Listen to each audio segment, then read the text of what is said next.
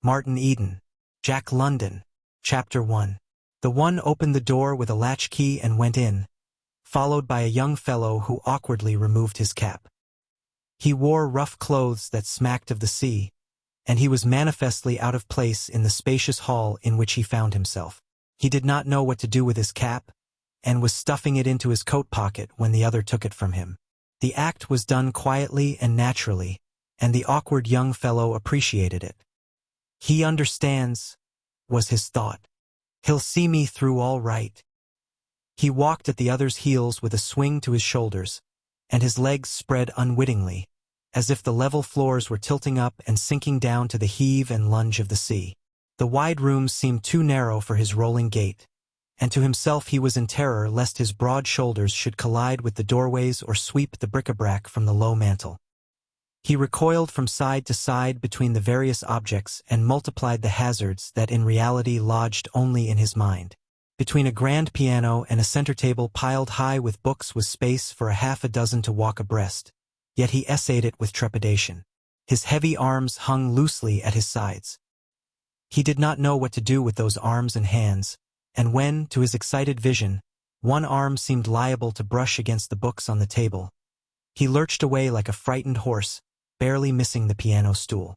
He watched the easy walk of the other in front of him, and for the first time realized that his walk was different from that of other men.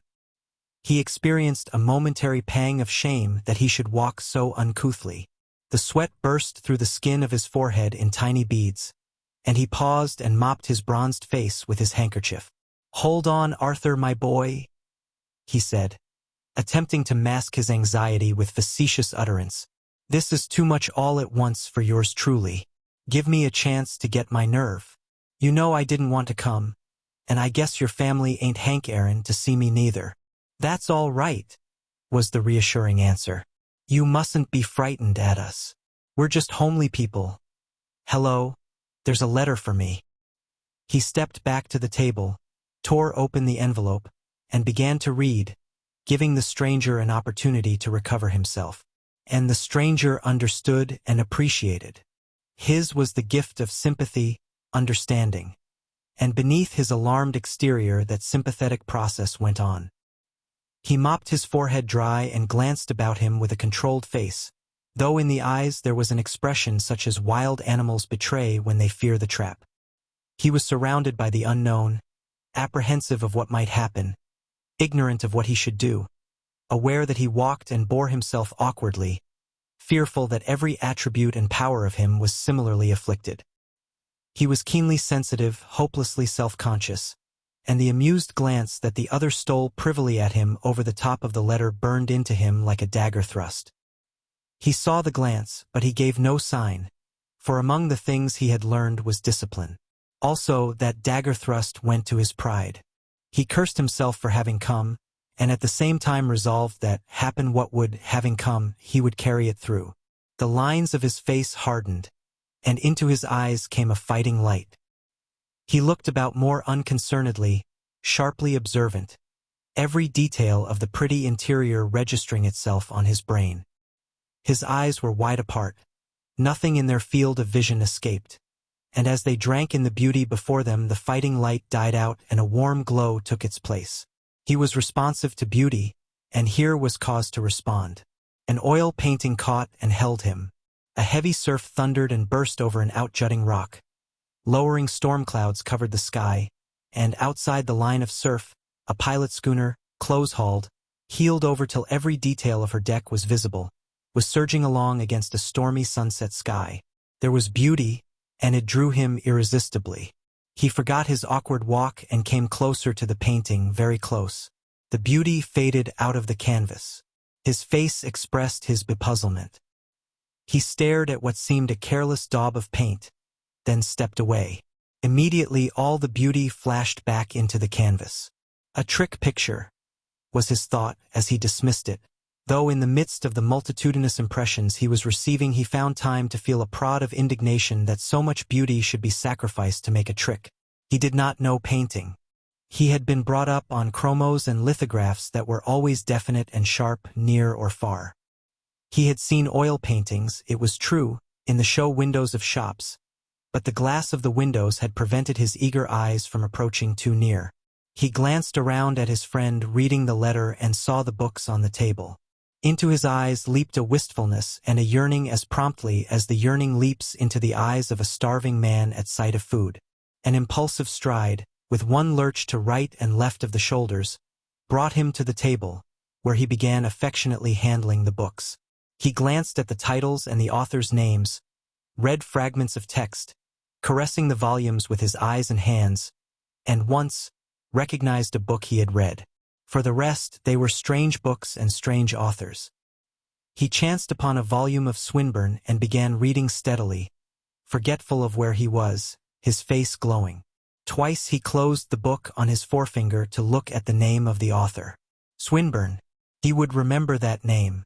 That fellow had eyes, and he had certainly seen color and flashing light. But who was Swinburne?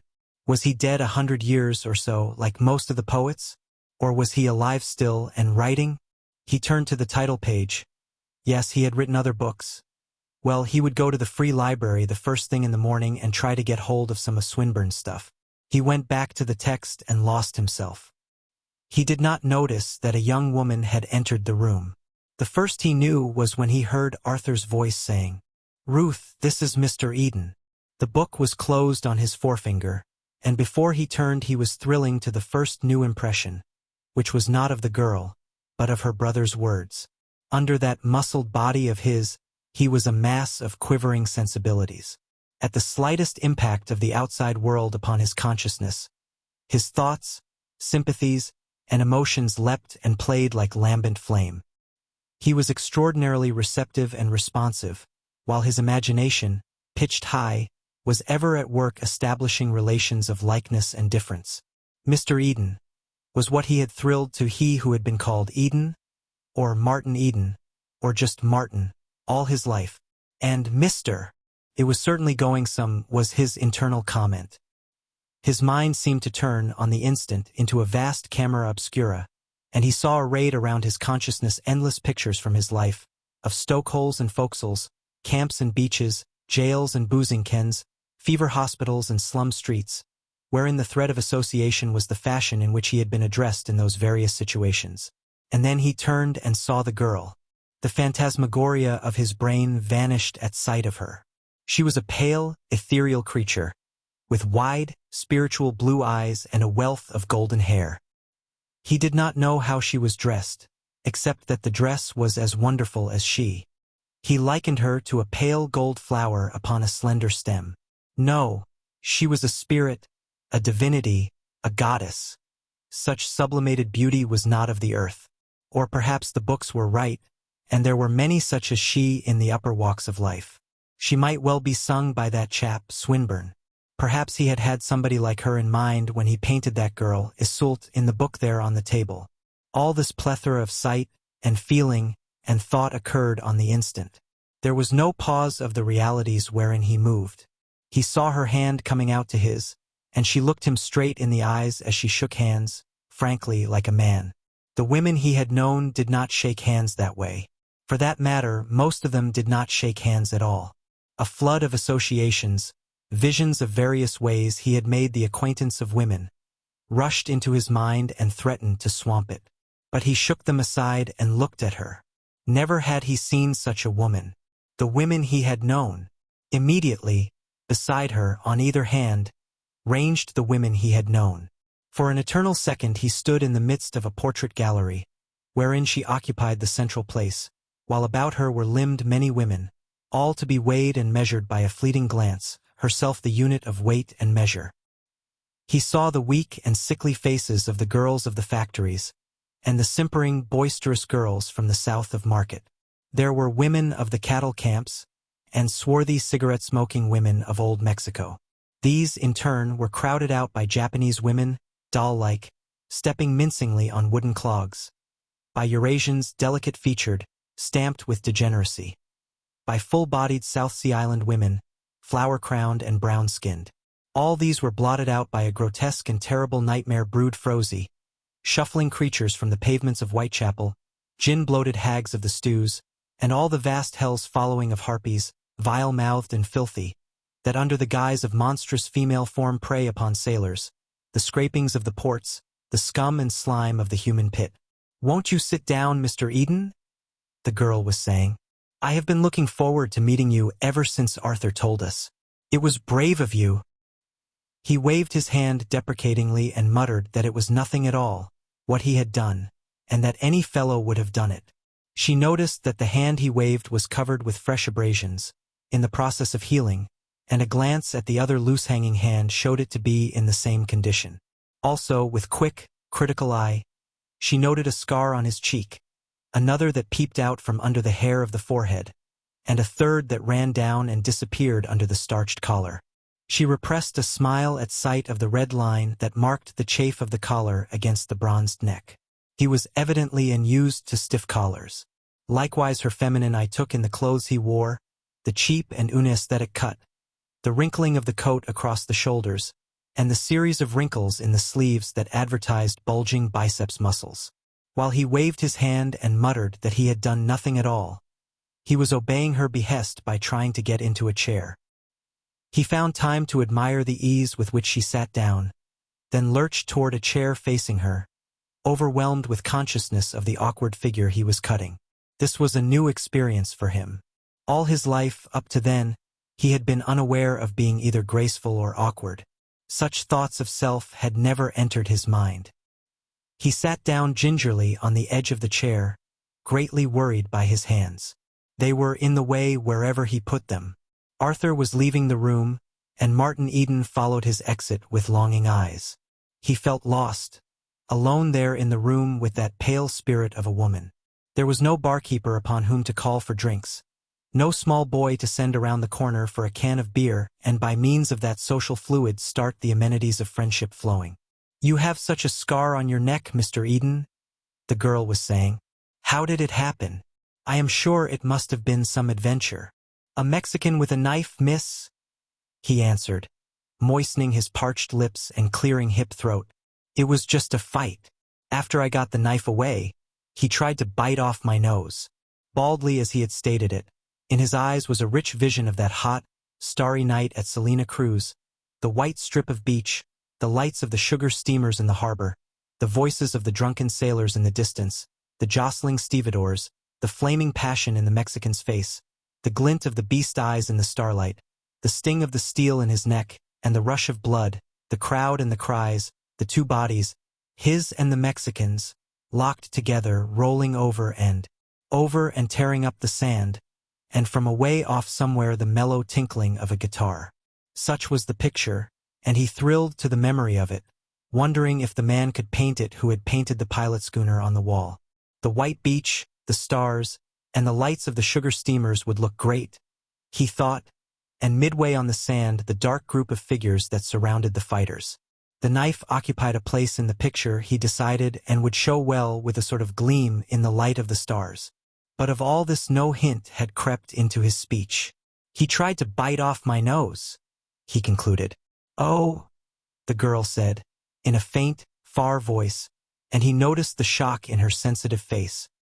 He felt a shock himself, and a blush of embarrassment shone faintly on his sunburned cheeks, though to him it burned as hotly as when his cheeks had been exposed to the open furnace door in the fire-room. Such sordid things as stabbing a phrase were evidently not fit subjects for conversation with a lady.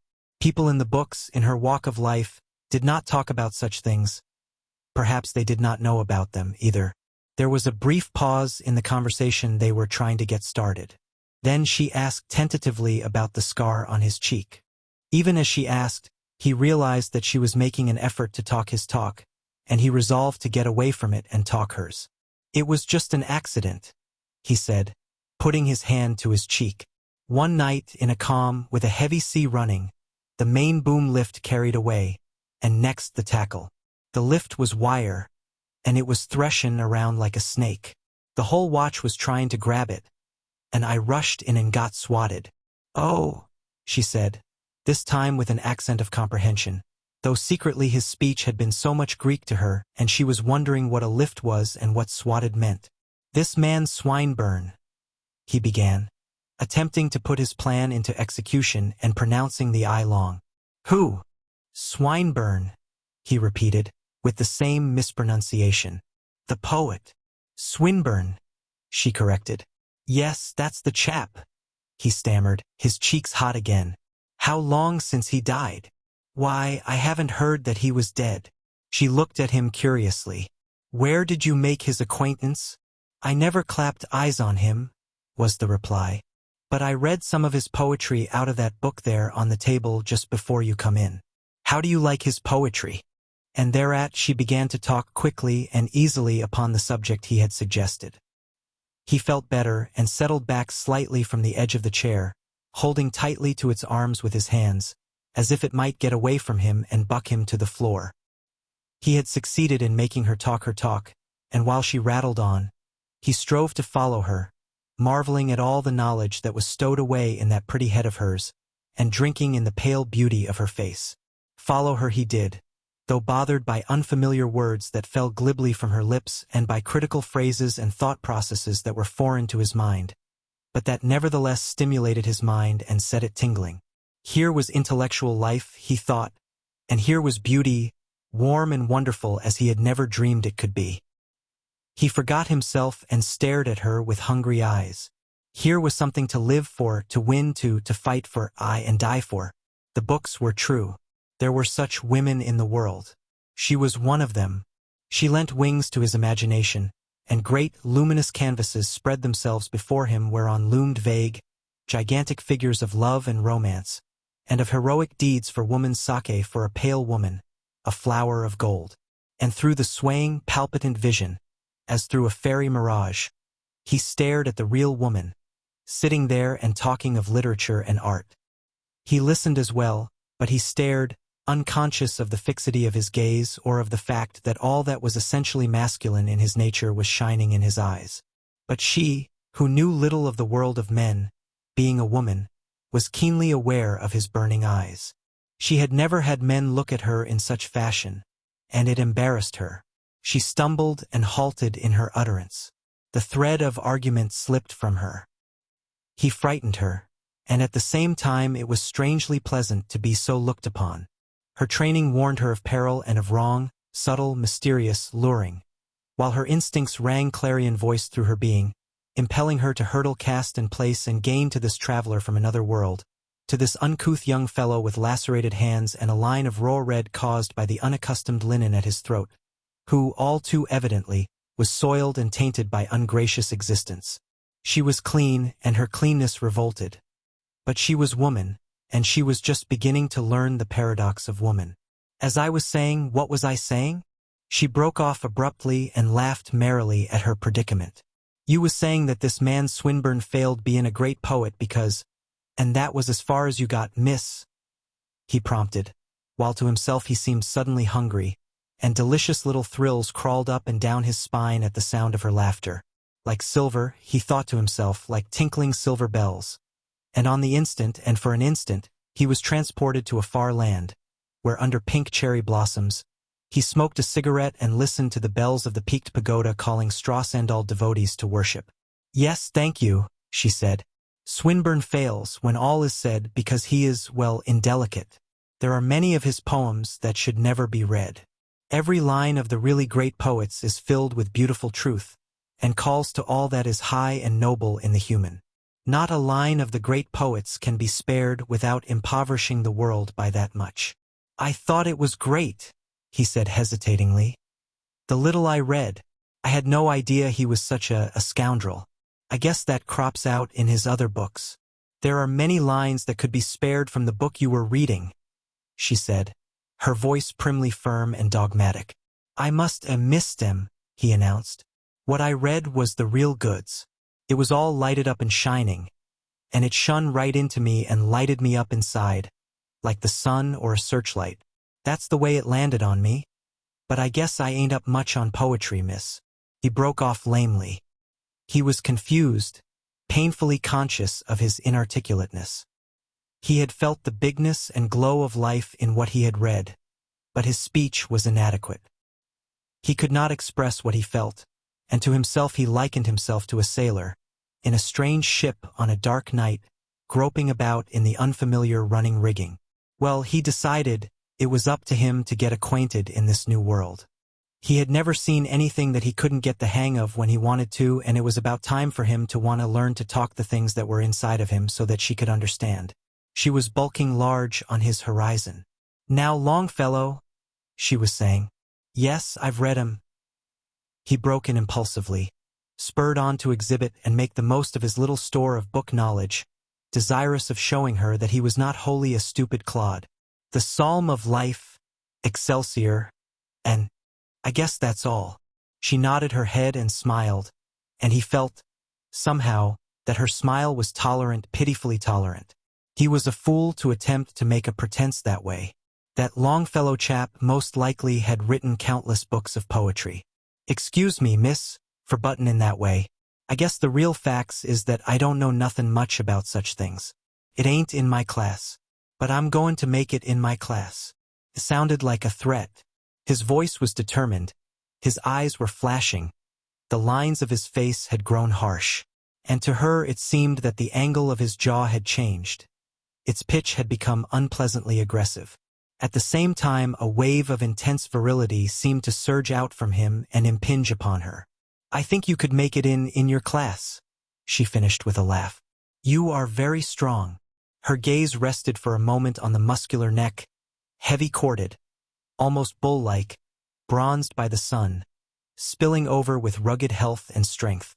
And though he sat there, blushing and humble, again she felt drawn to him. She was surprised by a wanton thought that rushed into her mind. It seemed to her that if she could lay her two hands upon that neck, that all its strength and vigor would flow out to her. She was shocked by this thought. It seemed to reveal to her an undreamed depravity in her nature. Besides, strength to her was a gross and brutish thing. Her ideal of masculine beauty had always been slender gracefulness. Yet the thought still persisted. It bewildered her that she should desire to place her hands on that sunburned neck. In truth, she was far from robust, and the need of her body and mind was for strength. But she did not know it. She knew only that no man had ever affected her before as this one had, who shocked her from moment to moment with his awful grammar. "Yes, I ain't no invalid," he said. "When it comes down to hardpan, I can digest scrap iron. But just now I've got dyspepsia. Most of what you was sayin' I can't digest. Never trained that way, you see. I like books and poetry, and what time I've read 'em, but I've never thought about 'em the way you have. That's why I can't talk about 'em. I'm like a navigator adrift on a strange sea without chart or compass. Now I want to get my bearin's. Meb, you can put me right. How did you learn all this you've been talkin'?" "By going to school, I fancy, and by studying," she answered. "I went to school when I was a kid." He began to object. "Yes, but I mean high school and lectures and the university." "You've gone to the university?" he demanded in frank amazement. He felt that she had become remoter from him by at least 1,000,000 miles. "I'm going there now. I'm taking special courses in English." He did not know what English meant, but he made a mental note of that item of ignorance and passed on. "How long would I have to study before I could go to the university?" he asked. She beamed encouragement upon his desire for knowledge and said, "That depends upon how much studying you have already done. You have never attended high school?" "Of course not." "But did you finish grammar school?" "I had 2 years to run when I left," he answered. "But I was always honorably promoted at school." The next moment, angry with himself for the boast, he had gripped the arms of the chair so savagely that every finger end was stinging. At the same moment, he became aware that a woman was entering the room. He saw the girl leave her chair and trip swiftly across the floor to the newcomer. They kissed each other, and, with arms around each other's waists, they advanced toward him. That must be her mother, he thought. She was a tall, blonde woman, slender and stately and beautiful. Her gown was what he might expect in such a house. His eyes delighted in the graceful lines of it. She and her dress together reminded him of women on the stage. Then he remembered seeing similar grand ladies and gowns entering the London theaters while he stood and watched, and the policeman shoved him back into the drizzle beyond the awning. Next his mind leaped to the Grand Hotel at Yokohama, where, too, from the sidewalk he had seen grand ladies. Then the city and the harbor of Yokohama, in 1,000 pictures, began flashing before his eyes. But he swiftly dismissed the kaleidoscope of memory, oppressed by the urgent need of the present. He knew that he must stand up to be introduced, and he struggled painfully to his feet, where he stood with trousers bagging at the knees, his arms loose-hanging and ludicrous, his face set hard for the impending ordeal. Chapter 2. The process of getting into the dining room was a nightmare to him. Between halts and stumbles, jerks and lurches, locomotion had at times seemed impossible. But at last he had made it, and was seated alongside of her. The array of knives and forks frightened him. They bristled with unknown perils, and he gazed at them, fascinated, till their dazzle became a background across which moved a succession of forecastle pictures, wherein he and his mates sat eating salt beef with sheath knives and fingers, or scooping thick pea soup out of pannikins by means of battered iron spoons. The stench of bad beef was in his nostrils, while in his ears, to the accompaniment of creaking timbers and groaning bulkheads, echoed the loud mouth noises of the eaters. He watched them eating and decided that they ate like pigs. Well, he would be careful here. He would make no noise. He would keep his mind upon it all the time. He glanced around the table. Opposite him was Arthur, and Arthur's brother, Norman. They were her brothers, he reminded himself, and his heart warmed toward them. How they loved each other, the members of this family. There flashed into his mind the picture of her mother, of the kiss of greeting, and of the pair of them walking toward him with arms entwined. Not in his world were such displays of affection between parents and children made. It was a revelation of the heights of existence that were attained in the world above. It was the finest thing yet that he had seen in this small glimpse of that world. He was moved deeply by appreciation of it, and his heart was melting with sympathetic tenderness. He had starved for love all his life. His nature craved love. It was an organic demand of his being.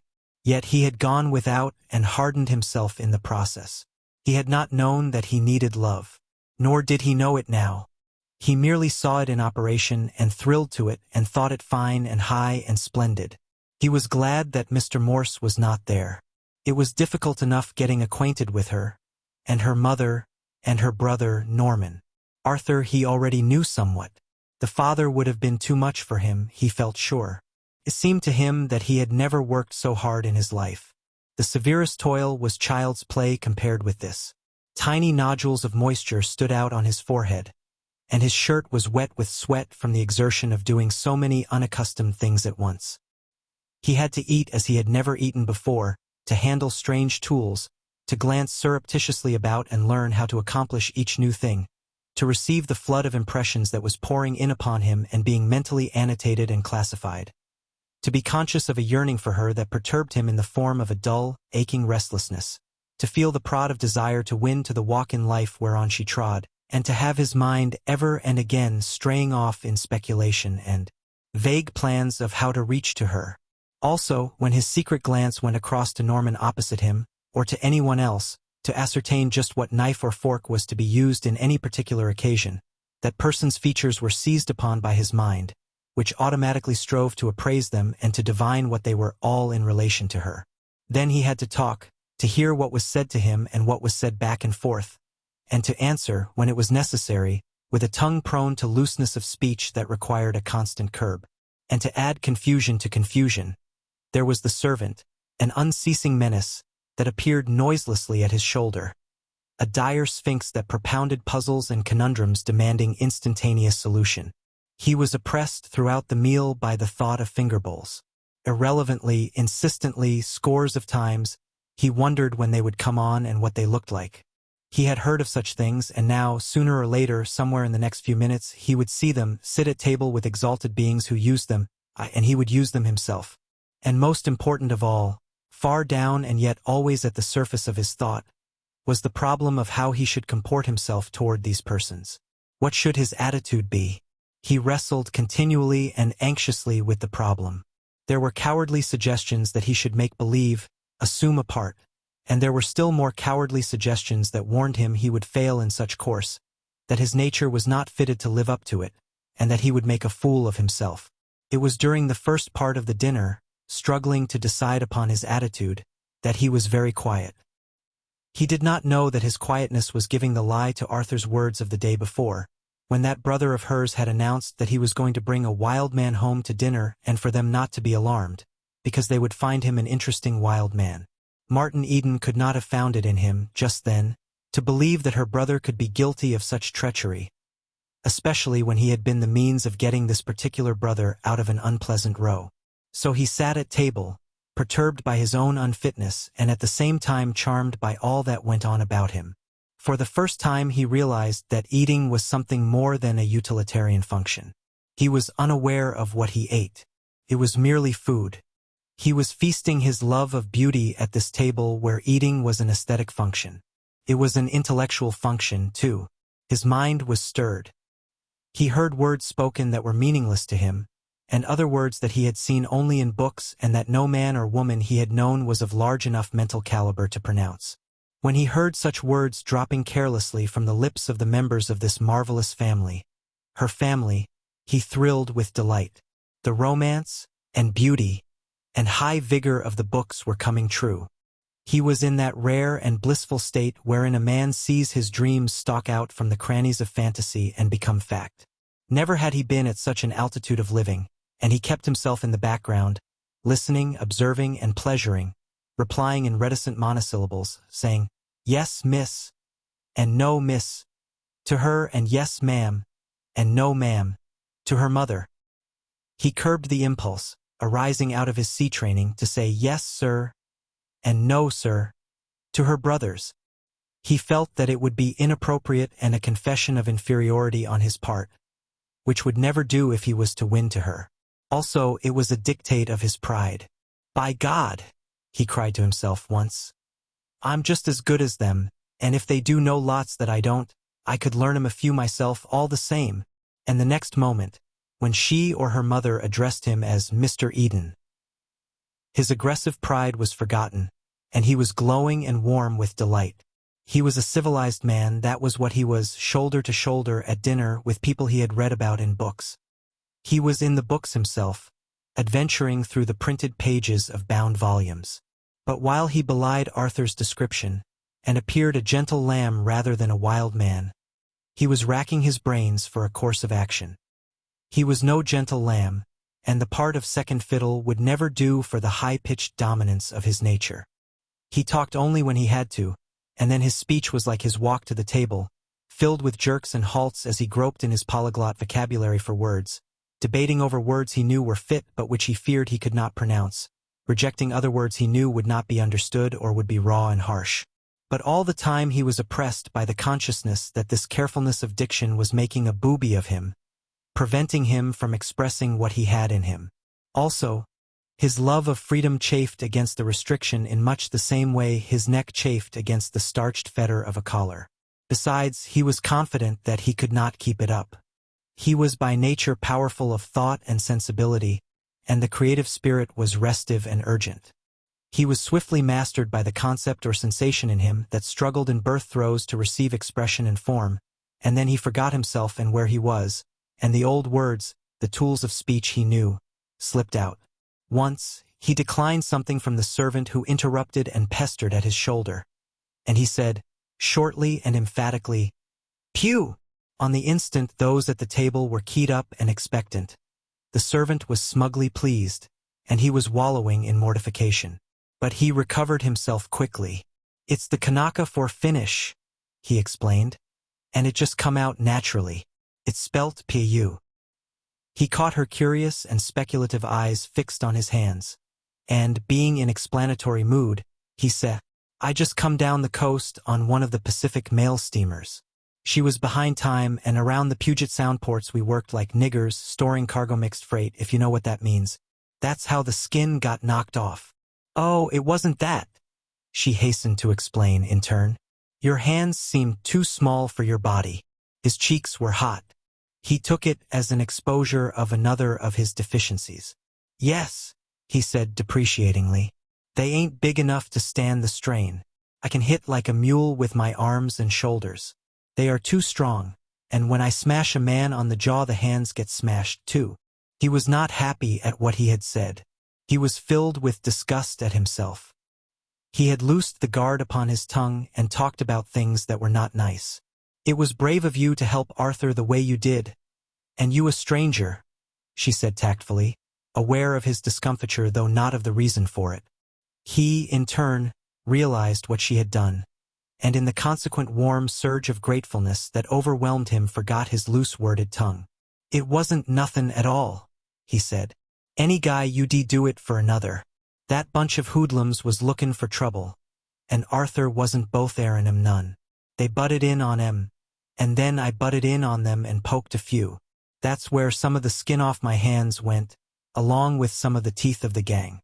I wouldn't a missed it for anything.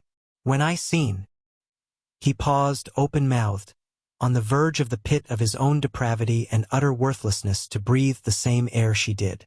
And while Arthur took up the tale, for the 20th time, of his adventure with the drunken hoodlums on the ferryboat and of how Martin Eden had rushed in and rescued him, that individual, with frowning brows, meditated upon the fool he had made of himself, and wrestled more determinately with the problem of how he should conduct himself toward these people.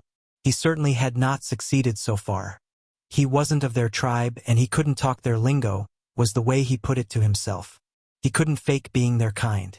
The masquerade would fail, and besides, masquerade was foreign to his nature. There was no room in him for sham or artifice. Whatever happened, he must be real. He couldn't talk their talk just yet, though in time he would. Upon that he was resolved. But in the meantime, talk he must, and it must be his own talk, toned down, of course, so as to be comprehensible to them and so as not to shock them too much. And furthermore, he wouldn't claim, not even by tacit acceptance, to be familiar with anything that was unfamiliar.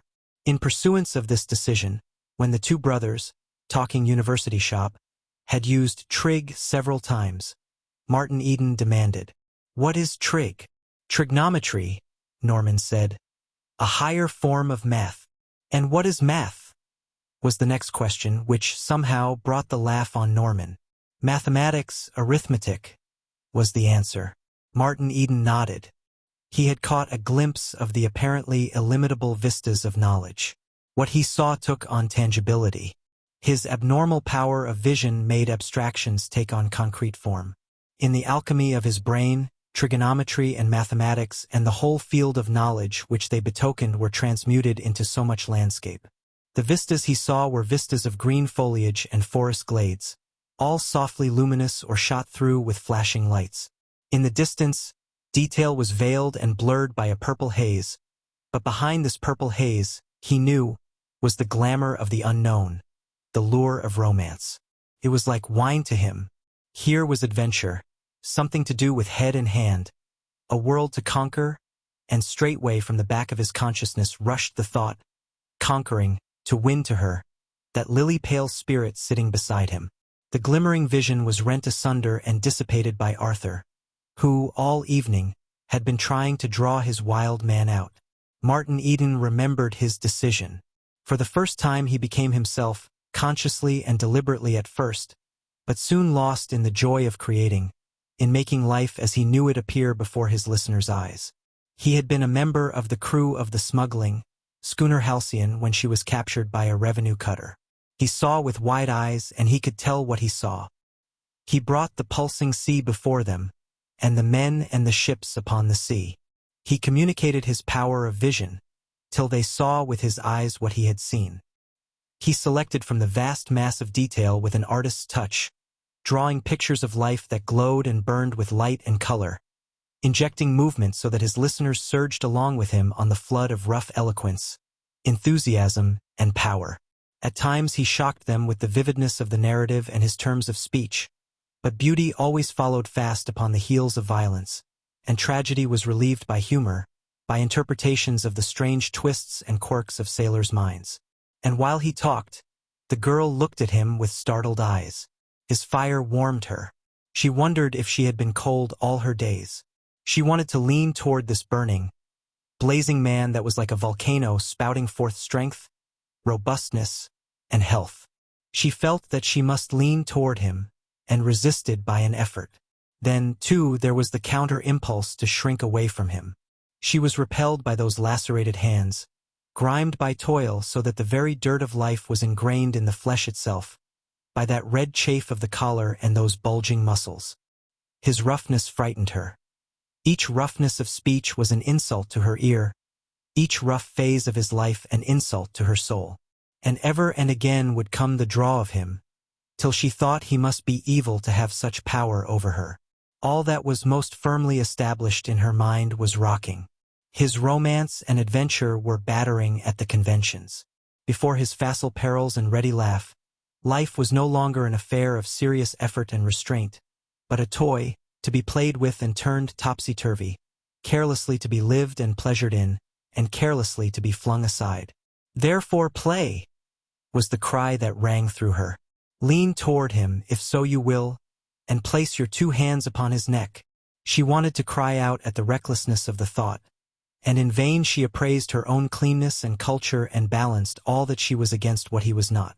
She glanced about her and saw the others gazing at him with rapt attention, and she would have despaired had not she seen horror in her mother's eyes. Fascinated horror. It was true, but none the less horror. This man from outer darkness was evil. Her mother saw it, and her mother was right. She would trust her mother's judgment in this as she had always trusted it in all things. The fire of him was no longer warm, and the fear of him was no longer poignant. Later, at the piano, she played for him, and at him, aggressively, with the vague intent of emphasizing the impassableness of the gulf that separated them. Her music was a club that she swung brutally upon his head, and though it stunned him and crushed him down, it incited him. He gazed upon her in awe. In his mind, as in her own, the gulf widened. But faster than it widened, towered his ambition to win across it. But he was too complicated a plexus of sensibilities to sit staring at a gulf a whole evening, especially when there was music. He was remarkably susceptible to music. It was like strong drink, firing him to audacities of feeling, a drug that laid hold of his imagination and went cloud-soaring through the sky. It banished sordid fact, flooded his mind with beauty, loosed romance, and to its heels added wings. He did not understand the music she played. It was different from the dance-hall piano banging and blatant brass bands he had heard. But he had caught hints of such music from the books, and he accepted her playing largely on faith, patiently waiting, at first, for the lifting measures of pronounced and simple rhythm, puzzled because those measures were not long continued. Just as he caught the swing of them and started, his imagination attuned in flight, always they vanished away in a chaotic scramble of sounds that was meaningless to him, and that dropped his imagination, an inert weight, back to earth. Once it entered his mind that there was a deliberate rebuff in all this. He caught her spirit of antagonism and strove to divine the message that her hands pronounced upon the keys. Then he dismissed the thought as unworthy and impossible, and yielded himself more freely to the music. The old delightful condition began to be induced. His feet were no longer clay, and his flesh became spirit. Before his eyes and behind his eyes shone a great glory, and then the scene before him vanished and he was away, rocking over the world that was to him a very dear world. The known and the unknown were commingled in the dream pageant that thronged his vision. He entered strange ports of sun-washed lands, and trod marketplaces among barbaric peoples that no man had ever seen. The scent of the Spice Islands was in his nostrils as he had known it on warm, breathless nights at sea, or he beat up against the southeast trades through long tropic days, sinking palm-tufted coral islets in the turquoise sea behind and lifting palm-tufted coral islets in the turquoise sea ahead. Swift as thought the pictures came and went. One instant he was astride a bronco and flying through the fairy-colored painted desert country. The next instant he was gazing down through shimmering heat into the whited sepulchre of Death Valley, or pulling an oar on a freezing ocean where great ice islands towered and glistened in the sun. He lay on a coral beach where the coconuts grew down to the mellow-sounding surf. The hulk of an ancient wreck burned with blue fires, in the light of which danced the hula dancers to the barbaric love calls of the singers, who chanted to tinkling ukuleles and rumbling tom-toms. It was a sensuous tropic night. In the background, a volcano crater was silhouetted against the stars. Overhead drifted a pale crescent moon, and the Southern Cross burned low in the sky. He was a harp. All life that he had known, and that was his consciousness, was the strings. and the flood of music was a wind that poured against those strings and set them vibrating with memories and dreams. He did not merely feel.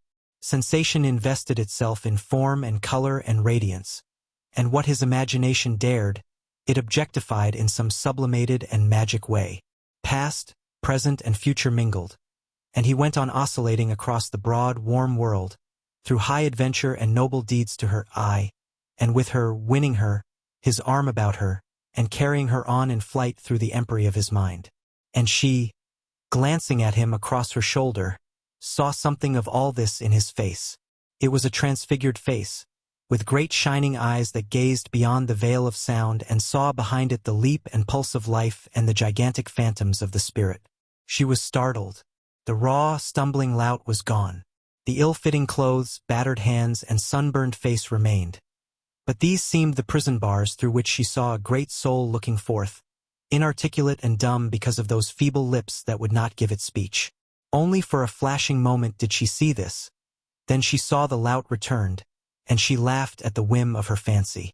But the impression of that fleeting glimpse lingered, and when the time came for him to beat a stumbling retreat and go, she lent him the volume of Swinburne, and another of Browning. She was studying Browning in one of her English courses.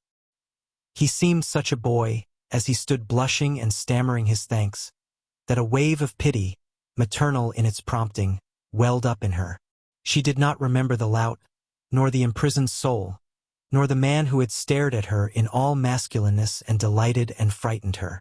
She saw before her only a boy, who was shaking her hand with a hand so calloused that it felt like a nutmeg grater and rasped her skin, and who was saying jerkily, "The greatest time of my life. You see, I ain't used to things." He looked about him helplessly. "To people and houses like this. It's all new to me, and I like it. I hope you'll call again," she said, as he was saying good night to her brothers. He pulled on his cap, lurched desperately through the doorway, and was gone. "Well, what do you think of him?" Arthur demanded. "He is most interesting, a whiff of ozone," she answered. "How old is he?" 20, almost 21. "I asked him this afternoon. I didn't think he was that young. And I am 3 years older," was the thought in her mind as she kissed her brothers goodnight. Chapter 3. As Martin Eden went down the steps, his hand dropped into his coat pocket. It came out with a brown rice paper and a pinch of Mexican tobacco, which were deftly rolled together into a cigarette. He drew the first whiff of smoke deep into his lungs and expelled it in a long and lingering exhalation. "By God!" he said aloud, in a voice of awe and wonder. "By God!" he repeated. And yet again he murmured, "By God!" Then his hand went to his collar, which he ripped out of the shirt and stuffed into his pocket. A cold drizzle was falling, but he bared his head to it and unbuttoned his vest, swinging along in splendid unconcern. He was only dimly aware that it was raining. He was in an ecstasy, dreaming dreams and reconstructing the scenes just past. He had met the woman at last, the woman that he had thought little about, not being given to thinking about women, but whom he had expected, in a remote way, he would sometime meet. He had sat next to her at table. He had felt her hand in his. He had looked into her eyes and caught a vision of a beautiful spirit, but no more beautiful than the eyes through which it shone, nor than the flesh that gave it expression and form. He did not think of her flesh as flesh, which was new to him, for of the women he had known that was the only way he thought. Her flesh was somehow different. He did not conceive of her body as a body, subject to the ills and frailties of bodies. Her body was more than the garb of her spirit. It was an emanation of her spirit, a pure and gracious crystallization of her divine essence. This feeling of the divine startled him. It shocked him from his dreams to sober thought. No word, no clue, no hint of the divine had ever reached him before. He had never believed in the divine. He had always been irreligious, scoffing good-naturedly at the sky pilots and their immortality of the soul.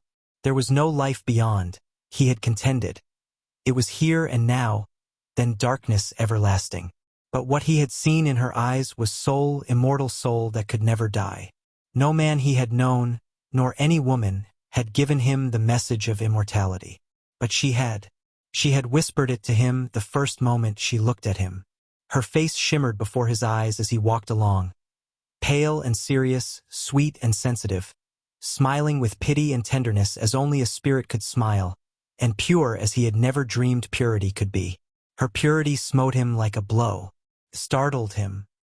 He had known good and bad, but purity, as an attribute of existence, had never entered his mind. And now, in her, he conceived purity to be the superlative of goodness and of cleanness, the sum of which constituted eternal life, and promptly urged his ambition to grasp at eternal life. He was not fit to carry water for her, he knew that.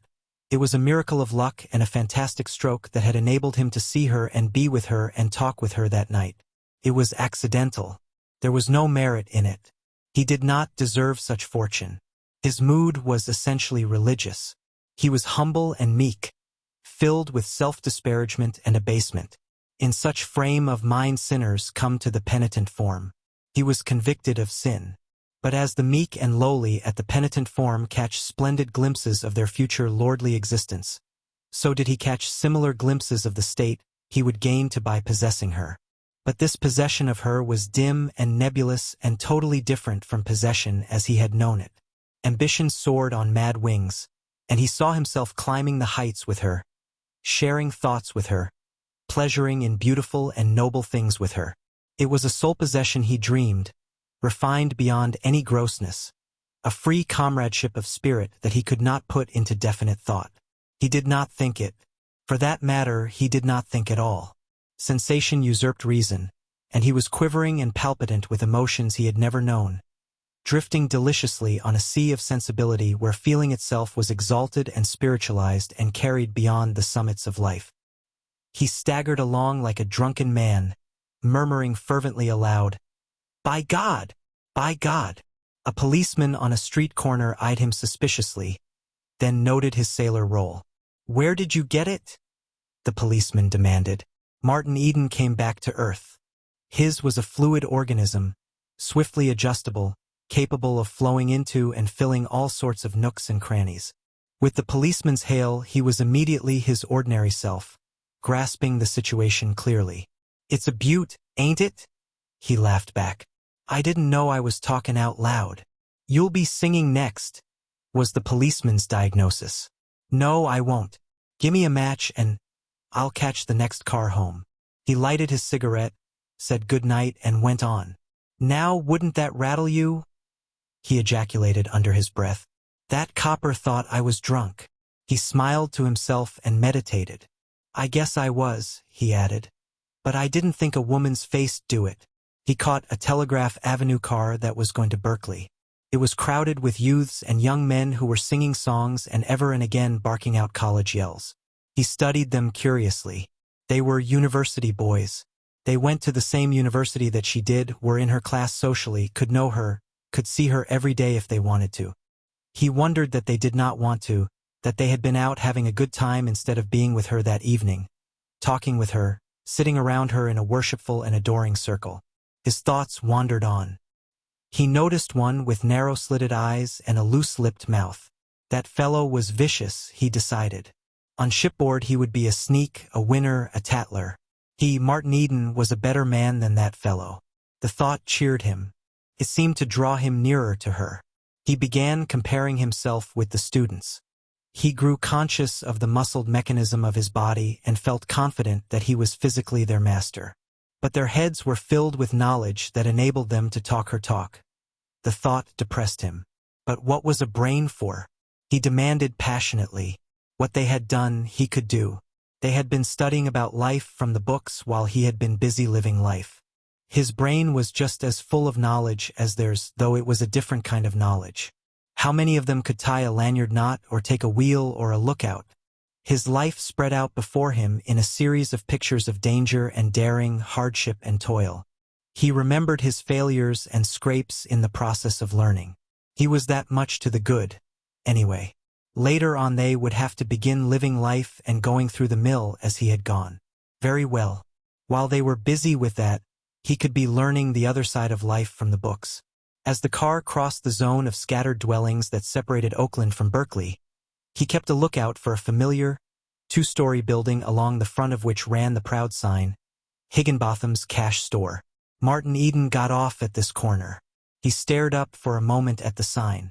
It carried a message to him beyond its mere wording.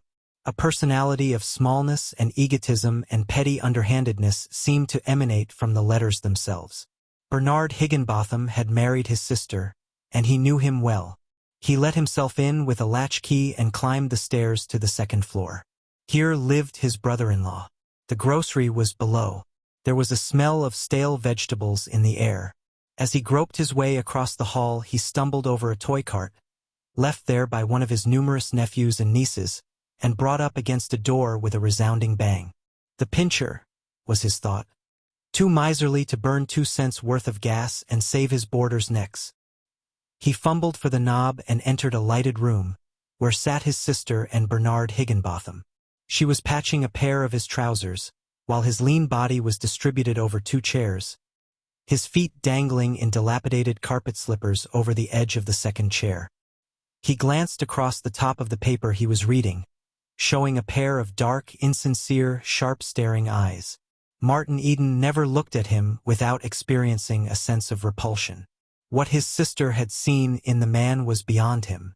The other affected him as so much vermin, and always aroused in him an impulse to crush him under his foot. "Some day I'll beat the face off of him," was the way he often consoled himself for enduring the man's existence.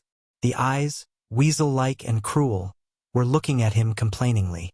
"Well," Martin demanded, "out with it. I had that door painted only last week," Mr. Higginbotham half-whined, half-bullied. "And you know what union wages are. You should be more careful." Martin had intended to reply, but he was struck by the hopelessness of it. He gazed across the monstrous sordidness of soul to a chromo on the wall. It surprised him.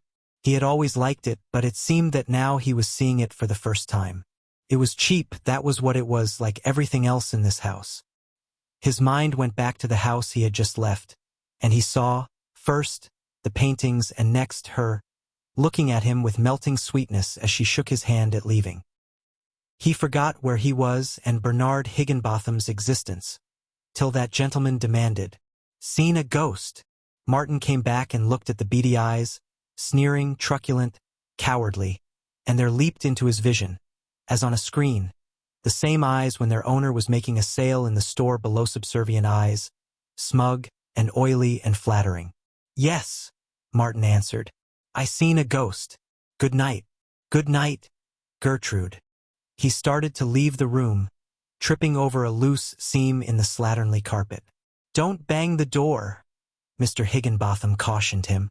He felt the blood crawl in his veins, but controlled himself and closed the door softly behind him. Mr. Higginbotham looked at his wife exultantly. "He's been drinkin'," he proclaimed in a hoarse whisper. "I told you he would." She nodded her head resignedly. "His eyes was pretty shiny," she confessed. "And he didn't have no collar, though he went away with one. But Meb, he didn't have more'n a couple of glasses." "He couldn't stand up straight," asserted her husband. "I watched him. He couldn't walk across the floor without stumbling. You heard yourself almost fall down in the hall." "I think it was over Alice's cart," she said. "He couldn't see it in the dark." Mr. Higginbotham's voice and wrath began to rise. All day he effaced himself in the store, reserving for the evening, with his family, the privilege of being himself. "I tell you that precious brother of yours was drunk." His voice was cold, sharp, and final, his lips stamping the enunciation of each word like the die of a machine. His wife sighed and remained silent. She was a large, stout woman, always dressed slatternly and always tired from the burdens of her flesh, her work, and her husband. "He's got it in him, I tell you, from his father," Mr. Higginbotham went on accusingly. "And he'll croak in the gutter the same way. You know that." She nodded, sighed, and went on stitching. They were agreed that Martin had come home drunk.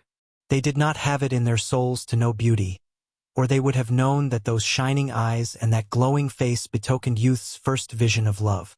"Set in a fine example to the children," Mr. Higginbotham snorted suddenly, in the silence for which his wife was responsible and which he resented. Sometimes he almost wished she would oppose him more. If he does it again, he's got to get out. Understand?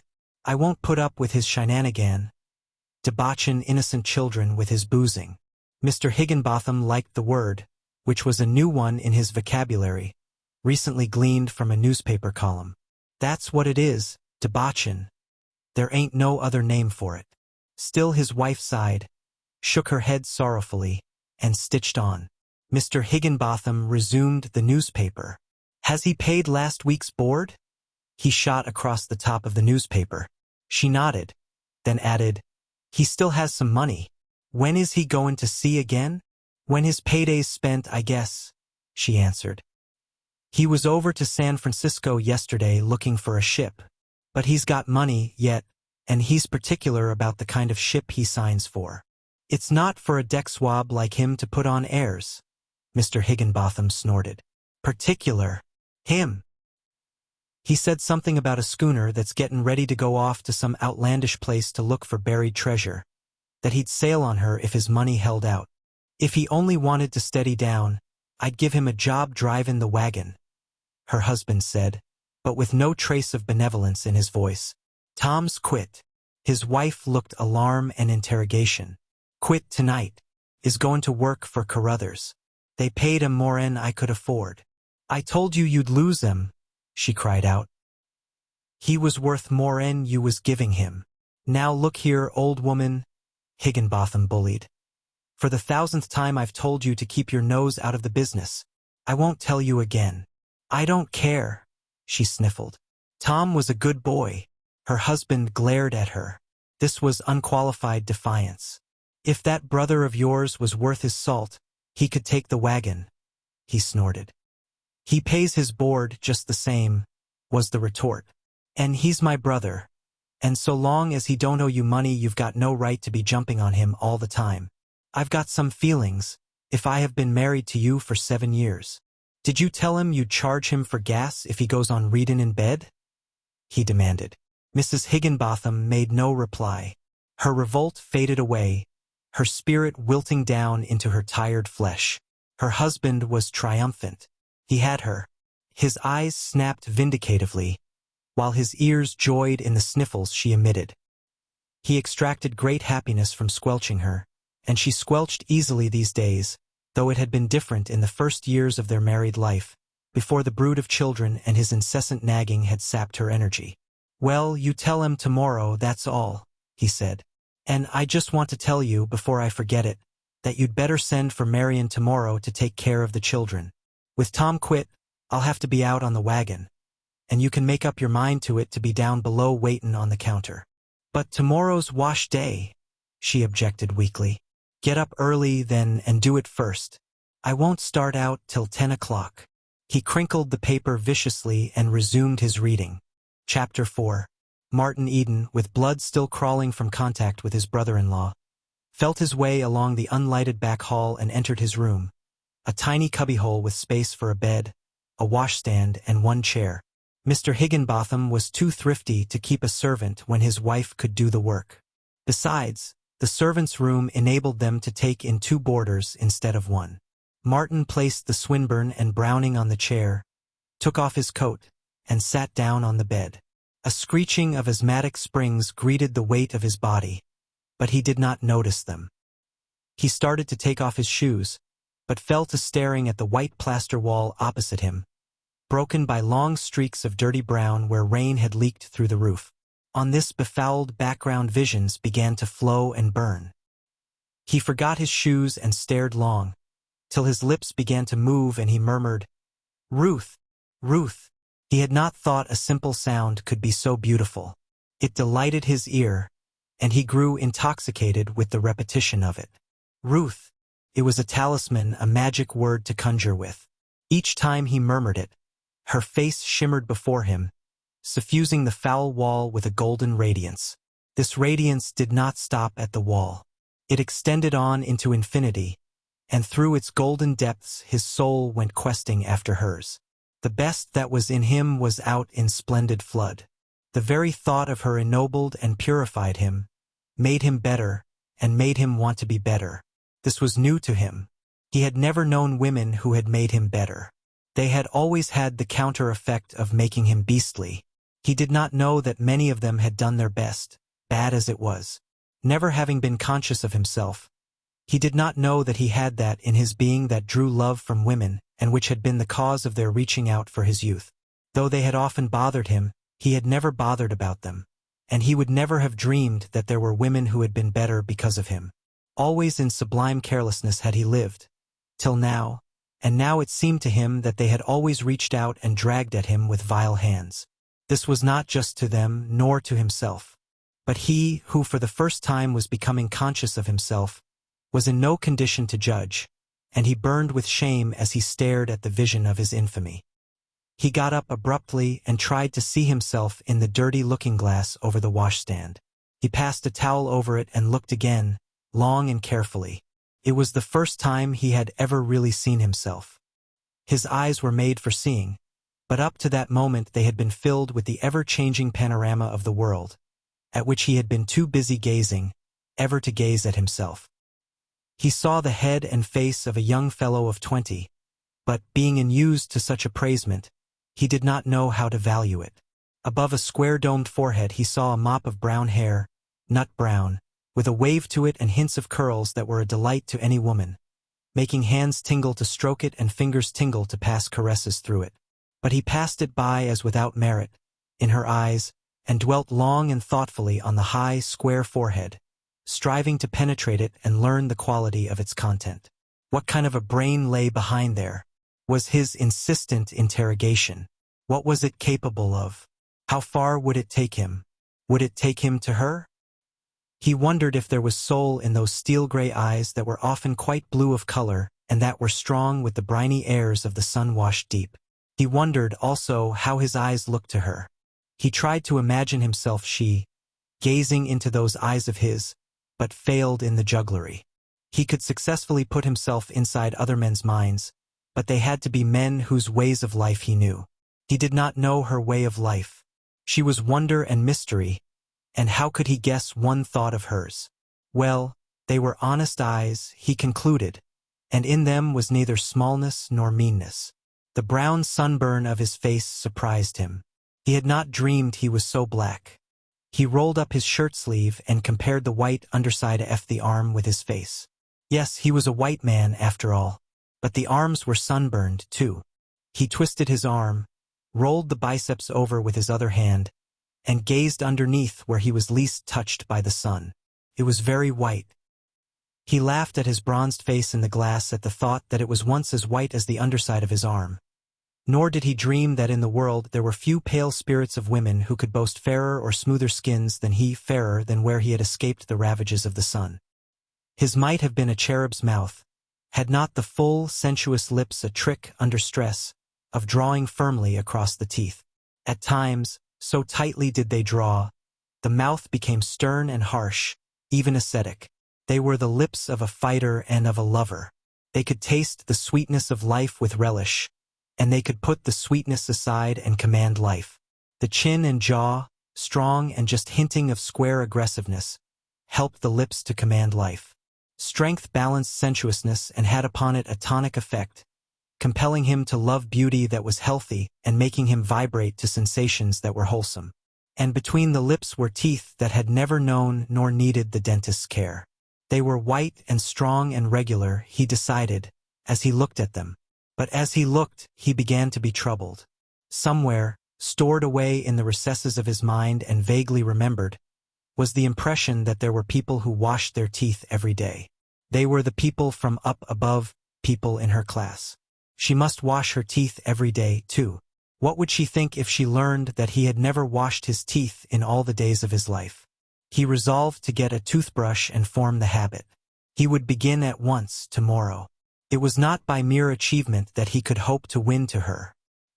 He must make a personal reform in all things, even to tooth-washing and neck gear, though a starched collar affected him as a renunciation of freedom. He held up his hand, rubbing the ball of the thumb over the calloused palm and gazing at the dirt that was ingrained in the flesh itself and which no brush could scrub away. How different was her palm! He thrilled deliciously at the remembrance. Like a rose petal, he thought, cool and soft as a snowflake. He had never thought that a mere woman's hand could be so sweetly soft. He caught himself imagining the wonder of a caress from such a hand, and flushed guiltily. It was too gross a thought for her. In ways it seemed to impugn her high spirituality. She was a pale, slender spirit, exalted far beyond the flesh. But nevertheless the softness of her palm persisted in his thoughts. He was used to the harsh callousness of factory girls and working women. Well, he knew why their hands were rough. But this hand of hers, it was soft because she had never used it to work with. The gulf yawned between her and him at the awesome thought of a person who did not have to work for a living. He suddenly saw the aristocracy of the people who did not labor. It towered before him on the wall, a figure in brass, arrogant and powerful. He had worked himself. His first memories seemed connected with work, and all his family had worked. There was Gertrude. When her hands were not hard from the endless housework, they were swollen and red like boiled beef. What of the washing? And there was his sister Marion. She had worked in the cannery the preceding summer, and her slim, pretty hands were all scarred with the tomato knives. Besides, the tips of 2 of her fingers had been left in the cutting machine at the paper box factory the preceding winter. He remembered the hard palms of his mother as she lay in her coffin, and his father had worked to the last fading gasp. The horned growth on his hands must have been half an inch thick when he died. But her hands were soft, and her mother's hands, and her brother's. This last came to him as a surprise. It was tremendously indicative of the highness of their caste, of the enormous distance that stretched between her and him. He sat back on the bed with a bitter laugh, and finished taking off his shoes. He was a fool. He had been made drunken by a woman's face and by a woman's soft, white hands. And then, suddenly, before his eyes, on the foul plaster wall appeared a vision. He stood in front of a gloomy tenement house.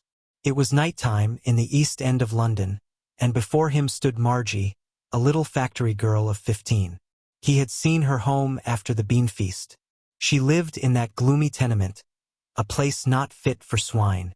His hand was going out to hers as he said good night. She had put her lips up to be kissed, but he wasn't going to kiss her. Somehow he was afraid of her. And then her hand closed on his and pressed feverishly. He felt her calluses grind and grate on his, and a great wave of pity welled over him.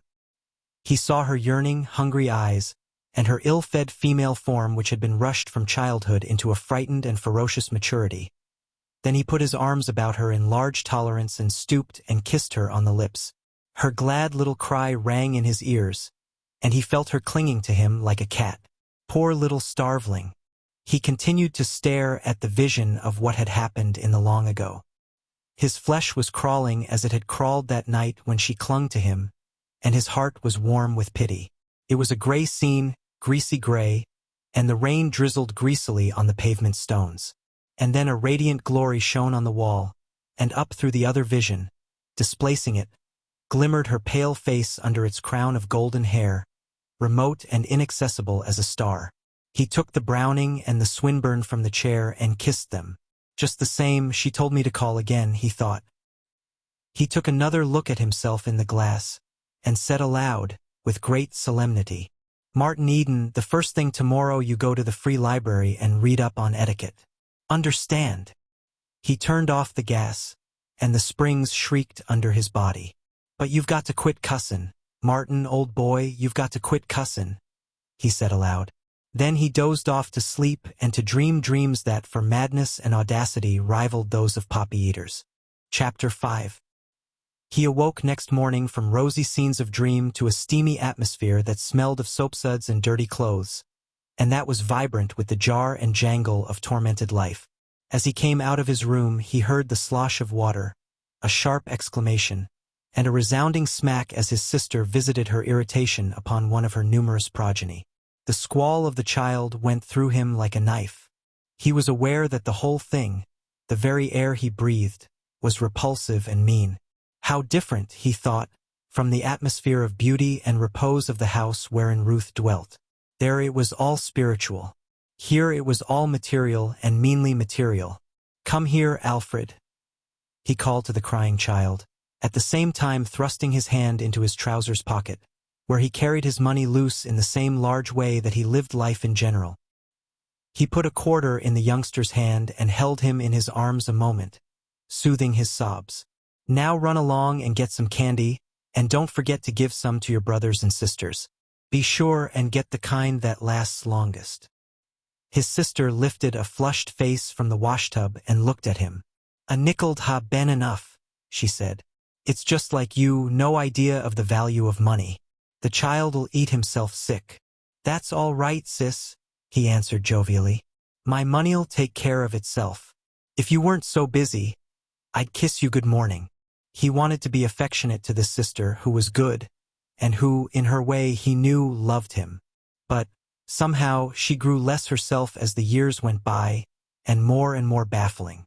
It was the hard work, the many children, and the nagging of her husband, he decided, that had changed her. It came to him, in a flash of fancy, that her nature seemed taking on the attributes of stale vegetables, smelly soapsuds, and of the greasy dimes, nickels, and quarters she took in over the counter of the store. "Go along and get your breakfast," she said roughly, though secretly pleased. Of all her wandering brood of brothers, he had always been her favorite. "I declare I will kiss you," she said, with a sudden stir at her heart. With thumb and forefinger she swept the dripping suds first from one arm and then from the other. He put his arms round her massive waist and kissed her wet, steamy lips. The tears welled into her eyes, not so much from strength of feeling as from the weakness of chronic overwork. She shoved him away from her, but not before he caught a glimpse of her moist eyes. "You'll find breakfast in the oven," she said hurriedly. "Jim ought to be up now. I had to get up early for the washing. Now get along with you and get out of the house early. It won't be nice today, what of Tom Quitton and nobody but Bernard to drive the wagon." Martin went into the kitchen with a sinking heart, the image of her red face and slatternly form eating its way like acid into his brain. She might love him if she only had some time, he concluded, but she was worked to death. Bernard Higginbotham was a brute to work her so hard. But he could not help but feel, on the other hand, that there had not been anything beautiful in that kiss. It was true it was an unusual kiss. For years she had kissed him only when he returned from voyages or departed on voyages. But this kiss had tasted soapsuds, and the lips, he had noticed, were flabby. There had been no quick, vigorous lip pressure such as should accompany any kiss. Hers was the kiss of a tired woman who had been tired so long that she had forgotten how to kiss. He remembered her as a girl, before her marriage, when she would dance with the best all night, after a hard day's work at the laundry, and think nothing of leaving the dance to go to another day's hard work. And then he thought of Ruth and the cool sweetness that must reside in her lips as it resided in all about her. Her kiss would be like her handshake or the way she looked at one, firm and frank. In imagination he dared to think of her lips on his, and so vividly did he imagine that he went dizzy at the thought and seemed to rift through clouds of rose petals, filling his brain with their perfume. In the kitchen he found Jim, the other boarder, eating mush very languidly, with a sick, faraway look in his eyes. Jim was a plumber's apprentice whose weak chin and hedonistic temperament, coupled with a certain nervous stupidity, promised to take him nowhere in the race for bread and butter. "Why don't you eat?" he demanded, as Martin dipped dolefully into the cold, half-cooked oatmeal mush. "Was you drunk again last night?" Martin shook his head. He was oppressed by the utter squalidness of it all. Ruth Morse seemed farther removed than ever. "I was," Jim went on with a boastful, nervous giggle. "I was loaded right to the neck. Oh, she was a daisy. Billy brought me home." Martin nodded that he heard. It was a habit of nature with him to pay heed to whoever talked to him, and poured a cup of lukewarm coffee. "Goin' to the Lotus Club dance tonight?" Jim demanded. "They're goin' to have beer, and if that Temescal bunch comes, there'll be a roughhouse. I don't care, though. I'm talking my lady friend just the same. Cripes, but I've got a taste in my mouth." He made a wry face and attempted to wash the taste away with coffee. "D'ye know Julia?" Martin shook his head. "She's my lady friend," Jim explained, "and she's a peach. I'd introduce you to her, only you'd win her. I don't see what the girls see in you, honest I don't. But the way you win them away from the fellers is sickenin'. I never got any away from you, Martin answered uninterestedly. The breakfast had to be got through somehow. Yes, you did too, the other asserted warmly. There was Maggie. Never had anything to do with her. Never danced with her except that one night. Yes, and that's just what did it, Jim cried out.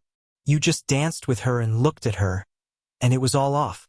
Of course you didn't mean nothin' by it, but it settled me for keeps. Wouldn't look at me again. Always a skin about you.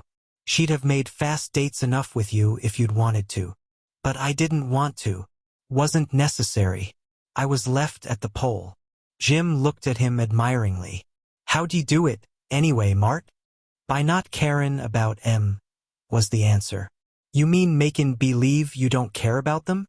Jim queried eagerly. Martin considered for a moment, then answered, Perhaps that will do, but with me I guess it's different. I never have cared much. If you can put it on, it's all right, most likely. You should have been up at Riley's barn last night, Jim announced inconsequently. A lot of the fellers put on the gloves. There was a peach from West Oakland. They called the rat. Slick as silk. No one could touch him. We was all wishin' you was there. Where was you anyway? Down in Oakland, Martin replied. To the show. Martin shoved his plate away and got up. Comin' to the dance tonight? The other called after him. No, I think not, he answered. He went downstairs and out into the street, breathing great breaths of air. He had been suffocating in that atmosphere, while the apprentice's chatter had driven him frantic. There had been times when it was all he could do to refrain from reaching over and mopping Jim's face in the mush plate. The more he had chattered, the more remote had Ruth seemed to him. How could he, herding with such cattle, ever become worthy of her? He was appalled at the problem confronting him, weighted down by the incubus of his working-class station.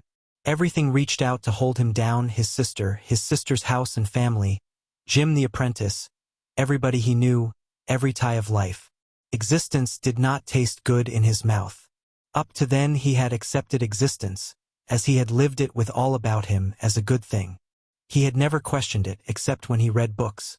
But then, they were only books, fairy stories of a fairer and impossible world. But now he had seen that world, possible and real, with a flower of a woman called Ruth in the midmost center of it. And thenceforth he must know bitter tastes, and longings sharp as pain, and hopelessness that tantalized because it fed on hope. He had debated between the Berkeley Free Library and the Oakland Free Library, and decided upon the latter because Ruth lived in Oakland. Who could tell? A library was a most likely place for her, and he might see her there. He did not know the way of libraries, and he wandered through endless rows of fiction, till the delicate-featured French-looking girl who seemed in charge told him that the reference department was upstairs. He did not know enough to ask the man at the desk, and began his adventures in the philosophy alcove. He had heard of book philosophy, but had not imagined there had been so much written about it. The high, bulging shelves of heavy tomes humbled him and at the same time stimulated him. Here was work for the vigor of his brain. He found books on trigonometry in the mathematics section, and ran the pages, and stared at the meaningless formulas and figures. He could read English, but he saw there an alien speech. Norman and Arthur knew that speech. He had heard them talking it, and they were her brothers. He left the alcove in despair. From every side the books seemed to press upon him and crush him. He had never dreamed that the fund of human knowledge bulked so big. He was frightened. How could his brain ever master it all? Later, he remembered that there were other men, many men, who had mastered it. And he breathed a great oath, passionately, under his breath, swearing that his brain could do what theirs had done. And so he wandered on, alternating between depression and elation as he stared at the shelves packed with wisdom. In one miscellaneous section, he came upon a Nori's epitome. He turned the pages reverently. In a way, it spoke a kindred speech. Both he and it were of the sea. Then he found a Bowditch and books by Lecky and Marshall. There it was, he would teach himself navigation. He would quit drinking, work up, and become a captain. Ruth seemed very near to him in that moment. As a captain, he could marry her, if she would have him. And if she wouldn't, well, he would live a good life among men because of her, and he would quit drinking anyway. Then he remembered the underwriters and the owners, the two masters a captain must serve, either of which could and would break him and whose interests were diametrically opposed. He cast his eyes about the room and closed the lids down on a vision of 10,000 books. No more of the sea for him. There was power in all that wealth of books, and if he would do great things, he must do them on the land.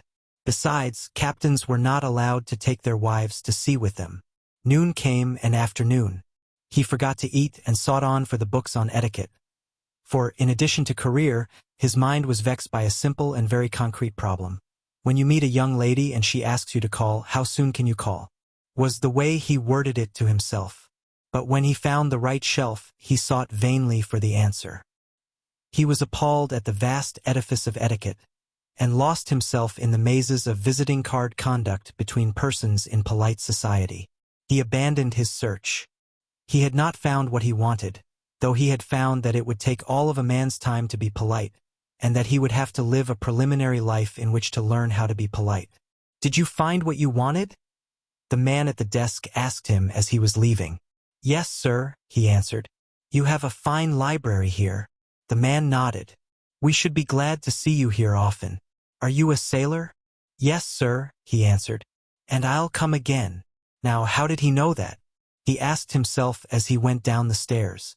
And for the first block along the street he walked very stiff and straight and awkwardly, until he forgot himself in his thoughts, whereupon his rolling gait gracefully returned to him. Chapter 6. A terrible restlessness that was akin to hunger afflicted Martin Eden. He was famished for a sight of the girl whose slender hands had gripped his life with a giant's grasp. He could not steel himself to call upon her. He was afraid that he might call too soon, and so be guilty of an awful breach of that awful thing called etiquette. He spent long hours in the Oakland and Berkeley libraries, and made out application blanks for membership for himself, his sisters Gertrude and Marion, and Jim, the latter's consent being obtained at the expense of several glasses of beer. With 4 cards permitting him to draw books, he burned the gas late in the servants' room, and was charged 50 cents a week for it by Mr. Higginbotham. The many books he read but served to whet his unrest. Every page of every book was a peephole into the realm of knowledge. His hunger fed upon what he read, and increased. Also, he did not know where to begin, and continually suffered from lack of preparation. The commonest references that he could see plainly every reader was expected to know, he did not know. And the same was true of the poetry he read, which maddened him with delight. He read more of Swinburne than was contained in the volume Ruth had lent him, and Dolores he understood thoroughly. But surely Ruth did not understand it, he concluded. How could she, living the refined life she did? Then he chanced upon Kipling's poems, and was swept away by the lilt and swing and glamour with which familiar things had been invested. He was amazed at the man's sympathy with life and at his incisive psychology. Psychology was a new word in Martin's vocabulary. He had bought a dictionary, which deed had decreased his supply of money and brought nearer the day on which he must sail in search of more. Also, it incensed Mr. Higginbotham, who would have preferred the money taking the form of board. He dared not go near Ruth's neighborhood in the daytime, but night found him lurking like a thief around the Morse home, stealing glimpses at the windows and loving the very walls that sheltered her. Several times he barely escaped being caught by her brothers, and once he trailed Mr. Morse downtown and studied his face in the lighted streets, longing all the while for some quick danger of death to threaten so that he might spring in and save her father. On another night, his vigil was rewarded by a glimpse of Ruth through a second-story window. He saw only her head and shoulders, and her arms raised as she fixed her hair before a mirror. It was only for a moment, but it was a long moment to him, during which his blood turned to wine and sang through his veins. Then she pulled down the shade. But it was her room, he had learned that, and thereafter he strayed there often, hiding under a dark tree on the opposite side of the street and smoking countless cigarettes. One afternoon he saw her mother coming out of a bank, and received another proof of the enormous distance that separated Ruth from him. She was of the class that dealt with banks.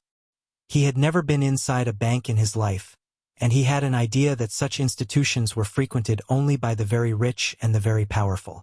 In one way, he had undergone a moral revolution.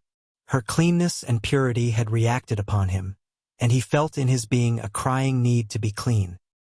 He must be that if he were ever to be worthy of breathing the same air with her. He washed his teeth, and scrubbed his hands with a kitchen scrub brush till he saw a nail brush in a drugstore window and divined its use. While purchasing it, the clerk glanced at his nails, suggested a nail file, and so he became possessed of an additional toilet tool. He ran across a book in the library on the care of the body, and promptly developed a penchant for a cold water bath every morning, much to the amazement of Jim, and to the bewilderment of Mr. Higginbotham, who was not in sympathy with such high-fangled notions and who seriously debated whether or not he should charge Martin extra for the water. Another stride was in the direction of creased trousers. Now that Martin was aroused in such matters, he swiftly noted the difference between the baggy knees of the trousers worn by the working class and the straight line from knee to foot of those worn by the men above the working class.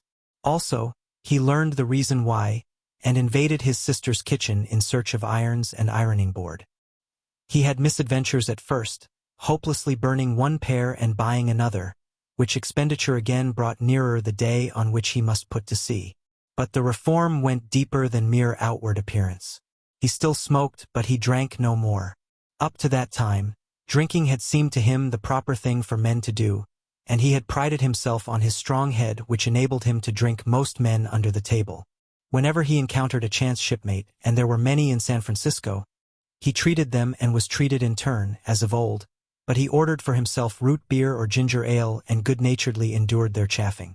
And as they waxed maudlin he studied them, watching the beast rise and master them and thanking God that he was no longer as they. They had their limitations to forget, and when they were drunk, their dim, stupid spirits were even as gods, and each ruled in his heaven of intoxicated desire. With Martin the need for strong drink had vanished. He was drunken in new and more profound ways with Ruth, who had fired him with love and with a glimpse of higher and eternal life, with books that had set a myriad maggots of desire gnawing in his brain, and with the sense of personal cleanliness he was achieving, that gave him even more superb health than what he had enjoyed and that made his whole body sing with physical well-being. One night he went to the theater on the blind chance that he might see her there, and from the second balcony he did see her. He saw her come down the aisle, with Arthur and a strange young man with a football mop of hair and eyeglasses, the sight of whom spurred him to instant apprehension and jealousy. He saw her take her seat in the orchestra circle, and little else than her did he see that night. A pair of slender white shoulders and a mass of pale gold hair, dim with distance.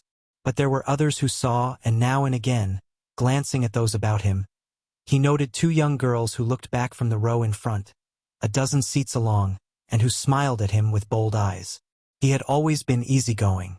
It was not in his nature to give rebuff. In the old days he would have smiled back, and gone further and encouraged smiling. But now it was different. He did smile back, then looked away, and looked no more deliberately. But several times, forgetting the existence of the two girls, his eyes caught their smiles. He could not rethumb himself in a day, nor could he violate the intrinsic kindliness of his nature. So, at such moments, he smiled at the girls in warm human friendliness. It was nothing new to him. He knew they were reaching out their woman's hands to him. But it was different now. Far down there in the orchestra circle was the one woman in all the world, so different, so terrifically different, from these two girls of his class, that he could feel for them only pity and sorrow. He had it in his heart to wish that they could possess, in some small measure, her goodness and glory, and not for the world could he hurt them because of their outreaching. He was not flattered by it. He even felt a slight shame at his lowliness that permitted it. He knew, did he belong in Ruth's class, that there would be no overtures from these girls, and with each glance of theirs he felt the fingers of his own class clutching at him to hold him down. He left his seat before the curtain went down on the last act, intent on seeing her as she passed out. There were always numbers of men who stood on the sidewalk outside, and he could pull his cap down over his eyes and screen himself behind someone's shoulder so that she should not see him. He emerged from the theater with the first of the crowd. But scarcely had he taken his position on the edge of the sidewalk when the two girls appeared. They were looking for him, he knew, and for the moment he could have cursed that in him which drew women. Their casual edging across the sidewalk to the curb, as they drew near, apprised him of discovery. They slowed down, and were in the thick of the crowd as they came up with him. One of them brushed against him and apparently for the first time noticed him. She was a slender, dark girl with black, defiant eyes. But they smiled at him and he smiled back. "Hello," he said. It was automatic. He had said it so often before under similar circumstances of first meetings. Besides, he could do no less. There was that large tolerance and sympathy in his nature that would permit him to do no less. The black-eyed girl smiled gratification and greeting, and showed signs of stopping, while her companion, arm linked in arm, giggled and likewise showed signs of halting. He thought quickly. It would never do for her to come out and see him talking there with them. Quite naturally, as a matter of course. He swung in alongside the dark-eyed one and walked with her. There was no awkwardness on his part, no numb tongue. He was at home here, and he held his own royally in the badinage, bristling with slang and sharpness. That was always the preliminary to getting acquainted in these swift-moving affairs. At the corner where the main stream of people flowed onward, he started to edge out into the cross street. But the girl with the black eyes caught his arm, following him and dragging her companion after her, as she cried, "Hold on, Bill. What's your rush? You're not going to shake us so sudden as all that." He halted with a laugh and turned, facing them. Across their shoulders he could see the moving throng passing under the street lamps. Where he stood it was not so light, and, unseen, he would be able to see her as she passed by.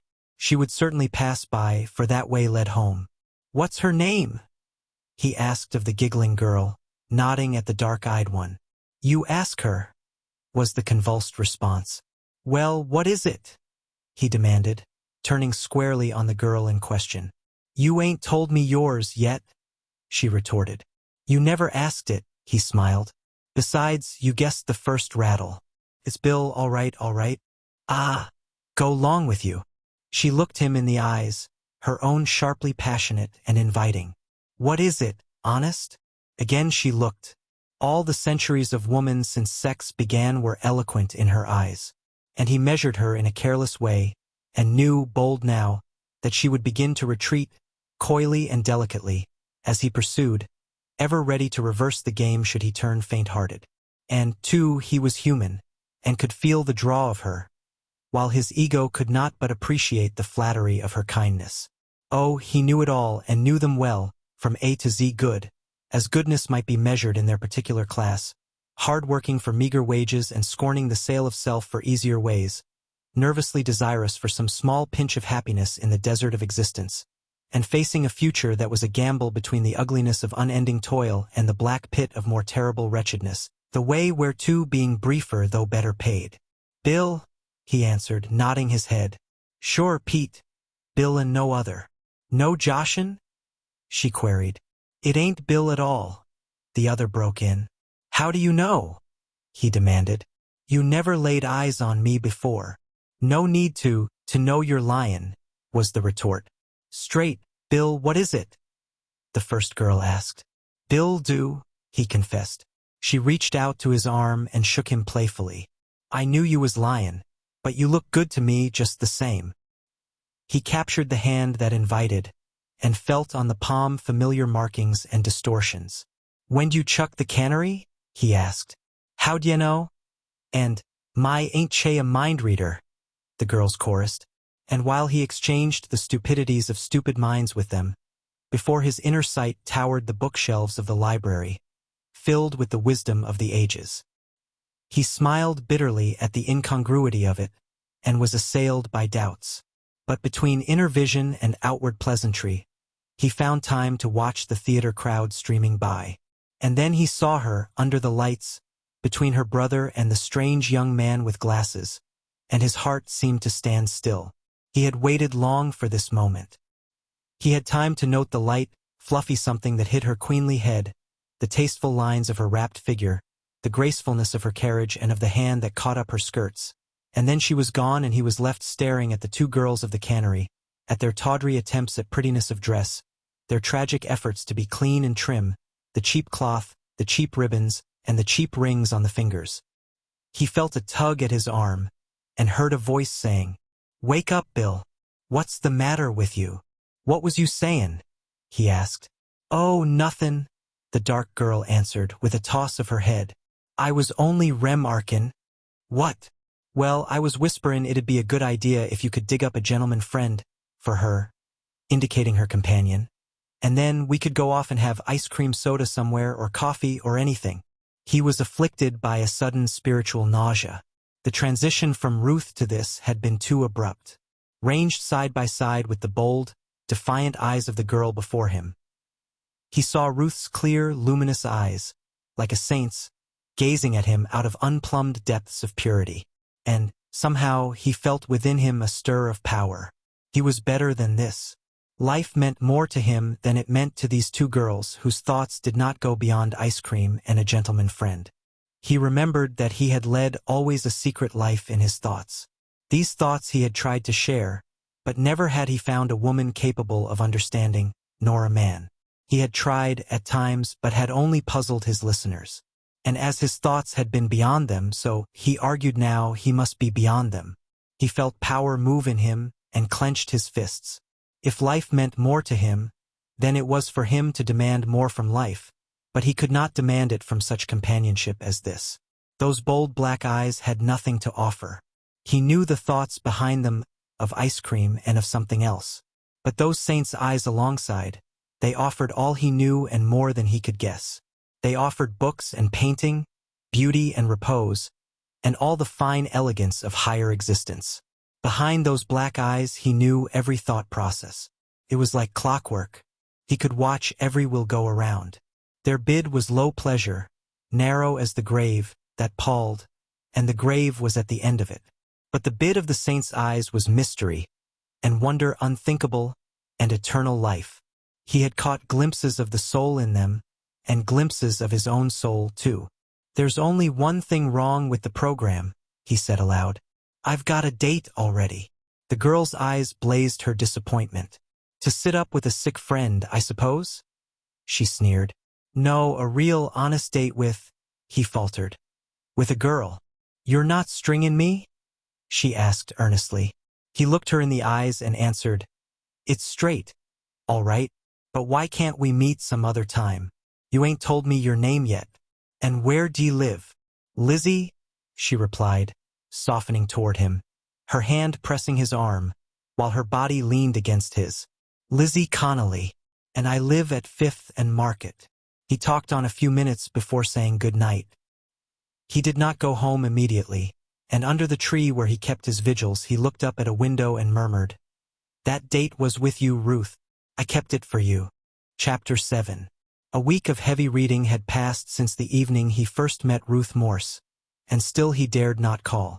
Time and again he nerved himself up to call, but under the doubts that assailed him his determination died away. He did not know the proper time to call, nor was there anyone to tell him, and he was afraid of committing himself to an irretrievable blunder. Having shaken himself free from his old companions and old ways of life, and having no new companions, nothing remained for him but to read, and the long hours he devoted to it would have ruined a dozen pairs of ordinary eyes. But his eyes were strong, and they were backed by a body superbly strong. Furthermore, his mind was fallow. It had lain fallow all his life so far as the abstract thought of the books was concerned, and it was ripe for the sowing.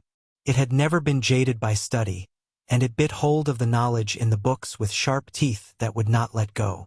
It seemed to him, by the end of the week, that he had lived centuries, so far behind were the old life and outlook. But he was baffled by lack of preparation. He attempted to read books that required years of preliminary specialization. One day he would read a book of antiquated philosophy, and the next day one that was ultramodern, so that his head would be whirling with the conflict and contradiction of ideas.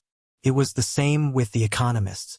On the one shelf at the library he found Karl Marx, Ricardo, Adam Smith, and Mill, and the abstruse formulas of the one gave no clue that the ideas of another were obsolete. He was bewildered, and yet he wanted to know. He had become interested in a day in economics, industry, and politics. Passing through the City Hall Park, he had noticed a group of men, in the center of which were half a dozen, with flushed faces and raised voices, earnestly carrying on a discussion. He joined the listeners and heard a new, alien tongue in the mouths of the philosophers of the people.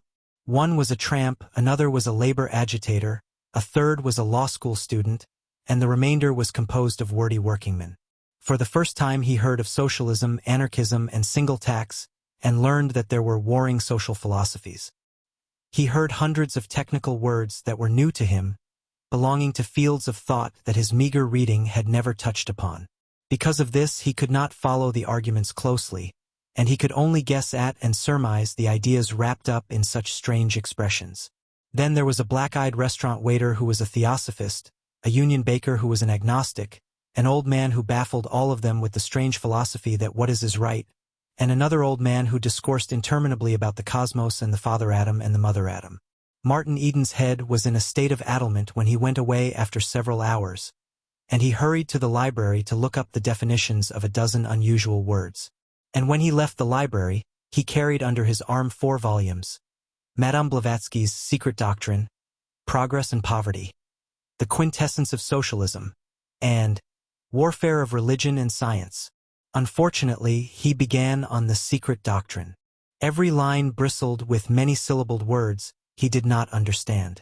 He sat up in bed, and the dictionary was in front of him more often than the book. He looked up so many new words that when they recurred, he had forgotten their meaning and had to look them up again. He devised the plan of writing the definitions in a notebook and filled page after page with them. And still he could not understand. He read until 3 in the morning, and his brain was in a turmoil, but not one essential thought in the text had he grasped. He looked up, and it seemed that the room was lifting, heeling, and plunging like a ship upon the sea. Then he hurled the Secret Doctrine and many curses across the room, turned off the gas, and composed himself to sleep. Nor did he have much better luck with the other 3 books. It was not that his brain was weak or incapable. It could think these thoughts were it not for lack of training in thinking and lack of the thought tools with which to think. He guessed this, and for a while entertained the idea of reading nothing but the dictionary until he had mastered every word in it. Poetry, however, was his solace, and he read much of it, finding his greatest joy in the simpler poets, who were more understandable. He loved beauty, and there he found beauty. Poetry, like music, stirred him profoundly, and, though he did not know it, he was preparing his mind for the heavier work that was to come. The pages of his mind were blank, and, without effort, much he read and liked, stanza by stanza, was impressed upon those pages, so that he was soon able to extract great joy from chanting aloud or under his breath the music and the beauty of the printed words he had read. Then he stumbled upon Gailey's Classic Myths and Bulfinch's Age of Fable, side by side on a library shelf. It was illumination, a great light in the darkness of his ignorance, and he read poetry more avidly than ever. The man at the desk in the library had seen Martin there so often that he had become quite cordial, always greeting him with a smile and a nod when he entered. It was because of this that Martin did a daring thing. Drawing out some books at the desk, and while the man was stamping the cards, Martin blurted out, "Say, there's something I'd like to ask you." The man smiled and paid attention. "When you meet a young lady and she asks you to call, how soon can you call?" Martin felt his shirt press and cling to his shoulders. What of the sweat of the effort? "Why, I'd say any time," the man answered. "Yes, but this is different," Martin objected. Well, you see, it's this way, maybe she won't be there. She goes to the university." "Then call again." "What I said ain't what I meant," Martin confessed falteringly, while he made up his mind to throw himself wholly upon the other's mercy. "I'm just a rough sort of a fellow, and I ain't never seen anything of society. This girl is all that I ain't, and I ain't anything that she is. You don't think I'm playing the fool, do you?" he demanded abruptly. "No, no, not at all, I assure you," the other protested. "Your request is not exactly in the scope of the reference department, but I shall be only too pleased to assist you." Martin looked at him admiringly. "If I could tear it off that way, I'd be all right," he said. "I beg pardon? I mean, if I could talk easy that way and polite and all the rest." "Oh," said the other with comprehension. "What is the best time to call? The afternoon? Not too close to mealtime? Or the evening? Or Sunday?" "I'll tell you," the librarian said with a brightening face. "You call her up on the telephone and find out." "I'll do it," he said, picking up his books and starting away. He turned back and asked, "When you're speaking to a young lady, say, for instance, Miss Lizzie Smith, do you say Miss Lizzie? Or Miss Smith?" "Say Miss Smith," the librarian stated authoritatively. "Say Miss Smith always until you come to know her better." So it was that Martin Eden solved the problem. "Come down any time. I'll be at home all afternoon," was Ruth's reply over the telephone to his stammered request as to when he could return the borrowed books. She met him at the door herself, and her woman's eyes took in immediately the creased trousers and the certain slight but indefinable change in him for the better. Also, she was struck by his face. It was almost violent, this health of his, and it seemed to rush out of him and at her in waves of force. She felt the urge again of the desire to lean toward him for warmth, and marveled again at the effect his presence produced upon her. And he, in turn, knew again the swimming sensation of bliss when he felt the contact of her hand in greeting. The difference between them lay in that she was cool and self-possessed while his face flushed to the roots of the hair. He stumbled with his old awkwardness after her, and his shoulders swung and lurched perilously. Once they were seated in the living room, he began to get on easily, more easily by far than he had expected. She made it easy for him, and the gracious spirit with which she did it made him love her more madly than ever. They talked first of the borrowed books, of the Swinburne he was devoted to, and of the Browning he did not understand, and she led the conversation on from subject to subject, while she pondered the problem of how she could be of help to him. She had thought of this often since their first meeting. She wanted to help him. He made a call upon her pity and tenderness that no one had ever made before, and the pity was not so much derogatory of him as maternal in her. Her pity could not be of the common sort, when the man who drew it was so much man as to shock her with maidenly fears and set her mind and pulse thrilling with strange thoughts and feelings. The old fascination of his neck was there, and there was sweetness in the thought of laying her hands upon it. It seemed still a wanton impulse, but she had grown more used to it. She did not dream that in such guise newborn love would epitomize itself. Nor did she dream that the feeling he excited in her was love. She thought she was merely interested in him as an unusual type possessing various potential excellencies, and she even felt philanthropic about it. She did not know she desired him, but with him it was different. He knew that he loved her, and he desired her as he had never before desired anything in his life. He had loved poetry for beauty's sake, but since he met her the gates to the vast field of love poetry had been opened wide. She had given him understanding even more than Bullfinch and Gailey. There was a line that a week before he would not have favored with a second thought, God's own mad lover dying on a kiss, but now it was ever insistent in his mind. He marveled at the wonder of it and the truth, and as he gazed upon her he knew that he could die gladly upon a kiss. He felt himself God's own mad lover, and no accolade of knighthood could have given him greater pride. And at last he knew the meaning of life and why he had been born. As he gazed at her and listened, his thoughts grew daring. He reviewed all the wild delight of the pressure of her hand in his at the door, and longed for it again. His gaze wandered often toward her lips, and he yearned for them hungrily. But there was nothing gross or earthly about this yearning. It gave him exquisite delight to watch every movement and play of those lips as they enunciated the words she spoke. Yet they were not ordinary lips such as all men and women had. Their substance was not mere human clay. They were lips of pure spirit, and his desire for them seemed absolutely different from the desire that had led him to other women's lips. He could kiss her lips, rest his own physical lips upon them, but it would be with the lofty and awful fervor with which one would kiss the robe of God. He was not conscious of this transvaluation of values that had taken place in him, and was unaware that the light that shone in his eyes when he looked at her was quite the same light that shines in all men's eyes when the desire of love is upon them. He did not dream how ardent and masculine his gaze was, nor that the warm flame of it was affecting the alchemy of her spirit. Her penetrative virginity exalted and disguised his own emotions, elevating his thoughts to a star-cool chastity, and he would have been startled to learn that there was that shining out of his eyes, like warm waves, that flowed through her and kindled a kindred warmth. She was subtly perturbed by it, and more than once, though she knew not why, it disrupted her train of thought with its delicious intrusion and compelled her to grope for the remainder of ideas partly uttered. Speech was always easy with her, and these interruptions would have puzzled her had she not decided that it was because he was a remarkable type. She was very sensitive to impressions, and it was not strange, after all, that this aura of a traveler from another world should so affect her. The problem in the background of her consciousness was how to help him, and she turned the conversation in that direction. But it was Martin who came to the point first. "I wonder if I can get some advice from you," he began, and received an acquiescence of willingness that made his heart bound. "You remember the other time I was here I said I couldn't talk about books and things because I didn't know how? Well, I've been doing a lot of thinking ever since. I've been to the library a whole lot, but most of the books I've tackled have been over my head. Meb, I'd better begin at the beginning. I ain't never had no advantages.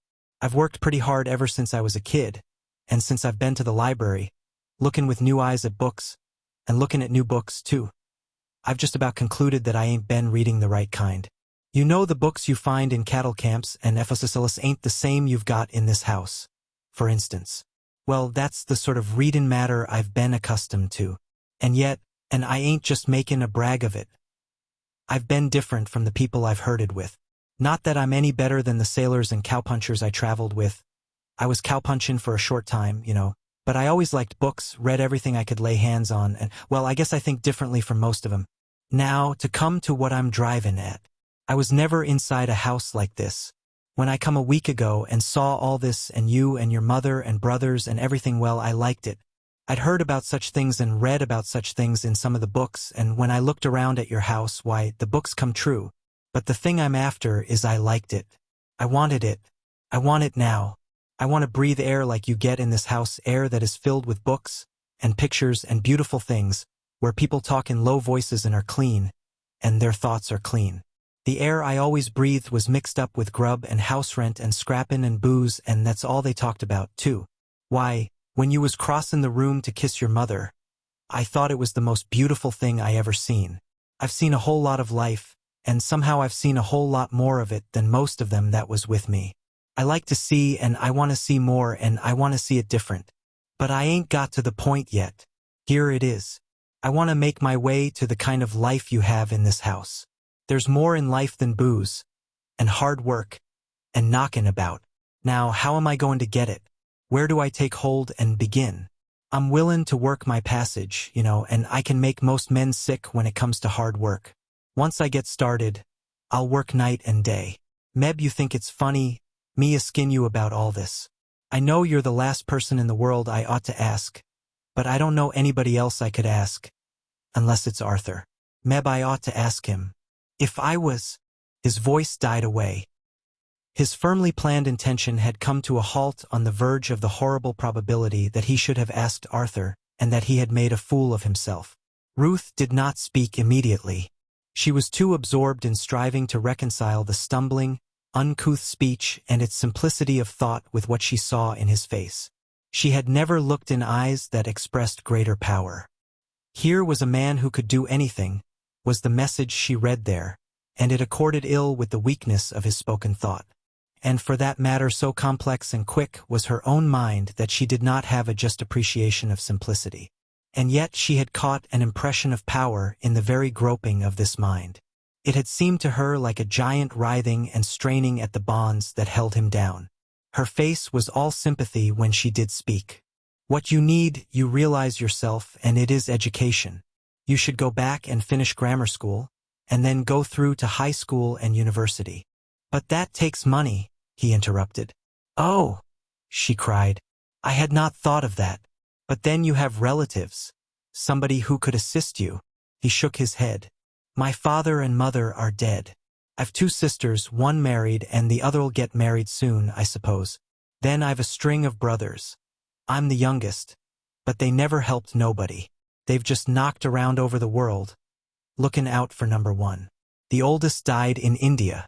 Two are in South Africa now, and another's on a whaling voyage, and one's travelin' with a circus. He does trapeze work. And I guess I'm just like them. I've taken care of myself since I was 11. That's when my mother died. I've got to study by myself, I guess. And what I want to know is where to begin. I should say the first thing of all would be to get a grammar.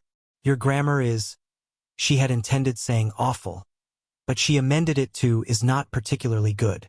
He flushed and sweated. I know I must talk a lot of slang and words you don't understand, but then they're the only words I know how to speak. I've got other words in my mind, picked 'em up from books, but I can't pronounce 'em, so I don't use 'em. It isn't what you say so much as how you say it. You don't mind my being frank, do you? I don't want to hurt you. No, no, he cried, while he secretly blessed her for her kindness. Fire away. I've got to know, and I'd sooner know from you than anybody else.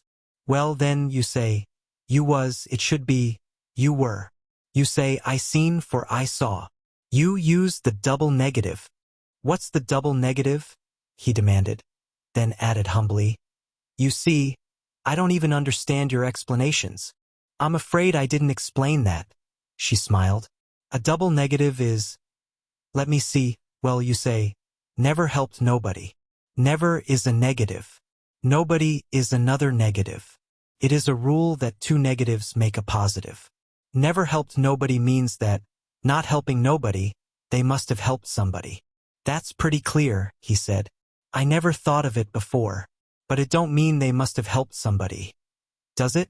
Seems to me that never helped nobody just naturally fails to say whether or not they helped somebody.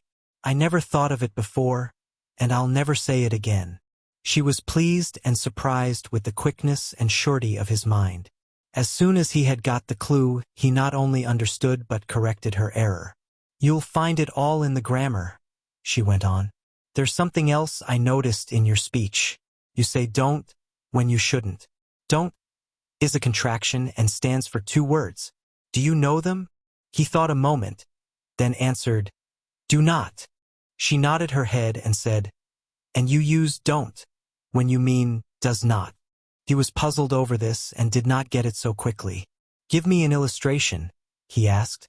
Well, she puckered her brows and pursed up her mouth as she thought, while he looked on and decided that her expression was most adorable. It don't do to be hasty. Change don't to do not. And it reads, it do not do to be hasty, which is perfectly absurd. He turned it over in his mind and considered. Doesn't it jar on your ear? She suggested. Can't say that it does, he replied judicially. Why didn't you say, can't say that it do? She queried. That sounds wrong, he said slowly. As for the other, I can't make up my mind. I guess my ear ain't had the trainin' yours has. There is no such word as ain't, she said, prettily emphatic. Martin flushed again. And you say been for been, she continued. Come for came. And the way you chop your endings is something dreadful. How do you mean? He leaned forward, feeling that he ought to get down on his knees before so marvelous a mind. How do I chop? You don't complete the endings. And spells and. You pronounce it, and the ing spells ing. Sometimes you pronounce it ing and sometimes you leave off the g. And then you slur by dropping initial letters and diphthongs. Them spells them. You pronounce it oh well, it is not necessary to go over all of them. What you need is the grammar. I'll get one and show you how to begin. As she arose, there shot through his mind something that he had read in the etiquette books, and he stood up awkwardly, worrying as to whether he was doing the right thing, and fearing that she might take it as a sign that he was about to go. By the way, Mr. Eden, she called back, as she was leaving the room. What is booze? You used it several times, you know. Oh, booze, he laughed. It's slang. It means whiskey and beer, anything that will make you drunk. And another thing, she laughed back. Don't use you when you are impersonal. You is very personal, and your use of it just now was not precisely what you meant. I don't just see that. Why, you said just now to me, whiskey and beer, anything that will make you drunk. Make me drunk, don't you see? Well, it would, wouldn't it? Yes, of course, she smiled. But it would be nicer not to bring me into it. Substitute one for you, and see how much better it sounds. When she returned with the grammar, she drew a chair near his. He wondered if he should have helped her with the chair, and sat down beside him. She turned the pages of the grammar, and their heads were inclined toward each other. He could hardly follow her outlining of the work he must do, so amazed was he by her delightful propinquity. But when she began to lay down the importance of conjugation, he forgot all about her. He had never heard of conjugation, and was fascinated by the glimpse he was catching into the tie-ribs of language. He leaned closer to the page, and her hair touched his cheek. He had fainted but once in his life, and he thought he was going to faint again. He could scarcely breathe, and his heart was pounding the blood up into his throat and suffocating him. Never had she seemed so accessible as now. For the moment the great gulf that separated them was bridged. But there was no diminution in the loftiness of his feeling for her. She had not descended to him. It was he who had been caught up into the clouds and carried to her. His reverence for her, in that moment, was of the same order as religious awe and fervor. It seemed to him that he had intruded upon the Holy of Holies, and slowly and carefully, he moved his head aside from the contact which thrilled him like an electric shock and of which she had not been aware. Chapter 8. Several weeks went by, during which Martin Eden studied his grammar, reviewed the books on etiquette, and read voraciously the books that caught his fancy. Of his own class he saw nothing. The girls of the Lotus Club wondered what had become of him and worried Jim with questions, and some of the fellows who put on the glove at Riley's were glad that Martin came no more. He made another discovery of treasure trove in the library. As the grammar had shown him the tie-ribs of language, so that book showed him the tie-ribs of poetry, and he began to learn meter and construction and form, beneath the beauty he loved finding the why and wherefore of that beauty. Another modern book he found treated poetry as a representative art, treated it exhaustively, with copious illustrations from the best in literature. Never had he read fiction with so keen zest as he studied these books, and his fresh mind, untaxed for 20 years and impelled by maturity of desire, gripped hold of what he read with a virility unusual to the student mind. When he looked back now from his vantage ground, the old world he had known, the world of land and sea and ships, of sailormen and harpy women, seemed a very small world, and yet it blended in with this new world and expanded. His mind made for unity, and he was surprised when at first he began to see points of contact between the two worlds. And he was ennobled, as well, by the loftiness of thought and beauty he found in the books. This led him to believe more firmly than ever that up above him, in society like Ruth and her family, all men and women thought these thoughts and lived them. Down below where he lived was the ignoble, and he wanted to purge himself of the ignoble that had soiled all his days, and to rise to that sublimated realm where dwelt the upper classes. All his childhood and youth had been troubled by a vague unrest. He had never known what he wanted, but he had wanted something that he had hunted vainly for until he met Ruth. And now his unrest had become sharp and painful, and he knew at last, clearly and definitely, that it was beauty and intellect and love that he must have. During those several weeks he saw Ruth half a dozen times, and each time was an added inspiration.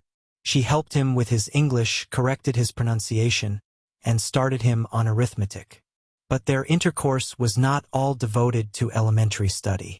He had seen too much of life and his mind was too matured to be wholly content with fractions, cube root, parsing, and analysis.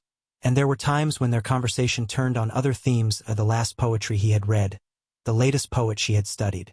And when she read aloud to him her favorite passages, he ascended to the topmost heaven of delight. Never, in all the women he had heard speak, had he heard a voice like hers. The least sound of it was a stimulus to his love, and he thrilled and throbbed with every word she uttered.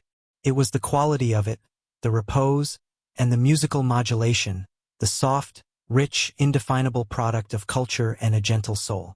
As he listened to her, There rang in the ears of his memory the harsh cries of barbarian women and of hags, and, in lesser degrees of harshness, the strident voices of working women and of the girls of his own class. Then the chemistry of vision would begin to work, and they would troop in review across his mind, each, by contrast, multiplying Ruth's glories. Then, too, his bliss was heightened by the knowledge that her mind was comprehending what she read and was quivering with appreciation of the beauty of the written thought. She read to him much from The Princess, and often he saw her eyes swimming with tears, so finely was her aesthetic nature strung. At such moments her own emotions elevated him till he was as a god, and, as he gazed at her and listened, he seemed gazing on the face of life and reading its deepest secrets.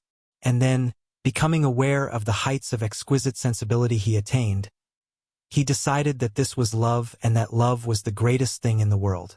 And in review would pass along the corridors of memory all previous thrills and burnings he had known, the drunkenness of wine, the caresses of women, the rough play and give and take of physical contests, and they seemed trivial and mean compared with this sublime ardor he now enjoyed. The situation was obscured to Ruth. She had never had any experiences of the heart. Her only experiences in such matters were of the books, where the facts of ordinary day were translated by fancy into a fairy realm of unreality. And she little knew that this rough sailor was creeping into her heart and storing their pent forces that would some day burst forth and surge through her in waves of fire. She did not know the actual fire of love.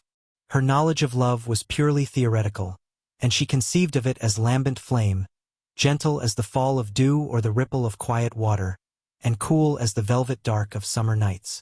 Her idea of love was more that of placid affection, serving the loved one softly in an atmosphere, flower-scented and dim-lighted, of ethereal calm. She did not dream of the volcanic convulsions of love, its scorching heat and sterile wastes of parched ashes. She knew neither her own potencies, nor the potencies of the world, and the deeps of life were to her seas of illusion. The conjugal affection of her father and mother constituted her ideal of love affinity, and she looked forward some day to emerging, without shock or friction, into that same quiet sweetness of existence with a loved one. So it was that she looked upon Martin Eden as a novelty, a strange individual, and she identified with novelty and strangeness the effects he produced upon her. It was only natural. In similar ways she had experienced unusual feelings when she looked at wild animals in the menagerie, or when she witnessed a storm of wind, or shuddered at the bright-ribbed lightning. There was something cosmic in such things, and there was something cosmic in him. He came to her breathing of large airs and great spaces.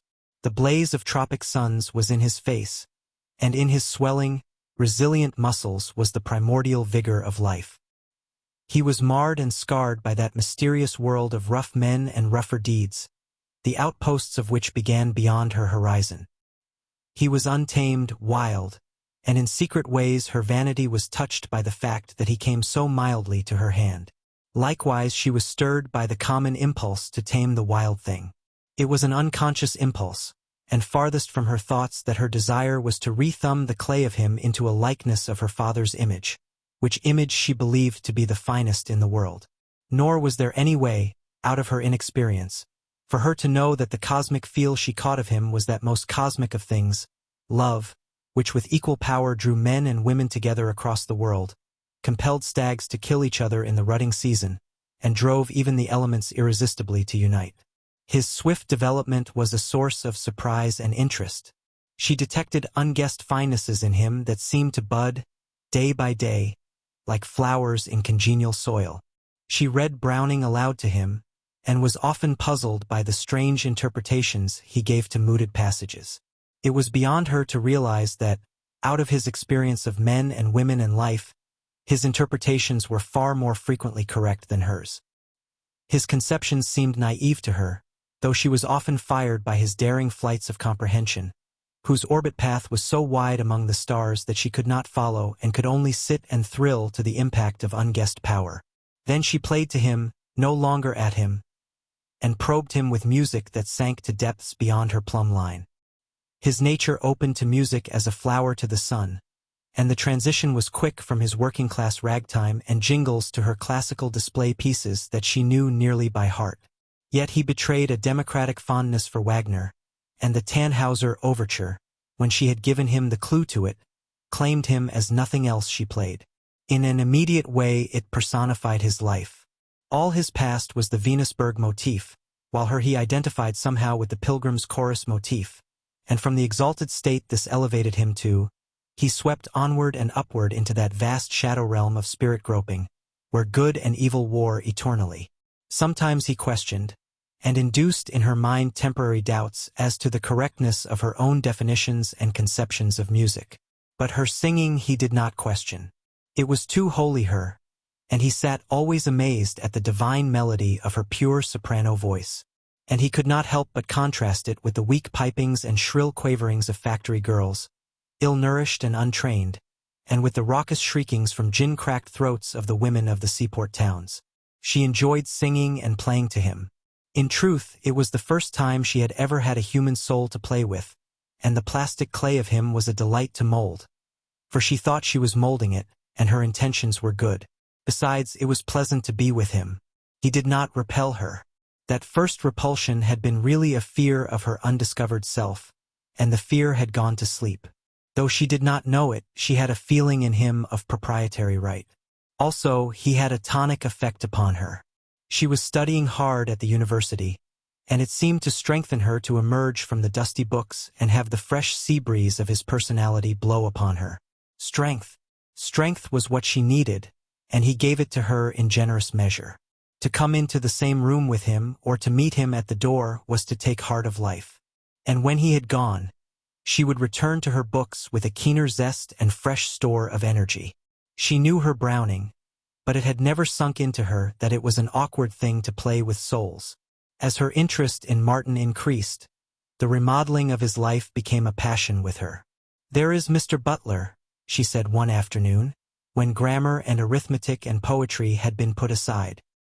He had comparatively no advantages at first.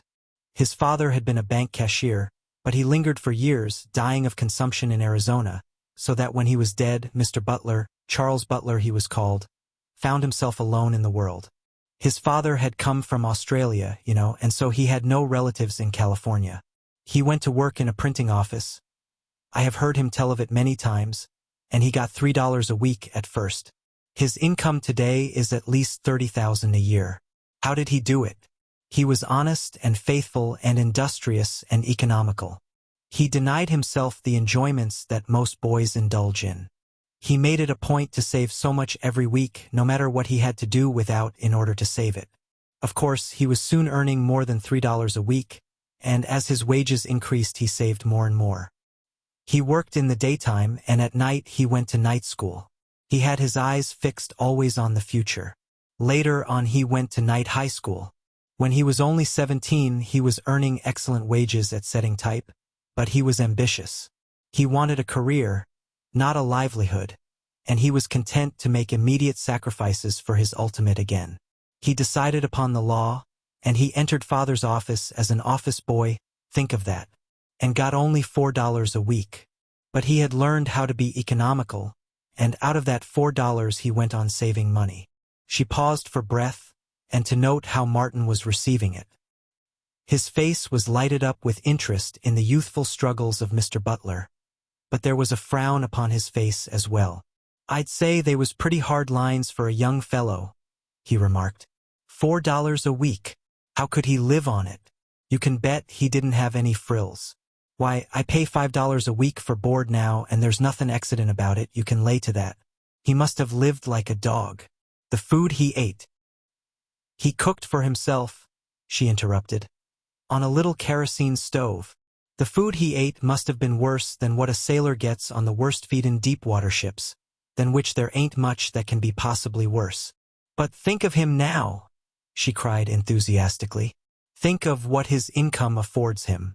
His early denials are paid for 1,000-fold. Martin looked at her sharply. "There's one thing I'll bet you," he said, "and it is that Mr. Butler is nothin' gay-hearted now in his fat days. He fed himself like that for years and years on a boy's stomach, and I bet his stomach's none too good now for it." Her eyes dropped before his searching gaze. "I'll bet he's got dyspepsia right now," Martin challenged.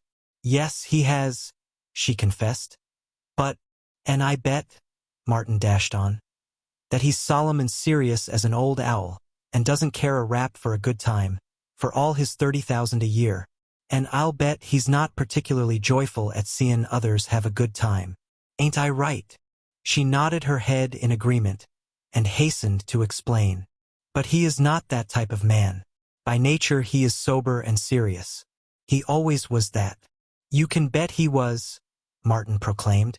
$3 a week, and $4 a week, and a young boy cooking for himself on an oil burner and laying up money. Working all day and studying all night, just working and never playing. Never having a good time and never learning how to have a good time. Of course his 30,000 came along too late. His sympathetic imagination was flashing upon his inner sight all the thousands of details of the boy's existence and of his narrow spiritual development into a $30,000 a year man. With the swiftness and wide-reaching of multitudinous thought, Charles Butler's whole life was telescoped upon his vision. Do you know, he added, I feel sorry for Mr. Butler. He was too young to know better, but he robbed himself of life for the sake of 30,000 a year that's clean wasted upon him.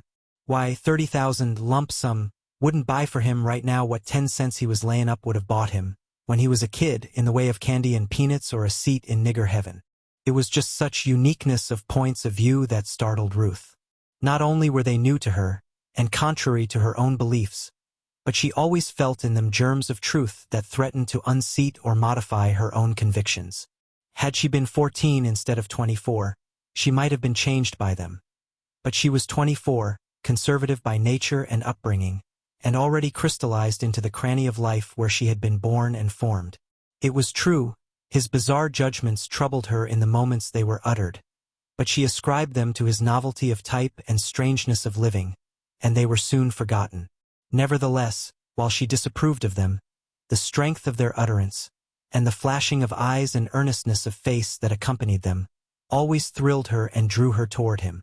She would never have guessed that this man who had come from beyond her horizon was, in such moments, flashing on beyond her horizon with wider and deeper concepts.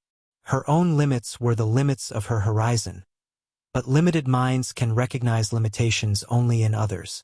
And so she felt that her outlook was very wide indeed, and that where his conflicted with hers marked his limitations, and she dreamed of helping him to see as she saw, of widening his horizon until it was identified with hers. But I have not finished my story, she said. He worked, so father says, as no other office boy he ever had. Mr. Butler was always eager to work. He never was late, and he was usually at the office a few minutes before his regular time. And yet he saved his time. Every spare moment was devoted to study. He studied bookkeeping and typewriting, and he paid for lessons in shorthand by dictating at night to a court reporter who needed practice. He quickly became a clerk, and he made himself invaluable. Father appreciated him and saw that he was bound to rise. It was on father's suggestion that he went to law college. He became a lawyer, and hardly was he back in the office when father took him in as junior partner. He is a great man.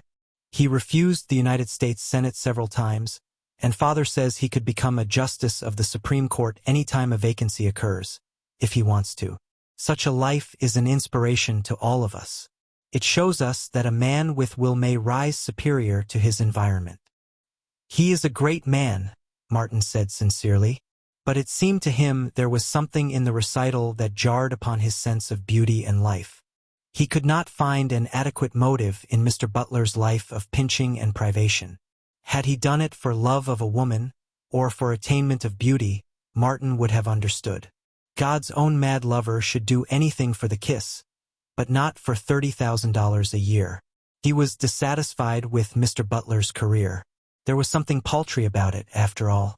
30,000 a year was all right, but dyspepsia and inability to be humanly happy robbed such princely income of all its value. Much of this he strove to express to Ruth, and shocked her and made it clear that more remodeling was necessary.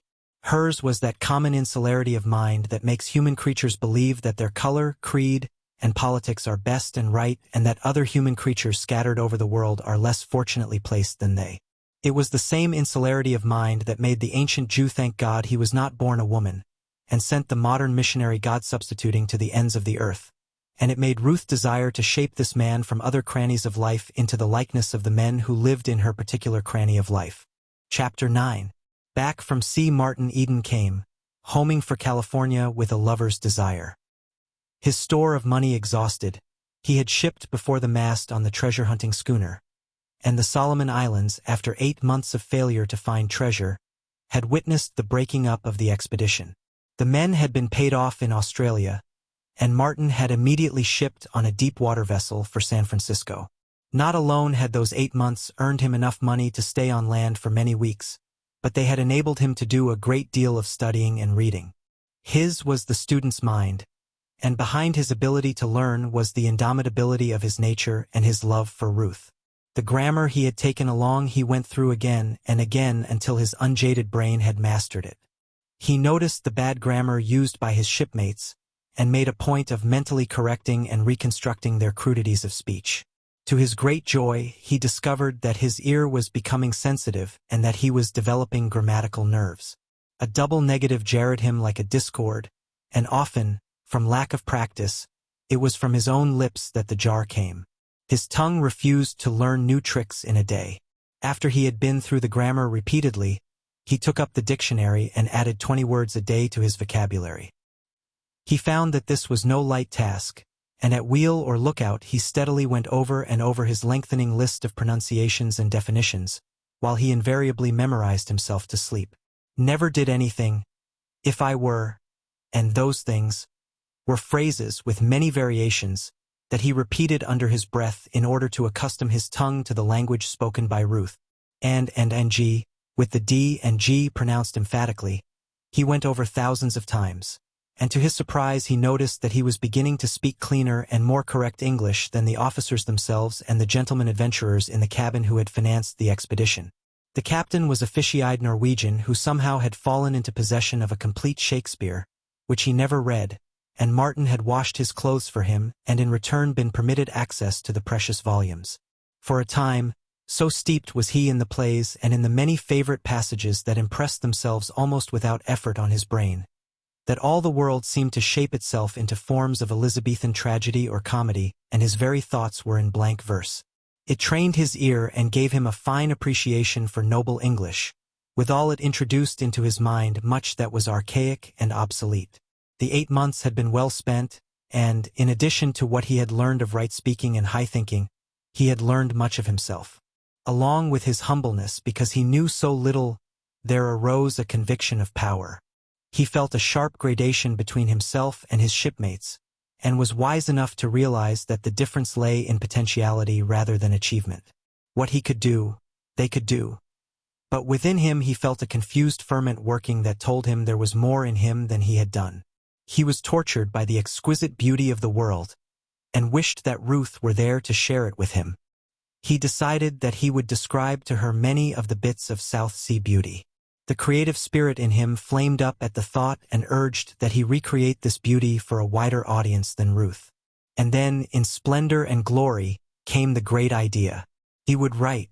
He would be one of the eyes through which the world saw, one of the ears through which it heard, one of the hearts through which it felt.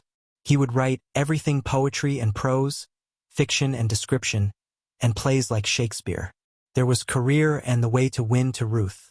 The men of literature were the world's giants, and he conceived them to be far finer than the Mr. Butlers who earned $30,000 a year and could be Supreme Court justices if they wanted to.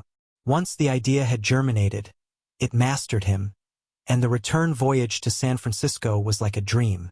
He was drunken with unguessed power and felt that he could do anything. In the midst of the great and lonely sea he gained perspective. Clearly, and for the first time, he saw Ruth and her world. It was all visualized in his mind as a concrete thing which he could take up in his 2 hands and turn around and about and examine. There was much that was dim and nebulous in that world, but he saw it as a whole and not in detail, and he saw also the way to master it. To write, the thought was fire in him. He would begin as soon as he got back. The first thing he would do would be to describe the voyage of the treasure hunters. He would sell it to some San Francisco newspaper. He would not tell Ruth anything about it, and she would be surprised and pleased when she saw his name in print. While he wrote, he could go on studying. There were 24 hours in each day. He was invincible. He knew how to work, and the citadels would go down before him. He would not have to go to sea again, as a sailor, and for the instant he caught a vision of a steam yacht. There were other writers who possessed steam yachts. Of course, he cautioned himself, it would be slow succeeding at first, and for a time he would be content to earn enough money by his writing to enable him to go on studying.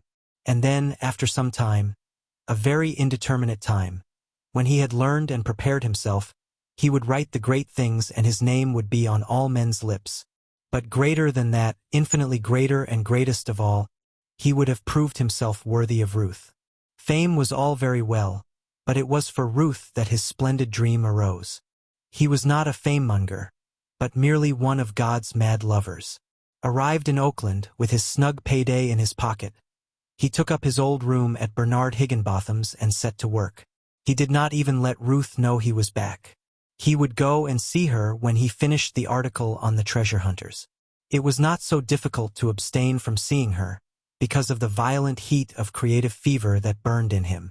Besides, the very article he was writing would bring her nearer to him. He did not know how long an article he should write, but he counted the words in a double-page article in the Sunday supplement of the San Francisco Examiner, and guided himself by that. 3 days at white heat completed his narrative. But when he had copied it carefully in a large scrawl that was easy to read, he learned from a rhetoric he picked up in the library that there were such things as paragraphs and quotation marks. He had never thought of such things before, and he promptly set to work writing the article over, referring continually to the pages of the rhetoric and learning more in a day about composition than the average schoolboy in a year. When he had copied the article a second time and rolled it up carefully, he read in a newspaper an item on hints to beginners, and discovered the iron law that manuscripts should never be rolled and that they should be written on one side of the paper. He had violated the law on both counts. Also, he learned from the item that first-class papers paid a minimum of $10 a column. So, while he copied the manuscript a third time, he consoled himself by multiplying 10 columns by $10. The product was always the same, $100, and he decided that that was better than seafaring. If it hadn't been for his blunders, he would have finished the article in 3 days. $100 in 3 days. It would have taken him 3 months and longer on the sea to earn a similar amount.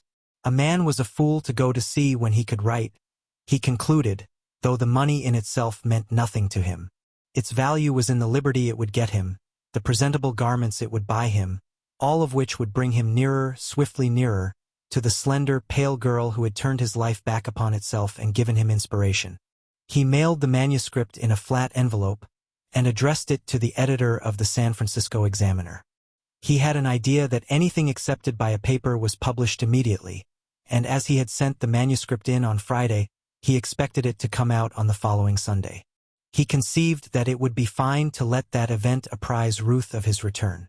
Then, Sunday afternoon, he would call and see her. In the meantime, he was occupied by another idea, which he prided himself upon as being a particularly sane, careful, and modest idea. He would write an adventure story for boys and sell it to the Youth's Companion.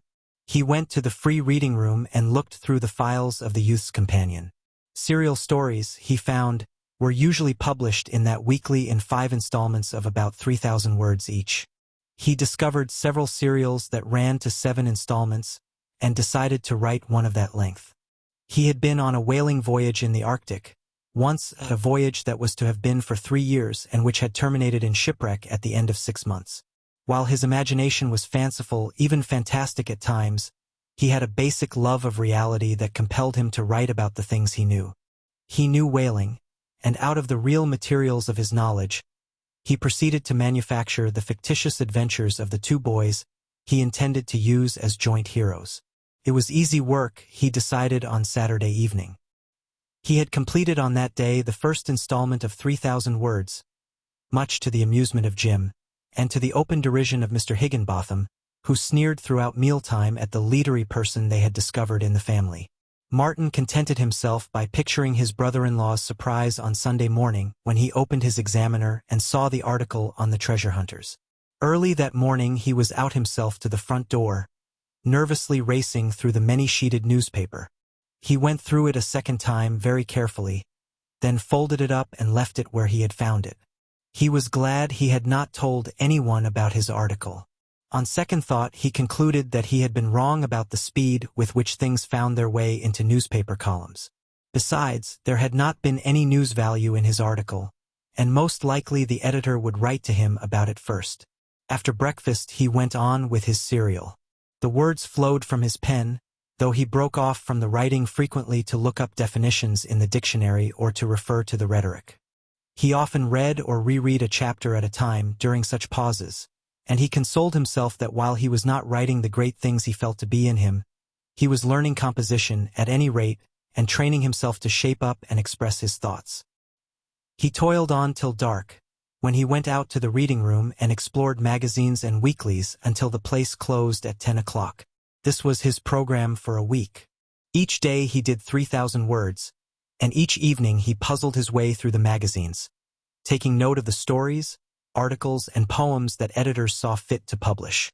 One thing was certain: what these multitudinous writers did he could do, and only give him time and he would do what they could not do. He was cheered to read in Book News, in a paragraph on the payment of magazine writers, not that Rudyard Kipling received $1 per word, but that the minimum rate paid by first-class magazines was 2 cents a word. The Youth's Companion was certainly first class, and at that rate the 3,000 words he had written that day would bring him $60, 2 months' wages on the sea. On Friday night he finished the serial 21,000 words long. At 2 cents a word, he calculated that would bring him $420. Not a bad week's work. It was more money than he had ever possessed at one time. He did not know how he could spend it all. He had tapped a gold mine. Where this came from, he could always get more. He planned to buy some more clothes, to subscribe to many magazines, and to buy dozens of reference books that at present he was compelled to go to the library to consult. And still there was a large portion of the $420 unspent. This worried him until the thought came to him of hiring a servant for Gertrude and of buying a bicycle for Marion.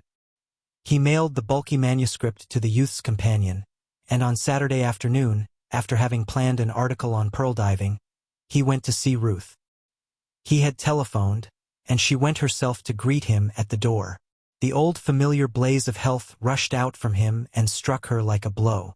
It seemed to enter into her body and course through her veins in a liquid glow, and to set her quivering with its imparted strength. He flushed warmly as he took her hand and looked into her blue eyes, but the fresh bronze of 8 months of sun hid the flush, though it did not protect the neck from the gnawing chafe of the stiff collar. She noted the red line of it with amusement which quickly vanished as she glanced at his clothes. They really fitted him. It was his first made-to-order suit, and he seemed slimmer and better modeled. In addition, his cloth cap had been replaced by a soft hat, which she commanded him to put on and then complimented him on his appearance. She did not remember when she had felt so happy. This change in him was her handiwork, and she was proud of it and fired with ambition further to help him. But the most radical change of all, and the one that pleased her most, was the change in his speech. Not only did he speak more correctly, but he spoke more easily, and there were many new words in his vocabulary. When he grew excited or enthusiastic, however, he dropped back into the old slurring and the dropping of final consonants. Also, there was an awkward hesitancy, at times, as he essayed the new words he had learned. On the other hand, along with his ease of expression, he displayed a lightness and facetiousness of thought that delighted her. It was his old spirit of humor and badinage that had made him a favorite in his own class, but which he had hitherto been unable to use in her presence through lack of words and training. He was just beginning to orientate himself and to feel that he was not wholly an intruder, but he was very tentative, fastidiously so, letting Ruth set the pace of sprightliness and fancy, keeping up with her but never daring to go beyond her. He told her of what he had been doing, and of his plan to write for a livelihood and of going on with his studies. But he was disappointed at her lack of approval. She did not think much of his plan. "You see," she said frankly, "writing must be a trade like anything else. Not that I know anything about it, of course. I only bring common judgment to bear. You couldn't hope to be a blacksmith without spending 3 years at learning the trade? Or is it 5 years? Now writers are so much better paid than blacksmiths that there must be ever so many more men who would like to write, who try to write. But then, may not I be peculiarly constituted to write? He queried, secretly exulting at the language he had used, his swift imagination throwing the whole scene and atmosphere upon a vast screen along with 1,000 other scenes from his life, scenes that were rough and raw, gross and bestial. The whole composite vision was achieved with the speed of light, producing no pause in the conversation, nor interrupting his calm train of thought. On the screen of his imagination he saw himself and this sweet and beautiful girl, facing each other and conversing in good English, in a room of books and paintings and tone and culture, and all illuminated by a bright light of steadfast brilliance, while ranged about and fading away to the remote edges of the screen were antithetical scenes, each scene a picture, and he the onlooker, free to look at will upon what he wished. He saw these other scenes through drifting vapors and swirls of sullen fog dissolving before shafts of red and garish light. He saw cowboys at the bar, drinking fierce whiskey, the air filled with obscenity and ribald language, and he saw himself with them drinking and cursing with the wildest, or sitting at table with them, under smoking kerosene lamps, while the chips clicked and clattered and the cards were dealt around. He saw himself, stripped to the waist, with naked fists, fighting his great fight with Liverpool Red in the forecastle of the Susquehanna. And he saw the bloody deck of the John Rogers, that gray morning of attempted mutiny, the mate kicking in death throes on the main hatch, the revolver in the old man's hand spitting fire and smoke, the men with passion-wrenched faces, of brutes screaming vile blasphemies and falling about him, and then he returned to the central scene, calm and clean in the steadfast light, where Ruth sat and talked with him amid books and paintings, and he saw the grand piano upon which she would later play to him, and he heard the echoes of his own selected and correct words. But then, may I not be peculiarly constituted to write? But no matter how peculiarly constituted a man may be for blacksmithing, she was laughing. I never heard of one becoming a blacksmith without first serving his apprenticeship. What would you advise? He asked. And don't forget that I feel in me this capacity to write. I can't explain it. I just know that it is in me. You must get a thorough education, was the answer, whether or not you ultimately become a writer. This education is indispensable for whatever career you select, and it must not be slipshod or sketchy. You should go to high school. Yes, he began, but she interrupted with an afterthought. Of course, you could go on with your writing, too. I would have to, he said grimly. Why? She looked at him, prettily puzzled, for she did not quite like the persistence with which he clung to his notion. Because, without writing there wouldn't be any high school. I must live and buy books and clothes, you know. I'd forgotten that, she laughed. Why weren't you born with an income? I'd rather have good health and imagination, he answered. I can make good on the income, but the other things have to be made good for. He almost said you, then amended his sentence to, have to be made good for one. Don't say make good, she cried, sweetly petulant. It's slang and it's horrid. He flushed and stammered. That's right, and I only wish you'd correct me every time. I'd like to, she said haltingly. You have so much in you that is good that I want to see you perfect. He was clay in her hands immediately, as passionately desirous of being molded by her as she was desirous of shaping him into the image of her ideal of man. And when she pointed out the opportuneness of the time, that the entrance examinations to high school began on the following Monday, he promptly volunteered that he would take them. Then she played and sang to him, while he gazed with hungry yearning at her, drinking in her loveliness and marveling that there should not be 100 suitors listening there and longing for her as he listened and longed. Chapter 10. He stopped to dinner that evening, and, much to Ruth's satisfaction, made a favorable impression on her father.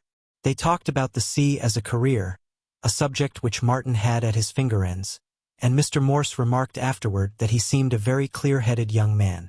In his avoidance of slang and his search after right words, Martin was compelled to talk slowly, which enabled him to find the best thoughts that were in him. He was more at ease than that first night at dinner, nearly a year before, and his shyness and modesty even commended him to Mrs. Morse, who was pleased at his manifest improvement.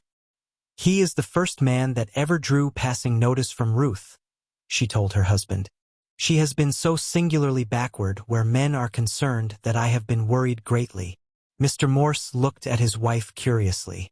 You mean to use this young sailor to wake her up? He questioned. I mean that she is not to die an old maid if I can help it, was the answer. If this young Eden can arouse her interest in mankind in general, it will be a good thing. A very good thing, he commented. But suppose, and we must suppose sometimes, my dear, suppose he arouses her interest too particularly in him? Impossible, Mrs. Morse laughed. She is 3 years older than he, and, besides, it is impossible. Nothing will ever come of it. Trust that to me. And so Martin's role was arranged for him, while he, led on by Arthur and Norman, was meditating an extravagance. They were going out for a ride into the hills Sunday morning on their wheels, which did not interest Martin until he learned that Ruth, too, rode a wheel and was going along. He did not ride nor own a wheel, but if Ruth rode, it was up to him to begin, was his decision. And when he said good night, he stopped in at a cyclery on his way home and spent $40 for a wheel. It was more than a month's hard-earned wages, and it reduced his stock of money amazingly. But when he added the $100 he was to receive from the examiner to the $420 that was the least the youth's companion could pay him, he felt that he had reduced the perplexity the unwanted amount of money had caused him. Nor did he mind, in the course of learning to ride the wheel home, the fact that he ruined his suit of clothes. He caught the tailor by telephone that night from Mr. Higginbotham's store and ordered another suit. Then he carried the wheel up the narrow stairway that clung like a fire escape to the rear wall of the building, and when he had moved his bed out from the wall, found there was just space enough in the small room for himself and the wheel. Sunday he had intended to devote to studying for the high school examination, but the pearl diving article lured him away, and he spent the day in the white-hot fever of recreating the beauty and romance that burned in him. The fact that the examiner of that morning had failed to publish his treasure-hunting article did not dash his spirits. He was at too great a height for that, and having been deaf to a twice-repeated summons, he went without the heavy Sunday dinner with which Mr. Higginbotham invariably graced his table. To Mr. Higginbotham such a dinner was advertisement of his worldly achievement and prosperity, and he honored it by delivering platitudinous sermonettes upon American institutions and the opportunity said institutions gave to any hard-working man to rise the rise, in his case, which he pointed out unfailingly, being from a grocer's clerk to the ownership of Higginbotham's cash store. Martin Eden looked with a sigh at his unfinished pearl diving on Monday morning, and took the car down to Oakland to the high school. And when, days later, he applied for the results of his examinations, he learned that he had failed in everything save grammar. Your grammar is excellent, Professor Hilton informed him, staring at him through heavy spectacles. But you know nothing, positively nothing, in the other branches, and your United States history is abominable. There is no other word for it. Abominable. I should advise you. Professor Hilton paused and glared at him, unsympathetic and unimaginative as one of his own test tubes. He was professor of physics in the high school, possessor of a large family, a meager salary, and a select fund of parrot-learned knowledge. Yes, sir, Martin said humbly, wishing somehow that the man at the desk in the library was in Professor Hilton's place just then. And I should advise you to go back to the grammar school for at least 2 years. Good day. Martin was not deeply affected by his failure, though he was surprised at Ruth's shocked expression when he told her Professor Hilton's advice. Her disappointment was so evident that he was sorry he had failed, but chiefly so for her sake. You see, I was right, she said. You know far more than any of the students entering high school, and yet you can't pass the examinations. It is because what education you have is fragmentary, sketchy. You need the discipline of study such as only skilled teachers can give you. You must be thoroughly grounded. Professor Hilton is right, and if I were you, I'd go to night school. A year and a half of it might enable you to catch up that additional 6 months. Besides, that would leave you your days in which to write, or, if you could not make your living by your pen, you would have your days in which to work in some position. But if my days are taken up with work and my nights with school, when am I going to see you? Was Martin's first thought, though he refrained from uttering it. Instead, he said, It seems so babyish for me to be going to night school, but I wouldn't mind that if I thought it would pay. But I don't think it will pay. I can do the work quicker than they can teach me. It would be a loss of time. He thought of her and his desire to have her. And I can't afford the time. I haven't the time to spare, in fact. There is so much that is necessary. She looked at him gently, and he was a brute to oppose her. Physics and chemistry, you can't do them without laboratory study, and you'll find algebra and geometry almost hopeless with instruction. You need the skilled teachers, the specialists in the art of imparting knowledge. He was silent for a minute, casting about for the least vainglorious way in which to express himself. Please don't think I'm bragging, he began. I don't intend it that way at all, but I have a feeling that I am what I may call a natural student. I can study by myself. I take to it kindly like a duck to water. You see yourself what I did with grammar. And I've learned much of other things. You would never dream how much. And I'm only getting started. Wait till I get. He hesitated and assured himself of the pronunciation before he said, momentum. I'm getting my first real feel of things now. I'm beginning to size up the situation. Please don't say size up, she interrupted. To get a line on things, he hastily amended. That doesn't mean anything in correct English, she objected. He floundered for a fresh start. What I'm driving at is that I'm beginning to get the lay of the land. Out of pity she forbore, and he went on. Knowledge seems to me like a chart room. Whenever I go into the library, I am impressed that way. The part played by teachers is to teach the student the contents of the chart room in a systematic way. The teachers are guides to the chart room, that's all. It's not something that they have in their own heads. They don't make it up, don't create it. It's all in the chart room and they know their way about in it. And it's their business to show the place to strangers who might else get lost. Now I don't get lost easily. I have the bump of location. I usually know where I'm at. What's wrong now? Don't say where I'm at. That's right, he said gratefully. Where I am. But where am I at? I mean, where am I? Oh yes, in the chart room. Well, some people... persons, she corrected. Some persons need guides, most persons do. But I think I can get along without them. I've spent a lot of time in the chart room now, and I'm on the edge of knowing my way about what charts I want to refer to, what coasts I want to explore. And from the way I line it up, I'll explore a whole lot more quickly by myself. The speed of a fleet, is the speed of the slowest ship, and the speed of the teachers is affected the same way. They can't go any faster than the ruck of their scholars, and I can set a faster pace for myself than they set for a whole schoolroom. He travels the fastest who travels alone, she quoted at him. But I'd travel faster with you just the same, was what he wanted to blurt out, as he caught a vision of a world without end of sunlit spaces and starry voids through which he drifted with her. His arm around her, her pale gold hair blowing about his face. In the same instant he was aware of the pitiful inadequacy of speech. God, if he could so frame words that she could see what he then saw, and he felt the stir in him, like a throe of yearning pain, of the desire to paint these visions that flashed unsummoned on the mirror of his mind. Ah, that was it. He caught at the hem of the secret. It was the very thing that the great writers and master poets did. That was why they were giants. They knew how to express what they thought and felt and saw. Dogs asleep in the sun often whined and barked, but they were unable to tell what they saw that made them whine and bark. He had often wondered what it was. And that was all he was, a dog asleep in the sun. He saw noble and beautiful visions, but he could only whine and bark at Ruth. But he would cease sleeping in the sun. He would stand up with open eyes, and he would struggle and toil and learn until, with eyes unblind and tongue untied, he could share with her his visioned wealth. Other men had discovered the trick of expression, of making words obedient servitors, and of making combinations of words mean more than the sum of their separate meanings. He was stirred profoundly by the passing glimpse at the secret, and he was again caught up in the vision of sunlit spaces and starry voids, until it came to him that it was very quiet, and he saw Ruth regarding him with an amused expression and a smile in her eyes. I have had a great visioning, he said, and at the sound of his words in his own ears his heart gave a leap. Where had those words come from? They had adequately expressed the pause his vision had put in the conversation. It was a miracle. Never had he so loftily framed a lofty thought. But never had he attempted to frame lofty thoughts in words. That was it. That explained it. He had never tried.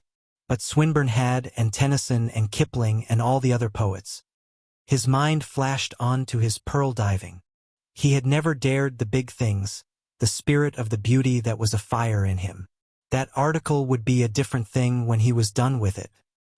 He was appalled by the vastness of the beauty that rightfully belonged in it, and again his mind flashed and dared, and he demanded of himself why he could not chant that beauty in noble verse as the great poets did. And there was all the mysterious delight and spiritual wonder of his love for Ruth. Why could he not chant that, too, as the poets did? They had sung of love. So would he. By God! And in his frightened ears he heard his exclamation echoing. Carried away, he had breathed it aloud. The blood surged into his face, wave upon wave, mastering the bronze of it till the blush of shame flaunted itself from collar rim to the roots of his hair. I beg your pardon," he stammered. "I was thinking. It sounded as if you were praying," she said bravely, but she felt herself inside to be withering and shrinking. It was the first time she had heard an oath from the lips of a man she knew, and she was shocked, not merely as a matter of principle and training, but shocked in spirit by this rough blast of life in the garden of her sheltered maidenhood. But she forgave, and with surprise at the ease of her forgiveness. Somehow it was not so difficult to forgive him anything.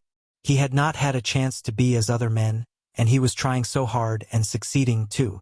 It never entered her head that there could be any other reason for her being kindly disposed toward him. She was tenderly disposed toward him, but she did not know it. She had no way of knowing it. The placid poise of 24 years without a single love affair did not fit her with a keen perception of her own feelings, and she who had never warmed to actual love was unaware that she was warming now. Chapter 11. Martin went back to his pearl diving article, which would have been finished sooner if it had not been broken in upon so frequently by his attempts to write poetry. His poems were love poems, inspired by Ruth, but they were never completed. Not in a day could he learn to chant in noble verse. Rhyme and meter and structure were serious enough in themselves, but there was, over and beyond them, an intangible and evasive something that he caught in all great poetry, but which he could not catch and imprison in his own. It was the elusive spirit of poetry itself that he sensed and sought after but could not capture. It seemed a glow to him, a warm and trailing vapor, ever beyond his reaching, though sometimes he was rewarded by catching at shreds of it and weaving them into phrases that echoed in his brain with haunting notes or drifted across his vision in misty wafture of unseen beauty. It was baffling. He ached with desire to express and could but gibber prosaically as everybody gibbered. He read his fragments aloud. The meter marched along on perfect feet, and the rhyme pounded a longer and equally faultless rhythm, but the glow and high exaltation that he felt within were lacking. He could not understand, and time and again, in despair, defeated and depressed, he returned to his article. Prose was certainly an easier medium. Following the pearl diving, he wrote an article on the sea as a career, another on turtle catching, and a third on the Northeast trades.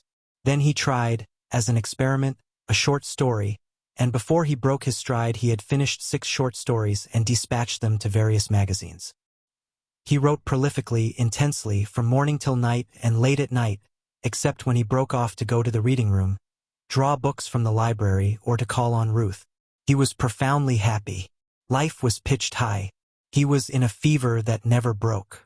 The joy of creation that is supposed to belong to the gods was his. All the life about him, the odors of stale vegetables and soapsuds, the slatternly form of his sister, and the jeering face of Mr. Higginbotham, was a dream. The real world was in his mind, and the stories he wrote were so many pieces of reality out of his mind. The days were too short. There was so much he wanted to study. He cut his sleep down to 5 hours and found that he could get along upon it. He tried 4 hours and a half and regretfully came back to 5. He could joyfully have spent all his waking hours upon any one of his pursuits. It was with regret that he ceased from writing to study, that he ceased from study to go to the library, that he tore himself away from that chart room of knowledge or from the magazines in the reading room that were filled with the secrets of writers who succeeded in selling their wares. It was like severing heartstrings, when he was with Ruth, to stand up and go, and he scorched through the dark streets so as to get home to his books at the least possible expense of time. And hardest of all was it to shut up the algebra or physics, put notebook and pencil aside, and close his tired eyes in sleep.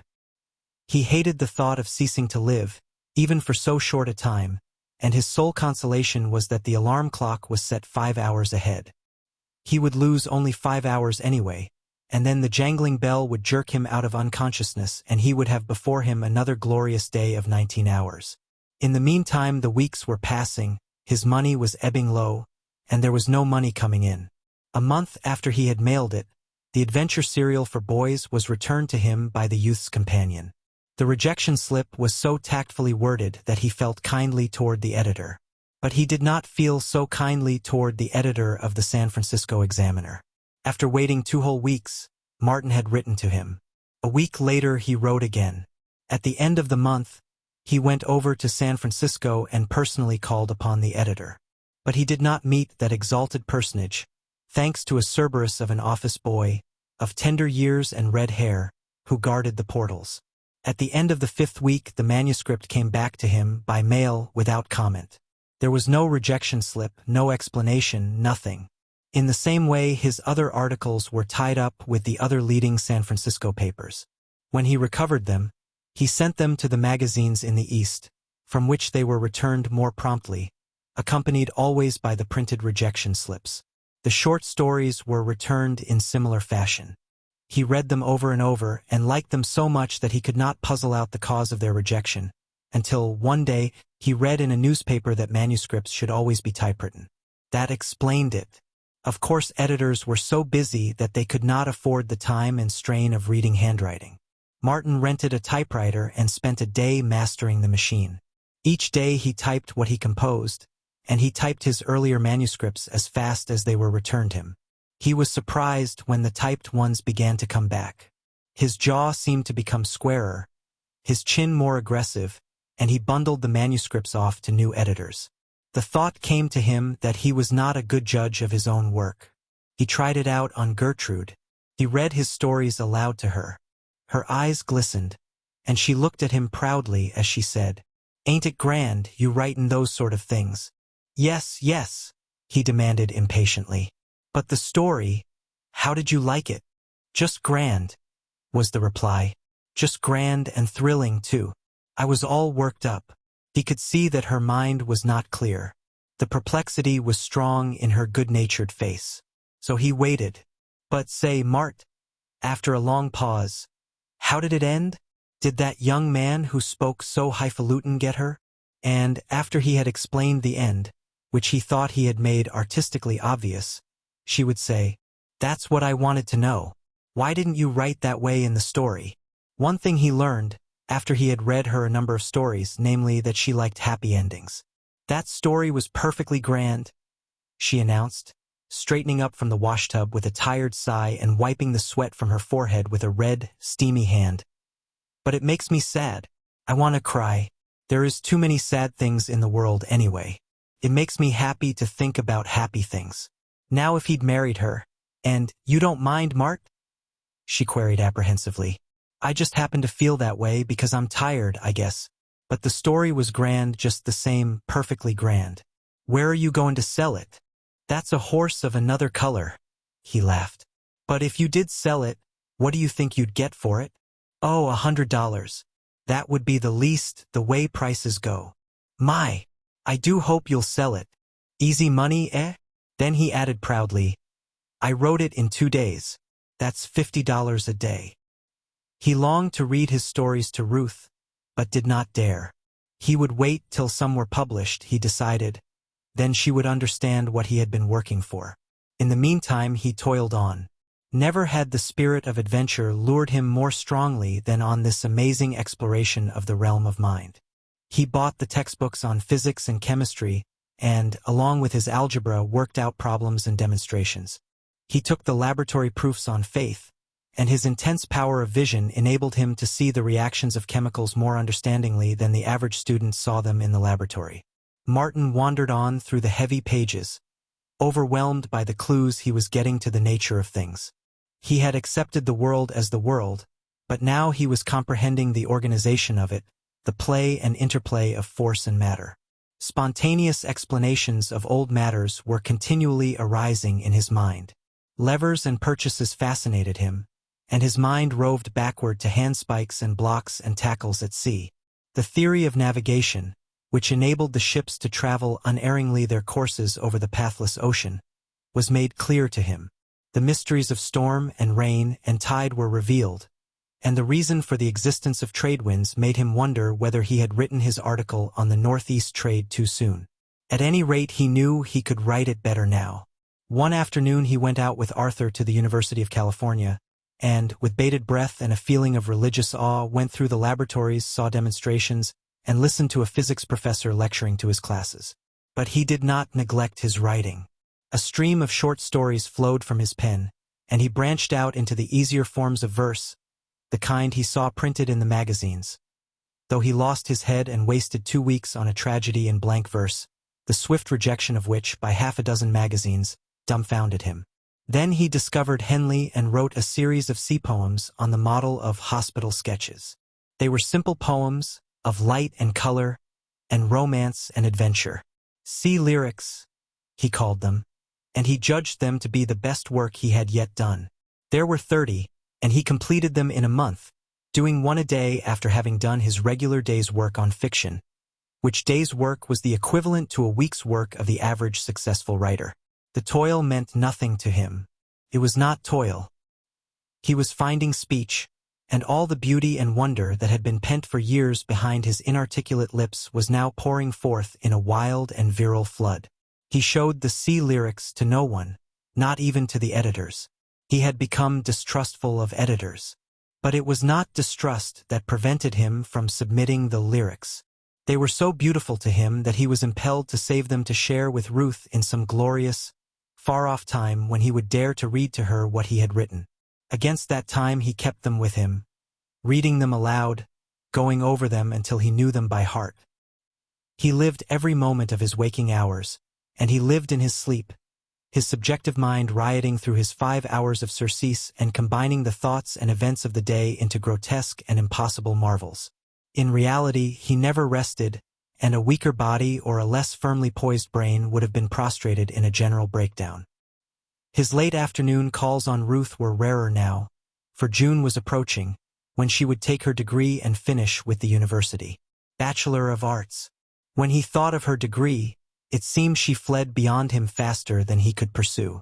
One afternoon a week she gave to him, and arriving late, he usually stayed for dinner and for music afterward. Those were his red-letter days. The atmosphere of the house, in such contrast with that in which he lived, and the mere nearness to her, sent him forth each time with a firmer grip on his resolve to climb the heights.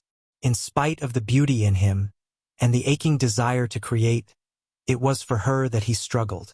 He was a lover first and always. All other things he subordinated to love. Greater than his adventure in the world of thought was his love adventure. The world itself was not so amazing because of the atoms and molecules that composed it according to the propulsions of irresistible force. What made it amazing was the fact that Ruth lived in it. She was the most amazing thing he had ever known, or dreamed or guessed. But he was oppressed always by her remoteness. She was so far from him, and he did not know how to approach her. He had been a success with girls and women in his own class, but he had never loved any of them while he did love her, and besides, she was not merely of another class. His very love elevated her above all classes. She was a being apart, so far apart that he did not know how to draw near to her as a lover should draw near. It was true, as he acquired knowledge and language, that he was drawing nearer, talking her speech, discovering ideas and delights in common. But this did not satisfy his lover's yearning. His lover's imagination had made her holy, too spiritualized, to have any kinship with him in the flesh. It was his own love that thrust her from him and made her seem impossible for him. Love itself denied him the one thing that it desired. And then, one day, without warning, the gulf between them was bridged for a moment, and thereafter, though the gulf remained, it was ever narrower. They had been eating cherries, great, luscious, black cherries with a juice of the color of dark wine. And later, as she read aloud to him from The Princess, he chanced to notice the stain of the cherries on her lips. For the moment her divinity was shattered. She was clay, after all, mere clay, subject to the common law of clay as his clay was subject, or anybody's clay. Her lips were flesh like his, and cherries dyed them as cherries dyed his. And if so with her lips, then was it so with all of her. She was woman, all woman, just like any woman. It came upon him abruptly. It was a revelation that stunned him. It was as if he had seen the sun fall out of the sky, or had seen worshipped purity polluted. Then he realized the significance of it, and his heart began pounding and challenging him to play the lover with this woman who was not a spirit from other worlds but a mere woman with lips a cherry could stain. He trembled at the audacity of his thought, but all his soul was singing, and reason, in a triumphant paean, assured him he was right. Something of this change in him must have reached her, for she paused from her reading, looked up at him and smiled. His eyes dropped from her blue eyes to her lips, and the sight of the stain maddened him. His arms all but flashed out to her and around her, in the way of his old careless life. She seemed to lean toward him, to wait, and all his will fought to hold him back. "You were not following a word," she pouted. Then she laughed at him, delighting in his confusion, and as he looked into her frank eyes and knew that she had divined nothing of what he felt, he became abashed. He had indeed in thought dared too far. Of all the women he had known, there was no woman who would not have guessed save her. And she had not guessed. There was the difference. She was different. He was appalled by his own grossness, awed by her clear innocence, and he gazed again at her across the gulf. The bridge had broken down, but still the incident had brought him nearer. The memory of it persisted, and in the moments when he was most cast down, he dwelt upon it eagerly. The gulf was never again so wide. He had accomplished a distance vastly greater than a bachelorship of arts, or a dozen bachelorships. She was pure, it was true, as he had never dreamed of purity, but cherries stained her lips. She was subject to the laws of the universe just as inexorably as he was. She had to eat to live, and when she got her feet wet, she caught cold. But that was not the point. If she could feel hunger and thirst, and heat and cold, then could she feel love and love for a man? Well, he was a man, and why could he not be the man? "It's up to me to make good," he would murmur fervently. "I will be the man. I will make myself the man. I will make good." Chapter 12. Early one evening, struggling with a sonnet that twisted all awry the beauty and thought that trailed in glow and vapor through his brain, Martin was called to the telephone. "It's a lady's voice, a fine lady's," Mr. Higginbotham, who had called him, jeered. Martin went to the telephone in the corner of the room, and felt a wave of warmth rush through him as he heard Ruth's voice. In his battle with the sonnet he had forgotten her existence, and at the sound of her voice his love for her smote him like a sudden blow. And such a voice, delicate and sweet, like a strain of music heard far off and faint, or, better, like a bell of silver, a perfect tone, crystal pure. No mere woman had a voice like that. There was something celestial about it, and it came from other worlds. He could scarcely hear what it said, so ravished was he, though he controlled his face, for he knew that Mr. Higginbotham's ferret eyes were fixed upon him.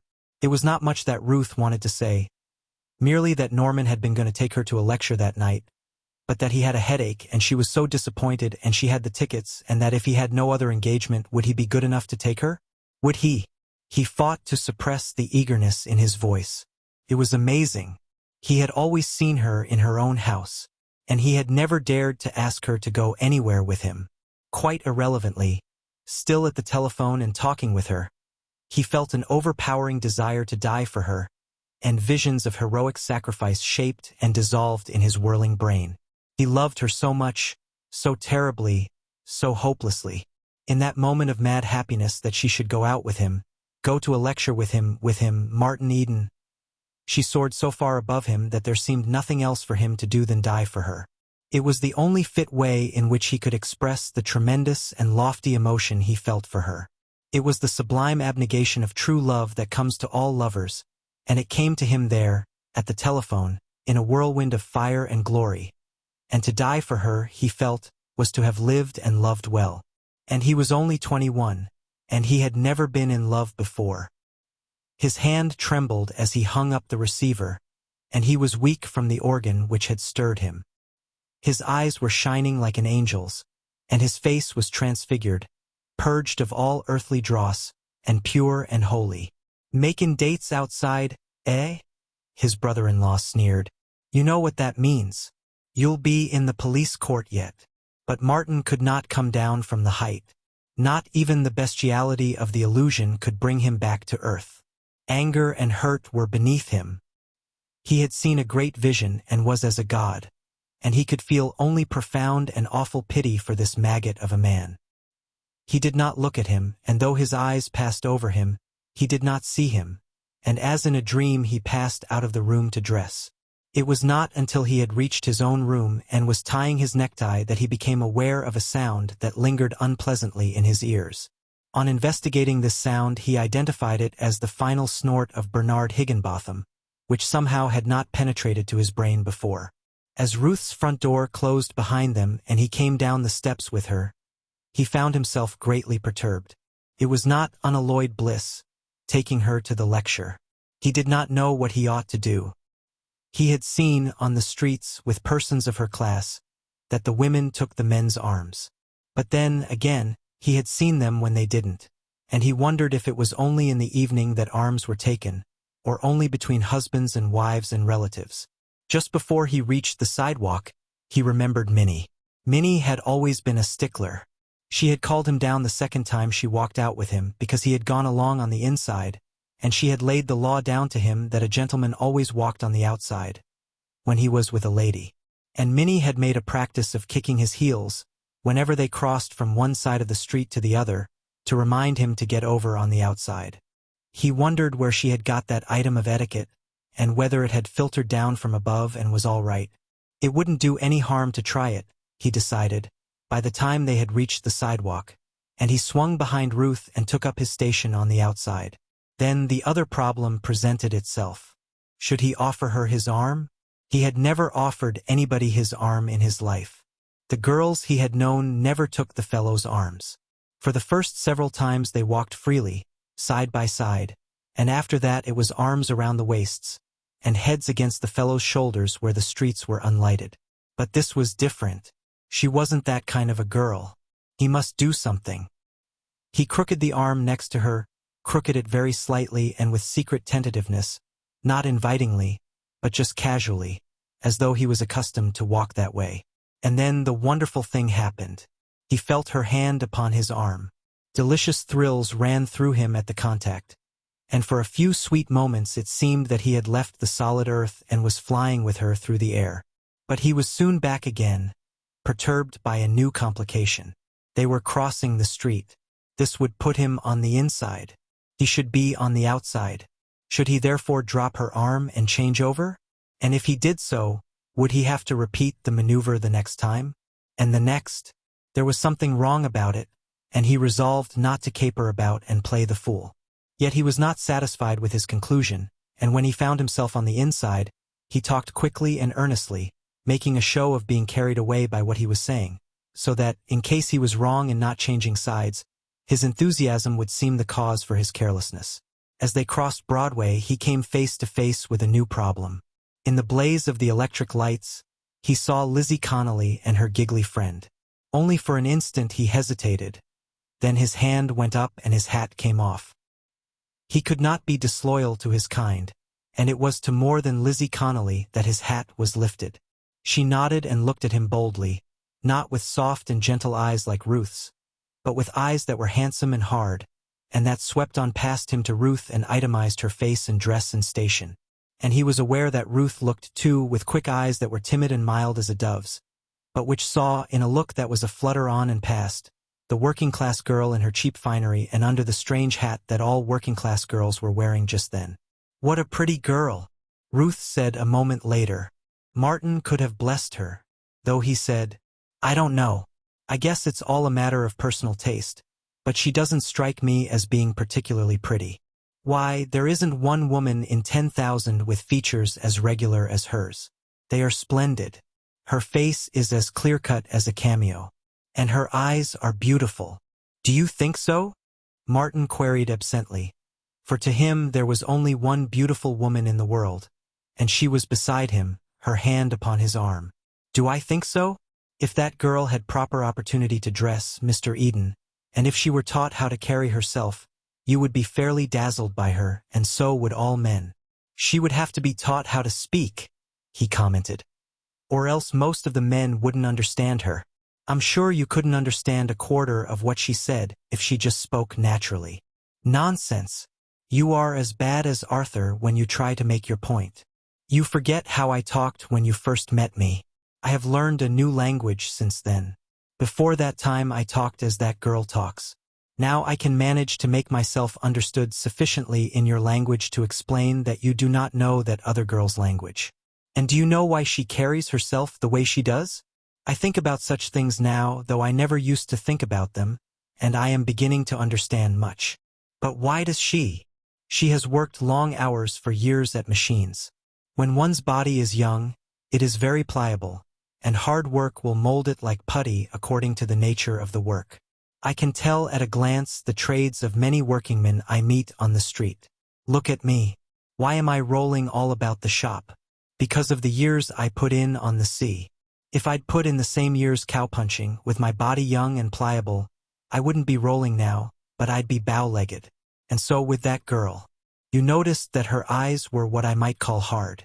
She has never been sheltered. She has had to take care of herself, and a young girl can't take care of herself and keep her eyes soft and gentle like yours, for example. I think you are right, Ruth said in a low voice, and it is too bad. She is such a pretty girl. He looked at her and saw her eyes luminous with pity. And then he remembered that he loved her and was lost in amazement at his fortune that permitted him to love her and to take her on his arm to a lecture. Who are you, Martin Eden? He demanded of himself in the looking-glass, that night when he got back to his room. He gazed at himself long and curiously. Who are you? What are you? Where do you belong? You belong by rights to girls like Lizzie Connolly.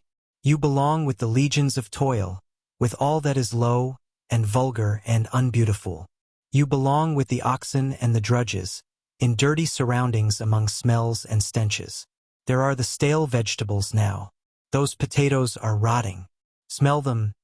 Damn you, smell them. And yet you dare to open the books, to listen to beautiful music, to learn to love beautiful paintings, to speak good English, to think thoughts that none of your own kind thinks, to tear yourself away from the oxen and the Lizzie Connollys and to love a pale spirit of a woman who is a million miles beyond you and who lives in the stars. Who are you? And what are you? Damn you! And are you going to make good? He shook his fist at himself in the glass, and sat down on the edge of the bed to dream for a space with wide eyes. Then he got out notebook and algebra and lost himself in quadratic equations, while the hours slipped by, and the stars dimmed, and the gray of dawn flooded against his window. Chapter 13. It was the knot of wordy socialists and working-class philosophers that held forth in the City Hall Park on warm afternoons that was responsible for the great discovery. Once or twice in the month, while riding through the park on his way to the library, Martin dismounted from his wheel and listened to the arguments, and each time he tore himself away reluctantly. The tone of discussion was much lower than at Mr. Morse's table. The men were not grave and dignified.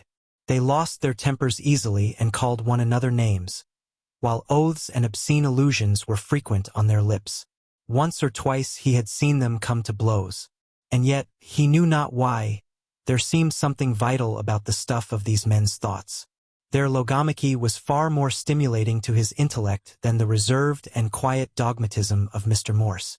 These men, who slaughtered English, gesticulated like lunatics, and fought one another's ideas with primitive anger, seemed somehow to be more alive than Mr. Morse and his crony, Mr. Butler.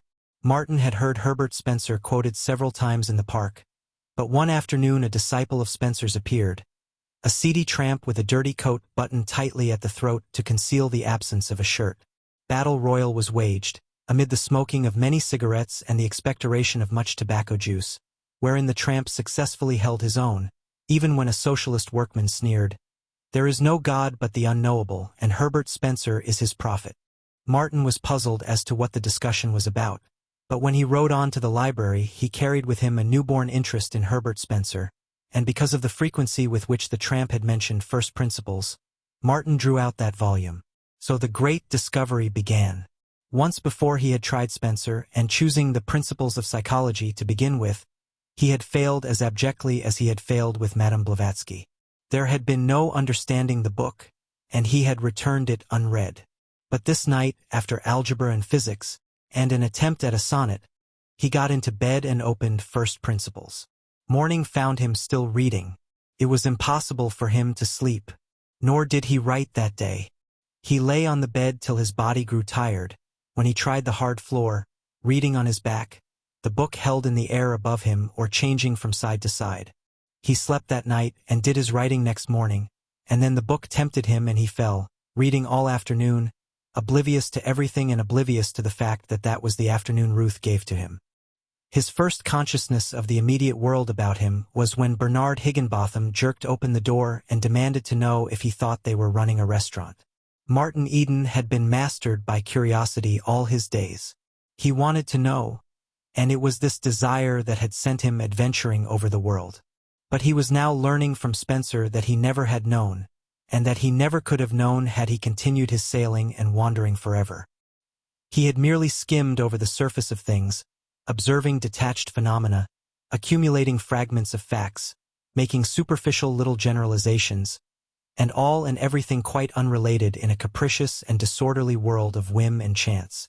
The mechanism of the flight of birds he had watched and reasoned about with understanding, but it had never entered his head to try to explain the process whereby birds, as organic flying mechanisms, had been developed. He had never dreamed there was such a process. That birds should have come to be was unguessed. They always had been. They just happened.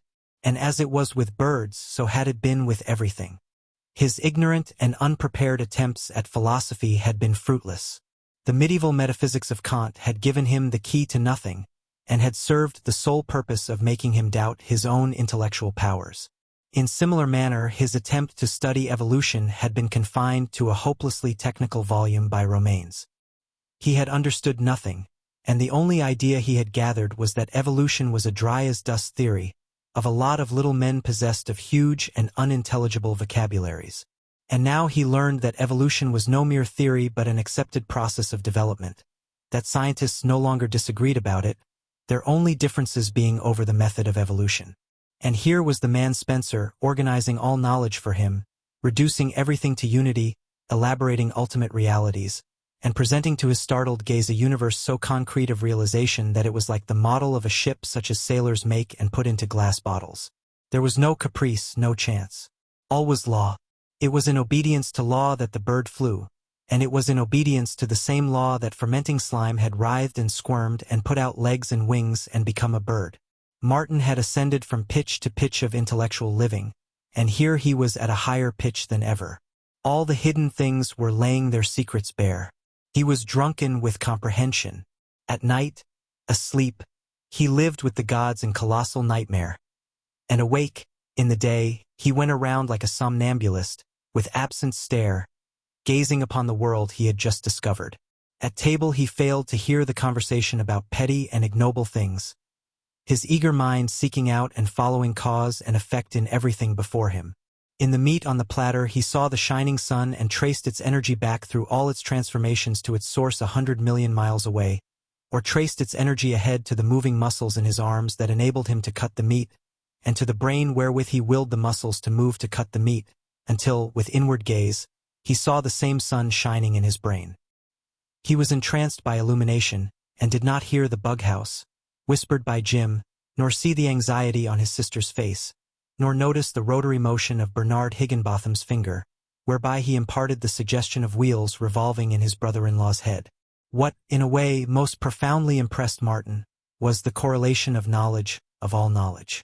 He had been curious to know things, and whatever he acquired he had filed away in separate memory compartments in his brain. Thus, on the subject of sailing he had an immense store. On the subject of woman he had a fairly large store. But these two subjects had been unrelated. Between the two memory compartments there had been no connection. That, in the fabric of knowledge, there should be any connection whatever between a woman with hysterics and a schooner carrying a weather helm or heaving to in a gale, would have struck him as ridiculous and impossible. But Herbert Spencer had shown him not only that it was not ridiculous, but that it was impossible for there to be no connection. All things were related to all other things, from the farthermost star in the wastes of space to the myriads of atoms in the grain of sand under one's foot. This new concept was a perpetual amazement to Martin, and he found himself engaged continually in tracing the relationship between all things under the sun and on the other side of the sun. He drew up lists of the most incongruous things and was unhappy until he succeeded in establishing kinship between them all, kinship between love, poetry, earthquake, fire, rattlesnakes, rainbows, precious gems, monstrosities, sunsets, the roaring of lions, illuminating gas, cannibalism, beauty, murder, lovers, fulcrums, and tobacco. Thus, he unified the universe and held it up and looked at it, or wandered through its byways and alleys and jungles, not as a terrified traveler in the thick of mysteries seeking an unknown goal, but observing and charting and becoming familiar with all there was to know. And the more he knew, the more passionately he admired the universe, and life, and his own life in the midst of it all. "You fool!" he cried at his image in the looking-glass. "You wanted to write, and you tried to write, and you had nothing in you to write about. What did you have in you? Some childish notions, a few half-baked sentiments, a lot of undigested beauty, a great black mass of ignorance, a heart filled to bursting with love, and an ambition as big as your love and as futile as your ignorance. And you wanted to write. Why, you're just on the edge of beginning to get something in you to write about. You wanted to create beauty. But how could you when you knew nothing about the nature of beauty? You wanted to write about life when you knew nothing of the essential characteristics of life. You wanted to write about the world and the scheme of existence when the world was a Chinese puzzle to you, and all that you could have written would have been about what you did not know of the scheme of existence. But cheer up, Martin, my boy. You'll write yet. You know a little, a very little, and you're on the right road now to know more. Some day, if you're lucky, you may come pretty close to knowing all that may be known. Then you will write." He brought his great discovery to Ruth, sharing with her all his joy and wonder in it. But she did not seem to be so enthusiastic over it. She tacitly accepted it and, in a way, seemed aware of it from her own studies.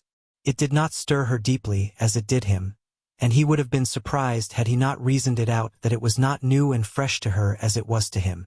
Arthur and Norman, he found, believed in evolution and had read Spencer, though it did not seem to have made any vital impression upon them, while the young fellow with the glasses and the mop of hair, Will only sneered disagreeably at Spencer and repeated the epigram, "There is no God but the unknowable, and Herbert Spencer is his prophet." But Martin forgave him the sneer, for he had begun to discover that Olney was not in love with Ruth. Later, he was dumbfounded to learn from various little happenings not only that Olney did not care for Ruth, but that he had a positive dislike for her. Martin could not understand this. It was a bit of phenomena that he could not correlate with all the rest of the phenomena in the universe. But nevertheless he felt sorry for the young fellow because of the great lack in his nature that prevented him from a proper appreciation of Ruth's fineness and beauty.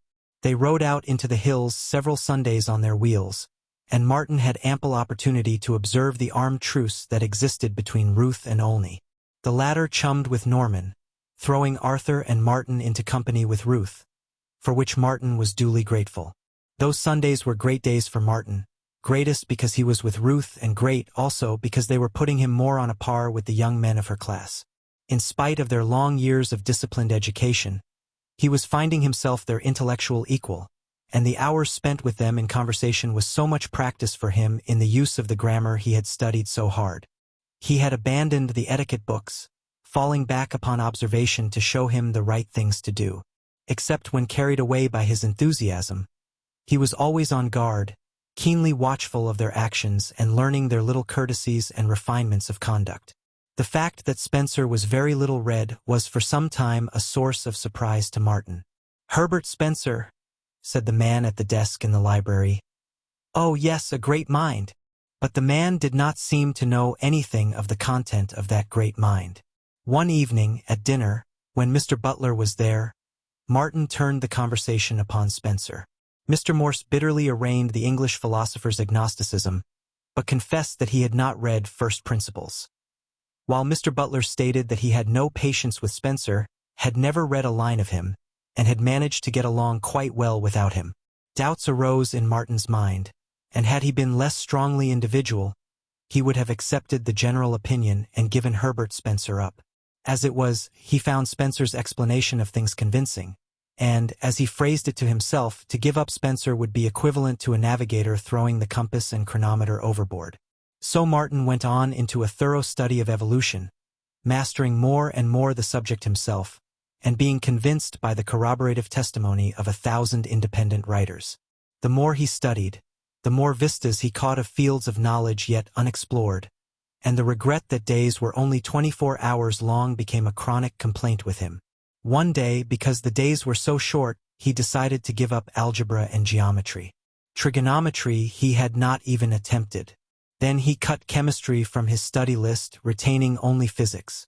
"I am not a specialist," he said in defense to Ruth, "nor am I going to try to be a specialist. There are too many special fields for any one man, in a whole lifetime, to master a tithe of them. I must pursue general knowledge. When I need the work of specialists, I shall refer to their books." "But that is not like having the knowledge yourself," she protested. "But it is unnecessary to have it. We profit from the work of the specialists. That's what they are for. When I came in, I noticed the chimney sweeps at work. They're specialists, and when they get done, you will enjoy clean chimneys without knowing anything about the construction of chimneys." "That's far-fetched, I am afraid." She looked at him curiously, and he felt a reproach in her gaze and manner. But he was convinced of the rightness of his position. All thinkers on general subjects, the greatest minds in the world, in fact, rely on the specialists. Herbert Spencer did that. He generalized upon the findings of thousands of investigators. He would have had to live 1,000 lives in order to do it all himself. And so with Darwin. He took advantage of all that had been learned by the florists and cattle breeders. "You're right, Martin," Olney said. "You know what you're after, and Ruth doesn't. She doesn't know what she is after for herself even." "Oh, yes," Olney rushed on, heading off her objection.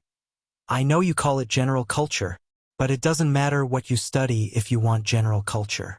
You can study French, or you can study German, or cut them both out and study Esperanto, you'll get the culture tone just the same. You can study Greek or Latin, too, for the same purpose, though it will never be any use to you. It will be culture, though. Why, Ruth studied Saxon, became clever in it. That was 2 years ago, and all that she remembers of it now is, 'Won that sweet April with his shower sent that the way it goes.' But it's given you the culture tone just the same." He laughed, again heading her off. "I know. We were in the same classes. But you speak of culture as if it should be a means to something," Ruth cried out. Her eyes were flashing, and in her cheeks were 2 spots of color. "Culture is the end in itself. But that is not what Martin wants." "How do you know? What do you want, Martin?" Olney demanded, turning squarely upon him. Martin felt very uncomfortable, and looked entreaty at Ruth. "Yes, what do you want?" Ruth asked. "That will settle it." "Yes, of course I want culture," Martin faltered. "I love beauty, and culture will give me a finer and keener appreciation of beauty." She nodded her head and looked triumph. "Rot, and you know it," was Olney's comment. "Martin's after career, not culture. It just happens that culture, in his case, is incidental to career. If he wanted to be a chemist, culture would be unnecessary. Martin wants to write, but he's afraid to say so because it will put you in the wrong." "And why does Martin want to write?" he went on. "Because he isn't rolling in wealth. Why do you fill your head with Saxon and general culture? Because you don't have to make your way in the world. Your father sees to that. He buys your clothes for you and all the rest. What rotten good is our education, yours and mine and Arthur's and Norman's? We're soaked in general culture, and if our daddies went broke today, we'd be falling down tomorrow on teachers' examinations. The best job you could get, Ruth, would be a country school or music teacher in a girls' boarding school." "And pray what would you do?" she asked. "Not a blessed thing. I could earn $1.50 a day, common labor, and I might get in as instructor in Hanley's cramming joint. I say might, mind you, and I might be chucked out at the end of the week for sheer inability. Martin followed the discussion closely, and while he was convinced that Olney was right, he resented the rather cavalier treatment he accorded Ruth. A new conception of love formed in his mind as he listened. Reason had nothing to do with love. It mattered not whether the woman he loved reasoned correctly or incorrectly. Love was above reason. If it just happened that she did not fully appreciate his necessity for a career, that did not make her a bit less lovable. She was all lovable, and what she thought had nothing to do with her lovableness. What's that? He replied to a question from Olney that broke in upon his train of thought. I was saying that I hoped you wouldn't be fool enough to tackle Latin. But Latin is more than culture, Ruth broke in. It is equipment. Well, are you going to tackle it? Olney persisted. Martin was sore beset.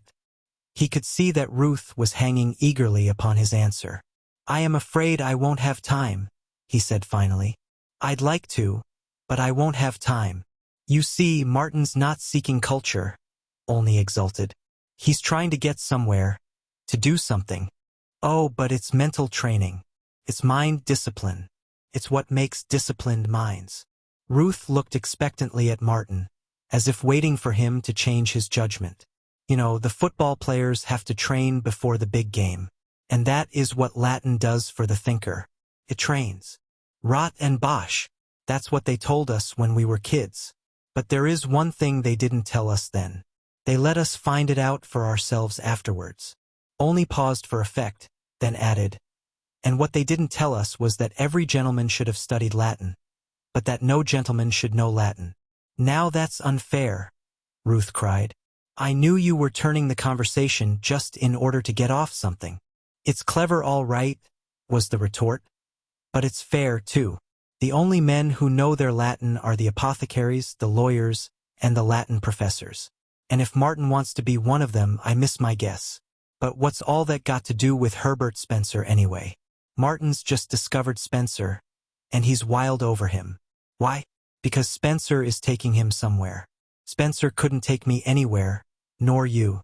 We haven't got anywhere to go. You'll get married someday, and I'll have nothing to do but keep track of the lawyers and business agents who will take care of the money my father's going to leave me. Only got up to go, but turned at the door and delivered a parting shot. You leave Martin alone, Ruth. He knows what's best for himself. Look at what he's done already. He makes me sick sometimes, sick and ashamed of myself. He knows more now about the world and life and man's place and all the rest than Arthur or Norman or I or you too for that matter, and in spite of all our Latin and French and Saxon and culture. But Ruth is my teacher, Martin answered chivalrously. She is responsible for what little I have learned. Rats! Olney looked at Ruth, and his expression was malicious. I suppose you'll be telling me next that you read Spencer on her recommendation. Only you didn't. And she doesn't know anything more about Darwin and evolution than I do about King Solomon's mines. What's that jawbreaker definition about something or other of Spencer's that you sprang on us the other day, that indefinite, incoherent homogeneity thing? Spring it on her and see if she understands a word of it. That isn't culture, you see. Well, tra-la, and if you tackle Latin, Martin, I won't have any respect for you. And all the while, interested in the discussion, Martin had been aware of an irk in it as well. It was about studies and lessons, dealing with the rudiments of knowledge, and the schoolboyish tone of it conflicted with the big things that were stirring in him, with the grip upon life that was even then crooking his fingers like eagle's talons, with the cosmic thrills that made him ache, and with the inchoate consciousness of mastery of it all. He likened himself to a poet, wrecked on the shores of a strange land, filled with power of beauty, stumbling and stammering and vainly trying to sing in the rough, barbaric tongue of his brethren in the new land. And so with him. He was alive, painfully alive, to the great universal things, and yet he was compelled to potter and grope among schoolboy topics and debate whether or not he should study Latin. What in hell has Latin to do with it? He demanded before his mirror that night. I wish dead people would stay dead. Why should I and the beauty in me be ruled by the dead? Beauty is alive and everlasting. Languages come and go. They are the dust of the dead. And his next thought was that he had been phrasing his ideas very well, and he went to bed wondering why he could not talk in similar fashion when he was with Ruth. He was only a schoolboy with a schoolboy's tongue when he was in her presence. "Give me time," he said aloud. "Only give me time. Time, time, time," was his unending plaint. Chapter 14. It was not because of only, but in spite of Ruth, and his love for Ruth, that he finally decided not to take up Latin. His money meant time. There was so much that was more important than Latin, so many studies that clamored with imperious voices. And he must write. He must earn money. He had had no acceptances. 2 of manuscripts were traveling the endless round of the magazines. How did the others do it? He spent long hours in the free reading room, going over what others had written, studying their work eagerly and critically, comparing it with his own and wondering about the secret trick they had discovered which enabled them to sell their work. He was amazed at the immense amount of printed stuff that was dead. No light, no life, no color was shot through it. There was no breath of life in it, and yet it sold at 2 cents a word, $20 a thousand. The newspaper clipping had said so. He was puzzled by countless short stories, written lightly and cleverly, he confessed, but without vitality or reality. Life was so strange and wonderful, filled with an immensity of problems, of dreams, and of heroic toils, and yet these stories dealt only with the commonplaces of life. He felt the stress and strain of life, its fevers and sweats and wild insurgences. Surely this was the stuff to write about. He wanted to glorify the leaders of forlorn hopes, the mad lovers, the giants that fought under stress and strain, amid terror and tragedy, making life crackle with the strength of their endeavor. And yet the magazine short stories seemed intent on glorifying the Mr. Butlers, the sordid dollar chasers, and the commonplace little love affairs of commonplace little men and women. Was it because the editors of the magazines were commonplace? He demanded. Or were they afraid of life, these writers and editors and readers? But his chief trouble was that he did not know any editors or writers. And not merely did he not know any writers, but he did not know anybody who had ever attempted to write. There was nobody to tell him, to hint to him, to give him the least word of advice. He began to doubt that editors were real men. They seemed cogs in a machine. That was what it was, a machine. He poured his soul into stories, articles, and poems, and entrusted them to the machine. He folded them just so, put the proper stamps inside the long envelope along with the manuscript, sealed the envelope, put more stamps outside, and dropped it into the mailbox. It traveled across the continent, and after a certain lapse of time the postman returned him the manuscript in another long envelope, on the outside of which were the stamps he had enclosed. There was no human editor at the other end, but a mere cunning arrangement of cogs that changed the manuscript from one envelope to another and stuck on the stamps.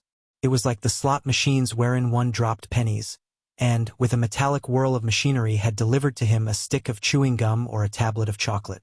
It depended upon which slot one dropped the penny in, whether he got chocolate or gum.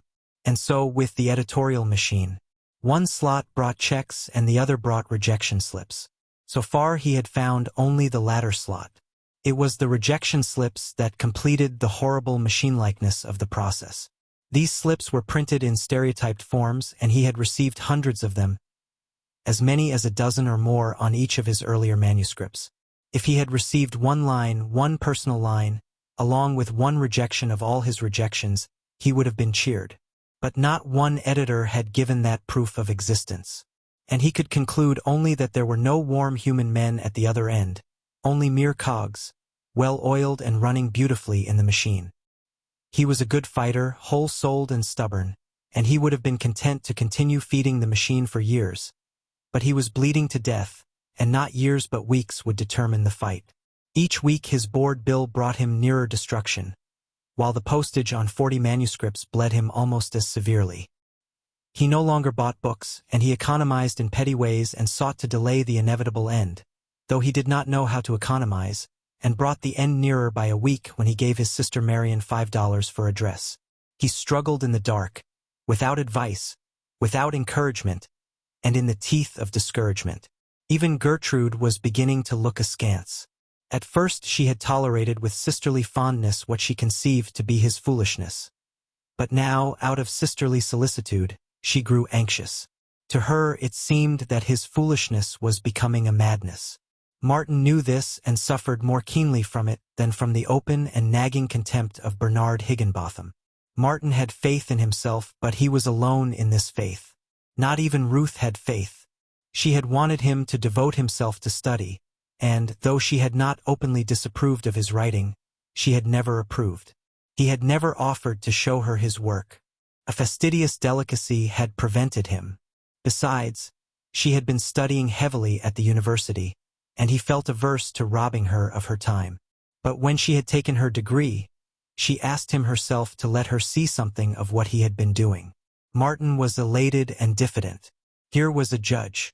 She was a bachelor of arts. She had studied literature under skilled instructors. Perhaps the editors were capable judges, too. But she would be different from them. She would not hand him a stereotyped rejection slip, nor would she inform him that lack of preference for his work did not necessarily imply lack of merit in his work. She would talk a warm human being, in her quick, bright way, and, most important of all, she would catch glimpses of the real Martin Eden.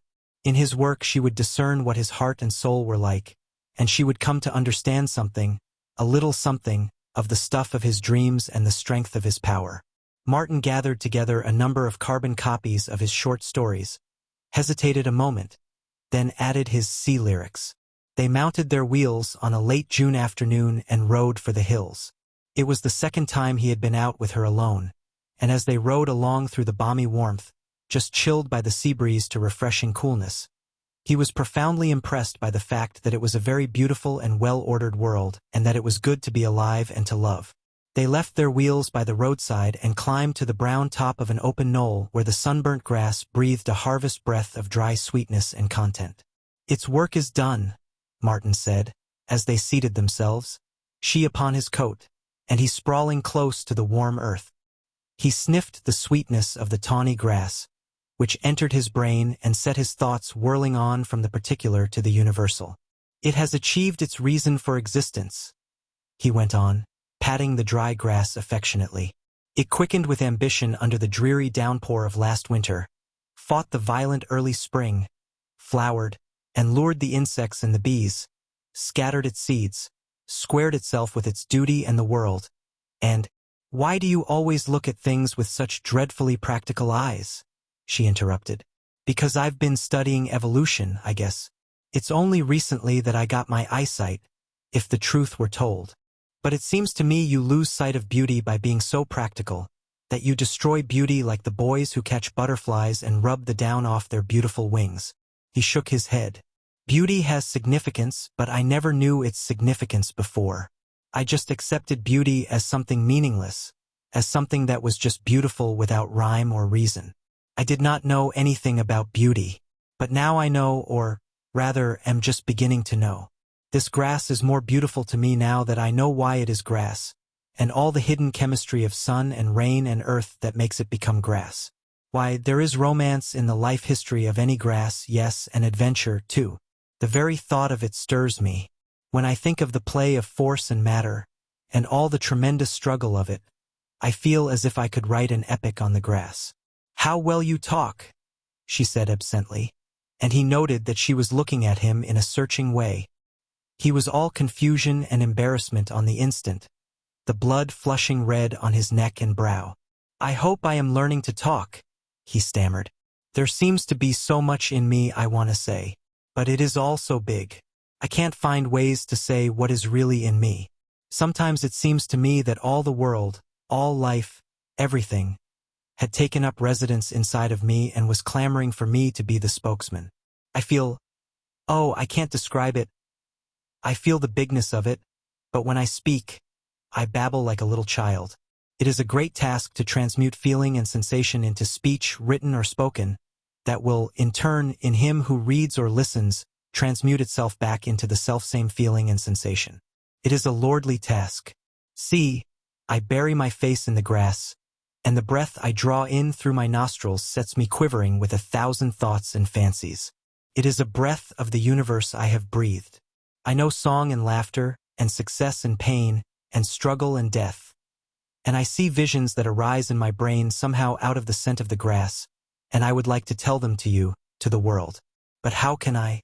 My tongue is tied. I have tried, by the spoken word, just now, to describe to you the effect on me of the scent of the grass. But I have not succeeded. I have no more than hinted in awkward speech. My words seem gibberish to me, and yet I am stifled with desire to tell. Oh! He threw up his hands with a despairing gesture. It is impossible. It is not understandable. It is incommunicable. But you do talk well, she insisted.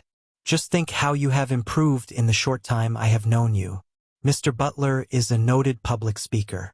He is always asked by the state committee to go out on stump during campaign.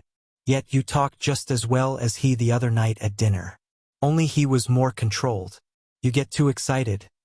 But you will get over that with practice. Why, you would make a good public speaker. You can go far, if you want to. You are masterly. You can lead men, I am sure, and there is no reason why you should not succeed at anything you set your hand to, just as you have succeeded with grammar. You would make a good lawyer. You should shine in politics. There is nothing to prevent you from making as great a success as Mr. Butler has made. And minus the dyspepsia, she added with a smile. They talked on. She, in her gently persistent way, returning always to the need of thorough grounding in education and to the advantages of Latin as part of the foundation for any career. She drew her ideal of the successful man, and it was largely in her father's image, with a few unmistakable lines and touches of color from the image of Mr. Butler.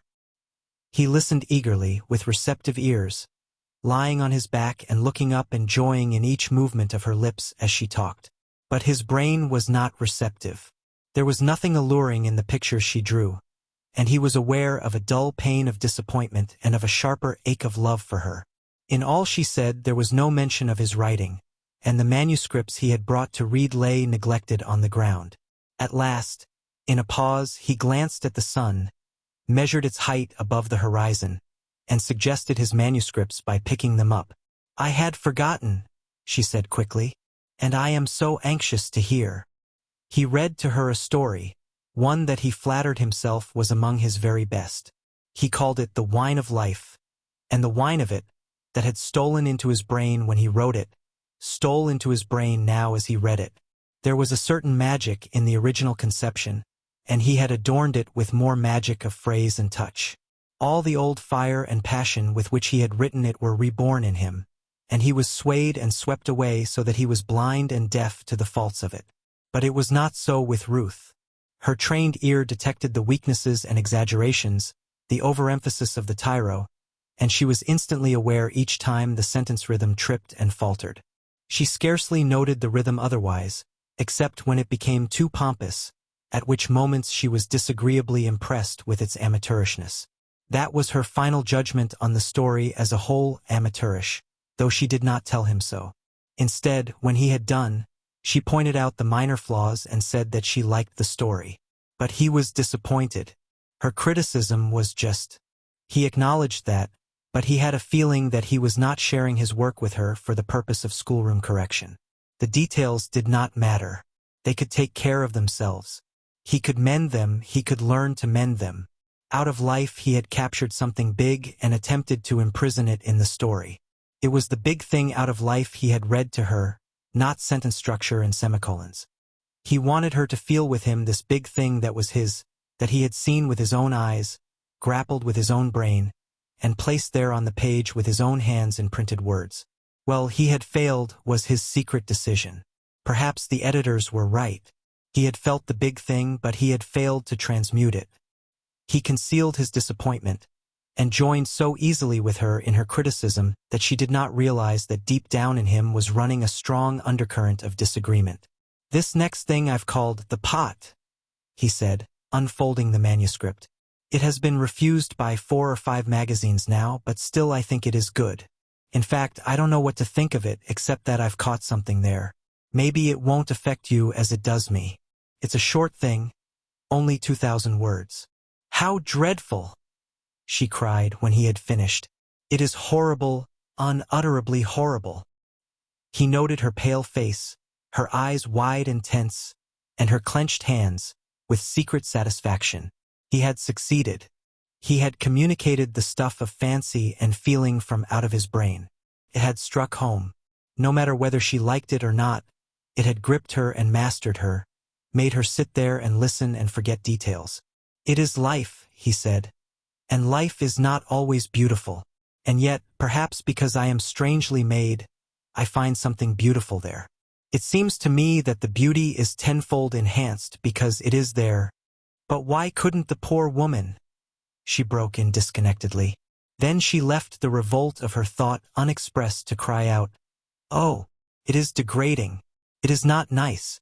It is nasty." For the moment it seemed to him that his heart stood still. Nasty. He had never dreamed it. He had not meant it. The whole sketch stood before him in letters of fire, and in such blaze of illumination he sought vainly for nastiness. Then his heart began to beat again. He was not guilty. "Why didn't you select a nice subject?" she was saying. "We know there are nasty things in the world, but that is no reason."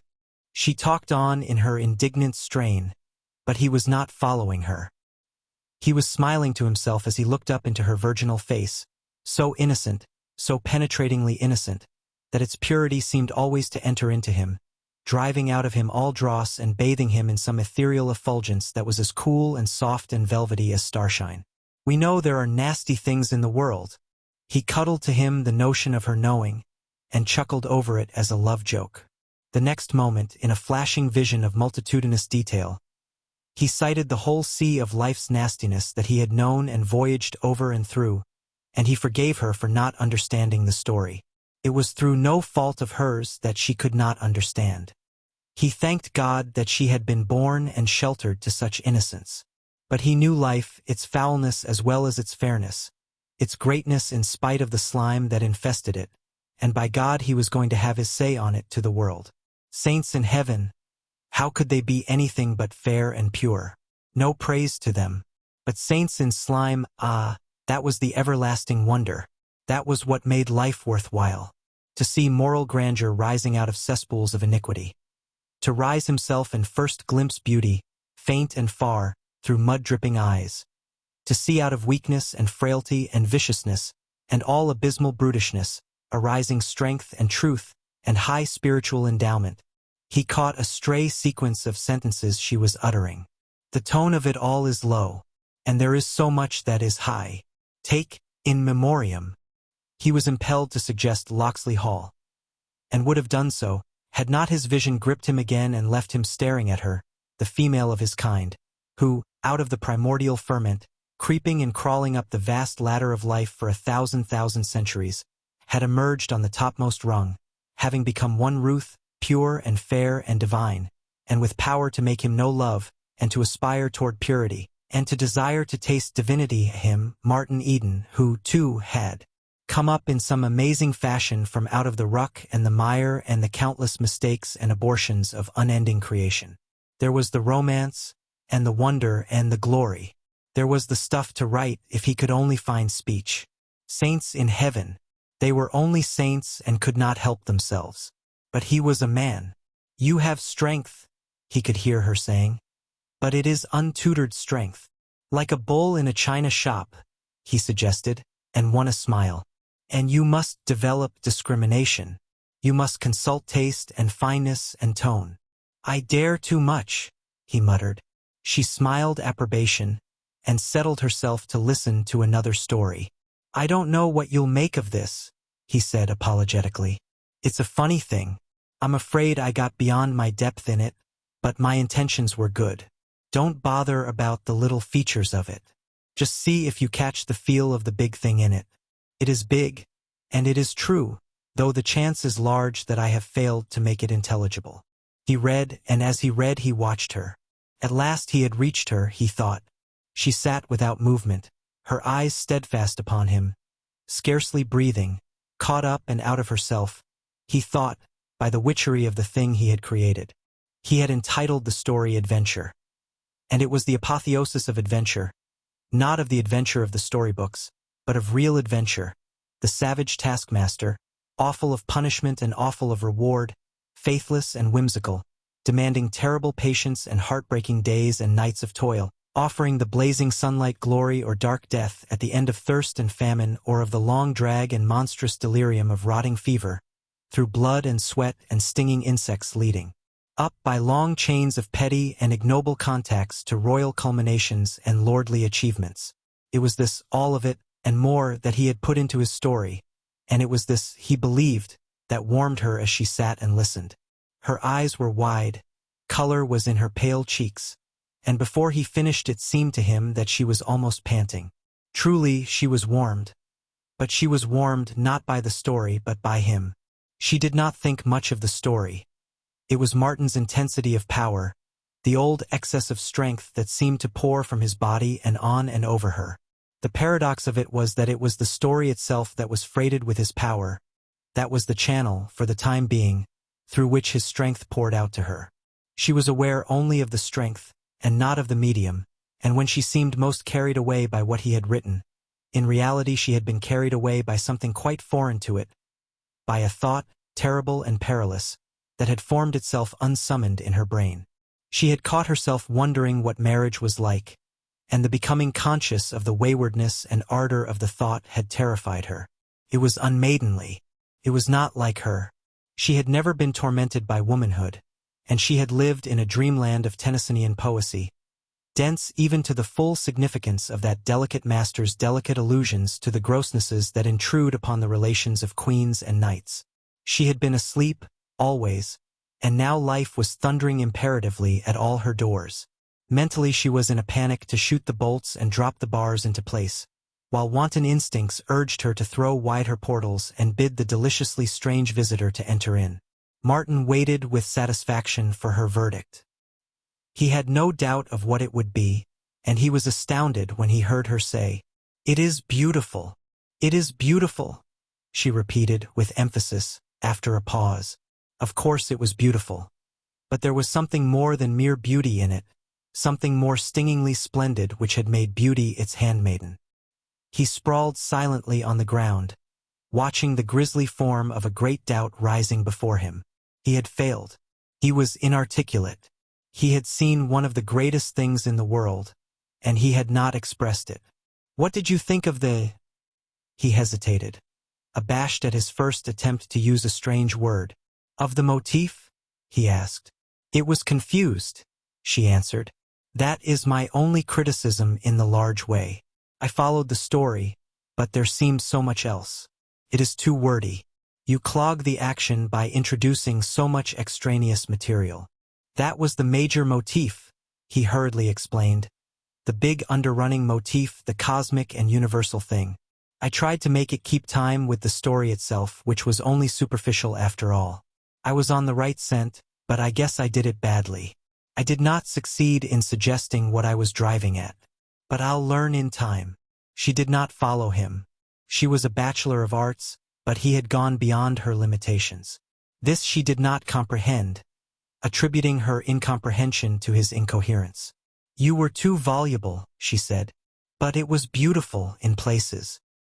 He heard her voice as from far off, for he was debating whether he would read her the sea lyrics. He lay in dull despair, while she watched him searchingly, pondering again upon unsummoned and wayward thoughts of marriage. "You want to be famous?" she asked abruptly.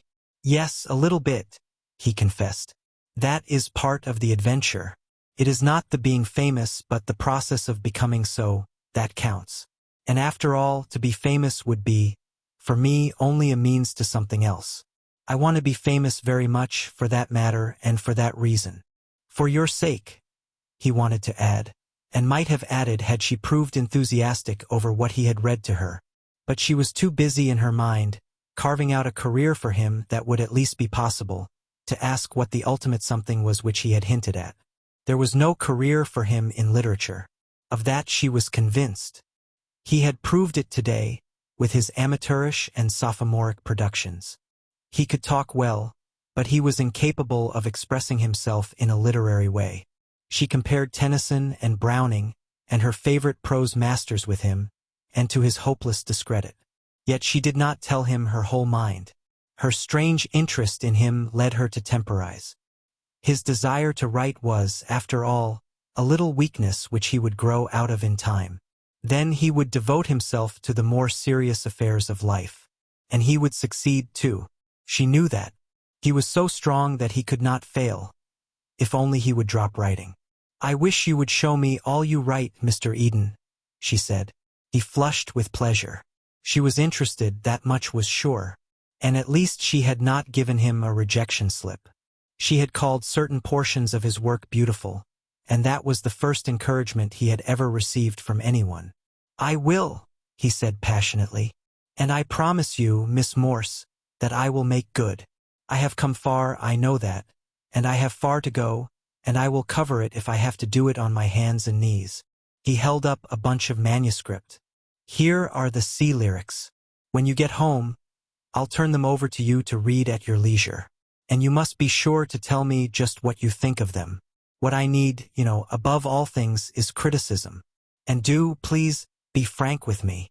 "I will be perfectly frank," she promised, with an uneasy conviction that she had not been frank with him, and with a doubt if she could be quite frank with him the next time. Chapter 15. "The first battle fought and finished," Martin said to the looking-glass 10 days later. "But there will be a second battle, and a third battle, and battles to the end of time, unless—" He had not finished the sentence, but looked about the mean little room and let his eyes dwell sadly upon a heap of returned manuscripts, still in their long envelopes, which lay in a corner on the floor. He had no stamps with which to continue them on their travels, and for a week they had been piling up. More of them would come in on the morrow and on the next day and the next till they were all in, and he would be unable to start them out again. He was a month's rent behind on the typewriter, which he could not pay, having barely enough for the week's board which was due and for the employment office fees. He sat down and regarded the table thoughtfully. There were ink stains upon it, and he suddenly discovered that he was fond of it. "Dear old table," he said. "I've spent some happy hours with you, and you've been a pretty good friend when all is said and done. You never turned me down, never passed me out a reward of unmerit rejection slip, never complained about working overtime." He dropped his arms upon the table and buried his face in them. His throat was aching, and he wanted to cry. It reminded him of his first fight, when he was 6 years old, when he punched away with the tears running down his cheeks while the other boy, 2 years his elder, had beaten and pounded him into exhaustion. He saw the ring of boys, howling like barbarians as he went down at last, writhing in the throes of nausea, the blood streaming from his nose and the tears from his bruised eyes. "Poor little shaver," he murmured. "And you're just as badly licked now. You're beaten to a pulp. You're down and out." But the vision of that first fight still lingered under his eyelids, and as he watched he saw it dissolve and reshape into the series of fights which had followed. 6 months later Cheeseface, that was the boy, had whipped him again. But he had black Cheeseface eye that time. That was going some. He saw them all, fight after fight, himself always whipped and Cheeseface exulting over him. But he had never run away. He felt strengthened by the memory of that. He had always stayed and taken his medicine. Cheeseface had been a little fiend at fighting, and had never once shown mercy to him. But he had stayed. He had stayed with it. Next, he saw a narrow alley between ramshackle frame buildings. The end of the alley was blocked by a 1-story brick building, out of which issued the rhythmic thunder of the presses, running off the first edition of the Inquirer. He was 11 and Cheeseface was 13, and they both carried the Inquirer. That was why they were there, waiting for their papers. And, of course, Cheeseface had picked on him again, and there was another fight that was indeterminate, because at 3:45 the door of the press room was thrown open and the gang of boys crowded in to fold their papers. "I'll lick you tomorrow," he heard Cheeseface promise, and he heard his own voice, piping and trembling with unshed tears, agreeing to be there on the morrow. And he had come there the next day, hurrying from school to be there first, and beating Cheeseface by 2 minutes. The other boys said he was all right, and gave him advice, pointing out his faults as a scrapper and promising him victory if he carried out their instructions. The same boys gave Cheeseface advice, too, how they had enjoyed the fight. He paused in his recollections long enough to envy them the spectacle he and Cheeseface had put up. Then the fight was on, and it went on, without rounds, for 30 minutes, until the press room door was opened. He watched the youthful apparition of himself, day after day, hurrying from school to the Inquirer alley. He could not walk very fast. He was stiff and lame from the incessant fighting. His forearms were black and blue from wrist to elbow, what of the countless blows he had warded off, and here and there the tortured flesh was beginning to fester. His head and arms and shoulders ached, the small of his back ached. He ached all over, and his brain was heavy and dazed. He did not play at school, nor did he study. Even to sit still all day at his desk, as he did, was a torment. It seemed centuries since he had begun the round of daily fights, and time stretched away into a nightmare and infinite future of daily fights. Why couldn't Cheeseface be licked? He often thought. That would put him, Martin, out of his misery. It never entered his head to cease fighting, to allow Cheeseface to whip him. And so he dragged himself to the Inquirer alley, sick in body and soul, but learning the long patience, to confront his eternal enemy, Cheeseface, who was just as sick as he, and just a bit willing to quit if it were not for the gang of newsboys that looked on and made pride painful and necessary. One afternoon, after 20 minutes of desperate efforts to annihilate each other according to set rules that did not permit kicking, striking below the belt, nor hitting when one was down, Cheeseface, panting for breath and reeling, offered to call it quits. And Martin, head on arms, thrilled at the picture he caught of himself, at that moment in the afternoon of long ago, when he reeled and panted and choked with the blood that ran into his mouth and down his throat from his cut lips, when he tottered toward Cheeseface, spitting out a mouthful of blood so that he could speak, crying out that he would never quit, though Cheeseface could give in if he wanted to. And Cheeseface did not give in, and the fight went on.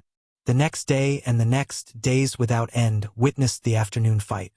When he put up his arms each day, to begin, they pained exquisitely, and the first few blows, struck and received, racked his soul. After that things grew numb, and he fought on blindly, seeing as in a dream, dancing and wavering, the large features and burning, animal-like eyes of Cheeseface. He concentrated upon that face. All else about him was a whirling void. There was nothing else in the world but that face, and he would never know rest, blessed rest, until he had beaten that face into a pulp with his bleeding knuckles, or until the bleeding knuckles that somehow belonged to that face had beaten him into a pulp. And then, one way or the other, he would have rest. But to quit, for him, Martin, to quit, that was impossible. Came the day when he dragged himself into the Inquirer alley, and there was no Cheeseface.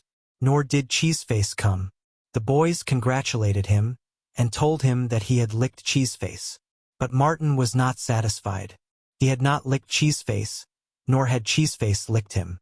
The problem had not been solved. It was not until afterward that they learned that Cheeseface's father had died suddenly that very day. Martin skipped on through the years to the night in the nigger heaven at the auditorium. He was 17 and just back from sea. A row started. Somebody was bullying somebody, and Martin interfered, to be confronted by Cheeseface's blazing eyes. "I'll fix you after the show," his ancient enemy hissed. Martin nodded. The nigger heaven bouncer was making his way toward the disturbance.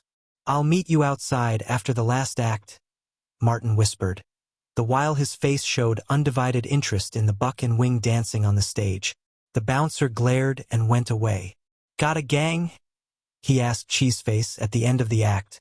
"Sure. Then I got to get one," Martin announced. Between the acts he mustered his following: 3 fellows he knew from the nail works, a railroad fireman, and half a dozen of the Boo gang, along with as many more from the Dread 18 and Market gang. When the theater let out, the 2 gangs strung along inconspicuously on opposite sides of the street. When they came to a quiet corner, they united and held a council of war. "8th Street Bridge is the place," said a red-headed fellow belonging to Cheeseface's gang. "You can fight in the middle under the electric light, and whichever way the bulls come in we can sneak the other way." "That's agreeable to me," Martin said, after consulting with the leaders of his own gang. The 8th Street Bridge, crossing an arm of San Antonio estuary, was the length of 3 city blocks. In the middle of the bridge and at each end were electric lights. No policeman could pass those end lights unseen. It was the safe place for the battle that revived itself under Martin's eyelids. He saw the 2 gangs, aggressive and sullen, rigidly keeping apart from each other and backing their respective champions. And he saw himself and Cheeseface stripping. A short distance away, lookouts were set, their task being to watch the lighted ends of the bridge. A member of the Boo gang held Martin's coat and shirt and cap, ready to race with them into safety in case the police interfered. Martin watched himself go into the center, facing Cheeseface, and he heard himself say, as he held up his hand warningly, "They ain't no handshakin' in this. Understand? They ain't nothin' but scrap. No throwin' up the sponge. This is a grudge fight and it's to a finish. Understand? Somebody's going to get licked." Cheeseface wanted to demur. Martin could see that, but Cheeseface's old perilous pride was touched before the two gangs. "Ah, come on," he replied. "What's the good of Che wind a rag about it? I'm with Che to the finish." Then they fell upon each other, like young bulls, in all the glory of youth, with naked fists, with hatred, with desire to hurt, to maim, to destroy. All the painful 1,000 years gains of man in his upward climb through creation were lost. Only the electric light remained, a milestone on the path of the great human adventure. Martin and Cheeseface were two savages of the Stone Age, of the squatting place and the tree refuge. They sank lower and lower into the muddy abyss, back into the dregs of the raw beginnings of life, striving blindly and chemically, as atoms strive, as the stardust if the heaven strives, colliding, recoiling, and colliding again and eternally again. "God, we are animals, brute beasts," Martin muttered aloud, as he watched the progress of the fight. It was to him, with his splendid power of vision, like gazing into a kinetoscope. He was both onlooker and participant. His long months of culture and refinement shuddered at the sight. Then the present was blotted out of his consciousness and the ghosts of the past possessed him, and he was Martin Eden, just returned from sea and fighting Cheeseface on the 8th Street Bridge. He suffered and toiled and sweated and bled, and exulted when his naked knuckles smashed home. They were twin whirlwinds of hatred, revolving about each other monstrously. The time passed, and the two hostile gangs became very quiet. They had never witnessed such intensity of ferocity, and they were awed by it. The two fighters were greater brutes than they. The first splendid velvet edge of youth and condition wore off, and they fought more cautiously and deliberately. There had been no advantage gained either way. "It's anybody's fight," Martin heard someone saying. Then he followed up a feint right and left, was fiercely countered, and felt his cheek laid open to the bone. No bare knuckle had done that. He heard mutters of amazement at the ghastly damage wrought, and was drenched with his own blood. But he gave no sign. He became immensely wary, for he was wise with knowledge of the low cunning and foul vileness of his kind. He watched and waited, until he feigned a wild rush, which he stopped midway, for he had seen the glint of metal. "Hold up your hand," he screamed. "Them's brass knuckles. And you hit me with 'em." Both gangs surged forward, growling and snarling. In a second there would be a free-for-all fight, and he would be robbed of his vengeance. He was beside himself. "You guys keep out," he screamed hoarsely. "Understand? Say, d'ye understand?" They shrank away from him. They were brutes, but he was the arch-brute, a thing of terror that towered over them and dominated them. "This is my scrap, and they ain't goin' to be no button in. Gimme them knuckles." Cheeseface, sobered and a bit frightened, surrendered the foul weapon. "You passed them to him, you redhead sneakin' in behind the push there," Martin went on as he tossed the knuckles into the water. "I seen you, and I was wonderin' what you was up to. If you try anything like that again, I'll beat Che to death. Understand?" They fought on, through exhaustion and beyond, to exhaustion immeasurable and inconceivable, until the crowd of brutes, its bloodlust sated, terrified by what it saw, begged them impartially to cease. And Cheeseface, ready to drop and die, or to stay on his legs and die, a grisly monster out of whose features all likeness to Cheeseface had been beaten, wavered and hesitated. But Martin sprang in and smashed him again and again. Next, after a seeming century or so, with Cheeseface weakening fast, in a mix-up of blows there was a loud snap, and Martin's right arm dropped to his side. It was a broken bone. Everybody heard it and knew, And Cheeseface knew, rushing like a tiger in the other's extremity and raining blow on blow. Martin's gang surged forward to interfere. Dazed by the rapid succession of blows, Martin warned them back with vile and earnest curses sobbed out and groaned in ultimate desolation and despair. He punched on, with his left hand only, and as he punched, doggedly, only half-conscious, as from a remote distance he heard murmurs of fear in the gangs, and one who said with shaking voice, "This ain't a scrap, fellows. It's murder, and we ought to stop it." But no one stopped it, and he was glad, punching on wearily and endlessly with his one arm, battering away at a bloody something before him that was not a face but a horror, an oscillating, hideous, gibbering, nameless thing that persisted before his wavering vision and would not go away. And he punched on, slower and slower, as the last shreds of vitality oozed from him, through centuries and eons and enormous lapses of time, until, in a dim way, he became aware that the nameless thing was sinking, slowly sinking down to the rough board planking of the bridge. And the next moment he was standing over it, staggering and swaying on shaky legs, clutching at the air for support, and saying in a voice he did not recognize, "Do you want any more? Say, do you want any more?" He was still saying it over and over, demanding, entreating, threatening to know if it wanted any more, when he felt the fellows of his gang laying hands on him, patting him on the back and trying to put his coat on him. And then came a sudden rush of blackness and oblivion. The tin alarm clock on the table ticked on, but Martin Eden, his face buried on his arms, did not hear it. He heard nothing. He did not think. So absolutely had he relived life that he had fainted just as he fainted years before on the 8th Street Bridge. For a full minute the blackness and the blankness endured. Then, like one from the dead, he sprang upright, eyes flaming, sweat pouring down his face, shouting, "I licked you, Cheeseface. It took me 11 years. But I licked you." His knees were trembling under him, he felt faint, and he staggered back to the bed, sinking down and sitting on the edge of it.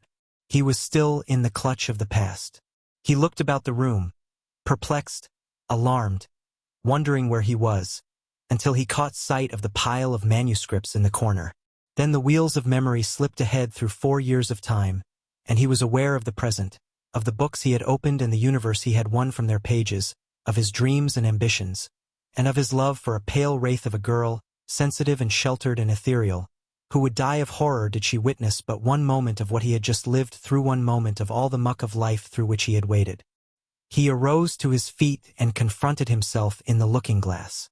"And so you arise from the mud, Martin Eden," he said solemnly, "and you cleanse your eyes in a great brightness, and thrust your shoulders among the stars, doing what all life has done, letting the ape and tiger die and wresting highest heritage from all powers that be." He looked more closely at himself and laughed. "A bit of hysteria and melodrama, eh?" he queried. "Well, never mind. You lick Cheeseface and you'll lick the editors if it takes twice 11 years to do it in. You can't stop here. You've got to go on. It's to a finish, you know." Chapter 16. The alarm clock went off, jerking Martin out of sleep with a suddenness that would have given headache to one with less splendid constitution. Though he slept soundly, he awoke instantly, like a cat, and he awoke eagerly, glad that the 5 hours of unconsciousness were gone. He hated the oblivion of sleep. There was too much to do, too much of life to live. He grudged every moment of life sleep robbed him of, and before the clock had ceased its clattering he was head and ears in the washbasin and thrilling to the cold bite of the water. But he did not follow his regular program. There was no unfinished story waiting his hand, no new story demanding articulation. He had studied late, and it was nearly time for breakfast. He tried to read a chapter in Fisk, but his brain was restless and he closed the book. Today witnessed the beginning of the new battle, wherein for some time there would be no writing. He was aware of a sadness akin to that with which one leaves home and family. He looked at the manuscripts in the corner. That was it. He was going away from them, his pitiful, dishonored children that were welcome nowhere. He went over and began to rummage among them, reading snatches here and there, his favorite portions. The Pot he honored with reading aloud, as he did Adventure. Joy, his latest born, completed the day before and tossed into the corner for lack of stamps, won his keenest approbation. "I can't understand," he murmured. "Or maybe it's the editors who can't understand. There's nothing wrong with that. They publish worse every month. Everything they publish is worse, nearly everything anyway." After breakfast he put the typewriter in its case and carried it down into Oakland. "I owe a month on it," he told the clerk in the store. "But you tell the manager I'm going to work and that I'll be in a month or so and straighten up." He crossed on the ferry to San Francisco and made his way to an employment office. "Any kind of work, no trade," he told the agent, and was interrupted by a newcomer, dressed rather foppishly, as some workingmen dress who have instincts for finer things. The agent shook his head despondently. "Nothin' doin', eh?" said the other. "Well, I got to get somebody today." He turned and stared at Martin, and Martin, staring back, noted the puffed and discolored face, handsome and weak, and knew that he had been making a night of it. "Lookin' for a job?" the other queried. "What can you do?" "Hard labor, sailorizing, run a typewriter, no shorthand, can sit on a horse, willing to do anything and tackle anything," was the answer. The other nodded. "Sounds good to me. My name's Dawson, Joe Dawson, and I'm trying to scare up a laundryman." "Too much for me." Martin caught an amusing glimpse of himself ironing fluffy white things that women wear. But he had taken a liking to the other, and he added, "I might do the plain washing. I learned that much at sea." Joe Dawson thought visibly for a moment. "Look here, let's get together and frame it up." "Willin' to listen." Martin nodded. "This is a small laundry up country, belongs to Shelley Hot Springs. Hotel, you know. 2 men do the work, boss and assistant. I'm the boss. You don't work for me, but you work under me. Think you'd be willin' to learn?" Martin paused to think. The prospect was alluring. A few months of it, and he would have time to himself for study. He could work hard and study hard. "Good grub and a room to yourself," Joe said. That settled it. A room to himself where he could burn the midnight oil unmolested. "But work like hell," the other added. Martin caressed his swelling shoulder muscles significantly. "That came from hard work." "Then let's get to it." Joe held his hand to his head for a moment.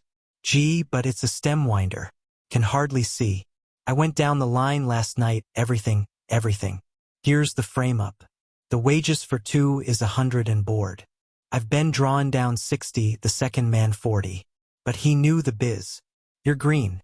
If I break you in, I'll be doing plenty of your work at first. Suppose you begin at 30 and work up to the 40. I'll play fair. Just as soon as you can do your share, you get the 40. "I'll go you," Martin announced, stretching out his hand, which the other shook. "Any advance?" "For railroad ticket and extras." "I blew it in," was Joe's sad answer, with another reach at his aching head. "All I got is a return ticket. And I'm broke. When I pay my board." "Jump it," Joe advised. "Can't. Owe it to my sister." Joe whistled a long, perplexed whistle, and racked his brains to little purpose. "I've got the price of the drinks," he said desperately. "Come on, and Meb will cook up something." Martin declined. "Water wagon." This time Martin nodded, and Joe lamented, "Wish I was. But I somehow just can't," he said in extenuation. "After I've been workin' like hell all week, I just got to booze up. If I didn't, I'd cut my throat or burn up the premises. But I'm glad you're on the wagon. Stay with it." Martin knew of the enormous gulf between him and this man, the gulf the books had made. But he found no difficulty in crossing back over that gulf. He had lived all his life in the working-class world, and the camaraderie of labor was second nature with him. He solved the difficulty of transportation that was too much for the other's aching head. He would send his trunk up to Shelley Hot Springs on Joe's ticket. As for himself, there was his wheel. It was 70 miles, and he could ride it on Sunday and be ready for work Monday morning. In the meantime, he would go home and pack up. There was no one to say goodbye to. Ruth and her whole family were spending the long summer in the Sierras, at Lake Tahoe. He arrived at Shelley Hot Springs, tired and dusty, on Sunday night. Joe greeted him exuberantly. With a wet towel bound about his aching brow, He had been at work all day. Part of last week's washin' mounted up, me bein' away to get you, he explained.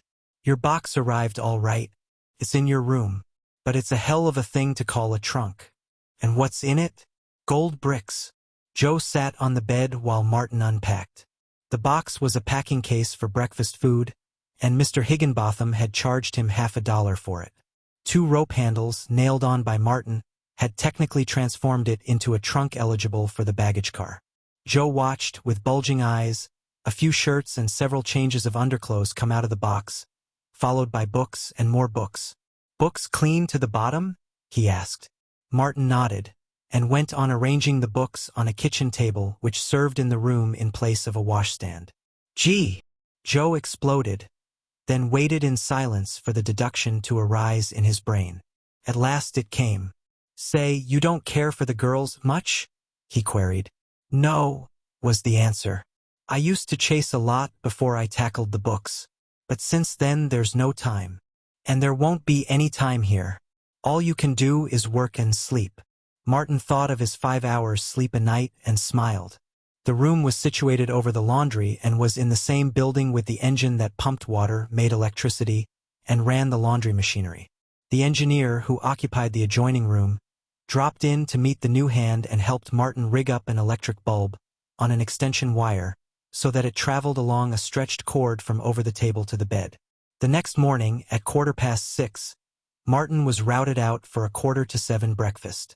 There happened to be a bathtub for the servants in the laundry building, and he electrified Joe by taking a cold bath. Gee, but you're a hummer, Joe announced, as they sat down to breakfast in a corner of the hotel kitchen. With them was the engineer, the gardener, and the assistant gardener, and 2 or 3 men from the stable. They ate hurriedly and gloomily, with but little conversation, and as Martin ate and listened he realized how far he had traveled from their status.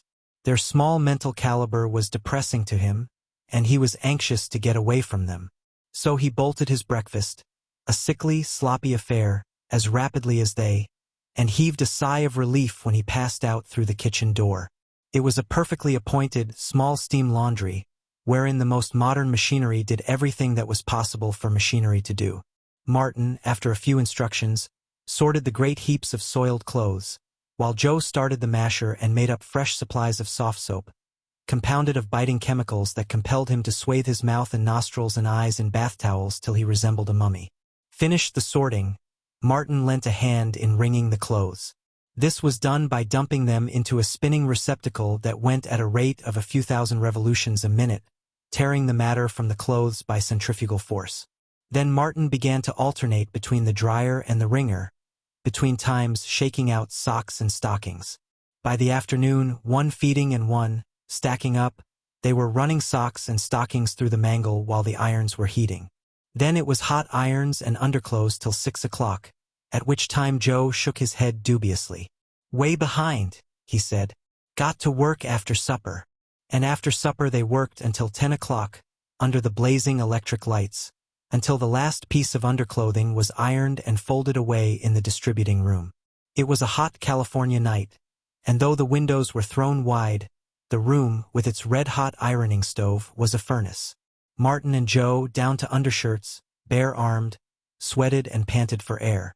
Like trimming cargo in the tropics, Martin said, when they went upstairs. You'll do, Joe answered. You take hold like a good fellow. If you keep up the pace, you'll be on $30 only 1 month. The second month, you'll be gettin' your 40. But don't tell me you never ironed before. I know better.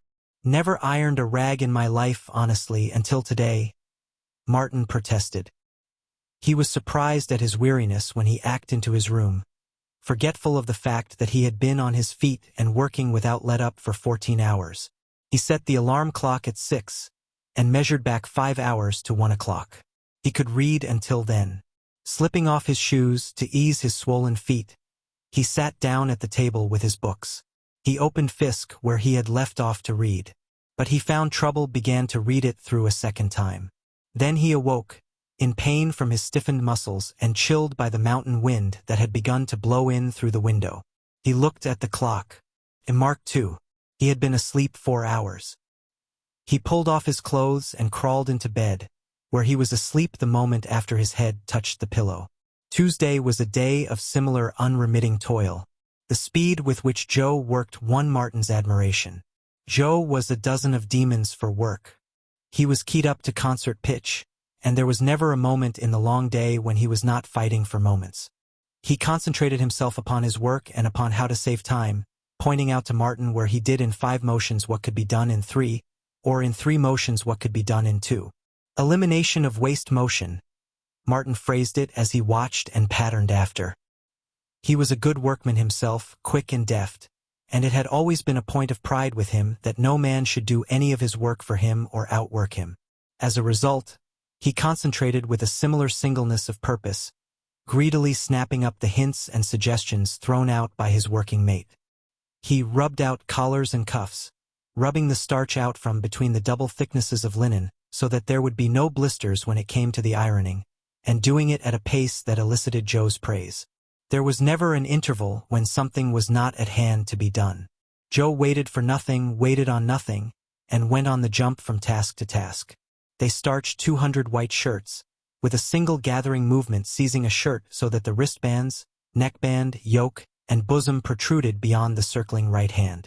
At the same moment the left hand held up the body of the shirt so that it would not enter the starch, and at the moment the right hand dipped into the starch so hot that, in order to wring it out, their hands had to thrust and thrust continually into a bucket of cold water. And that night they worked till 10:30, dipping fancy starch, all the frilled and airy, delicate wear of ladies. Me for the tropics and no clothes, Martin laughed. And me out of a job, Joe answered seriously.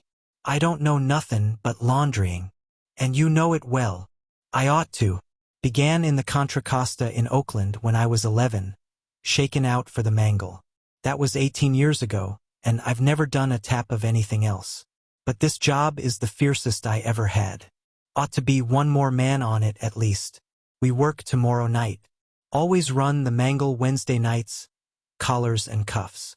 Martin set his alarm, drew up to the table, and opened Fisk. He did not finish the first paragraph. The lines blurred and ran together and his head nodded. He walked up and down, batting his head savagely with his fists, but he could not conquer the numbness of sleep. He propped the book before him and propped his eyelids with his fingers, and fell asleep with his eyes wide open. Then he surrendered, and scarcely conscious of what he did, got off his clothes and into bed.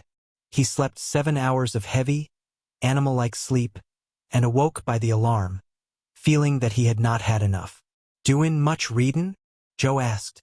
Martin shook his head. Never mind. We got to run the mangle tonight, but Thursday we'll knock off at 6. That'll give you a chance. Martin washed woolens that day by hand in a large barrel with strong soft soap, by means of a hub from a wagon wheel, mounted on a plunger pole that was attached to a spring pole overhead. My invention, Joe said proudly. Beats a washboard in your knuckles, and, besides, it saves at least 15 minutes in the week, and 15 minutes ain't to be sneezed at in this shebang. Running the collars and cuffs through the mangle was also Joe's idea. That night, while they toiled on under the electric lights, he explained it. Something no laundry ever does, except this one. And I got to do it if I'm going to get done Saturday afternoon at 3 o'clock. But I know how, and that's the difference. Got to have right heat, right pressure, and run 'em through 3 times. Look at that. He held a cuff aloft. Couldn't do it better by hand or on a tiler. Thursday, Joe was in a rage. A bundle of extra fancy starch had come in.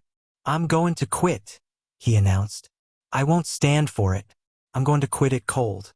What's the good of me workin' like a slave all week, on minutes, and them a-comin' and ringin' in fancy starch extras on me? This is a free country, and I'm to tell that fat Dutchman what I think of him. And I won't tell him in French. Plain United States is good enough for me.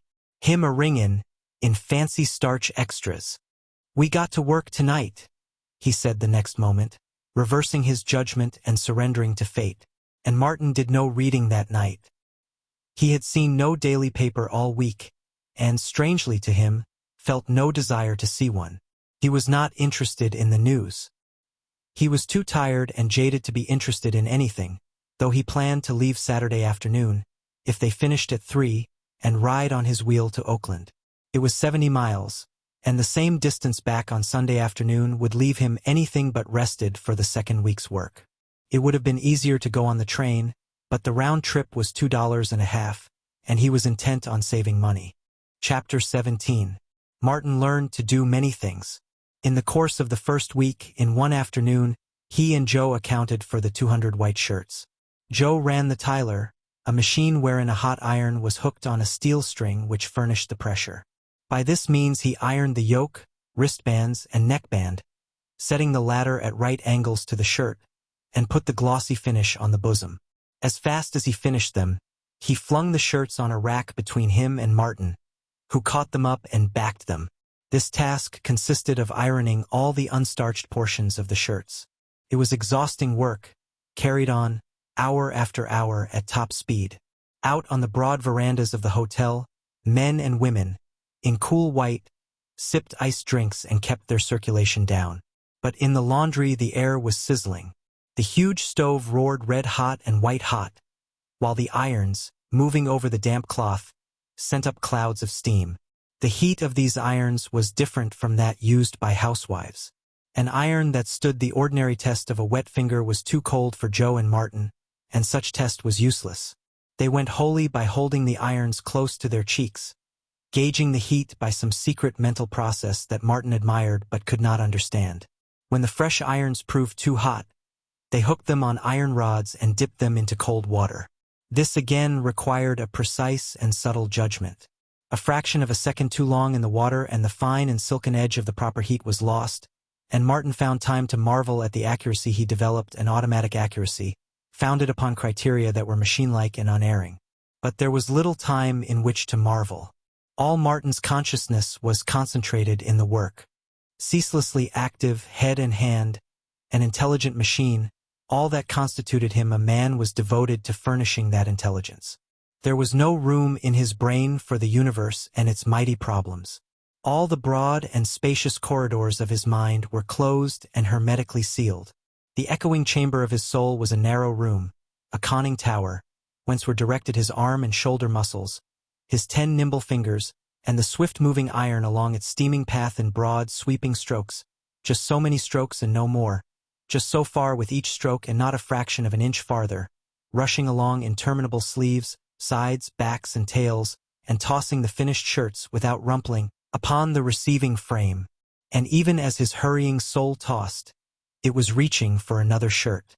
This went on, hour after hour, while outside all the world swooned under the overhead California sun. But there was no swooning in that superheated room. The cool guests on the verandas needed clean linen. The sweat poured from Martin. He drank enormous quantities of water, but so great was the heat of the day and of his exertions, that the water sluiced through the interstices of his flesh and out at all his pores. Always at sea, except at rare intervals, the work he performed had given him ample opportunity to commune with himself. The master of the ship had been lord of Martin's time, but here the manager of the hotel was lord of Martin's thoughts as well. He had no thoughts save for the nerve-wracking, body-destroying toil. Outside of that, it was impossible to think. He did not know that he loved Ruth. She did not even exist, for his driven soul had no time to remember her. It was only when he crawled to bed at night, or to breakfast in the morning, that she asserted herself to him in fleeting memories. "This is hell, ain't it?" Joe remarked once. Martin nodded, but felt a rasp of irritation. The statement had been obvious and unnecessary. They did not talk while they worked. Conversation threw them out of their stride, as it did this time, compelling Martin to miss a stroke of his iron and to make 2 extra motions before he caught his stride again. On Friday morning the washer ran. Twice a week they had to put through hotel linen, the sheets, pillow slips, spreads, tablecloths, and napkins. This finished, they buckled down to fancy starch. It was slow work, fastidious and delicate, and Martin did not learn it so readily. Besides, he could not take chances. Mistakes were disastrous. "See that," Joe said, holding up a filmy corset cover that he could have crumpled from view in one hand. "Scorch that and it's $20 out of your wages." So Martin did not scorch that and eased down on his muscular tension, though nervous tension rose higher than ever, and he listened sympathetically to the others' blasphemies as he toiled and suffered over the beautiful things that women wear when they do not have to do their own laundering. Fancy starch was Martin's nightmare, and it was Joe's too. It was fancy starch that robbed them of their hard-won minutes. They toiled at it all day. At 7 in the evening they broke off to run the hotel linen through the mangle. At 10 o'clock, while the hotel guests slept, the two laundrymen sweated on at fancy starch till midnight, till 1, till 2. At 2:30 they knocked off. Saturday morning it was fancy starch, and odds and ends, and at 3 in the afternoon the week's work was done. "You ain't a-goin' to ride them 70 miles into Oakland on top of this?" Joe demanded, as they sat on the stairs and took a triumphant smoke. "Got to," was the answer. "What are you going for? A girl?" "No, to save 2.5 on the railroad ticket. I want to renew some books at the library. Why don't you send 'em down and up by express? That'll cost only $0.25 each way." Martin considered it. "And take a rest tomorrow," the other urged. "You need it." "I know I do. I'm plumb tuckered out." He looked it. Indomitable, never resting, fighting for seconds and minutes all week, circumventing delays and crushing down obstacles. A fount of resistless energy, a high-driven human motor, a demon for work. Now that he had accomplished the week's task, he was in a state of collapse. He was worn and haggard, and his handsome face drooped in lean exhaustion. He pulled his cigarette spiritlessly, and his voice was peculiarly dead and monotonous. All the snap and fire had gone out of him. His triumph seemed a sorry one.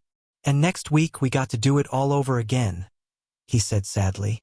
"And what's the good of it all, hey? Sometimes I wish I was a hobo. They don't work, and they get their livin'. Gee, I wish I had a glass of beer, but I can't get up the gumption to go down to the village and get it. You'll stay over, and send your books down by express, or else you're a damn fool." "But what can I do here all day Sunday?" Martin asked. "Rest. You don't know how tired you are. Why, I'm that tired Sunday I can't even read the papers. I was sick once, typhoid. In the hospital 2.5 months. Didn't do a tap of work all that time. It was beautiful. It was beautiful," he repeated dreamily. A minute later, Martin took a bath, after which he found that the head laundryman had disappeared. Most likely he had gone for a glass of beer, Martin decided. But the half-mile walk down to the village to find out seemed a long journey to him. He lay on his bed with his shoes off, trying to make up his mind. He did not reach out for a book. He was too tired to feel sleepy, and he lay, scarcely thinking, in a semi-stupor of weariness, until it was time for supper. Joe did not appear for that function, and when Martin heard the gardener remark that most likely he was ripping the slats off the bar, Martin understood. He went to bed immediately afterward, and in the morning decided that he was greatly rested.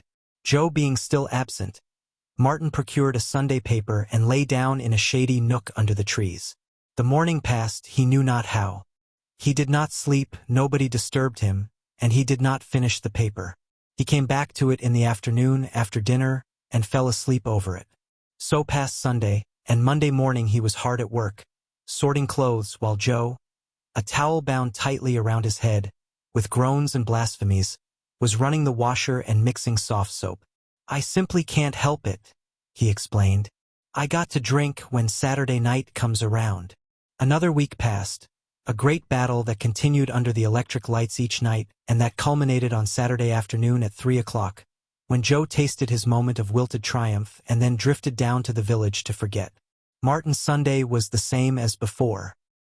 He slept in the shade of the trees, toiled aimlessly through the newspaper, and spent long hours lying on his back, doing nothing, thinking nothing. He was too dazed to think, though he was aware that he did not like himself. He was self-repelled, as though he had undergone some degradation or was intrinsically foul. All that was godlike in him was blotted out. The spur of ambition was blunted. He had no vitality with which to feel the prod of it. He was dead. His soul seemed dead. He was a beast, a work beast. He saw no beauty in the sunshine sifting down through the green leaves, nor did the azure vault of the sky whisper as of old and hint of cosmic vastness and secrets trembling to disclosure. Life was intolerably dull and stupid, and its taste was bad in his mouth.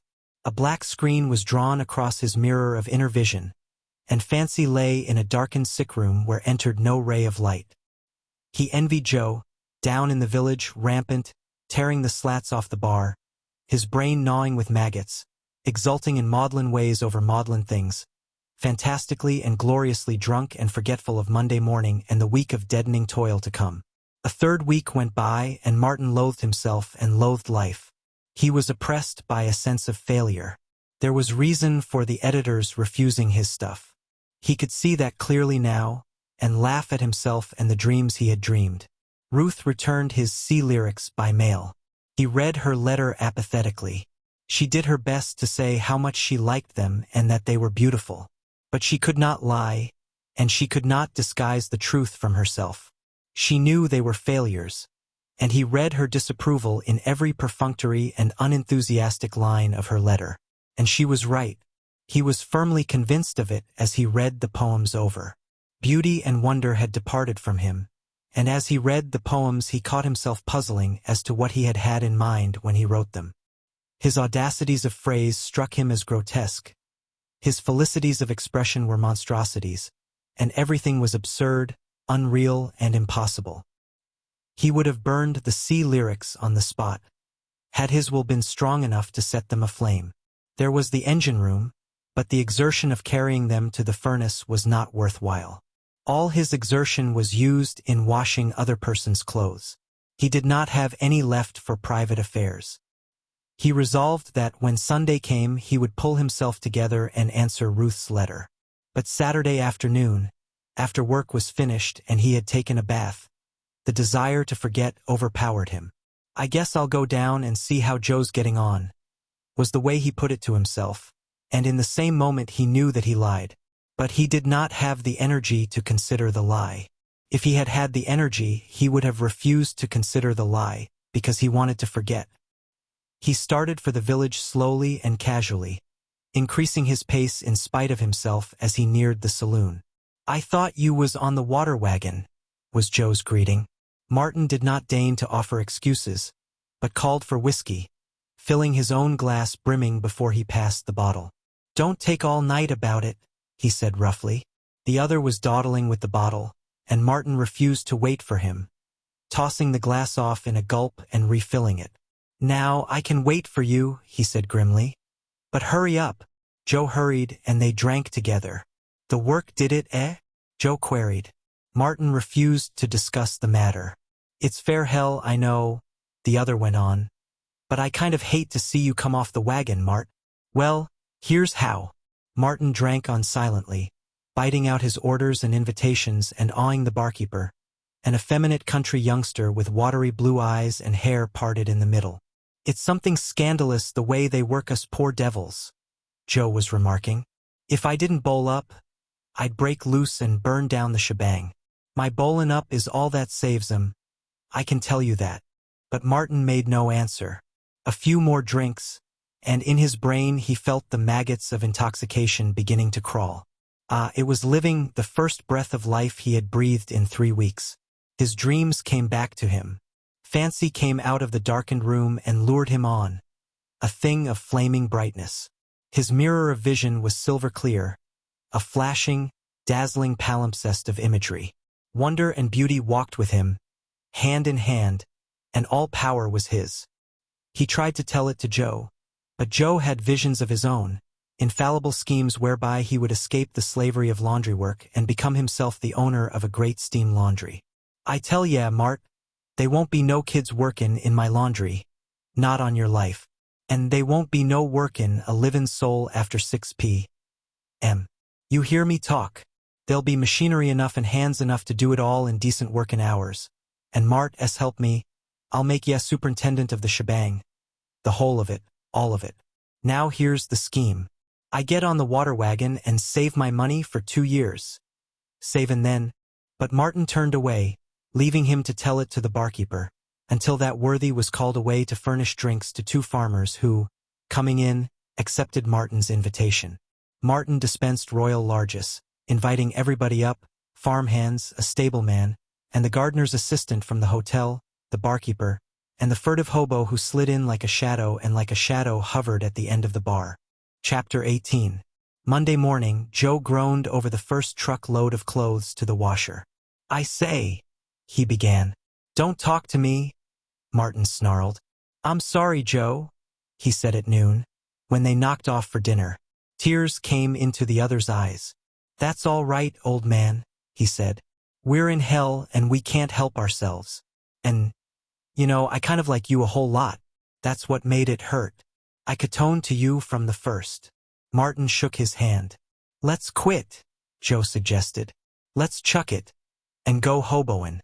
I ain't never tried it, but it must be dead easy. And nothing to do. Just think of it, nothing to do. I was sick once, typhoid, in the hospital, and it was beautiful. I wish I'd get sick again." The week dragged on. The hotel was full, and extra fancy starch poured in upon them. They performed prodigies of valor. They fought late each night under the electric lights, bolted their meals, and even got in a half-hour's work before breakfast. Martin no longer took his cold baths. Every moment was drive, drive, drive, and Joe was the masterful shepherd of moments, herding them carefully, never losing one, counting them over like a miser counting gold, working on in a frenzy, toil-mad, a feverish machine, aided ably by that other machine that thought of itself as once having been one Martin Eden, a man. But it was only at rare moments that Martin was able to think. The house of thought was closed, its windows boarded up, and he was its shadowy caretaker. He was a shadow. Joe was right. They were both shadows, and this was the unending limbo of toil. Or was it a dream? Sometimes, in the steaming, sizzling heat, as he swung the heavy irons back and forth over the white garments, it came to him that it was a dream.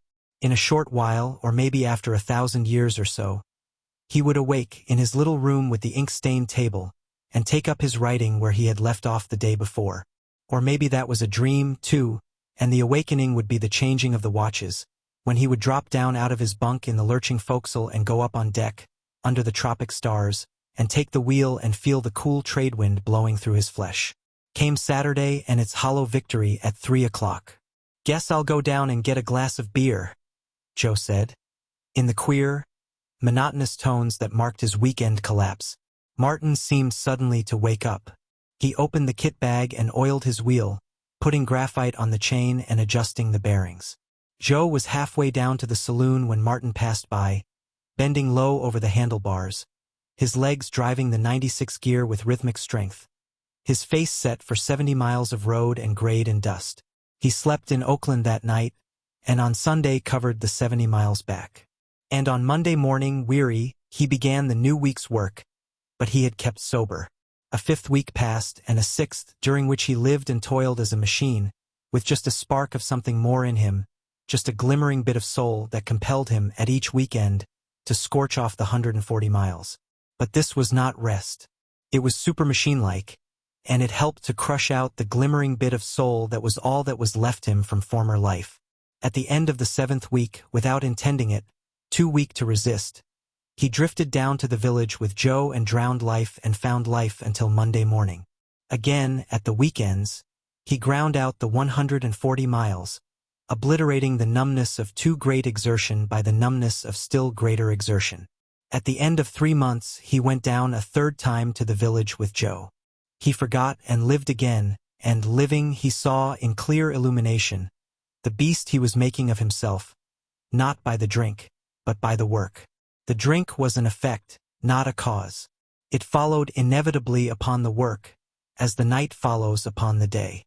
Not by becoming a toil beast could he win to the heights, was the message the whiskey whispered to him, and he nodded approbation. The whiskey was wise. It told secrets on itself.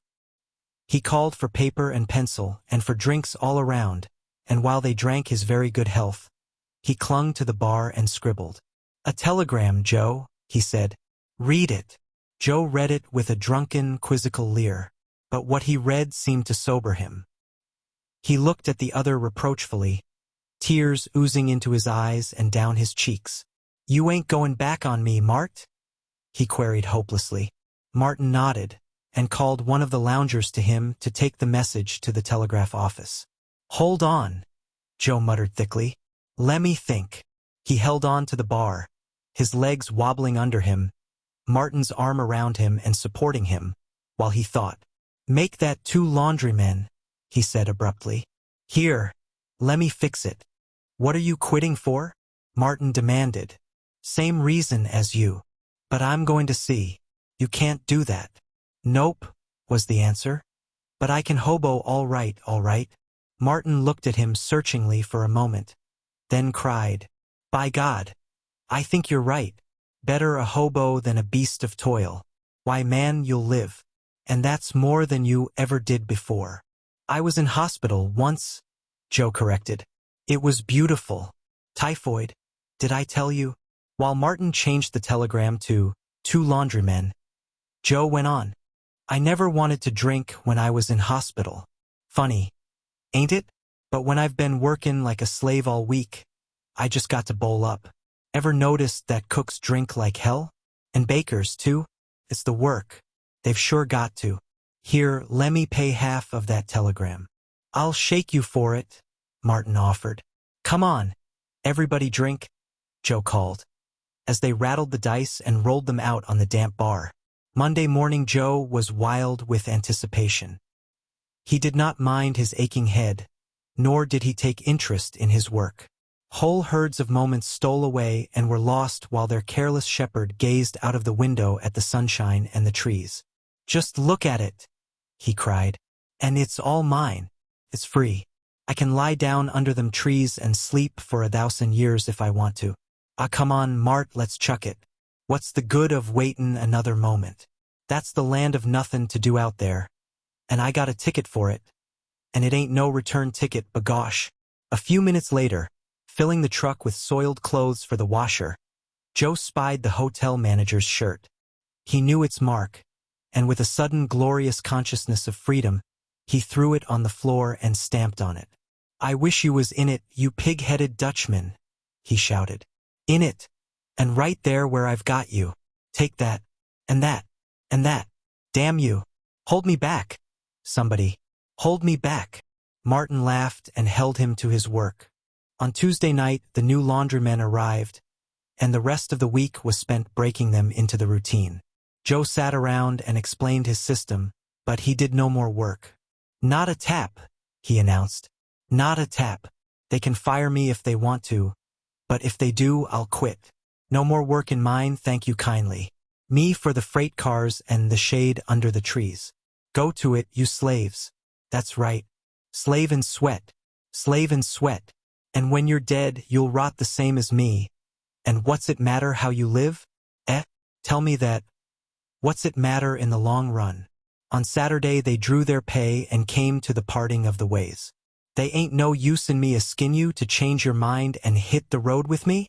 Joe asked hopelessly. Martin shook his head. He was standing by his wheel, ready to start. They shook hands, and Joe held on to his for a moment, as he said, "I'm goin' to see you again, Mart, before you and me die. That's straight dope. I feel it in my bones. Goodbye, Mart, and be good. I like you like hell, you know?" He stood, a forlorn figure, in the middle of the road, watching until Martin turned a bend and was gone from sight. "He's a good Indian, that boy," he muttered. "A good Indian." Then he plodded down the road himself to the water tank, where 6 empties lay on a sidetrack waiting for the up freight. Chapter 19. Ruth and her family were home again, and Martin, returned to Oakland, saw much of her. Having gained her degree, she was doing no more studying, and he, having worked all vitality out of his mind and body, was doing no writing. This gave them time for each other that they had never had before, and their intimacy ripened fast. At first, Martin had done nothing but rest. He had slept a great deal, and spent long hours musing and thinking and doing nothing. He was like one recovering from some terrible bout of hardship. The first signs of reawakening came when he discovered more than languid interest in the daily paper. Then he began to read again light novels and poetry, and after several days more he was head over heels in his long-neglected Fisk. His splendid body and health made new vitality, and he possessed all the resiliency and rebound of youth. Ruth showed her disappointment plainly when he announced that he was going to sea for another voyage as soon as he was well rested. "Why do you want to do that?" she asked. "Money," was the answer. "I'll have to lay in a supply for my next attack on the editors. Money is the sinews of war, in my case, money and patience. But if all you wanted was money, why didn't you stay in the laundry?" "Because the laundry was making a beast of me. Too much work of that sort drives to drink." She stared at him with horror in her eyes. "Do you mean?" she quavered. It would have been easy for him to get out of it, but his natural impulse was for frankness, and he remembered his old resolve to be frank, no matter what happened. "Yes," he answered. "Just that. Several times." She shivered and drew away from him. "No man that I have ever known ever did that." "Then they never worked in the laundry at Shelley Hot Springs." He laughed bitterly. "Toil is a good thing. It is necessary for human health, so all the preachers say, and heaven knows I've never been afraid of it. But there is such a thing as too much of a good thing, and the laundry up there is one of them. And that's why I'm going to see one more voyage. It will be my last, I think, for when I come back, I shall break into the magazines. I am certain of it." She was silent, unsympathetic, and he watched her moodily, realizing how impossible it was for her to understand what he had been through. "Someday I shall write it up, The Degradation of Toil or The Psychology of Drink in the Working Class, or something like that for a title." Never, since the first meeting, had they seemed so far apart as that day. His confession, told in frankness, with the spirit of revolt behind, had repelled her. But she was more shocked by the repulsion itself than by the cause of it. It pointed out to her how near she had drawn to him, and once accepted, it paved the way for greater intimacy. Pity, too, was aroused, and innocent, idealistic thoughts of reform. She would save this raw young man who had come so far. She would save him from the curse of his early environment, and she would save him from himself in spite of himself. And all this affected her as a very noble state of consciousness. Nor did she dream that behind it and underlying it were the jealousy and desire of love. They rode on their wheels much in the delightful fall weather, and out in the hills they read poetry aloud.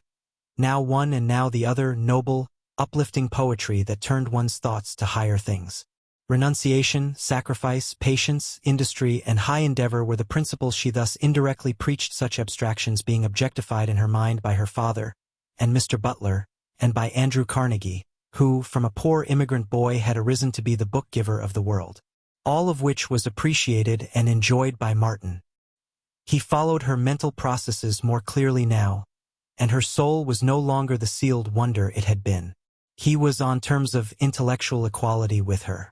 But the points of disagreement did not affect his love. His love was more ardent than ever, for he loved her for what she was, and even her physical frailty was an added charm in his eyes. He read of sickly Elizabeth Barrett, who for years had not placed her feet upon the ground, until that day of flame when she eloped with Browning and stood upright, upon the earth under the open sky, and what Browning had done for her, Martin decided he could do for Ruth. But first she must love him. The rest would be easy. He would give her strength and health. And he caught glimpses of their life in the years to come wherein, against a background of work and comfort and general well-being, he saw himself and Ruth reading and discussing poetry. She propped amid a multitude of cushions on the ground while she read aloud to him. This was the key to the life they would live. And always he saw that particular picture. Sometimes it was she who leaned against him while he read, one arm about her, her head upon his shoulder. Sometimes they pored together over the printed pages of beauty. Then, too, she loved nature, and with generous imagination he changed the scene of their reading.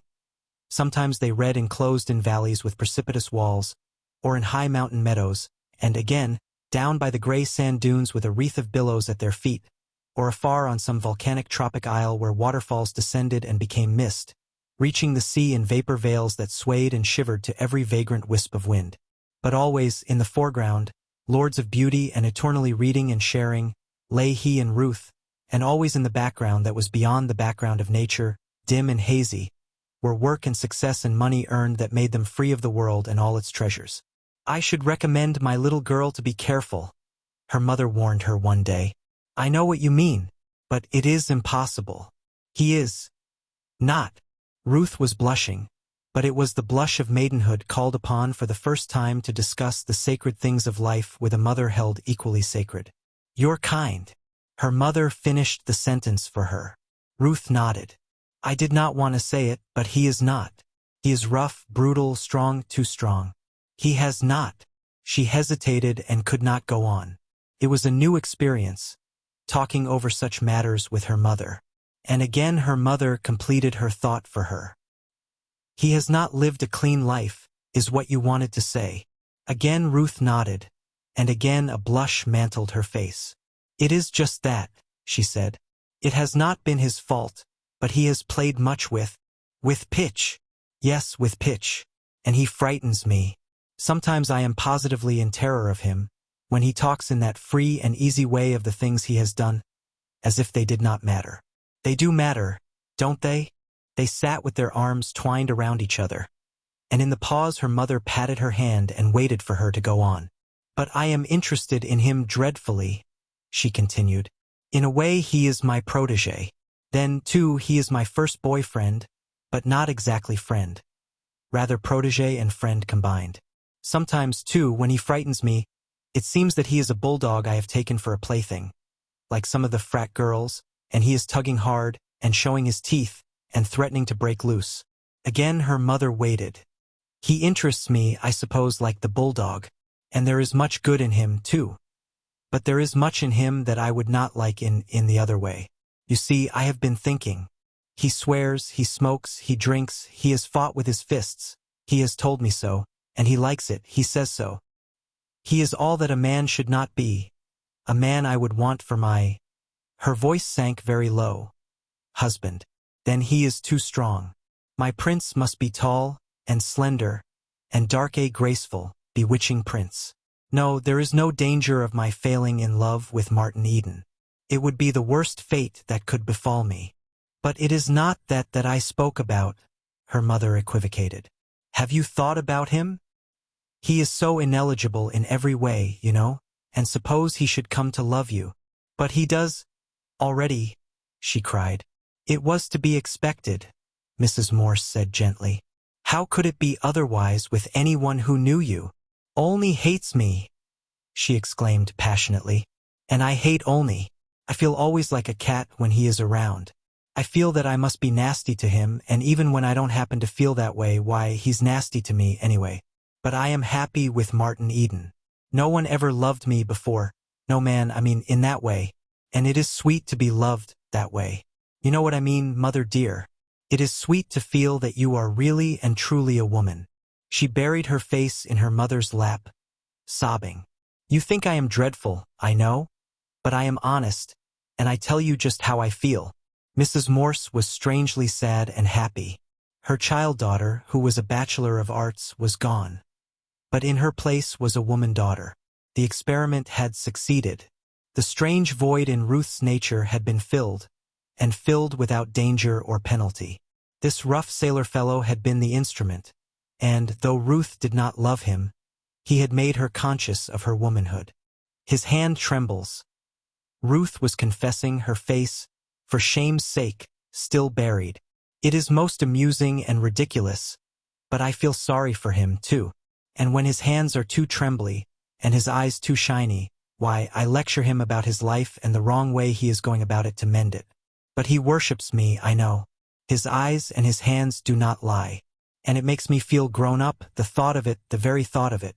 And I feel that I am possessed of something that is by rights my own, that makes me like the other girls, and young women. And then, too, I knew that I was not like them before, and I knew that it worried you. You thought you did not let me know that dear worry of yours. But I did, and I wanted to make good, as Martin Eden says. It was a holy hour for mother and daughter, and their eyes were wet as they talked on in the twilight. Ruth all white innocence and frankness, her mother sympathetic, receptive, yet calmly explaining and guiding. He is 4 years younger than you, she said. He has no place in the world. He has neither position nor salary. He is impractical. Loving you, he should, in the name of common sense, be doing something that would give him the right to marry, instead of paltering around with those stories of his and with childish dreams. Martin Eden, I am afraid, will never grow up. He does not take to responsibility and a man's work in the world like your father did, or like all our friends, Mr. Butler for one.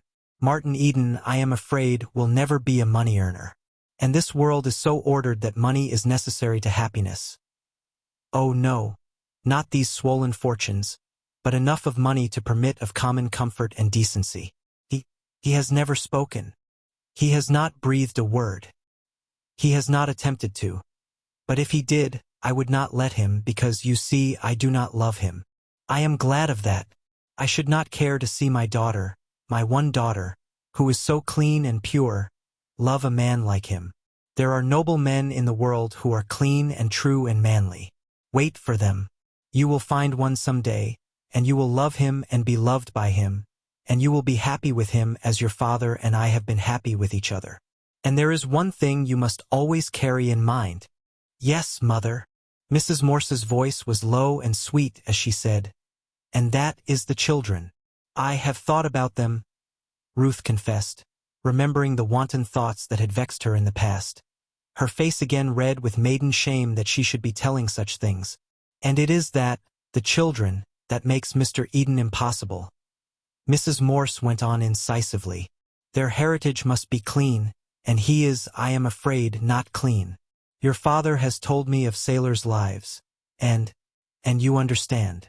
Ruth pressed her mother's hand in assent, feeling that she really did understand, though her conception was of something vague, remote, and terrible that was beyond the scope of imagination. You know I do nothing without telling you, she began. Only sometimes you must ask me, like this time. I wanted to tell you, but I did not know how. It is false modesty, I know it is that, but you can make it easy for me. Sometimes, like this time, you must ask me, you must give me a chance. Why, mother, you are a woman too, she cried exultantly, as they stood up, catching her mother's hands and standing erect, facing her in the twilight, conscious of a strangely sweet equality between them. I should never have thought of you in that way if we had not had this talk. I had to learn that I was a woman to know that you were one too. We are women together, her mother said, drawing her to her and kissing her. We are women together, she repeated, as they went out of the room, their arms around each other's waists, their hearts swelling with a new sense of companionship. Our little girl has become a woman, Mrs. Morse said proudly to her husband an hour later. That means, he said after a long look at his wife, that means she is in love. No, but that she is loved, was the smiling rejoinder. The experiment has succeeded. She is awakened at last. Then we'll have to get rid of him. Mr. Morse spoke briskly, in matter-of-fact, businesslike tones. But his wife shook her head. It will not be necessary. Ruth says he is going to see in a few days. When he comes back, she will not be here. We will send her to Aunt Clara's.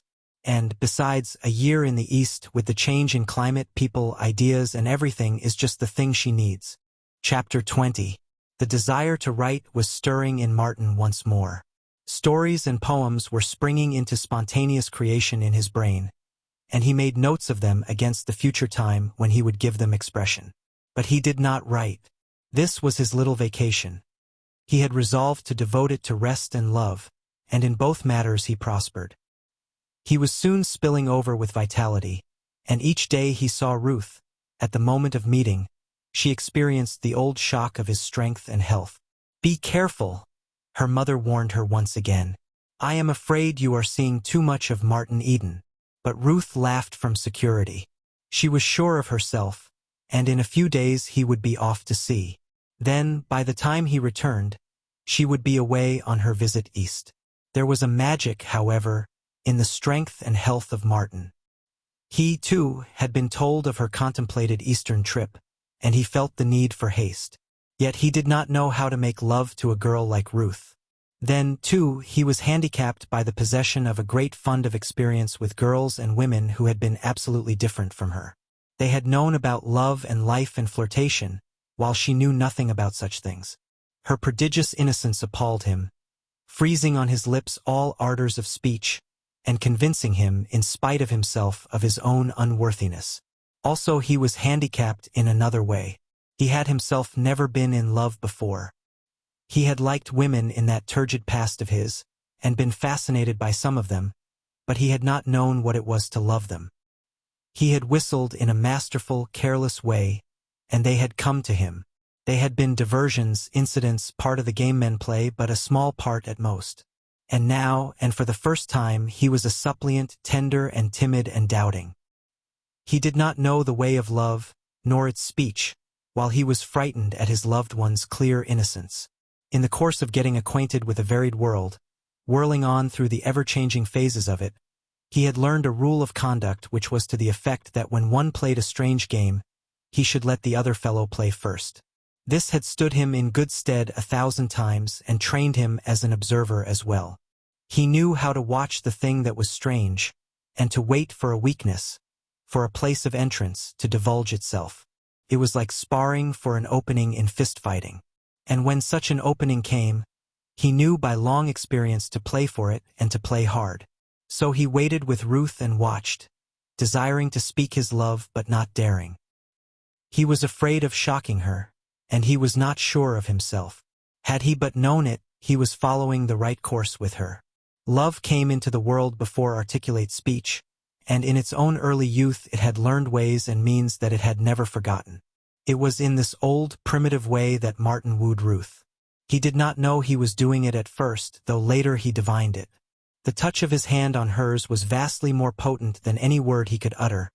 The impact of his strength on her imagination was more alluring than the printed poems and spoken passions of 1,000 generations of lovers. Whatever his tongue could express would have appealed, in part, to her judgment. But the touch of hand, the fleeting contact, made its way directly to her instinct. Her judgment was as young as she, but her instincts were as old as the race and older. They had been young when love was young, and they were wiser than convention and opinion and all the newborn things. So her judgment did not act. There was no call upon it, and she did not realize the strength of the appeal Martin made from moment to her love nature. That he loved her, on the other hand, was as clear as day, and she consciously delighted in beholding his love manifestations, the glowing eyes with their tender lights, the trembling hands, and the never-failing swarthy flush that flooded darkly under his sunburn. She even went farther, in a timid way inciting him, but doing it so delicately that he never suspected, and doing it half-consciously, so that she scarcely suspected herself. She thrilled with these proofs of her power that proclaimed her a woman, and she took an Eve-like delight in tormenting him and playing upon him. Tongue-tied by inexperience and by excessive ardor, wooing unwittingly and awkwardly, Martin continued his approach by contact. The touch of his hand was pleasant to her, and something deliciously more than pleasant. Martin did not know it, but he did know that it was not distasteful to her. Not that they touched hands often, save at meeting and parting, but that in handling the bicycles, in strapping on the books of verse they carried into the hills, and in conning the pages of books side by side, there were opportunities for hand to stray against hand. And there were opportunities, too, for her hair to brush his cheek, and for shoulder to touch shoulder, as they leaned together over the beauty of the books. She smiled to herself at vagrant impulses which arose from nowhere and suggested that she rumple his hair, while he desired greatly, when they tired of reading, to rest his head in her lap and dream with closed eyes about the future that was to be theirs. On Sunday picnics at Shellmound Park and Schuetzen Park, in the past, he had rested his head on many laps, and usually, he had slept soundly and selfishly while the girls shaded his face from the sun and looked down and loved him and wondered at his lordly carelessness of their love. To rest his head in a girl's lap had been the easiest thing in the world until now, and now he found Ruth's lap inaccessible and impossible. Yet it was right here, in his reticence, that the strength of his wooing lay. It was because of this reticence that he never alarmed her. Herself fastidious and timid, she never awakened to the perilous trend of their intercourse. Subtly and unaware she grew toward him and closer to him, while he, sensing the growing closeness, longed to dare but was afraid. Once he dared, one afternoon, when he found her in the darkened living room with a blinding headache. "Nothing can do it any good," she had answered his inquiries. "And besides, I don't take headache powders. Dr. Hall won't permit me. I can cure it, I think, and without drugs." was Martin's answer. I am not sure, of course, but I'd like to try. The simply massage. I learned the trick first from the Japanese. They are a race of masseurs, you know. Then I learned it all over again with variations from the Hawaiians. They call it lomi lomi. It can accomplish most of the things drugs accomplish and a few things that drugs can't. Scarcely had his hands touched her head when she sighed deeply. That is so good, she said. She spoke once again, half an hour later, when she asked, Aren't you tired? The question was perfunctory, and she knew what the answer would be. Then she lost herself in drowsy contemplation of the soothing balm of his strength. Life poured from the ends of his fingers, driving the pain before it, or so it seemed to her, until with the easement of pain, she fell asleep and he stole away. She called him up by telephone that evening to thank him. I slept until dinner, she said. You cured me completely, Mr. Eden, and I don't know how to thank you. He was warm and bungling of speech and very happy as he replied to her, and there was dancing in his mind, throughout the telephone conversation, the memory of Browning and of sickly Elizabeth Barrett. What had been done could be done again, and he, Martin Eden, could do it and would do it for Ruth Morse. He went back to his room and to the volume of Spencer's Sociology, lying open on the bed. But he could not read. Love tormented him and overrode his will, so that, despite all determination, he found himself at the little ink-stained table. The sonnet he composed that night was the first of a love cycle of 50 sonnets which was completed within 2 months. He had the love sonnets from the Portuguese in mind as he wrote, and he wrote under the best conditions for great work, at a climacteric of living, in the throes of his own sweet love madness. The many hours he was not with Ruth he devoted to the love cycle, to reading at home, or to the public reading rooms, where he got more closely in touch with the magazines of the day and the nature of their policy and content. The hours he spent with Ruth were maddening alike in promise and in inconclusiveness. It was a week after he cured her headache that a moonlight sail on Lake Merritt was proposed by Norman and seconded by Arthur and Olney. Martin was the only one capable of handling a boat, and he was pressed into service.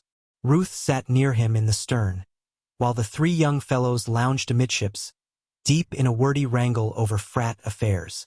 The moon had not yet risen, and Ruth, gazing into the starry vault of the sky and exchanging no speech with Martin, experienced a sudden feeling of loneliness. She glanced at him. A puff of wind was heeling the boat over till the deck was awash, and he, one hand on tiller and the other on mainsheet, was luffing slightly, at the same time peering ahead to make out the near-lying north shore. He was unaware of her gaze, and she watched him intently, speculating fancifully about the strange warp of soul that led him, a young man with signal powers, to fritter away his time on the writing of stories and poems foredoomed to mediocrity and failure. Her eyes wandered along the strong throat, dimly seen in the starlight, and over the firm-poised head, and the old desire to lay her hands upon his neck came back to her. The strength she abhorred attracted her. Her feeling of loneliness became more pronounced, and she felt tired. Her position on the heeling boat irked her, and she remembered the headache he had cured and the soothing rest that resided in him. He was sitting beside her, quite beside her, and the boat seemed to tilt her toward him. Then arose in her the impulse to lean against him, to rest herself against his strength. A vague, half-formed impulse, which, even as she considered it, mastered her and made her lean toward him. Or was it the heeling of the boat? She did not know. She never knew. She knew only that she was leaning against him and that the easement and soothing rest were very good. Perhaps it had been the boat's fault, but she made no effort to retrieve it. She leaned lightly against his shoulder, but she leaned, and she continued to lean when he shifted his position to make it more comfortable for her. It was a madness, but she refused to consider the madness. She was no longer herself but a woman, with a woman's clinging need, and though she leaned ever so lightly, the need seemed satisfied. She was no longer tired. Martin did not speak. Had he, the spell would have been broken, but his reticence of love prolonged it. He was dazed and dizzy. He could not understand what was happening. It was too wonderful to be anything but a delirium. He conquered a mad desire to let go sheet and tiller and to clasp her in his arms. His intuition told him it was the wrong thing to do, and he was glad that sheet and tiller kept his hands occupied and fended off temptation. But he luffed the boat less delicately, spilling the wind shamelessly from the sail so as to prolong the tack to the north shore. The shore would compel him to go about, and the contact would be broken.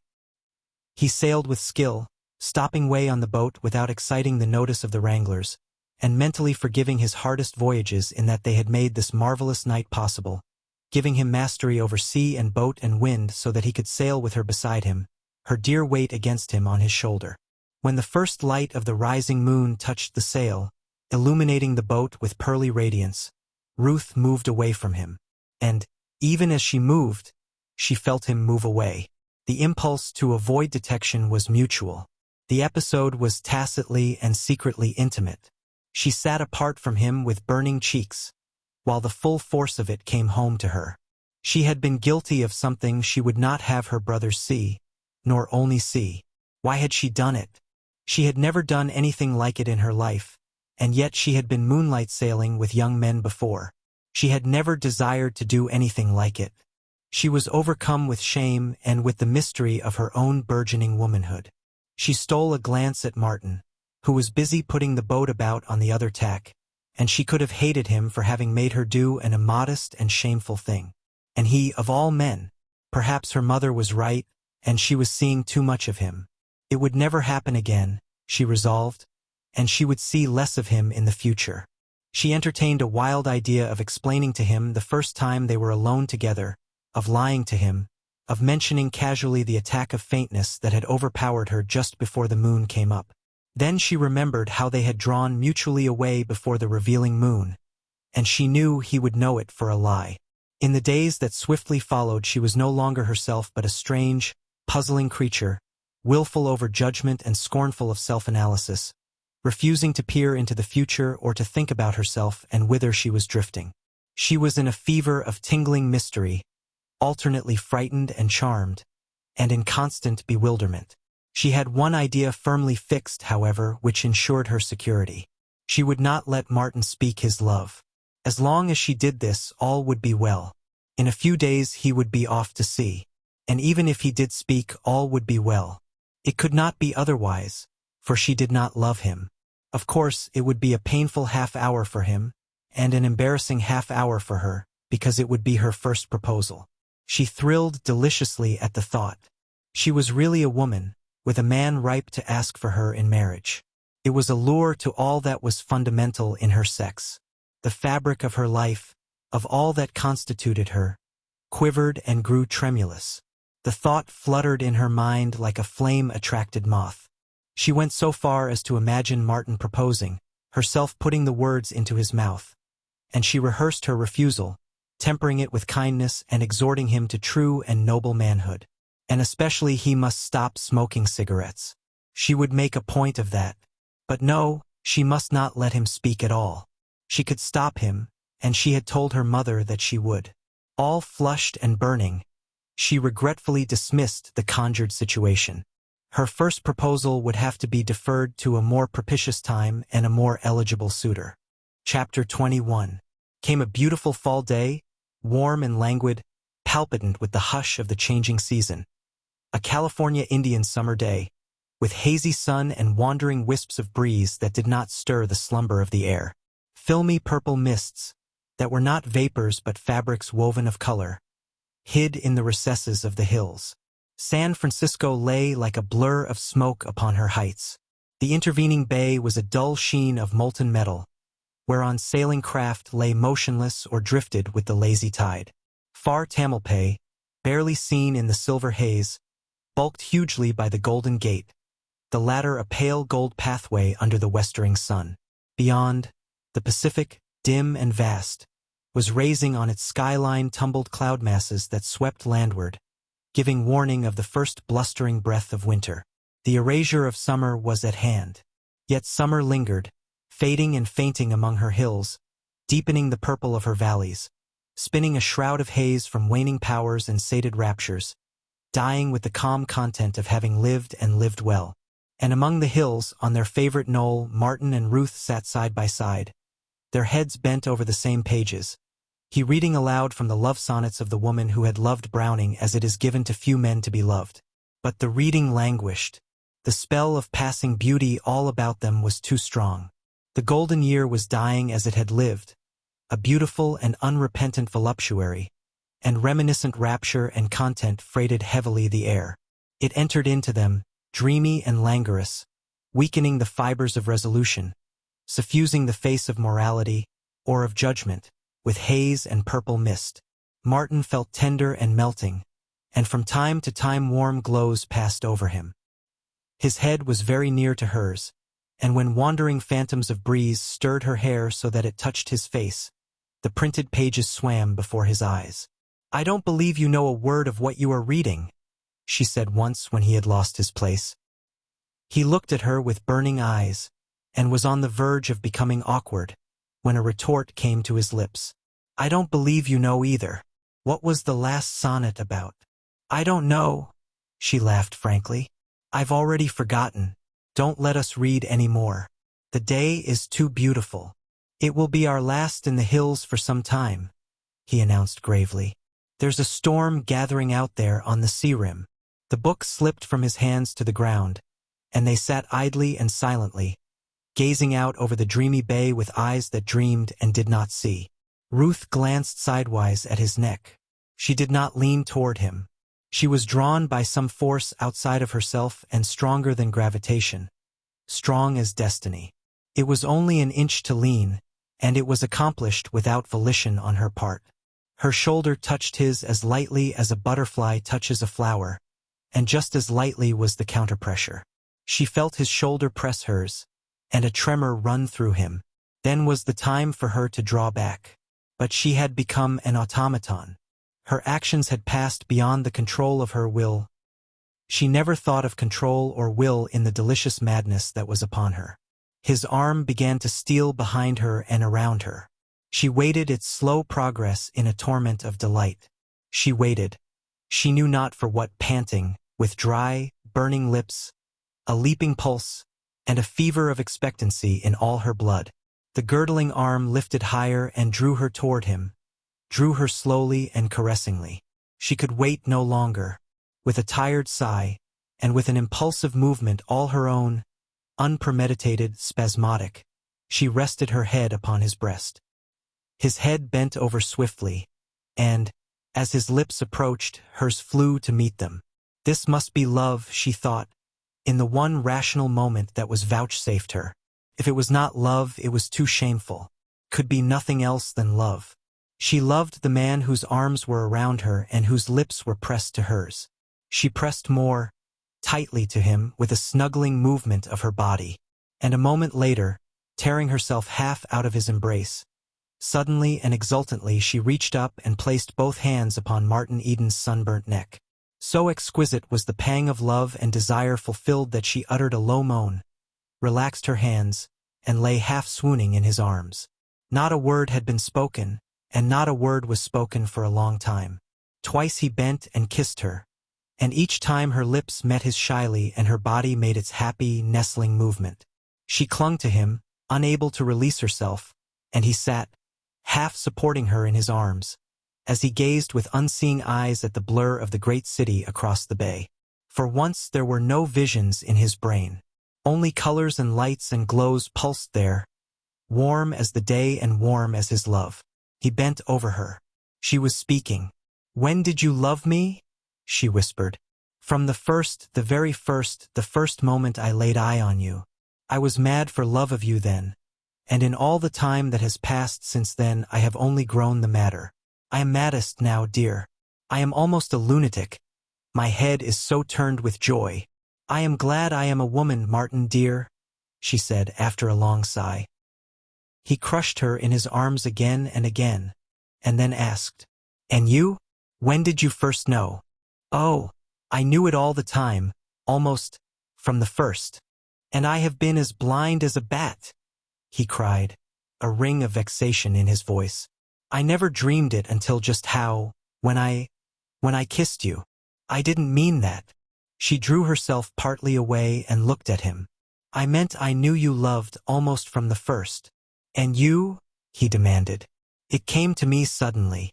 She was speaking very slowly, her eyes warm and fluttery and melting, a soft flush on her cheeks that did not go away. I never knew until just now when you put your arms around me. And I never expected to marry you, Martin, not until just now. How did you make me love you? I don't know, he laughed. Unless just by loving you, for I loved you hard enough to melt the heart of a stone, much less the heart of the living, breathing woman you are. This is so different from what I thought love would be, she announced irrelevantly. What did you think it would be like? I didn't think it would be like this. She was looking into his eyes at the moment, but her own dropped as she continued. You see, I didn't know what this was like. He offered to draw her toward him again, but it was no more than a tentative muscular movement of the girdling arm, for he feared that he might be greedy. Then he felt her body yielding, and once again she was close in his arms and lips were pressed on lips. What will my people say? She queried, with sudden apprehension, in one of the pauses. I don't know. We can find out very easily any time we are so minded. But if Mama objects, I am sure I am afraid to tell her. Let me tell her, he volunteered valiantly. I think your mother does not like me, but I can win her around. A fellow who can win you can win anything. And if we don't, yes, why, we'll have each other. But there's no danger not winning your mother to our marriage. She loves you too well. I should not like to break her heart, Ruth said pensively. He felt like assuring her that mothers' hearts were not so easily broken, but instead he said, and love is the greatest thing in the world. Do you know, Martin, you sometimes frighten me. I am frightened now, when I think of you and of what you have been. You must be very, very good to me. Remember, after all, that I am only a child. I never loved before. Nor I. We are both children together. And we are fortunate above most, for we have found our first love in each other. But that is impossible, she cried, withdrawing herself from his arms with a swift, passionate movement. Impossible for you. You have been a sailor, and sailors, I have heard, are, her voice faltered and died away. Are addicted to having a wife in every port, he suggested. Is that what you mean? Yes, she answered in a low voice. But that is not love. He spoke authoritatively. I have been in many ports, but I never knew a passing touch of love until I saw you that first night. Do you know, when I said good night and went away, I was almost arrested. Arrested? Yes, the policeman thought I was drunk. And I was, too, with love for you. But you said we were children, and I said it was impossible for you, and we have strayed away from the point. I said that I never loved anybody but you, he replied. You are my first, my very first. And yet you have been a sailor, she objected. But that doesn't prevent me from loving you the first. And there have been women, other women, oh. And to Martin Eden's supreme surprise, she burst into a storm of tears that took more kisses than one and many caresses to drive away. And all the while there was running through his head Kipling's line. And the Colonel's lady and Judy O'Grady are sisters under their skins. It was true, he decided, though the novels he had read had led him to believe otherwise. His idea, for which the novels were responsible, had been that only formal proposals obtained in the upper classes.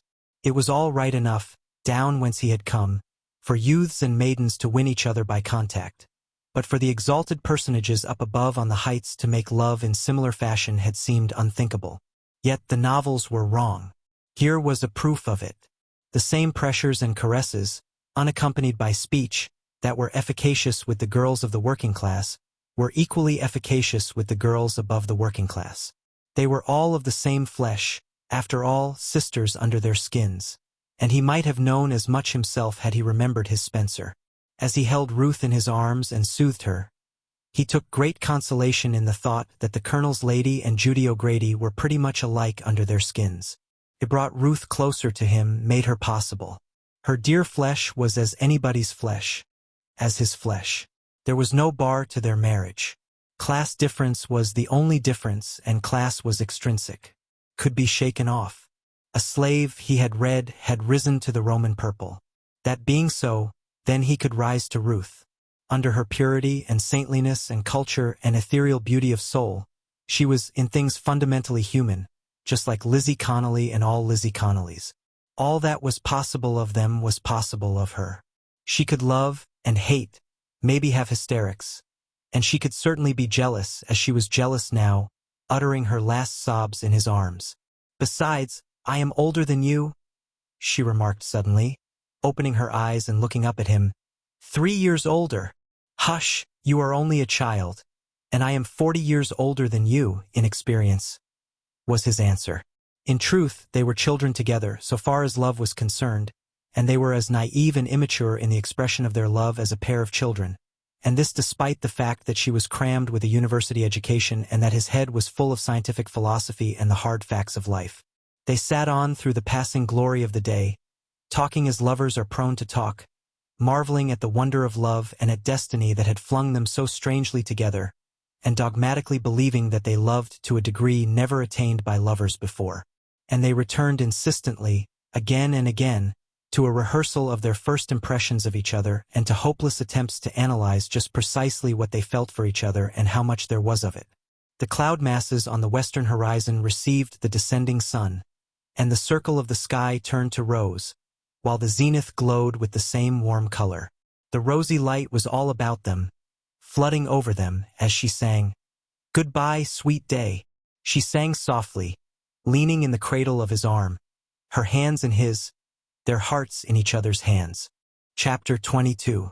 Mrs. Morse did not require a mother's intuition to read the advertisement in Ruth's face when she returned home.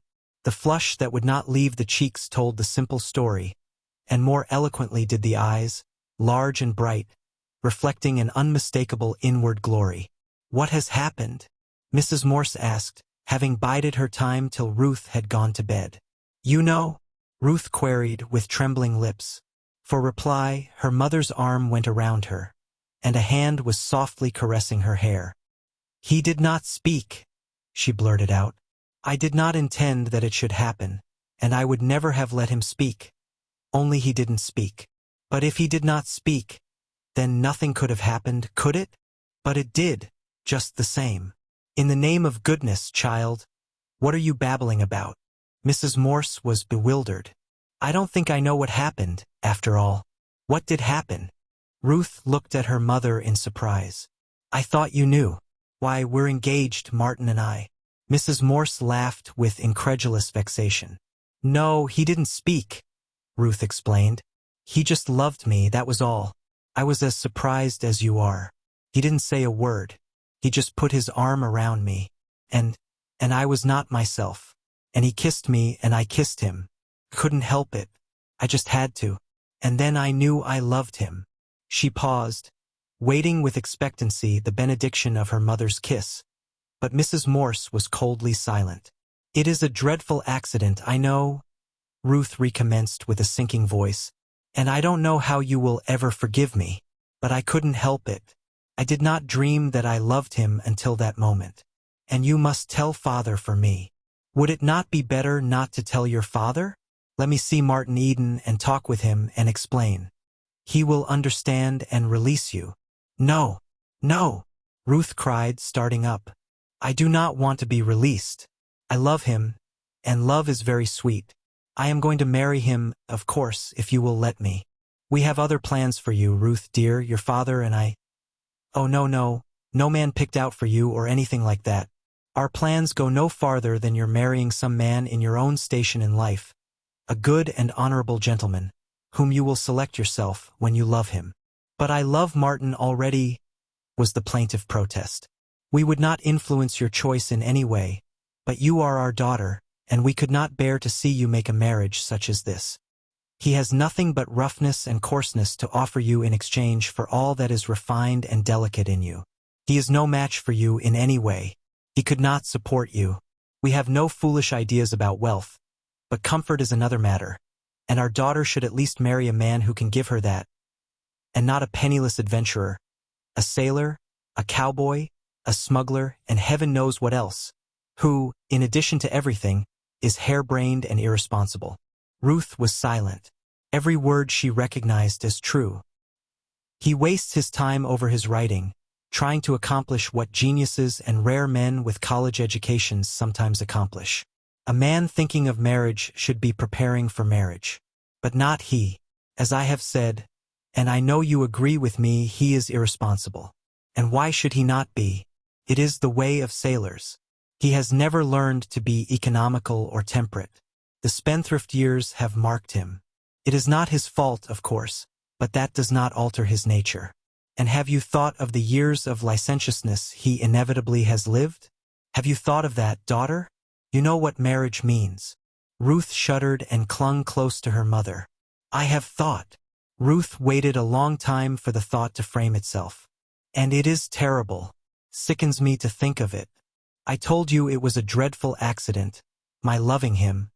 But I can't help myself. Could you help loving father? Then it is the same with me. There is something in me, in him. I never knew it was there until today. But it is there, and it makes me love him. I never thought to love him, but you see I do, she concluded, a certain faint triumph in her voice.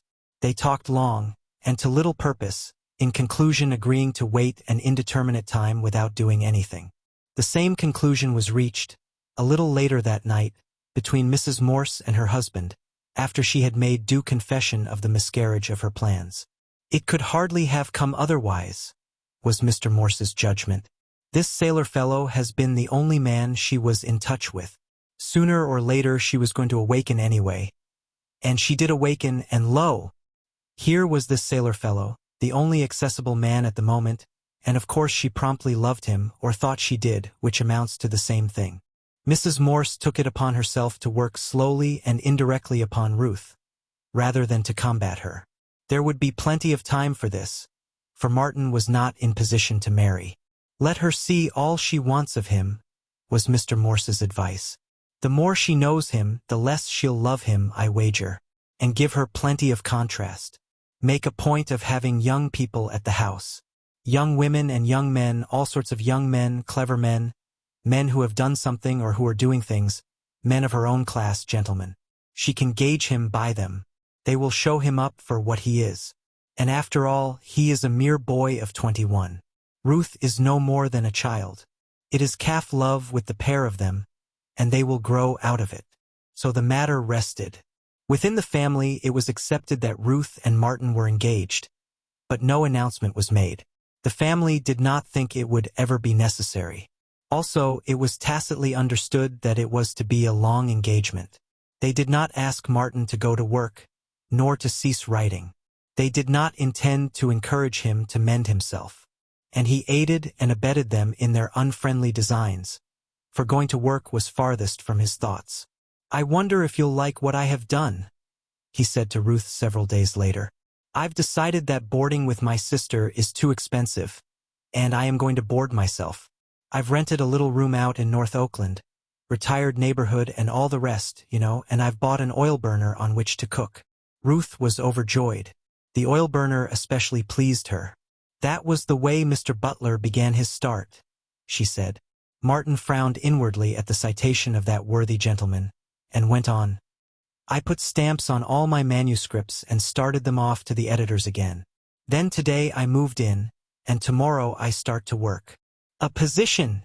She cried, betraying the gladness of her surprise in all her body, nestling closer to him, pressing his hand, smiling. And you never told me. What is it? He shook his head. I meant that I was going to work at my writing. Her face fell, and he went on hastily. Don't misjudge me. I am not going in this time with any iridescent ideas. It is to be a cold, prosaic, matter-of-fact business proposition. It is better than going to sea again, and I shall earn more money than any position in Oakland can bring an unskilled man. You see, this vacation I have taken has given me perspective. I haven't been working the life out of my body, and I haven't been writing, at least not for publication. All I've done has been to love you and to think. I've read some, too, but it has been part of my thinking, and I have read principally magazines. I have generalized about myself and the world, my place in it, and my chance to win to a place that will be fit for you. Also, I've been reading Spencer's Philosophy of Style, and found out a lot of what was the matter with me, or my writing, rather, and for that matter with most of the writing that is published every month in the magazines. But the upshot of it all out of my thinking and reading and loving is that I am going to move to Grub Street. I shall leave masterpieces alone and do hackwork jokes, paragraphs, feature articles, humorous verse, and society verse. All the rot for which there seems so much demand.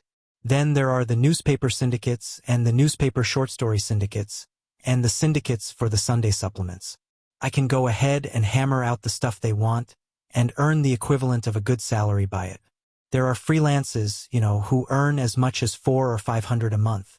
I don't care to become as they, but I'll earn a good living and have plenty of time to myself, which I wouldn't have in any position. Then I'll have my spare time for study and for real work. In between the grind, I'll try my hand at masterpieces, and I'll study and prepare myself for the writing of masterpieces. Why, I am amazed at the distance I have come already. When I first tried to write, I had nothing to write about except a few paltry experiences which I neither understood nor appreciated. But I had no thoughts. I really didn't. I didn't even have the words with which to think. My experiences were so many meaningless pictures. But as I began to add to my knowledge and to my vocabulary, I saw something more in my experiences than mere pictures. I retained the pictures and I found their interpretation. That was when I began to do good work, when I wrote adventure, joy, the pot, the wine of life, the jostling street, the love cycle, and the sea lyrics. I shall write more like them and better, but I shall do it in my spare time. My feet are on the solid earth now. Hack work and income first, masterpieces afterward. Just to show you, I wrote half a dozen jokes last night for the comic weeklies, and just as I was going to bed, the thought struck me to try my hand at a triolet, a humorous one, and inside an hour I had written 4. They ought to be worth $1 apiece. $4 right there for a few afterthoughts on the way to bed. Of course it's all valueless, just so much dull and sordid plodding. But it is no more dull and sordid than keeping books at $60 a month, adding up endless columns of meaningless figures until one dies. And furthermore, the hack work keeps me in touch with things literary and gives me time to try bigger things. But what good are these bigger things, these masterpieces? Ruth demanded. You can't sell them. Oh, yes, I can, he began. But she interrupted. All those you named, and which you say yourself are good, you have not sold any of them. We can't get married on masterpieces that won't sell. Then we'll get married on triolets that will sell, he asserted stoutly, putting his arm around her and drawing a very unresponsive sweetheart toward him. Listen to this, he went on in attempted gaiety. It's not art, but it's $1. He came in, when I was out, to borrow some tin, was why he came in, and he went without, so I was in, and he was out. The merry lilt with which he had invested the jingle was at variance with the dejection that came into his face as he finished. He had drawn no smile from Ruth. She was looking at him in an earnest and troubled way. It may be $1, she said, but it is a jester's dollar, the fee of a clown. Don't you see, Martin, the whole thing is lowering. I want the man I love and honor to be something finer and higher than a perpetrator of jokes and doggerel. You want him to be like, say, Mr. Butler? He suggested. I know you don't like Mr. Butler, she began. Mr. Butler's all right, he interrupted. It's only his indigestion I find fault with. But to save me, I can't see any difference between writing jokes or comic verse and running a typewriter, taking dictation, or keeping sets of books. It is all a means to an end. Your theory is for me to begin with keeping books in order to become a successful lawyer or man of business. Mine is to begin with hack work and develop into an able author. There is a difference, she insisted. What is it? Why, your good work, what you yourself call good, you can't sell. You have tried, you know that, but the editors won't buy it. Give me time, dear, he pleaded. The hack work is only makeshift and I don't take it seriously. Give me 2 years. I shall succeed in that time, and the editors will be glad to buy my good work. I know what I am saying. I have faith in myself. I know what I have in me. I know what literature is now. I know the average rot that is poured out by a lot of little men, and I know that at the end of 2 years I shall be on the high road to success. As for business, I shall never succeed at it. I am not in sympathy with it. Strikes me as dull and stupid and mercenary and tricky. Anyway, I am not adapted for it. I'd never get beyond a clerkship, and how could you and I be happy on the paltry earnings of a clerk?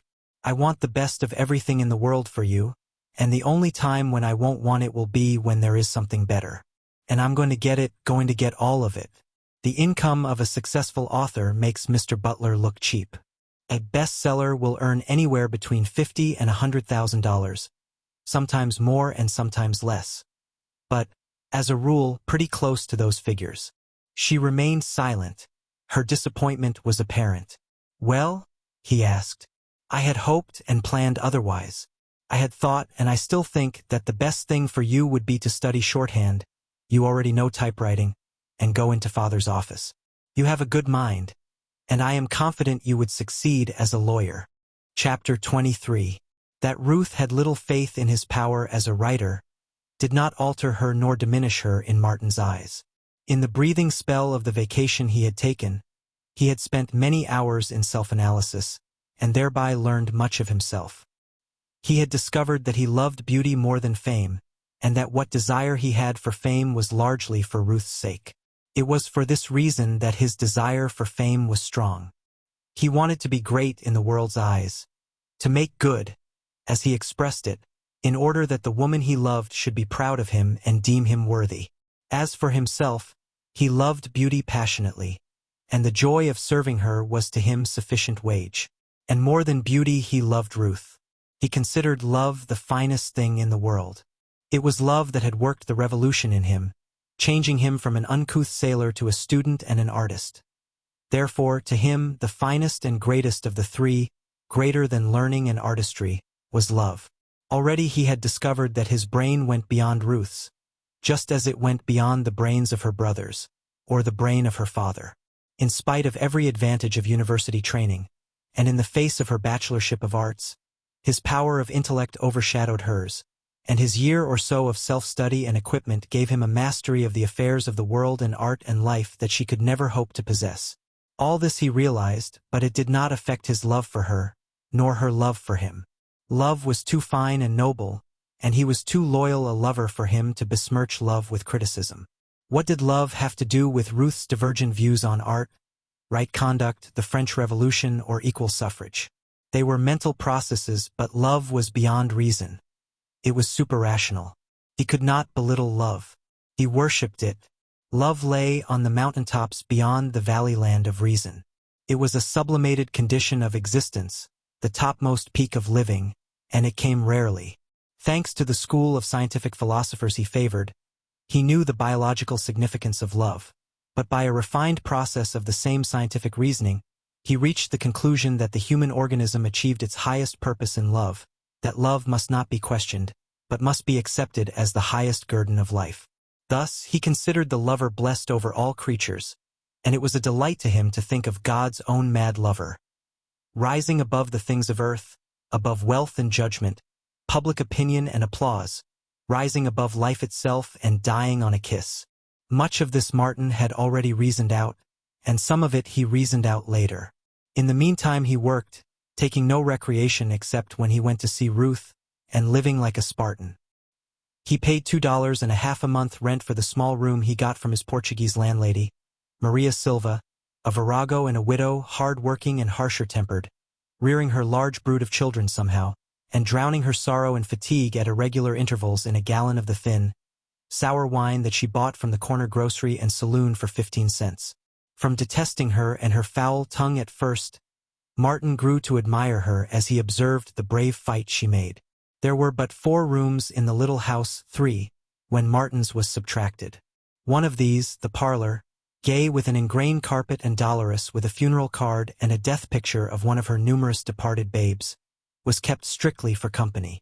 The blinds were always down, and her barefooted tribe was never permitted to enter the sacred precinct save on state occasions. She cooked and all ate in the kitchen, where she likewise washed, starched, and ironed clothes on all days of the week except Sunday. For her income came largely from taking in washing from her more prosperous neighbors. Remained the bedroom, small as the one occupied by Martin, into which she and her 7 little ones crowded and slept. It was an everlasting miracle to Martin how it was accomplished, and from her side of the thin partition he heard nightly every detail of the going to bed, the squalls and squabbles, the soft chattering, and the sleepy, twittering noises as of birds. Another source of income to Maria were her cows, 2 of them, which she milked night and morning and which gained a surreptitious livelihood from vacant lots and the grass that grew on either side the public sidewalks, attended always by 1 or more of her ragged boys, whose watchful guardianship consisted chiefly in keeping their eyes out for the poundmen. In his own small room Martin lived, slept, studied, wrote, and kept house. Before the one window, looking out on the tiny front porch, was the kitchen table that served as desk, library, and typewriting stand. The bed, against the rear wall, occupied 2/3 of the total space of the room.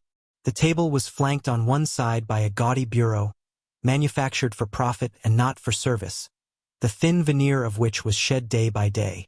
This bureau stood in the corner, and in the opposite corner, on the table's other flank, was the kitchen, the oil stove on a dry goods box, inside of which were dishes and cooking utensils, a shelf on the wall for provisions, and a bucket of water on the floor.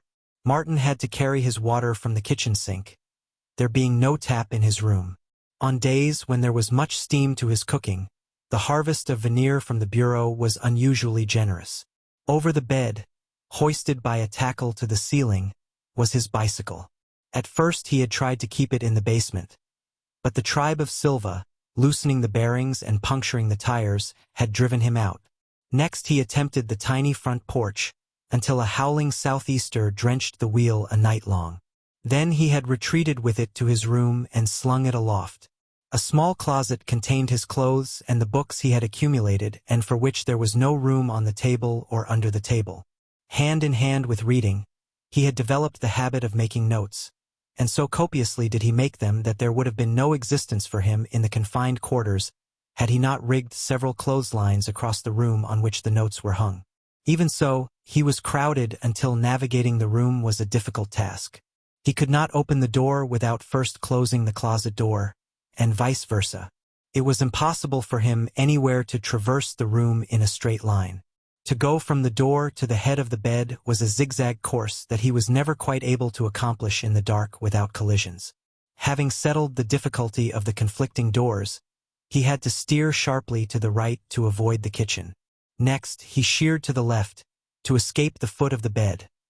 But this sheer, if too generous, brought him against the corner of the table.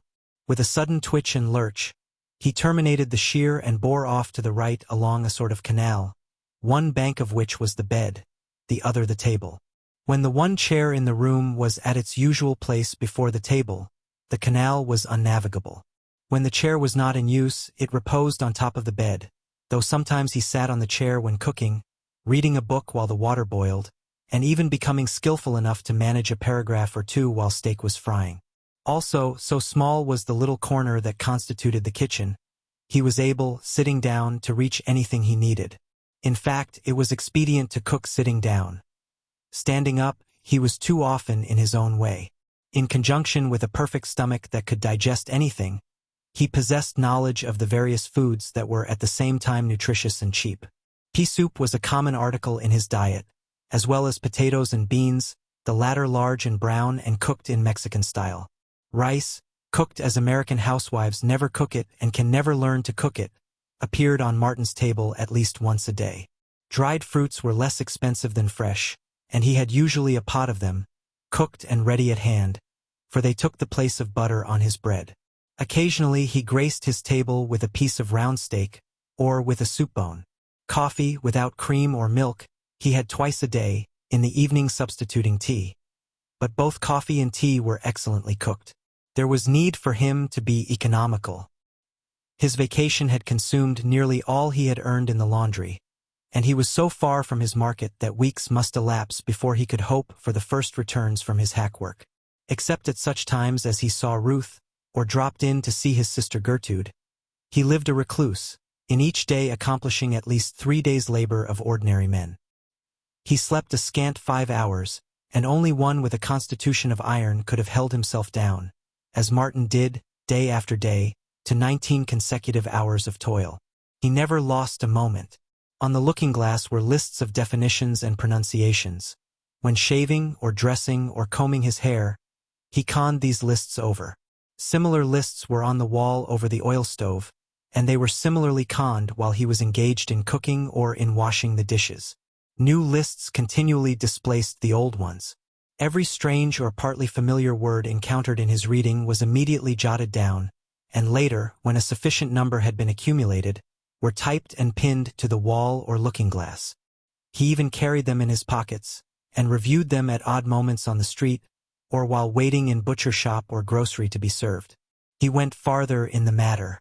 Reading the works of men who had arrived, he noted every result achieved by them, and worked out the tricks by which they had been achieved, the tricks of narrative, of exposition, of style, the points of view, the contrasts, the epigrams, and of all these he made lists for study. He did not ape. He sought principles. He drew up lists of effective and fetching mannerisms, till out of many such, culled from many writers, he was able to induce the general principle of mannerism, and, thus equipped, to cast about for new and original ones of his own, and to weigh and measure and appraise them properly. In similar manner he collected lists of strong phrases, the phrases of living language, phrases that bit like acid and scorched like flame, or that glowed and were mellow and luscious in the midst of the arid desert of common speech. He sought always for the principle that lay behind and beneath. He wanted to know how the thing was done. After that he could do it for himself. He was not content with the fair face of beauty.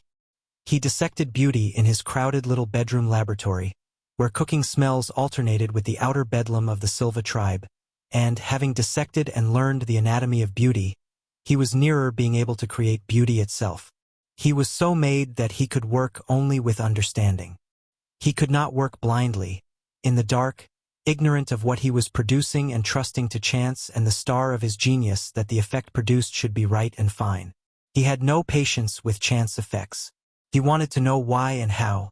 His was deliberate creative genius, and, before he began a story or poem, the thing itself was already alive in his brain, with the end in sight and the means of realizing that end in his conscious possession. Otherwise the effort was doomed to failure. On the other hand, he appreciated the chance effects in words and phrases that came lightly and easily into his brain, and that later stood all tests of beauty and power and developed tremendous and incommunicable connotations. Before such he bowed down and marveled, knowing that they were beyond the deliberate creation of any man.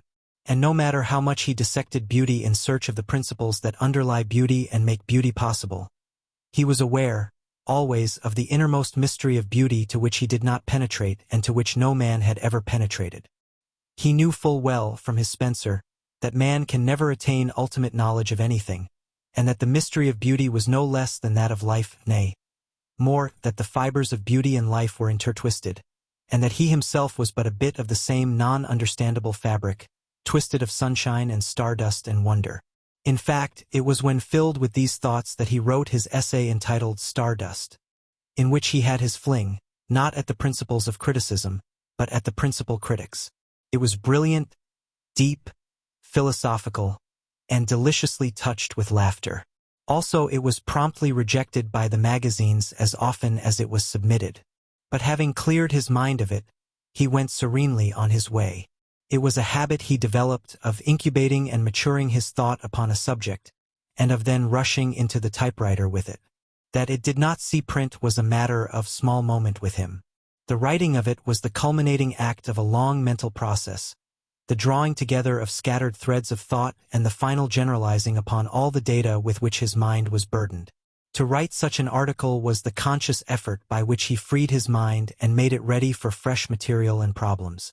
It was in a way akin to that common habit of men and women troubled by real or fancied grievances, who periodically and volubly break their long-suffering silence and have their say, till the last word is said.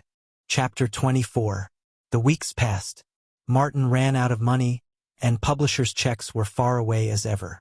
All his important manuscripts had come back and been started out again, and his hackwork fared no better. His little kitchen was no longer graced with a variety of foods. Caught in the pinch with a part sack of rice and a few pounds of dried apricots, rice and apricots was his menu 3 times a day for 5 days handrunning. Then he startled to realize on his credit. The Portuguese grocer, to whom he had hitherto paid cash, called a halt when Martin's bill reached the magnificent total of $3.85. "For you see," said the grocer, "you know catcha to work, I lasse demon," and Martin could reply nothing. There was no way of explaining. It was not true business principle to allow credit to a strong-bodied young fellow of the working class who was too lazy to work. "You catcha de job, I let you have more de grub," the grocer assured Martin. "No job, no grub. Theta de business." And then, to show that it was purely business foresight and not prejudice, "Hava de drink on de house, good friends, justa de same." So Martin drank, in his easy way, to show that he was good friends with the house, and then went supperless to bed. The fruit store, where Martin had bought his vegetables, was run by an American whose business principles were so weak that he let Martin run a bill of $5 before stopping his credit. The baker stopped at $2, and the butcher at $4. Martin added his debts and found that he was possessed of a total credit in all the world of $14.85. He was up with his typewriter rent, but he estimated that he could get 2 months' credit on that, which would be $8. When that occurred, he would have exhausted all possible credit. The last purchase from the fruit store had been a sack of potatoes, and for a week he had potatoes and nothing but potatoes 3 times a day. An occasional dinner at Ruth's helped to keep strength in his body, though he found it tantalizing enough to refuse further helping when his appetite was raging at sight of so much food spread before it. Now and again, though afflicted with secret shame, he dropped in at his sister's at mealtime and ate as much as he dared, more than he dared at the Morse table. Day by day he worked on, and day by day the postman delivered to him rejected manuscripts. He had no money for stamps, so the manuscripts accumulated in a heap under the table. Came a day when for 40 hours he had not tasted food. He could not hope for a meal at Ruth's, for she was away to San Rafael on a 2 weeks visit, and for very shame's sake he could not go to his sister's. To cap misfortune, the postman, in his afternoon round, brought him 5 returned manuscripts. Then it was that Martin wore his overcoat down into Oakland, and came back without it, but with $5 tinkling in his pocket. He paid $1 each on account to the 4 tradesmen, and in his kitchen fried steak and onions, made coffee, and stewed a large pot of prunes. And having dined, he sat down at his table desk and completed before midnight an essay which he entitled The Dignity of Usury.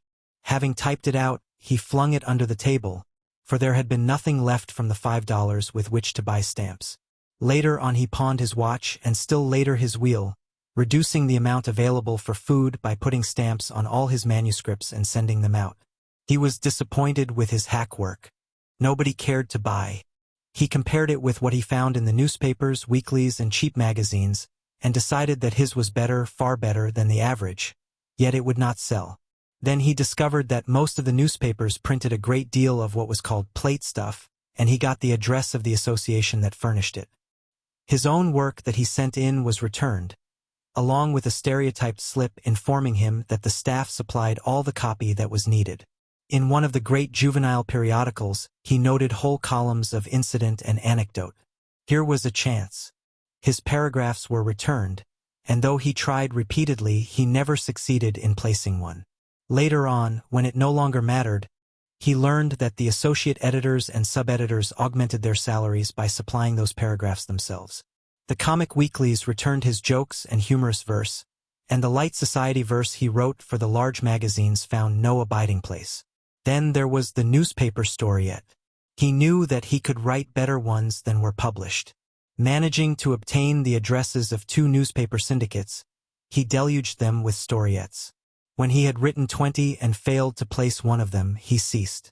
And yet, from day to day, he read storiettes in the dailies and weeklies, scores and scores of storiettes, not one of which would compare with his. In his despondency, he concluded that he had no judgment whatever, that he was hypnotized by what he wrote, and that he was a self-deluded pretender. The inhuman editorial machine ran smoothly as ever. He folded the stamps in with his manuscript, dropped it into the letterbox, and from 3 weeks to a month afterward the postman came up the steps and handed him the manuscript. Surely there were no live, warm editors at the other end. It was all wheels and cogs and oil cups, a clever mechanism operated by automatons. He reached stages of despair wherein he doubted if editors existed at all. He had never received a sign of the existence of one, and from absence of judgment in rejecting all he wrote, it seemed plausible that editors were myths, manufactured and maintained by office boys, typesetters, and pressmen. The hours he spent with Ruth were the only happy ones he had, and they were not all happy. He was afflicted always with a gnawing restlessness, more tantalizing than in the old days before he possessed her love. For now that he did possess her love, the possession of her was far away as ever. He had asked for 2 years. Time was flying, and he was achieving nothing. Again, he was always conscious of the fact that she did not approve what he was doing. She did not say so directly, yet indirectly she let him understand it as clearly and definitely as she could have spoken it. It was not resentment with her, but disapproval, though less sweet-natured women might have resented where she was no more than disappointed. Her disappointment lay in that this man she had taken to mold refused to be molded. To a certain extent she had found his clay plastic, then it had developed stubbornness, declining to be shaped in the image of her father or of Mr. Butler. What was great and strong in him she missed, or worse yet, misunderstood.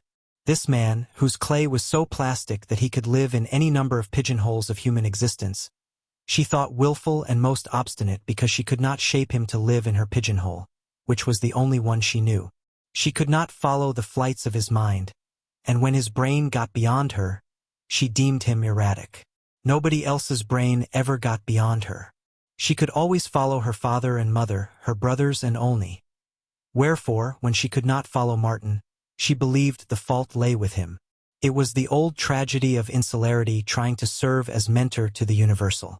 "You worship at the shrine of the established," he told her once, in a discussion they had over Praps and Vanderwater. "I grant that as authorities to quote they are most excellent, the 2 foremost literary critics in the United States. Every school teacher in the land looks up to Vanderwater as the dean of American criticism. Yet I read his stuff, and it seems to me the perfection of the felicitous expression of the inane. Why, he is no more than a ponderous bromide, thanks to Gelett Burgess. And Praps is no better. His Hemlock Mosses, for instance, is beautifully written. Not a comma is out of place. And the tone, is lofty, so lofty. He is the best-paid critic in the United States. Though heaven forbid, he's not a critic at all. They do criticism better in England. But the point is, they sound the popular note, and they sound it so beautifully and morally and contentedly. Their reviews remind me of a British Sunday. They are the popular mouthpieces. They back up your professors of English, and your professors of English back them up. And there isn't an original idea in any of their skulls. They know only the established. In fact, they are the established. They are weak-minded, and the established impresses itself upon them as easily as the name of the brewery is impressed on a beer bottle. And their function is to catch all the young fellows attending the university, to drive out of their minds any glimmering originality that may chance to be there, and to put upon them the stamp of the established. "I think I am nearer the truth," she replied. "When I stand by the established, than you are, raging around like an iconoclastic South Sea Islander." "It was the missionary who did the image breaking," he laughed. "And unfortunately, all the missionaries are off among the heathen, so there are none left at home to break those old images, Mr. Vanderwater and Mr. Praps. And the college professors as well," she added. He shook his head emphatically. "No, the science professors should live. They're really great. But it would be a good deed to break the heads of 9/10 of the English professors, little, microscopic-minded parrots," which was rather severe on the professors, but which to Ruth was blasphemy. She could not help but measure the professors, neat, scholarly, in fitting clothes, speaking in well-modulated voices, breathing of culture and refinement, with this almost indescribable young fellow whom somehow she loved, whose clothes never would fit him, whose heavy muscles told of damning toil, who grew excited when he talked, substituting abuse for calm statement and passionate utterance for cool self-possession. They at least earned good salaries and were, yes, she compelled herself to face it, were gentlemen, while he could not earn a penny and he was not as they. She did not weigh Martin's words nor judge his argument by them. Her conclusion that his argument was wrong was reached unconsciously, it is true, by a comparison of externals. The professors were right in their literary judgments because they were successes. Martin's literary judgments were wrong because he could not sell his wares. To use his own phrase, they made good and he did not make good. And besides, it did not seem reasonable that he should be right, he who had stood, so short a time before, in that same living room, blushing and awkward, acknowledging his introduction, looking fearfully about him at the bric-a-brac his swinging shoulders threatened to break, asking how long since Swinburne died, and boastfully announcing that he had read Excelsior and the Psalm of Life. Unwittingly, Ruth herself proved his point that she worshipped the established. Martin followed the processes of her thoughts, but forbore to go farther. He did not love her for what she thought of Praps and Vanderwater and English professors, and he was coming to realize, with increasing conviction, that he possessed brain areas and stretches of knowledge which she could never comprehend nor know existed. In music she thought him unreasonable, and in the matter of opera not only unreasonable but willfully perverse. "How did you like it?" she asked him one night, on the way home from the opera. It was a night when he had taken her at the expense of a month's rigid economizing on food. After vainly waiting for him to speak about it, herself still tremulous and stirred by what she had just seen and heard, she had asked the question. "I liked the overture," was his answer. "It was splendid." "Yes, but the opera itself? That was splendid too. That is, the orchestra was, though I'd have enjoyed it more if those jumping jacks had kept quiet or gone off the stage." Ruth was aghast. "You don't mean Tetralani or Barillo?" she queried. "All of them, the whole kit and crew." "But they are great artists," she protested. "They spoiled the music just the same, with their antics and unrealities." "But don't you like Barillo's voice?" Ruth asked. "He is next to Caruso, they say." "Of course I liked him, and I like Tetralani even better. Her voice is exquisite, or at least I think so." But, Ruth stammered. "I don't know what you mean, then. You admire their voices, yet say they spoiled the music." "Precisely that. I'd give anything to hear them in concert, and I'd give even a bit more not to hear them when the orchestra is playing. I'm afraid I am a hopeless realist. Great singers are not great actors.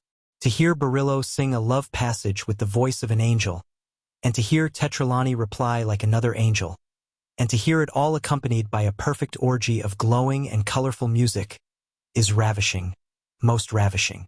I do not admit it, I assert it, but the whole effect is spoiled when I look at them, at Tetralani, 5'10" in her stocking feet and weighing 190 pounds, and at Barillo, a scant 5'4", greasy-featured, with the chest of a squat, undersized blacksmith, and at the pair of them, attitudinizing, clasping their breasts, flinging their arms in the air like demented creatures in an asylum. And when I am expected to accept all this as the faithful illusion of a love scene between a slender and beautiful princess and a handsome, romantic young prince, why, I can't accept it, that's all.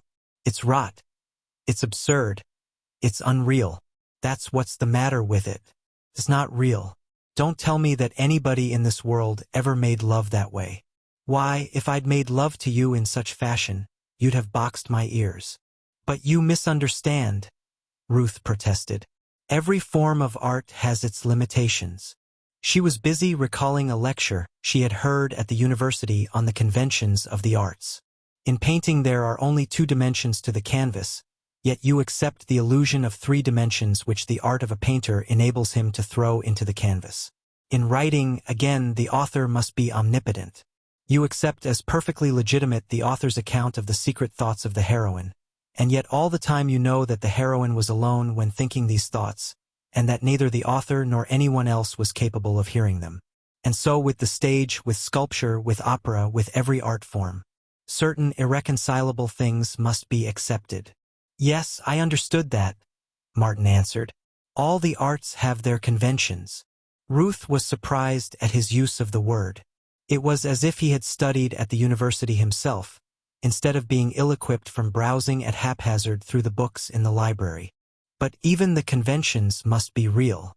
Trees, painted on flat cardboard and stuck up on each side of the stage, we accept as a forest. It is a real enough convention. But, on the other hand, we would not accept a sea scene as a forest. We can't do it. It violates our senses. Nor would you, or, rather, should you, accept the ravings and writhings and agonized contortions of those two lunatics tonight as a convincing portrayal of love. But you don't hold yourself superior to all the judges of music? She protested. No, not for a moment. I merely maintain my right as an individual. I have just been telling you what I think, in order to explain why the elephantine gambols of Madame Tetralani spoil the orchestra for me. The world's judges of music may all be right. But I am I, and I won't subordinate my taste to the unanimous judgment of mankind. If I don't like a thing, I don't like it, that's all.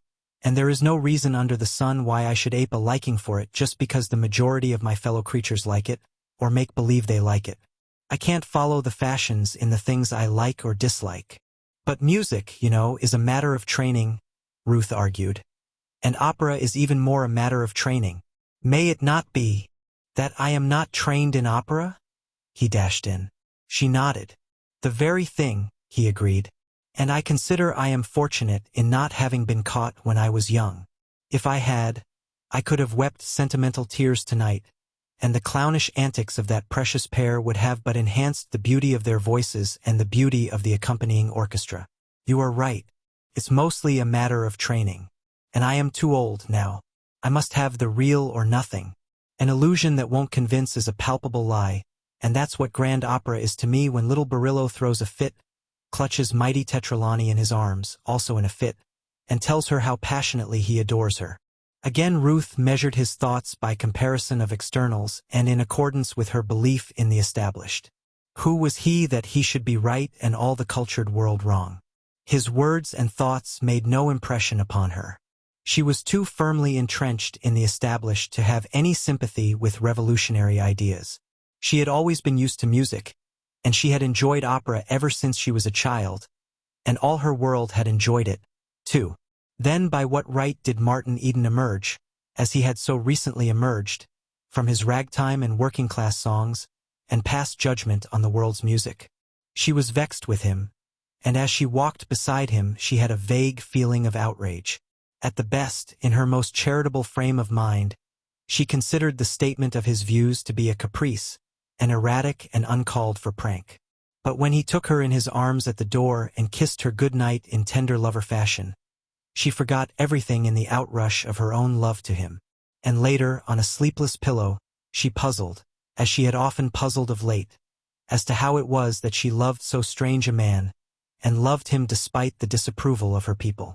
And next day Martin Eden cast hackwork aside, and at white heat hammered out an essay to which he gave the title, The Philosophy of Illusion. A stamp started it on its travels, but it was destined to receive many stamps and to be started on many travels in the months that followed. Chapter 25. Maria Silva was poor, and all the ways of poverty were clear to her. Poverty, to Ruth, was a word signifying a not nice condition of existence. That was her total knowledge on the subject. She knew Martin was poor, and his condition she associated in her mind with the boyhood of Abraham Lincoln, of Mr. Butler, and of other men who had become successes. Also, while aware that poverty was anything but delectable, she had a comfortable middle-class feeling that poverty was salutary, that it was a sharp spur that urged on to success all men who were not degraded and hopeless drudges. So that her knowledge that Martin was so poor that he had pawned his watch and overcoat did not disturb her. She even considered it the hopeful side of the situation, believing that sooner or later it would arouse him and compel him to abandon his writing. Ruth never read hunger in Martin's face, which had grown lean and had enlarged the slight hollows in the cheeks. In fact, she marked the change in his face with satisfaction. It seemed to refine him, to remove from him much of the dross of flesh and the too animal-like vigor that lured her while she detested it. Sometimes, when with her, she noted an unusual brightness in his eyes, and she admired it, for it made him appear more the poet and the scholar, the things he would have liked to be and which she would have liked him to be. But Maria Silva read a different tale in the hollow cheeks and the burning eyes, and she noted the changes in them from day to day, by them following the ebb and flow of his fortunes. She saw him leave the house with his overcoat and return without it, though the day was chill and raw, and promptly she saw his cheeks fill out slightly and the fire of hunger leave his eyes. In the same way she had seen his wheel and watch go, and after each event she had seen his vigor bloom again. Likewise she watched his toils, and knew the measure of the midnight oil he burned. Work. She knew that he outdid her, though his work was of a different order. And she was surprised to behold that the less food he had, the harder he worked. On occasion, in a casual sort of way, when she thought hunger pinched hardest, she would send him in a loaf of new baking, awkwardly covering the act with banter to the effect that it was better than he could bake. And again, she would send one of her toddlers in to him with a great pitcher of hot soup, debating inwardly the while whether she was justified in taking it from the mouths of her own flesh and blood. Nor was Martin ungrateful, knowing as he did the lives of the poor, and that if ever in the world there was charity, this was it. On a day when she had filled her brood with what was left in the house, Maria invested her last 15 cents in a gallon of cheap wine. Martin, coming into her kitchen to fetch water, was invited to sit down and drink. He drank her very good health, and in return she drank his. Then she drank to prosperity in his undertakings, and he drank to the hope that James Grant would show up and pay her for his washing. James Grant was a journeyman carpenter who did not always pay his bills and who owed Maria $3. Both Maria and Martin drank the sour new wine on empty stomachs, and it went swiftly to their heads. Utterly differentiated creatures that they were lonely in their misery, and though the misery was tacitly ignored, it was the bond that drew them together. Maria was amazed to learn that he had been in the Azores, where she had lived until she was 11. She was doubly amazed that he had been in the Hawaiian Islands, whither she had migrated from the Azores with her people. But her amazement passed all bounds when he told her he had been on Maui, the particular island whereon she had attained womanhood and married. Kahului, where she had first met her husband. He, Martin, had been there twice. Yes, she remembered the sugar steamers, and he had been on them. Well, it was a small world. And Wailuku, that place too. Did he know the head Luna of the plantation? Yes, and had had a couple of drinks with him. And so they reminisced and drowned their hunger in the raw, sour wine. To Martin the future did not seem so dim. Success trembled just before him. He was on the verge of clasping it. Then he studied the deep-lined face of the toil-worn woman before him, remembered her soups and loaves of new baking, and felt spring up in him the warmest gratitude and philanthropy. "Maria," he exclaimed suddenly, "what would you like to have?" She looked at him, bepuzzled. "What would you like to have now, right now, if you could get it?" "Shoe ala de rune, for the child's 7 pairs de shoe." "You shall have them," he announced, while she nodded her head gravely. "But I mean a big wish, something big that you want." Her eyes sparkled good-naturedly. He was choosing to make fun with her, Maria, with whom few made fun these days. "Think hard," he cautioned, just as she was opening her mouth to speak. "Alla right," she answered. "I think it a hard. I lick it a house, dis house, all mine. No paya de rent, $7 a month." "You shall have it," he granted. "And in a short time. Now wish the great wish. Make believe I am God. And I say to you anything you want you can have. Then you wish that thing and I listen." Maria considered solemnly for a space. "You no 'fraid?" she asked warningly. No, he laughed. "I'm not afraid. Go ahead." "Most vera big," she warned again. "All right, fire away." "Well, den?" She drew a big breath like a child, as she voiced to the uttermost all she cared to demand of life. "I lickada have one milka ranch, good milka ranch. Plenty cow, plenty land, plenty grass. I lickada have near San Luan. My sister leave a deer. I sella de milk in Oakland. I maka de plentimon. Joe and Nick no runna de cow. They go a to school. Bimby maka de good engineer worka de railroad. Yes, I licka de milka ranch." She paused and regarded Martin with twinkling eyes. "You shall have it," he answered promptly. She nodded her head and touched her lips courteously to the wineglass and to the giver of the gift she knew would never be given. His heart was right, and in her own heart she appreciated his intention as much as if the gift had gone with it. "No, Maria," he went on. "Nick and Joe won't have to peddle milk, and all the kids can go to school and wear shoes the whole year round. It will be a first-class milk ranch, everything complete." There will be a house to live in and a stable for the horses, and cow barns, of course. There will be chickens, pigs, vegetables, fruit trees, and everything like that, and there will be enough cows to pay for a hired man or two. Then you won't have anything to do but take care of the children.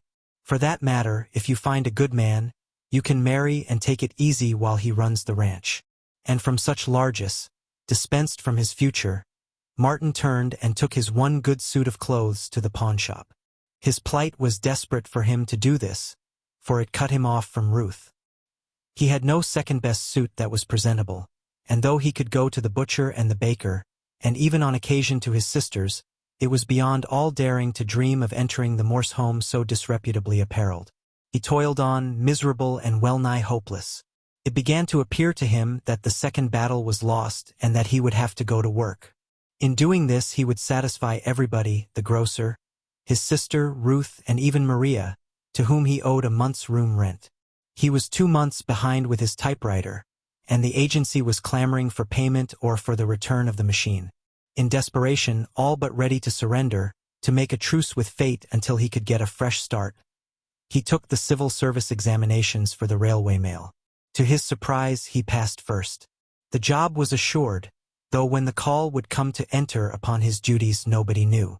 It was at this time, at the lowest ebb, that the smooth-running editorial machine broke down. A cog must have slipped or an oil cup run dry, for the postman brought him one morning a short, thin envelope.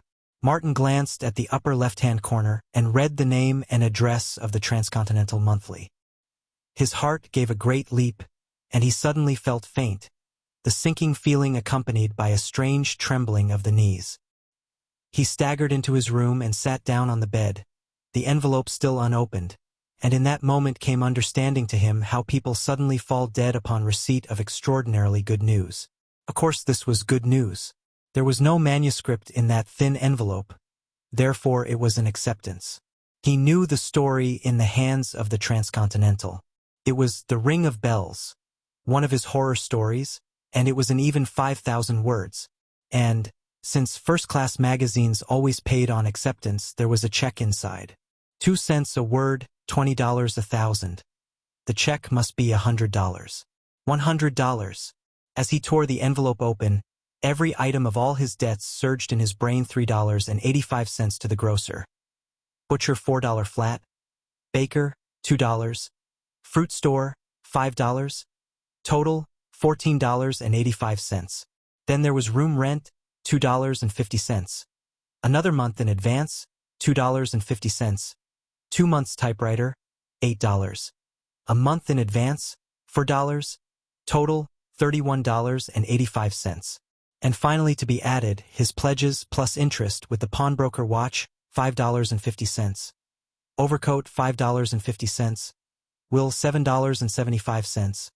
Suit of clothes $5.50. 60% interest, but what did it matter? Grand total $56.10. He saw, as if visible in the air before him, in illuminated figures, the whole sum, and the subtraction that followed, and that gave a remainder of $43.90. When he had squared every debt, redeemed every pledge, he would still have jingling in his pockets a princely $43.90. And on top of that he would have a month's rent paid in advance on the typewriter and on the room. By this time he had drawn the single sheet of typewritten letter out and spread it open. There was no check. He peered into the envelope, held it to the light, but could not trust his eyes, and in trembling haste tore the envelope apart. There was no check. He read the letter, skimming it line by line, dashing through the editor's praise of his story to the meat of the letter, the statement why the check had not been sent. He found no such statement, but he did find that which made him suddenly wilt. The letter slid from his hand. His eyes went lackluster, and he lay back on the pillow, pulling the blanket about him and up to his chin. $5 for The Ring of Bells. $5 for 5,000 words. Instead of 2 cents a word, 10 words for a cent. And the editor had praised it, too. And he would receive the check when the story was published. Then it was all poppycock. 2 cents a word for minimum rate and payment upon acceptance. It was a lie, and it had led him astray. He would never have attempted to write had he known that. He would have gone to work, to work for Ruth. He went back to the day he first attempted to write, and was appalled at the enormous waste of time, and all for 10 words for a cent.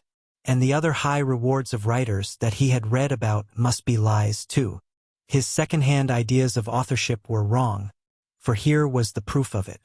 The Transcontinental sold for 25 cents, and its dignified and artistic cover proclaimed it as among the first-class magazines. It was a staid, respectable magazine, and it had been published continuously since long before he was born. Why, on the outside cover were printed every month the words of one of the world's great writers, words proclaiming the inspired mission of the Transcontinental by a star of literature whose first coruscations had appeared inside those selfsame covers. And the high and lofty, heaven-inspired Transcontinental paid $5 for 5,000 words. The great writer had recently died in a foreign land, in dire poverty, Martin remembered, which was not to be wondered at, considering the magnificent pay authors receive. Well, he had taken the bait. The newspaper lies about writers and their pay, and he had wasted 2 years over it. But he would disgorge the bait now. Not another line would he ever write. He would do what Ruth wanted him to do, what everybody wanted him to do, get a job. The thought of going to work reminded him of Joe, tramping through the land of nothing to do. Martin heaved a great sigh of envy. The reaction of 19 hours a day for many days was strong upon him. But then, Joe was not in love, had none of the responsibilities of love, and he could afford to loaf through the land of nothing to do. He, Martin, had something to work for, and go to work he would. He would start out early next morning to hunt a job. And he would let Ruth know, too, that he had mended his ways and was willing to go into her father's office. $5 for 5,000 words, 10 words for a cent, the market price for art. The disappointment of it, the lie of it, the infamy of it, were uppermost in his thoughts. And under his closed eyelids, in fiery figures, burned the $3.85 he owed the grocer. He shivered, and was aware of an aching in his bones. The small of his back ached especially.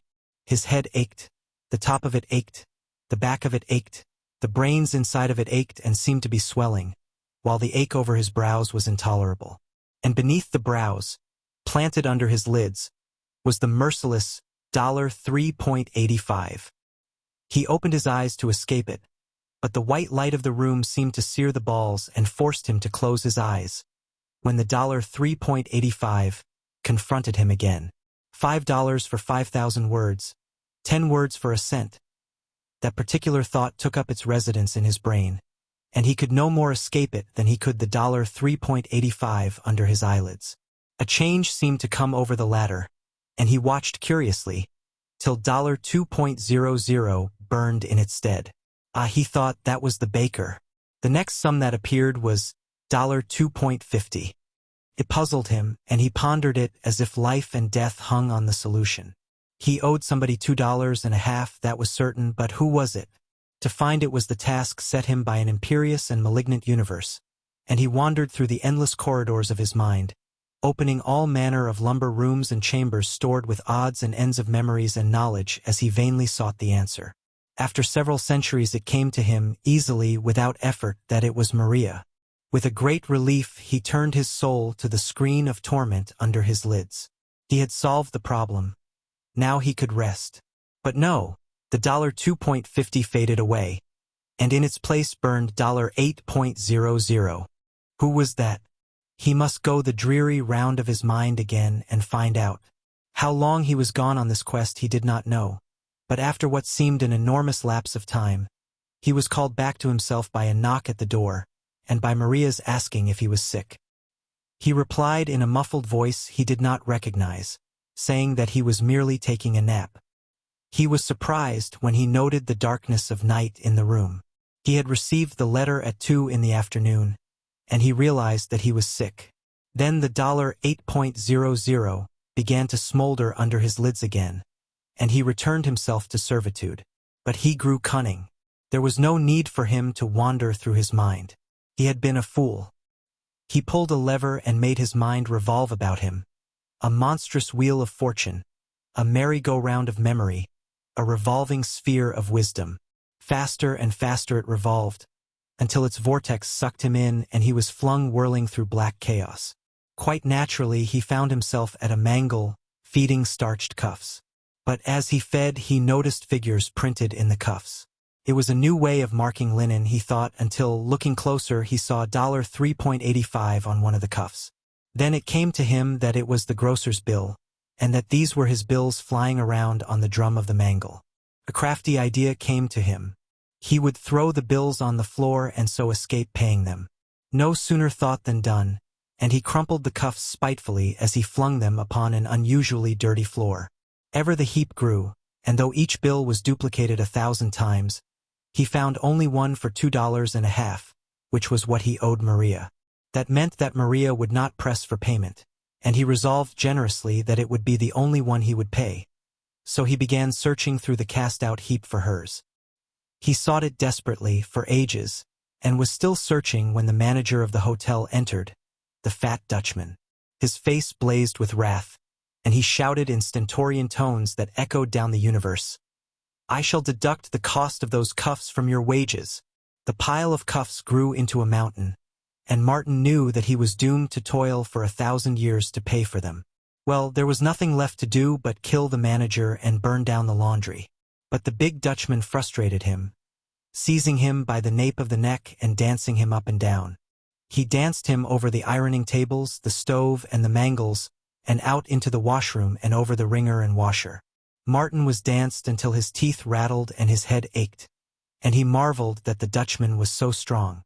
And then he found himself before the mangle. This time, receiving the cuffs, an editor of a magazine was feeding from the other side. Each cuff was a check, and Martin went over them anxiously, in a fever of expectation, but they were all blanks. He stood there and received the blanks for 1,000,000 years or so, never letting one go by for fear it might be filled out. At last he found it. With trembling fingers, he held it to the light. It was for $5. "Ha! Ha!" laughed the editor across the mangle. "Well, then I shall kill you," Martin said.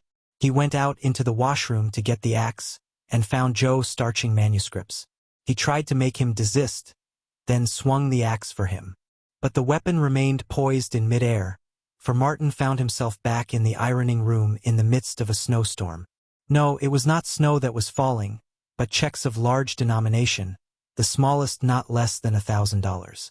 He began to collect them and sort them out, in packages of 100, tying each package securely with twine.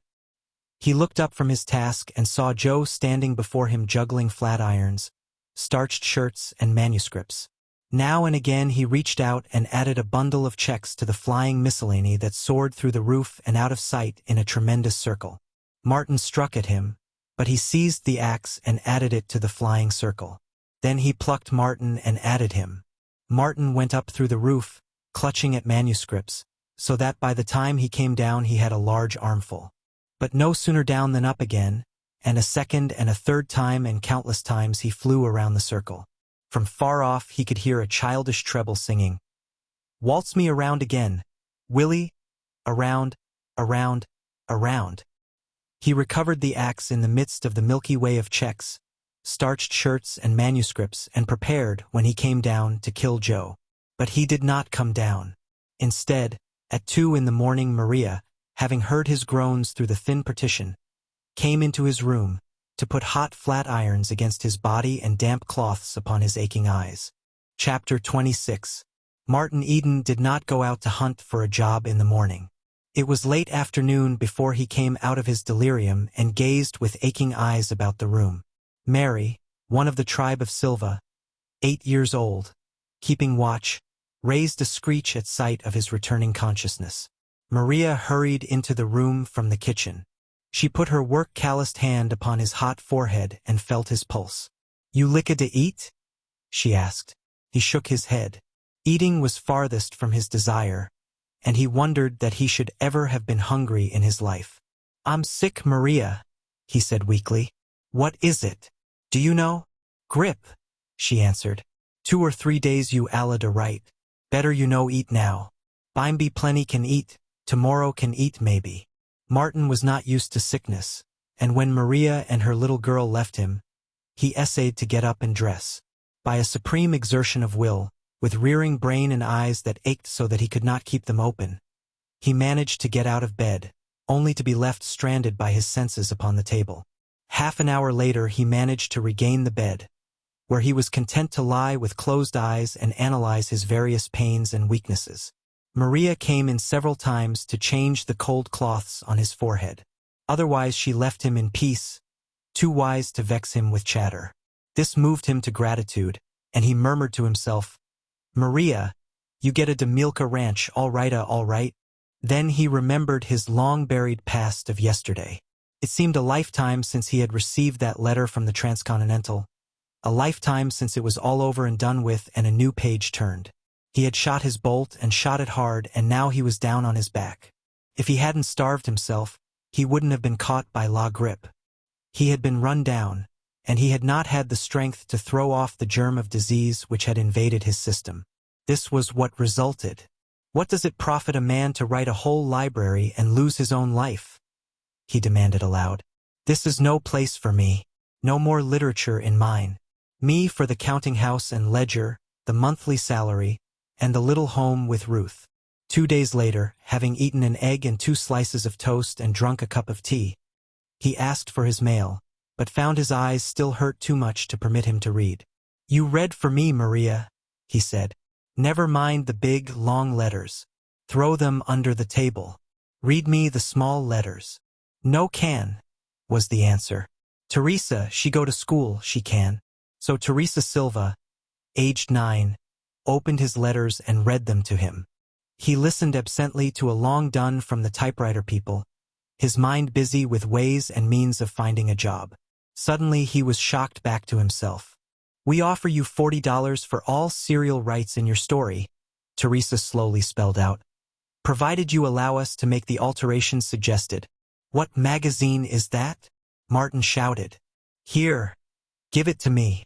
He could see to read now, and he was unaware of the pain of the action. It was the White Mouse that was offering him $40, and the story was The Whirlpool, another of his early horror stories. He read the letter through again and again. The editor told him plainly that he had not handled the idea properly, but that it was the idea they were buying because it was original. If they could cut the story down 1/3, they would take it and send him $40 on receipt of his answer. He called for pen and ink and told the editor he could cut the story down 3/3 if he wanted to, and to send the $40 right along. The letter dispatched to the letterbox by Teresa, Martin lay back and thought. It wasn't a lie after all. The White Mouse paid on acceptance. There were 3,000 words in The Whirlpool. Cut down 1/3, there would be 2,000. At $40, that would be 2 cents a word. Pay on acceptance and 2 cents a word, the newspapers had told the truth. And he had thought The White Mouse a third-rater. It was evident that he did not know the magazines. He had deemed the Transcontinental a first-rater, and it paid a cent for 10 words.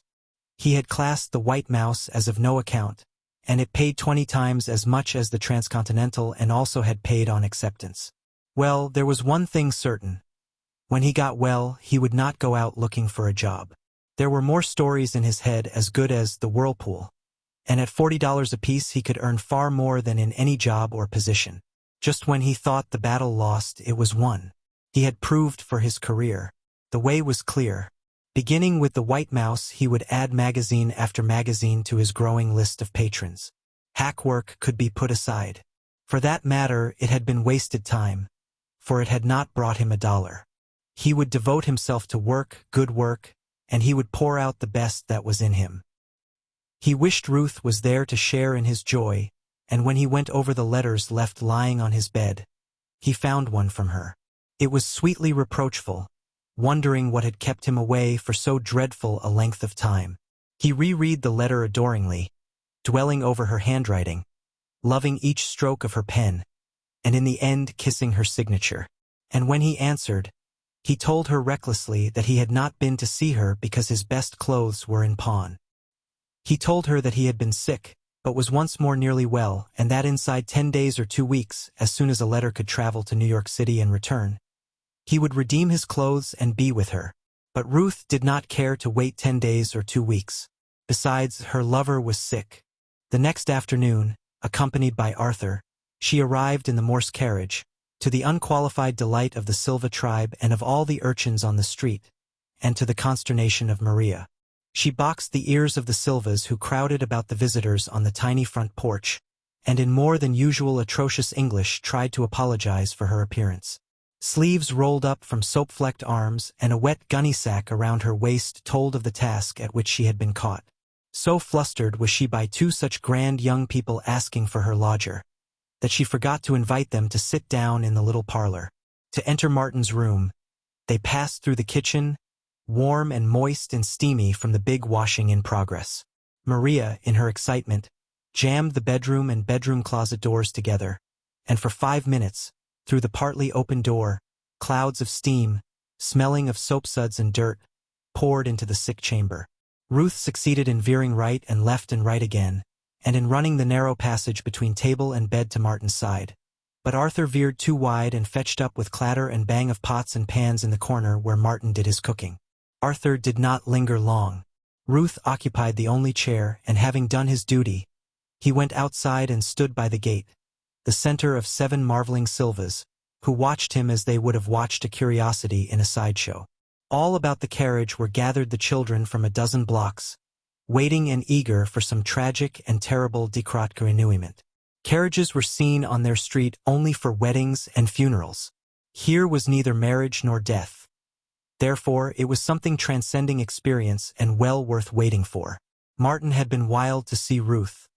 His was essentially a love nature, and he possessed more than the average man's need for sympathy. He was starving for sympathy, which, with him, meant intelligent understanding, and he had yet to learn that Ruth's sympathy was largely sentimental and tactful, and that it proceeded from gentleness of nature rather than from understanding of the objects of her sympathy.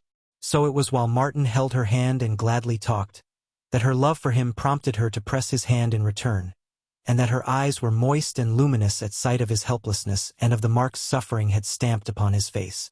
But while he told her of his 2 acceptances, of his despair when he received the one from the Transcontinental, and of the corresponding delight with which he received the one from the White Mouse, she did not follow him.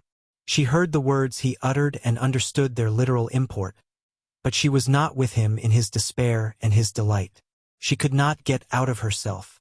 She was not interested in selling stories to magazines. What was important to her was matrimony. She was not aware of it, however, any more than she was aware that her desire that Martin take a position was the instinctive and preparative impulse of motherhood. She would have blushed had she been told as much in plain, set terms, and next, she might have grown indignant and asserted that her sole interest lay in the man she loved and her desire for him to make the best of himself. So, while Martin poured out his heart to her, elated with the first success his chosen work in the world had received, she paid heed to his bare words only, gazing now and again about the room, shocked by what she saw. For the first time Ruth gazed upon the sordid face of poverty. Starving lovers had always seemed romantic to her, but she had had no idea how starving lovers lived. She had never dreamed it could be like this. Ever her gaze shifted from the room to him and back again. The steamy smell of dirty clothes, which had entered with her from the kitchen, was sickening. Martin must be soaked with it, Ruth concluded, if that awful woman washed frequently. Such was the contagiousness of degradation. When she looked at Martin, she seemed to see the smirch left upon him by his surroundings. She had never seen him unshaven, and the 3 days' growth of beard on his face was repulsive to her. Not alone did it give him the same dark and murky aspect of the Silva house, inside and out, but it seemed to emphasize that animal-like strength of his which she detested. And here he was, being confirmed in his madness by the 2 acceptances he took such pride in telling her about. A little longer and he would have surrendered and gone to work. Now he would continue on in this horrible house, writing and starving for a few more months. "What is that smell?" she asked suddenly. "Some of Maria's washing smells, I imagine," was the answer. "I am growing quite accustomed to them." "No, no, not that. It is something else. A stale, sickish smell." Martin sampled the air before replying. "I can't smell anything else, except stale tobacco smoke," he announced. "That's it. It is terrible. Why do you smoke so much, Martin?" "I don't know, except that I smoke more than usual when I am lonely. And then, too, it's such a long-standing habit." I learned when I was only a youngster. It is not a nice habit, you know, she reproved. It smells to heaven. That's the fault of the tobacco. I can afford only the cheapest. But wait until I get that $40 check. I'll use a brand that is not offensive even to the angels. But that wasn't so bad, was it? 2 acceptances in 3 days? That $45 will pay about all my debts. For 2 years' work? She queried. No, for less than a week's work. Please pass me that book over on the far corner of the table, the account book with the gray cover. He opened it and began turning over the pages rapidly. Yes, I was right. 4 days for the Ring of Bells. 2 days for the Whirlpool. That's $45 for a week's work, $180 a month. That beats any salary I can command. And, besides, I'm just beginning. $1,000 a month is not too much to buy for you all I want you to have. A salary of $500 a month would be too small. That $45 is just a starter. Wait till I get my stride. Then watch my smoke. Ruth misunderstood his slang and reverted to cigarettes. You smoke more than enough as it is, and the brand of tobacco will make no difference.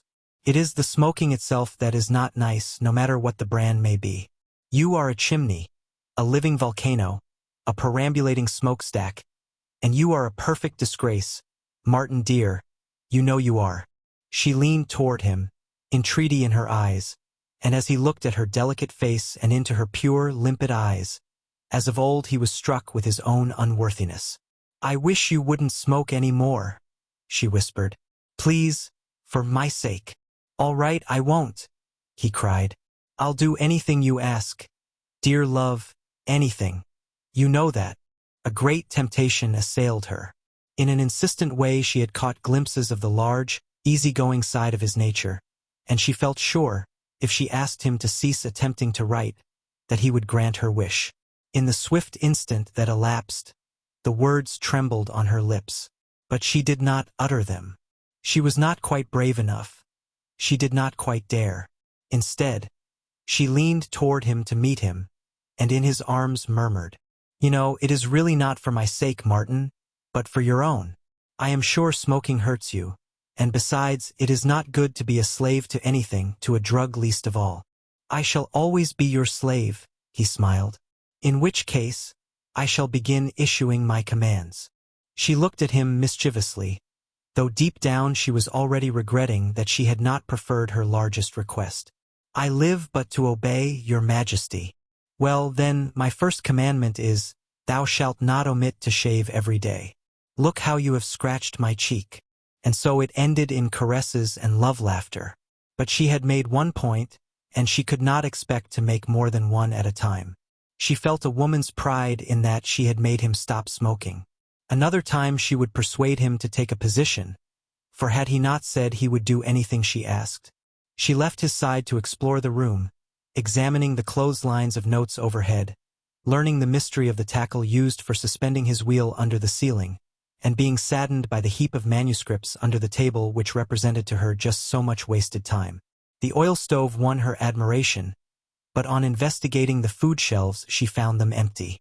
Why, you haven't anything to eat, you poor dear, she said with tender compassion. You must be starving. I store my food in Maria's safe and in her pantry, he lied. It keeps better there. No danger of my starving. Look at that. She had come back to his side, and she saw him double his arm at the elbow, the biceps crawling under his shirt sleeve and swelling into a knot of muscle, heavy and hard. The sight repelled her.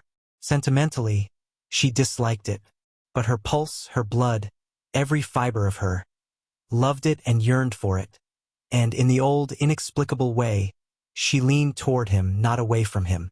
And in the moment that followed, when he crushed her in his arms, the brain of her, concerned with the superficial aspects of life, was in revolt, while the heart of her, the woman of her, concerned with life itself, exulted triumphantly.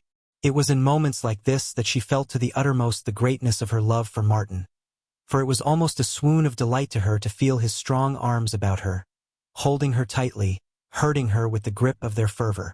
At such moments she found justification for her treason to her standards, for her violation of her own high ideals, and, most of all, for her tacit disobedience to her mother and father. They did not want her to marry this man. It shocked them that she should love him. It shocked her, too, sometimes when she was apart from him, a cool and reasoning creature. With him, she loved him, in truth, at times a vexed and worried love. But love it was, a love that was stronger than she. "This law grip is nothing," he was saying. "It hurts a bit, and gives one a nasty headache, but it doesn't compare with break-bone fever." "Have you had that too?"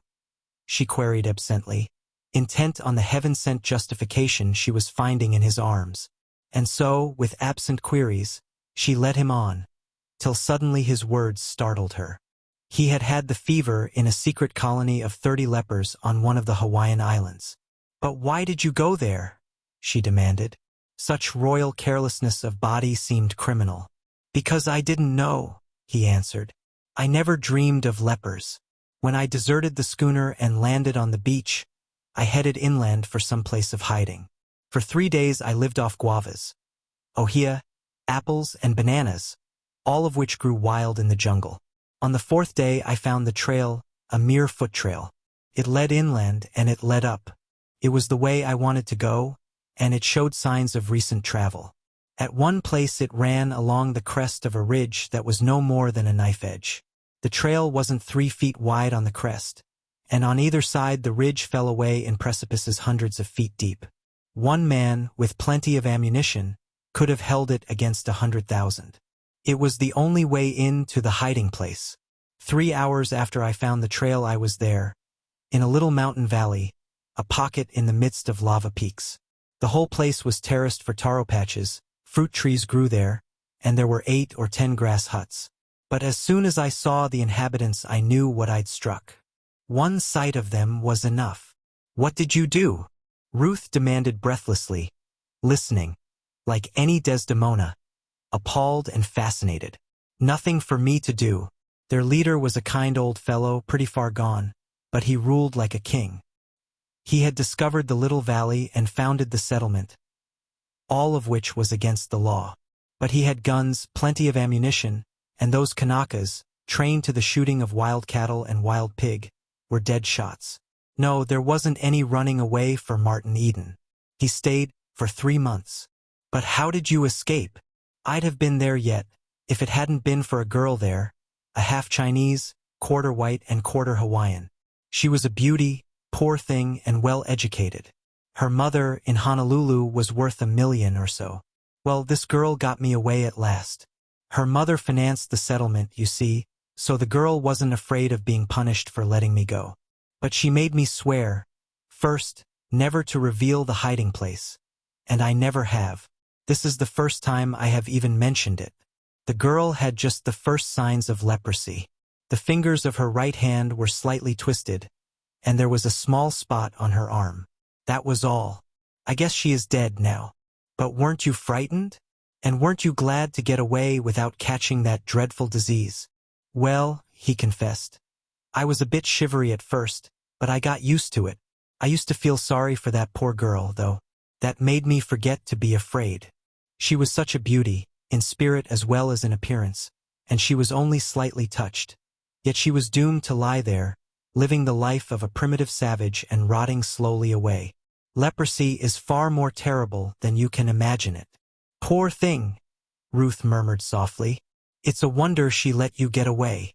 "How do you mean?" Martin asked unwittingly. "Because she must have loved you," Ruth said, still softly. Candidly now, didn't she? Martin's sunburn had been bleached by his work in the laundry and by the indoor life he was living, while the hunger and the sickness had made his face even pale, and across this pallor flowed the slow wave of a blush. He was opening his mouth to speak, but Ruth shut him off. "Never mind, don't answer. It's not necessary," she laughed. But it seemed to him there was something metallic in her laughter, and that the light in her eyes was cold. On the spur of the moment it reminded him of a gale he had once experienced in the North Pacific. And for the moment the apparition of the gale rose before his eyes, a gale at night, with a clear sky and under a full moon, the huge seas glinting coldly in the moonlight. Next, He saw the girl in the leper refuge and remembered it was for love of him that she had let him go. She was noble, he said simply. She gave me life. That was all of the incident. But he heard Ruth muffle a dry sob in her throat, and noticed that she turned her face away to gaze out of the window. When she turned it back to him, it was composed, and there was no hint of the gale in her eyes. "I'm such a silly," she said plaintively. "But I can't help it. I do so love you, Martin, I do. I shall grow more Catholic in time, but at present I can't help being jealous of those ghosts of the past. And you know your past is full of ghosts." "It must be," she silenced his protest. "It could not be otherwise. And there's poor Arthur motioning me to come. He's tired waiting. And now goodbye, dear. There's some kind of a mixture put up by the druggists that helps men to stop the use of tobacco," she called back from the door. "And I am going to send you some." The door closed, but opened again. I do, she whispered to him. And this time she was really gone. Maria, with worshipful eyes that none the less were keen to note the texture of Ruth's garments and the cut of them, a cut unknown that produced an effect mysteriously beautiful, saw her to the carriage. The crowd of disappointed urchins stared till the carriage disappeared from view, then transferred their stare to Maria, who had abruptly become the most important person on the street. But it was one of her progeny who blasted Maria's reputation by announcing that the grand visitors had been for her lodger. After that, Maria dropped back into her old obscurity, and Martin began to notice the respectful manner in which he was regarded by the small fry of the neighborhood. As for Maria, Martin rose in her estimation a full 100%, and had the Portuguese grocer witnessed that afternoon carriage call, he would have allowed Martin an additional $3.85 worth of credit. Chapter 27. The sun of Martin's good fortune rose. The day after Ruth's visit, he received a check for $3 from a New York Scandal Weekly in payment for 3 of his triolets. 2 days later, a newspaper published in Chicago accepted his treasure hunters, promising to pay $10 for it on publication. The price was small, but it was the first article he had written, his very first attempt to express his thought on the printed page. To cap everything, the adventure serial for boys, his second attempt, was accepted before the end of the week by a juvenile monthly calling itself Youth and Age. It was true the serial was 21,000 words, and they offered to pay him $16 on publication, which was something like 75 cents a thousand words. But it was equally true that it was the second thing he had attempted to write, and that he was himself thoroughly aware of its clumsy worthlessness. But even his earliest efforts were not marked with the clumsiness of mediocrity. What characterized them was the clumsiness of too great strength. The clumsiness which the tyro betrays when he crushes butterflies with battering rams and hammers out vignettes with a war club. So it was that Martin was glad to sell his early efforts for songs. He knew them for what they were, and it had not taken him long to acquire this knowledge. What he pinned his faith to was his later work. He had striven to be something more than a mere writer of magazine fiction. He had sought to equip himself with the tools of artistry. On the other hand, he had not sacrificed strength. His conscious aim had been to increase his strength by avoiding excessive strength. Nor had he departed from his love of reality. His work was realism, though he had endeavored to fuse with it the fancies and beauties of imagination. What he sought was an impassioned realism, shot through with human aspiration and faith. What he wanted was life as it was, with all its spirit groping and soul-reaching left in. He had discovered, in the course of his reading, 2 schools of fiction. One treated of man as a god, ignoring his earthly origin. The other treated of man as a clod, ignoring his heaven-sent dreams and divine possibilities. Both the god and the clod schools erred, in Martin's estimation, and erred through too great singleness of sight and purpose. There was a compromise that approximated the truth, though it flattered not the school of God, while it challenged the brute savageness of the school of clod. It was his story, Adventure, which had dragged with Ruth, that Martin believed had achieved his ideal of the true in fiction, and it was in an essay, God and Clod, that he had expressed his views on the whole general subject. But Adventure, and all that he deemed his best work, still went begging among the editors. His early work counted for nothing in his eyes except for the money it brought, and his horror stories, 2 of which he had sold, he did not consider high work nor his best work. To him they were frankly imaginative and fantastic, though invested with all the glamour of the real, wherein lay their power. This investiture of the grotesque and impossible with reality, he looked upon as a trick, a skillful trick at best. Great literature could not reside in such a field. Their artistry was high, but he denied the worthwhileness of artistry when divorced from humanness. The trick had been to fling over the face of his artistry a mask of humanness, and this he had done in the half-dozen or so stories of the horror brand he had written before he emerged upon the high peaks of adventure, joy, the pot, and the wine of life. The $3 he received for the triolets he used to eke out a precarious existence against the arrival of the White Mouse check. He cashed the first check with the suspicious Portuguese grocer, paying $1 on account and dividing the remaining $2 between the baker and the fruit store. Martin was not yet rich enough to afford meat, and he was on slim allowance when the White Mouse check arrived. He was divided on the cashing of it. He had never been in a bank in his life, much less been in one on business, and he had a naive and childlike desire to walk into one of the big banks down in Oakland and fling down his endorsed check for $40. On the other hand, practical common sense ruled that he should cash it with his grocer and thereby make an impression that would later result in an increase of credit. Reluctantly, Martin yielded to the claims of the grocer, paying his bill with him in full, and receiving in change a pocketful of jingling coin. Also, he paid the other tradesmen in full, redeemed his suit and his bicycle, paid 1 month's rent on the typewriter, and paid Maria the overdue month for his room and a month in advance. This left him in his pocket, for emergencies, a balance of nearly $3. In itself, this small sum seemed a fortune. Immediately on recovering his clothes he had gone to see Ruth, and on the way he could not refrain from jingling the little handful of silver in his pocket. He had been so long without money that, like a rescued starving man who cannot let the unconsumed food out of his sight, Martin could not keep his hand off the silver. He was not mean nor avaricious, but the money meant more than so many dollars and cents. It stood for success, and the eagles stamped upon the coins were to him so many winged victories. It came to him insensibly that it was a very good world. It certainly appeared more beautiful to him. For weeks it had been a very dull and somber world. But now, with nearly all debts paid, $3 jingling in his pocket, and in his mind the consciousness of success, the sun shone bright and warm, and even a rain squall that soaked unprepared pedestrians seemed a merry happening to him. When he starved, his thoughts had dwelt often upon the thousands he knew were starving the world over. But now that he was feasted full, the fact of the thousands starving was no longer pregnant in his brain. He forgot about them and, being in love, remembered the countless lovers in the world. Without deliberately thinking about it, motifs for love lyrics began to agitate his brain. Swept away by the creative impulse, he got off the electric car, without vexation, 2 blocks beyond his crossing. He found a number of persons in the Morse home. Ruth's 2 girl cousins were visiting her from San Rafael, and Mrs. Morse, under pretext of entertaining them, was pursuing her plan of surrounding Ruth with young people. The campaign had begun during Martin's enforced absence, and was already in full swing. She was making a point of having at the house men who were doing things.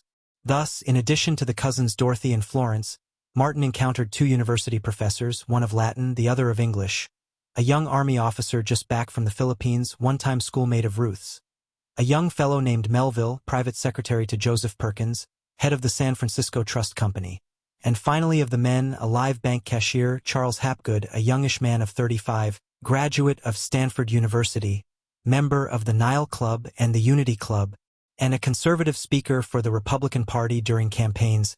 In short, a rising young man in every way. Among the women was one who painted portraits, another who was a professional musician, and still another who possessed the degree of Doctor of Sociology, and who was locally famous for her social settlement work in the slums of San Francisco. But the women did not count for much in Mrs. Morse's plan. At the best, they were necessary accessories. The men who did things must be drawn to the house somehow. "Don't get excited when you talk," Ruth admonished Martin, before the ordeal of introduction began. He bore himself a bit stiffly at first, oppressed by a sense of his own awkwardness, especially of his shoulders, which were up to their old trick of threatening destruction to furniture and ornaments. Also, he was rendered self-conscious by the company. He had never before been in contact with such exalted beings, nor with so many of them. Melville, the bank cashier, fascinated him, and he resolved to investigate him at the first opportunity. For underneath Martin's all lurked his assertive ego, and he felt the urge to measure himself with these men and women and to find out what they had learned from the books and life which he had not learned. Ruth's eyes roved to him frequently to see how he was getting on, and she was surprised and gladdened by the ease with which he got acquainted with her cousins. He certainly did not grow excited, while being seated removed from him the worry of his shoulders. Ruth knew them for clever girls, superficially brilliant, and she could scarcely understand their praise of Martin later that night at going to bed. But he, on the other hand, a wit in his own class, a gay quizzer and laughter-maker at dances and Sunday picnics, had found the making of fun and the breaking of good-natured lances simple enough in this environment. And on this evening success stood at his back, patting him on the shoulder and telling him that he was making good, so that he could afford to laugh and make laughter and remain unabashed. Later, Ruth's anxiety found justification. Martin and Professor Caldwell had got together in a conspicuous corner, and though Martin no longer wove the air with his hands, to Ruth's critical eye he permitted his own eyes to flash and glitter too frequently, talked too rapidly and warmly, grew too intense, and allowed his aroused blood to redden his cheeks too much. He lacked decorum and control, and was in decided contrast to the young professor of English with whom he talked. But Martin was not concerned with appearances. He had been swift to note the other's trained mind and to appreciate his command of knowledge. Furthermore, Professor Caldwell did not realize Martin's concept of the average English professor. Martin wanted him to talk shop, and, though he seemed averse at first, succeeded in making him do it. For Martin did not see why a man should not talk shop. "It's absurd and unfair," he had told Ruth weeks before. "This objection to talking shop. For what reason under the sun do men and women come together if not for the exchange of the best that is in them? And the best that is in them is what they are interested in, the thing by which they make their living, the thing they've specialized on and sat up days and nights over and even dreamed about. Imagine Mr. Butler living up to social etiquette and enunciating his views on Paul Verlaine or the German drama or the novels of D'Annunzio. We'd be bored to death. I, for one, if I must listen to Mr. Butler, prefer to hear him talk about his law. It's the best that is in him, and life is so short that I want the best of every man and woman I meet." But, Ruth had objected, "there are the topics of general interest to all." "There you mistake," he had rushed on. "All persons in society, all cliques in society, or, rather, nearly all persons and cliques ape their betters. Now, who are the best betters? The idlers, the wealthy idlers. They do not know, as a rule, the things known by the persons who are doing something in the world. To listen to conversation about such things would mean to be bored. Wherefore the idlers decree that such things are shop and must not be talked about. Likewise they decree the things that are not shop and which may be talked about, and those things are the latest operas, latest novels, cards, billiards, cocktails, automobiles, horse shows, trout fishing, tuna fishing, big game shooting, yacht sailing, and so forth. And mark you, these are the things the idlers know. In all truth, they constitute the shop talk of the idlers. And the funniest part of it is that many of the clever people and all the would-be clever people allow the idlers so to impose upon them. As for me, I want the best a man's got in him. Call it shop vulgarity or anything you please." And Ruth had not understood. This attack of his on the established had seemed to her just so much willfulness of opinion.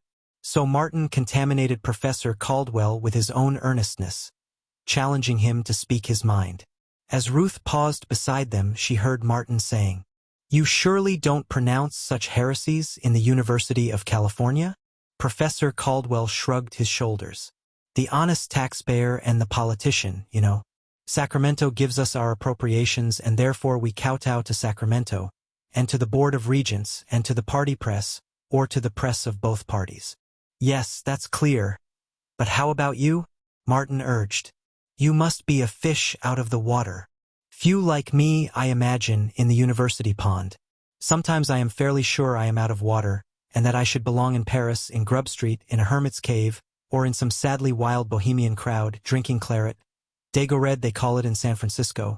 dining in cheap restaurants in the Latin Quarter and expressing vociferously radical views upon all creation. Really, I am frequently almost sure that I was cut out to be a radical. But then, there are so many questions on which I am not sure. I grow timid when I am face to face with my human frailty, which ever prevents me from grasping all the factors in any problem, human, vital problems, you know.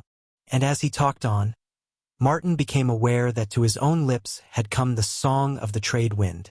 I am strongest at noon, but under the moon, I stiffen the bunt of the sail. He was almost humming the words, and it dawned upon him that the other reminded him of the trade wind, of the northeast trade, steady and cool and strong. He was equable, he was to be relied upon, and withal there was a certain bafflement about him. Martin had the feeling that he never spoke his full mind, just as he had often had the feeling that the trades never blew their strongest but always held reserves of strength that were never used. Martin's trick of visioning was active as ever. His brain was a most accessible storehouse of remembered fact and fancy, and its contents seemed ever ordered and spread for his inspection. Whatever occurred in the instant present, Martin's mind immediately presented associated antithesis or similitude which ordinarily expressed themselves to him in vision. It was sheerly automatic, and his visioning was an unfailing accompaniment to the living present. Just as Ruth's face, in a momentary jealousy, had called before his eyes a forgotten moonlight gale, and as Professor Caldwell made him see again the northeast trade herding the white billows across the purple sea, so, from moment to moment, not disconcerting but rather identifying and classifying, new memory visions rose before him, or spread under his eyelids, or were thrown upon the screen of his consciousness. These visions came out of the actions and sensations of the past, out of things and events and books of yesterday and last week. A countless host of apparitions that, waking or sleeping, forever thronged his mind. So it was, as he listened to Professor Caldwell's easy flow of speech, the conversation of a clever, cultured man, that Martin kept seeing himself down all his past. He saw himself when he had been quite the hoodlum, wearing a stiff-rimmed Stetson hat and a square-cut, double-breasted coat, with a certain swagger to the shoulders and possessing the ideal of being as tough as the police permitted. He did not disguise it to himself, nor attempt to palliate it. At one time in his life he had been just a common hoodlum, the leader of a gang that worried the police and terrorized honest, working-class householders. But his ideals had changed. He glanced about him at the well-bred, well-dressed men and women, and breathed into his lungs the atmosphere of culture and refinement, and at the same moment the ghost of his early youth, in stiff rim and square cut, with swagger and toughness, stalked across the room. This figure of the corner hoodlum he saw merge into himself, sitting and talking with an actual university professor. For, after all, he had never found his permanent abiding place. He had fitted in wherever he found himself, been a favorite always and everywhere by virtue of holding his own at work and at play and by his willingness and ability to fight for his rights and command respect. But he had never taken root. He had fitted in sufficiently to satisfy his fellows but not to satisfy himself. He had been perturbed always by a feeling of unrest, had heard always the call of something from beyond, and had wandered on through life seeking it until he found books and art and love.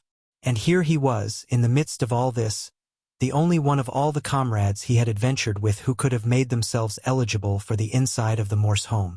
But such thoughts and visions did not prevent him from following Professor Caldwell closely, and as he followed, comprehendingly and critically, he noted the unbroken field of the other's knowledge. As for himself, from moment to moment the conversation showed him gaps and open stretches, whole subjects with which he was unfamiliar.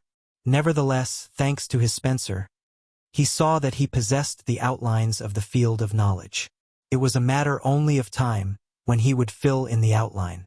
Then watch out, he thought. Where shoal everybody. He felt like sitting at the feet of the professor, worshipful and absorbent. But, as he listened, he began to discern a weakness in the other's judgments. A weakness so stray and elusive that he might not have caught it had it not been ever present. And when he did catch it, he leapt to equality at once. Ruth came up to them a second time, just as Martin began to speak. "I'll tell you where you are wrong, or, rather, what weakens your judgments," he said. "You lack biology. It has no place in your scheme of things. Oh, I mean the real interpretative biology, from the ground up, from the laboratory and the test tube and the vitalized inorganic right on up to the widest aesthetic and sociological generalizations. Ruth was appalled. She had sat 2 lecture courses under Professor Caldwell and looked up to him as the living repository of all knowledge. "I scarcely follow you," he said dubiously. Martin was not so sure but what he had followed him. "Then I'll try to explain," he said. "I remember reading in Egyptian history something to the effect that understanding could not be had of Egyptian art without first studying the land question." "Quite right," the professor nodded. "And it seems to me," Martin continued, "that knowledge of the land question, in turn of all questions, for that matter, cannot be had without previous knowledge of the stuff and the constitution of life. How can we understand laws and institutions, religions and customs, without understanding, not merely the nature of the creatures that made them, but the nature of the stuff out of which the creatures are made? Is literature less human than the architecture and sculpture of Egypt? Is there one thing in the known universe that is not subject to the law of evolution? Oh, I know there is an elaborate evolution of the various arts laid down, but it seems to me to be too mechanical. The human himself is left out. The evolution of the tool, of the harp, of music and song and dance, are all beautifully elaborated. But how about the evolution of the human himself, the development of the basic and intrinsic parts that were in him before he made his first tool or gibbered his first chant? It is that which you do not consider and which I call biology. It is biology in its largest aspects. I know I express myself incoherently, but I've tried to hammer out the idea. Came to me as you were talking, so I was not primed and ready to deliver it. You spoke yourself of the human frailty that prevented one from taking all the factors into consideration. And you, in turn, or so it seems to me, leave out the biological factor, the very stuff out of which has been spun the fabric of all the arts, the warp and the woof of all human actions and achievements. To Ruth's amazement, Martin was not immediately crushed, and that the professor replied in the way he did struck her as forbearance for Martin's youth.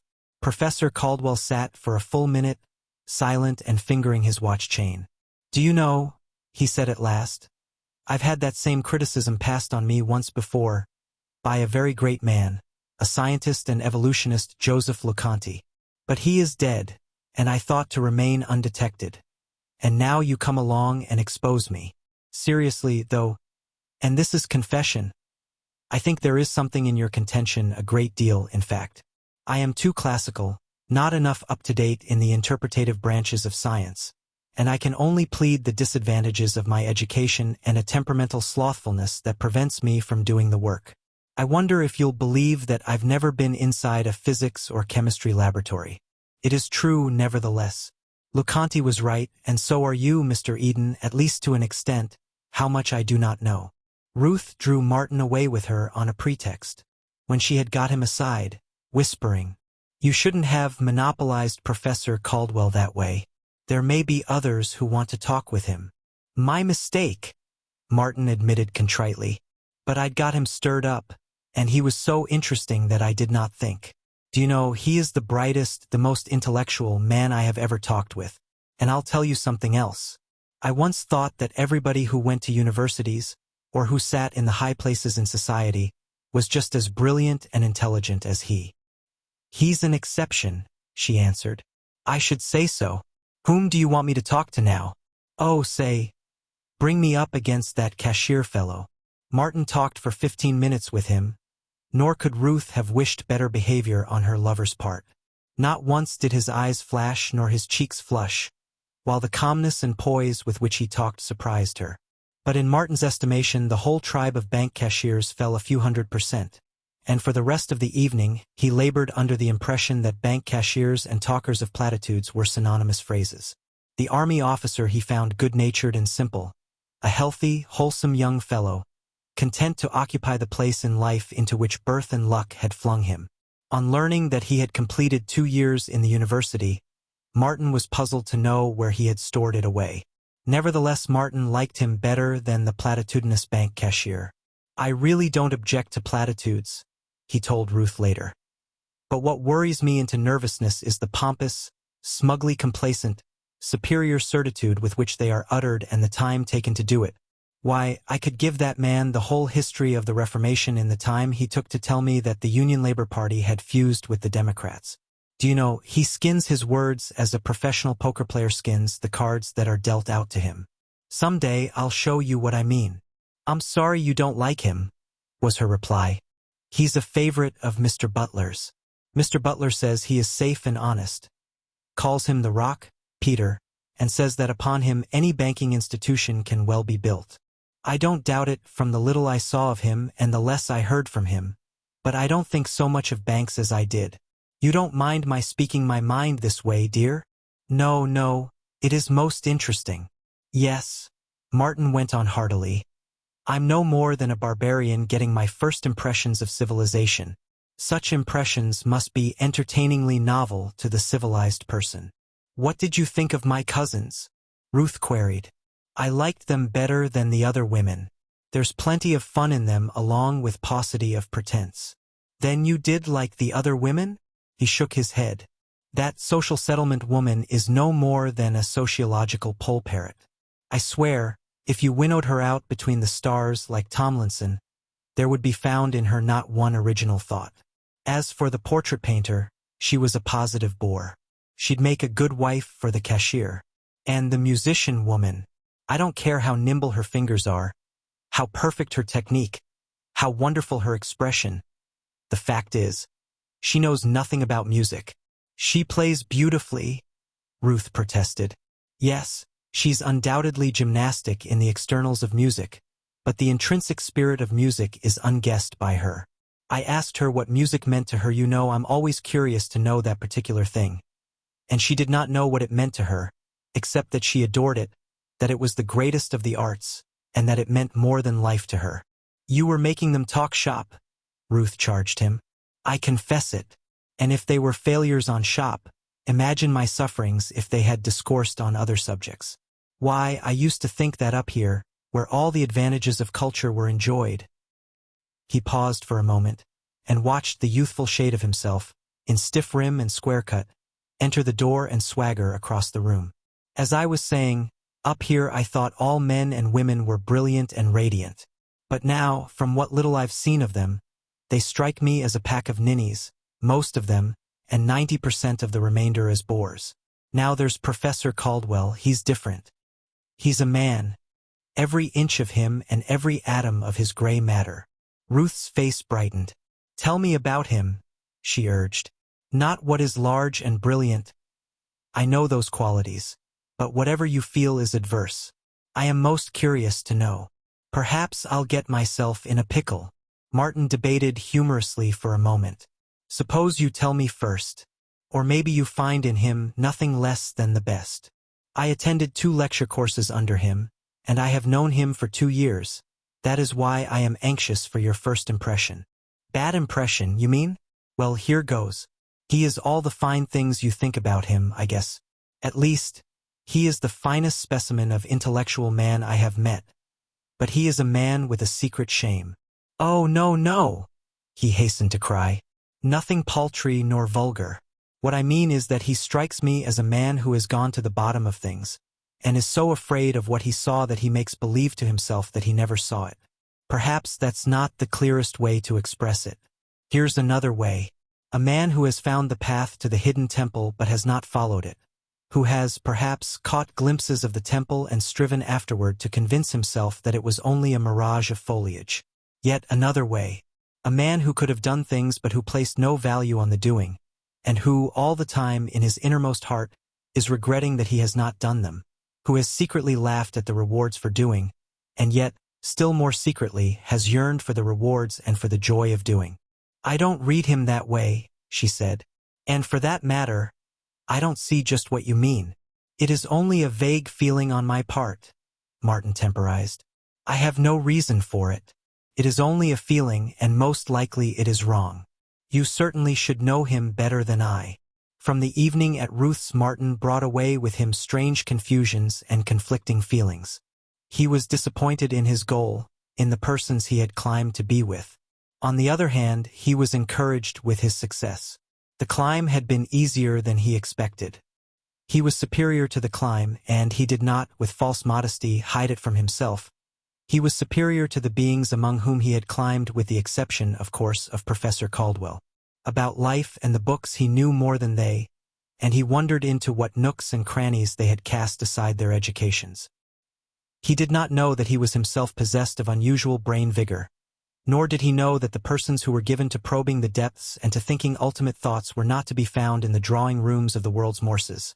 Nor did he dream that such persons were as lonely eagles sailing solitary in the azure sky far above the earth and its swarming freight of gregarious life. Chapter 28. But success had lost Martin's address, and her messengers no longer came to his door. For 25 days, working Sundays and holidays, he toiled on The Shame of the Sun, a long essay of some 30,000 words. It was a deliberate attack on the mysticism of the Maeterlinck school, an attack from the citadel of positive science upon the wonder dreamers, but an attack nevertheless that retained much of beauty and wonder of the sort compatible with ascertained fact. It was a little later that he followed up the attack with 2 short essays, The Wonder Dreamers and The Yardstick of the Ego, and on essays long and short, he began to pay the traveling expenses from magazine to magazine. During the 25 days spent on The Shame of the Sun, he sold hackwork to the extent of $6.50.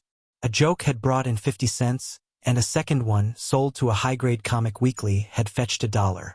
Then 2 humorous poems had earned $2 and $3 respectively.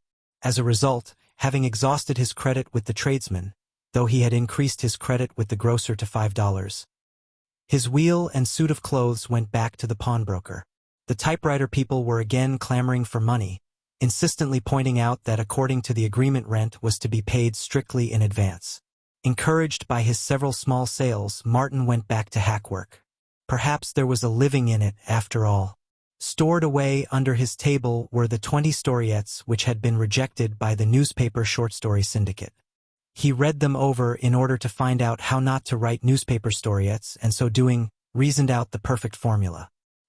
He found that the newspaper storiette should never be tragic, should never end unhappily, and should never contain beauty of language, subtlety of thought, nor real delicacy of sentiment.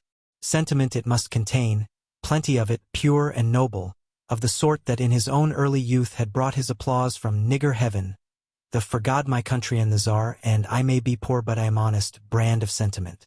Having learned such precautions, Martin consulted the Duchess for tone, and proceeded to mix according to formula. The formula consists of 3 parts. 1. A pair of lovers are jarred apart. 2. By some deed or event they are reunited. 3. Marriage bells. The third part was an unvarying quantity, but the first and second parts could be varied an infinite number of times.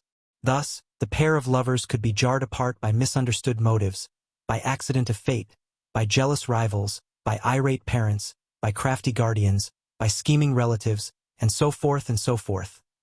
They could be reunited by a brave deed of the man-lover, by a similar deed of the woman-lover, by change of heart in one lover or the other, by forced confession of crafty guardian, scheming relative, or jealous rival, by voluntary confession of same, by discovery of some unguessed secret, by lover storming girl's heart, by lover making long and noble self-sacrifice, and so on, endlessly.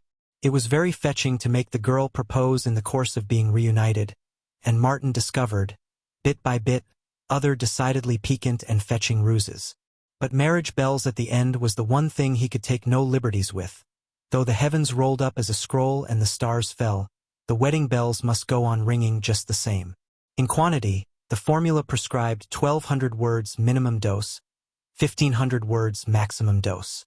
Before he got very far along in the art of the storiette, Martin worked out 6 stock forms, which he always consulted when constructing storiettes. These forms were like the cunning tables used by mathematicians, which may be entered from top, bottom, right, and left, which in trances consist of scores of lines and dozens of columns, and from which may be drawn, without reasoning or thinking, thousands of different conclusions, all unchallengeably precise and true. Thus, in the course of half an hour with his forms, Martin could frame up 12 or so storiettes, which he put aside and filled in at his convenience. He found that he could fill one in, after a day of serious work, in the hour before going to bed. As he later confessed to Ruth, he could almost do it in his sleep. The real work was in constructing the frames, and that was merely mechanical. He had no doubt whatever of the efficacy of his formula, and for once he knew the editorial mind when he said positively to himself that the first 2 he sent off would bring checks. And checks they brought for $4 each at the end of 12 days. In the meantime, he was making fresh and alarming discoveries concerning the magazines. Though the Transcontinental had published The Ring of Bells, no check was forthcoming. Martin needed it, and he wrote for it. An evasive answer and a request for more of his work was all he received. He had gone hungry 2 days waiting for the reply, and it was then that he put his will back in pawn. He wrote regularly, twice a week, to the Transcontinental for his $5, though it was only semi-occasionally that he elicited a reply. He did not know that the Transcontinental had been staggering along precariously for years, that it was a 4th-rater or 10th-rater without standing, with a crazy circulation that partly rested on petty bullying and partly on patriotic appealing, and with advertisements that were scarcely more than charitable donations. Nor did he know that the Transcontinental was the sole livelihood of the editor and the business manager, and that they could wring their livelihood out of it only by moving to escape paying rent and by never paying any bill they could evade. Nor could he have guessed that the particular $5 that belonged to him had been appropriated by the business manager for the painting of his house in Alameda, which painting he performed himself on weekday afternoons, because he could not afford to pay union wages and because the first scab he had employed had had a ladder jerked out from under him and been sent to the hospital with a broken collarbone. The $10 for which Martin had sold Treasure Hunters to the Chicago newspaper did not come to hand. The article had been published, as he had ascertained at the file in the central reading room, but no word could he get from the editor. His letters were ignored. To satisfy himself that they had been received, he registered several of them. It was nothing less than robbery. He concluded a cold-blooded steal. While he starved, he was pilfered of his merchandise, of his goods, the sale of which was the sole way of getting bread to eat. Youth and Age was a weekly, and it had published 2/3 of his 21,000-word serial when it went out of business. With it went all hopes of getting his $16. To cap the situation, the pot, which he looked upon as one of the best things he had written, was lost to him. In despair, casting about frantically among the magazines, he had sent it to the Billow, a society weekly in San Francisco. His chief reason for submitting it to that publication was that, having only to travel across the bay from Oakland, a quick decision could be reached. 2 weeks later he was overjoyed to see, in the latest number on the newsstand, his story printed in full, illustrated, and in the place of honor. He went home with leaping pulse, wondering how much they would pay him for one of the best things he had done. Also, the celerity with which it had been accepted and published was a pleasant thought to him. That the editor had not informed him of the acceptance made the surprise more complete. After waiting a week, 2 weeks, and half a week longer, desperation conquered diffidence, and he wrote to the editor of the Billow, suggesting that possibly through some negligence of the business manager, his little account had been overlooked. Even if it isn't more than $5, Martin thought to himself, it will buy enough beans and pea soup to enable me to write half a dozen like it, and possibly as good. Back came a cool letter from the editor that at least elicited Martin's admiration. "We thank you," it ran, "for your excellent contribution. All of us in the office enjoyed it immensely, and, as you see, it was given the place of honor and immediate publication. We earnestly hope that you liked the illustrations. On rereading your letter, it seems to us that you are laboring under the misapprehension that we pay for unsolicited manuscripts. This is not our custom, and of course yours was unsolicited. We assumed, naturally, when we received your story, that you understood the situation. We can only deeply regret this unfortunate misunderstanding and assure you of our unfailing regard. Again, thanking you for your kind contribution, and hoping to receive more from you in the near future, we remain, etc." There was also a postscript to the effect that though the Billow carried no free list, it took great pleasure in sending him a complimentary subscription for the ensuing year. After that experience, Martin typed at the top of the first sheet of all his manuscripts, "Submitted at your usual rate. Some day," he consoled himself, "they will be submitted at my usual rate." He discovered in himself, at this period, a passion for perfection, under the sway of which he rewrote and polished The Jostling Street, The Wine of Life, Joy, The Sea Lyrics, and others of his earlier work. As of old, 19 hours of labor a day was all too little to suit him. He wrote prodigiously, and he read prodigiously, forgetting in his toil the pangs caused by giving up his tobacco. Ruth's promised cure for the habit, flamboyantly labeled, he stowed away in the most inaccessible corner of his bureau. Especially during his stretches of famine, he suffered from lack of the weed. But no matter how often he mastered the craving, it remained with him as strong as ever. He regarded it as the biggest thing he had ever achieved. Ruth's point of view was that he was doing no more than was right. She brought him the anti-tobacco remedy, purchased out of her glove money, and in a few days forgot all about it. His machine-made storiettes, though he hated them and derided them, were successful. By means of them he redeemed all his pledges, paid most of his bills, and bought a new set of tires for his wheel. The storiettes at least kept the pot boiling and gave him time for ambitious work, while the one thing that upheld him was the $40 he had received from the White Mouse. He anchored his faith to that, and was confident that the really first-class magazines would pay an unknown writer at least an equal rate, if not a better one. But the thing was how to get into the first-class magazines. His best stories, essays, and poems went begging among them, and yet, each month, he read reams of dull, prosy, inartistic stuff between all their various covers. If only one editor, he sometimes thought, would descend from his high seat of pride to write me one cheering line. No matter if my work is unusual, no matter if it is unfit, for prudential reasons, for their pages, surely there must be some sparks in it, somewhere a few to warm them to some sort of appreciation. And thereupon he would get out one or another of his manuscripts, such as Adventure, and read it over and over in a vain attempt to vindicate the editorial silence. As the sweet California spring came on, his period of plenty came to an end. For several weeks he had been worried by a strange silence on the part of the newspaper storiette syndicate. Then, one day, came back to him through the mail 10 of his immaculate machine-made storiettes. They were accompanied by a brief letter to the effect that the syndicate was overstocked, and that some months would elapse before it would be in the market again for manuscripts. Martin had even been extravagant on the strength of those 10 storiettes. Toward the last, the syndicate had been paying him $5 each for them and accepting everyone he sent. So he had looked upon the 10 as good as sold, and he had lived accordingly, on a basis of $50 in the bank. So it was that he entered abruptly upon a lean period, wherein he continued selling his earlier efforts to publications that would not pay and submitting his later work to magazines that would not buy. Also, he resumed his trips to the pawnbroker down in Oakland. A few jokes and snatches of humorous verse, sold to the New York weeklies, made existence barely possible for him. It was at this time that he wrote letters of inquiry to the several great monthly and quarterly reviews, and learned in reply that they rarely considered unsolicited articles, and that most of their contents were written upon order by well-known specialists who were authorities in their various fields. Chapter 29. It was a hard summer for Martin. Manuscript readers and editors were away on vacation, and publications that ordinarily returned a decision in 3 weeks now retained his manuscript for 3 months or more. The consolation he drew from it was that a saving in postage was affected by the deadlock.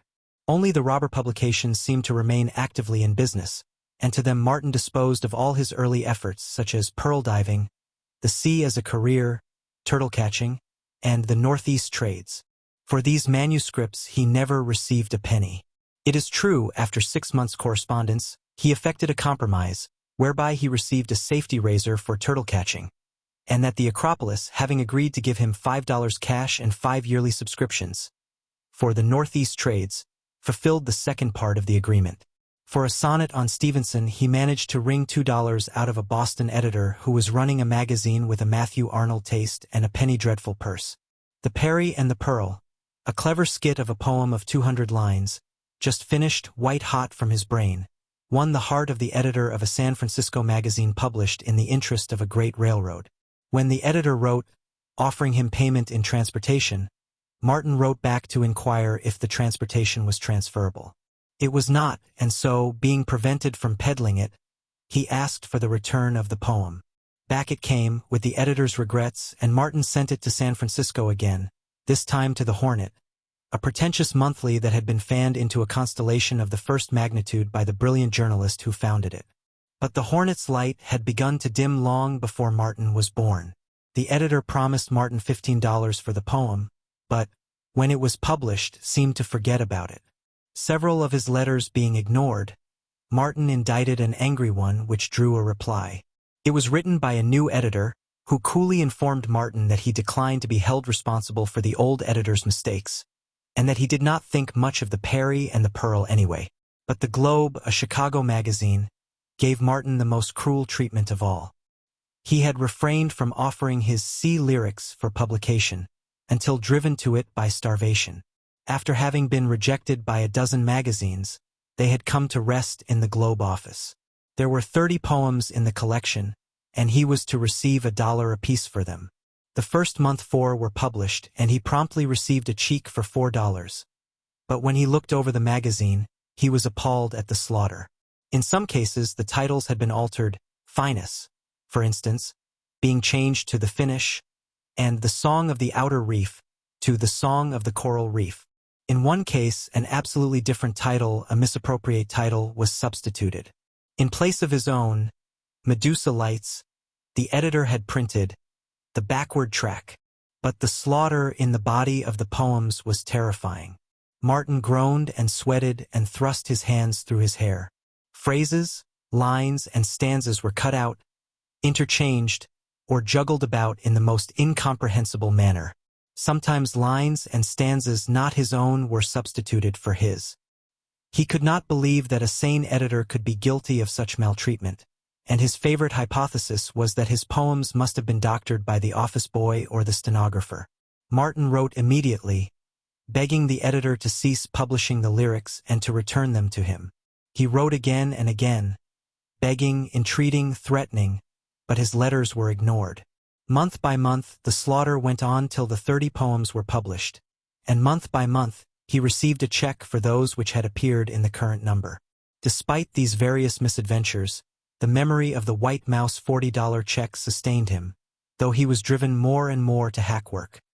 He discovered a bread-and-butter field in the agricultural weeklies and trade journals, though among the religious weeklies he found he could easily starve. At his lowest ebb, when his black suit was in pawn, he made a 10-strike, or so it seemed to him, in a prize contest arranged by the county committee of the Republican Party. There were 3 branches of the contest, and he entered them all, laughing at himself bitterly the while in that he was driven to such straits to live. His poem won the first prize of $10, his campaign song the second prize of $5, his essay on the principles of the Republican Party the first prize of $25, which was very gratifying to him until he tried to collect. Something had gone wrong in the county committee, and, though a rich banker and a state senator were members of it, the money was not forthcoming. While this affair was hanging fire, he proved that he understood the principles of the Democratic Party by winning the first prize for his essay in a similar contest. And, moreover, he received the money, $25. But the $40 won in the first contest he never received. Driven to shifts in order to see Ruth, and deciding that the long walk from North Oakland to her house and back again consumed too much time, he kept his black suit in pawn in place of his bicycle. The latter gave him exercise, saved him hours of time for work, and enabled him to see Ruth just the same. A pair of knee-duck trousers and an old sweater made him a presentable Will costume, so that he could go with Ruth on afternoon rides. Besides, he no longer had opportunity to see much of her in her own home, where Mrs. Morse was thoroughly prosecuting her campaign of entertainment. The exalted beings he met there, and to whom he had looked up but a short time before, now bored him. They were no longer exalted. He was nervous and irritable, what of his hard times, disappointments, and close application to work, and the conversation of such people was maddening. He was not unduly egotistic. He measured the narrowness of their minds by the minds of the thinkers in the books he read. At Ruth's home he never met a large mind, with the exception of Professor Caldwell, and Caldwell he had met there only once. As for the rest, they were numbskulls, ninnies, superficial, dogmatic, and ignorant. It was their ignorance that astounded him. What was the matter with them? What had they done with their educations? They had had access to the same books he had. How did it happen that they had drawn nothing from them? He knew that the great minds, the deep and rational thinkers, existed. He had his proofs from the books that had educated him beyond the Morse standard. And he knew that higher intellects than those of the Morse circle were to be found in the world. He read English society novels, wherein he caught glimpses of men and women talking politics and philosophy. And he read of salons in great cities, even in the United States, where art and intellect congregated. Foolishly, in the past, he had conceived that all well-groomed persons above the working class were persons with power of intellect and vigor of beauty. Culture and collars had gone together, to him, and he had been deceived into believing that college educations and mastery were the same things. Well, he would fight his way on and up higher, and he would take Ruth with him, her he dearly loved, and he was confident that she would shine anywhere. As it was clear to him that he had been handicapped by his early environment, so now he perceived that she was similarly handicapped. She had not had a chance to expand. The books on her father's shelves, the paintings on the walls, the music on the piano, all was just so much meretricious display. To real literature, real painting, real music, the Morses and their kind were dead. And bigger than such things was life, of which they were densely, hopelessly ignorant. In spite of their Unitarian proclivities and their masks of conservative broad-mindedness, they were 2 generations behind interpretative science.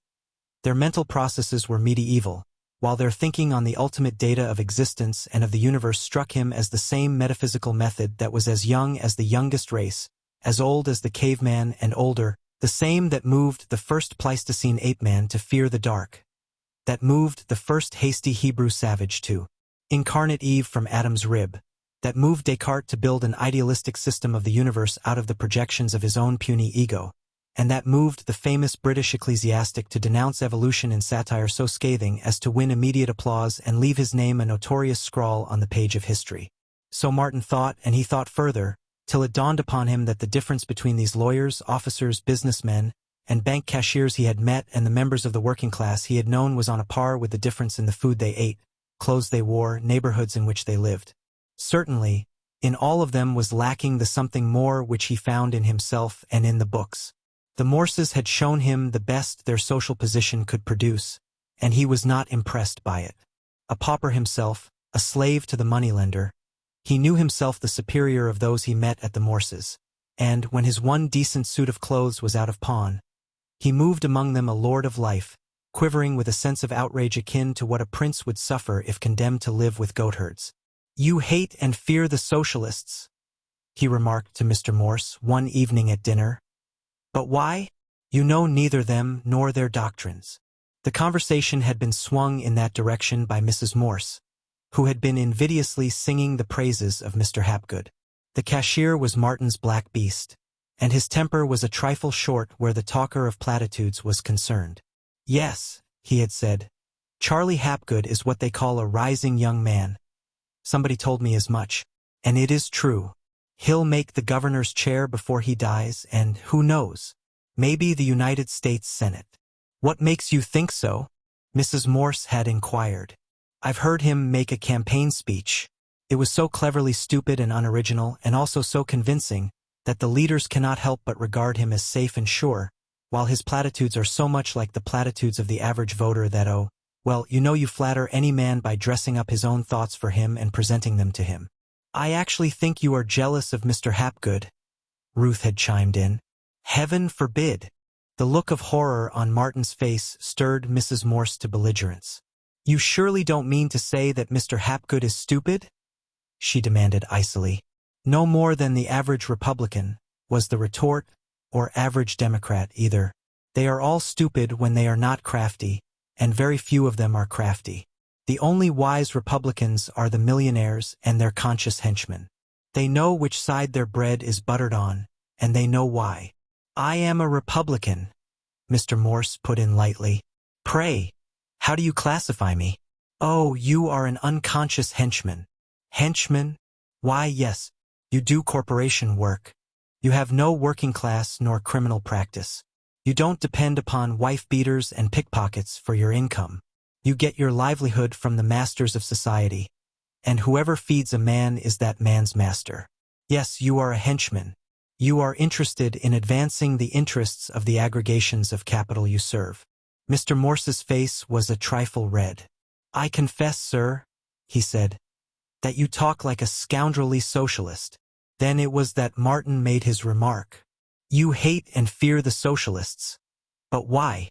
You know neither them nor their doctrines." "Your doctrine certainly sounds like socialism," Mr. Morse replied, while Ruth gazed anxiously from one to the other, and Mrs. Morse beamed happily at the opportunity afforded of rousing her liege lord's antagonism.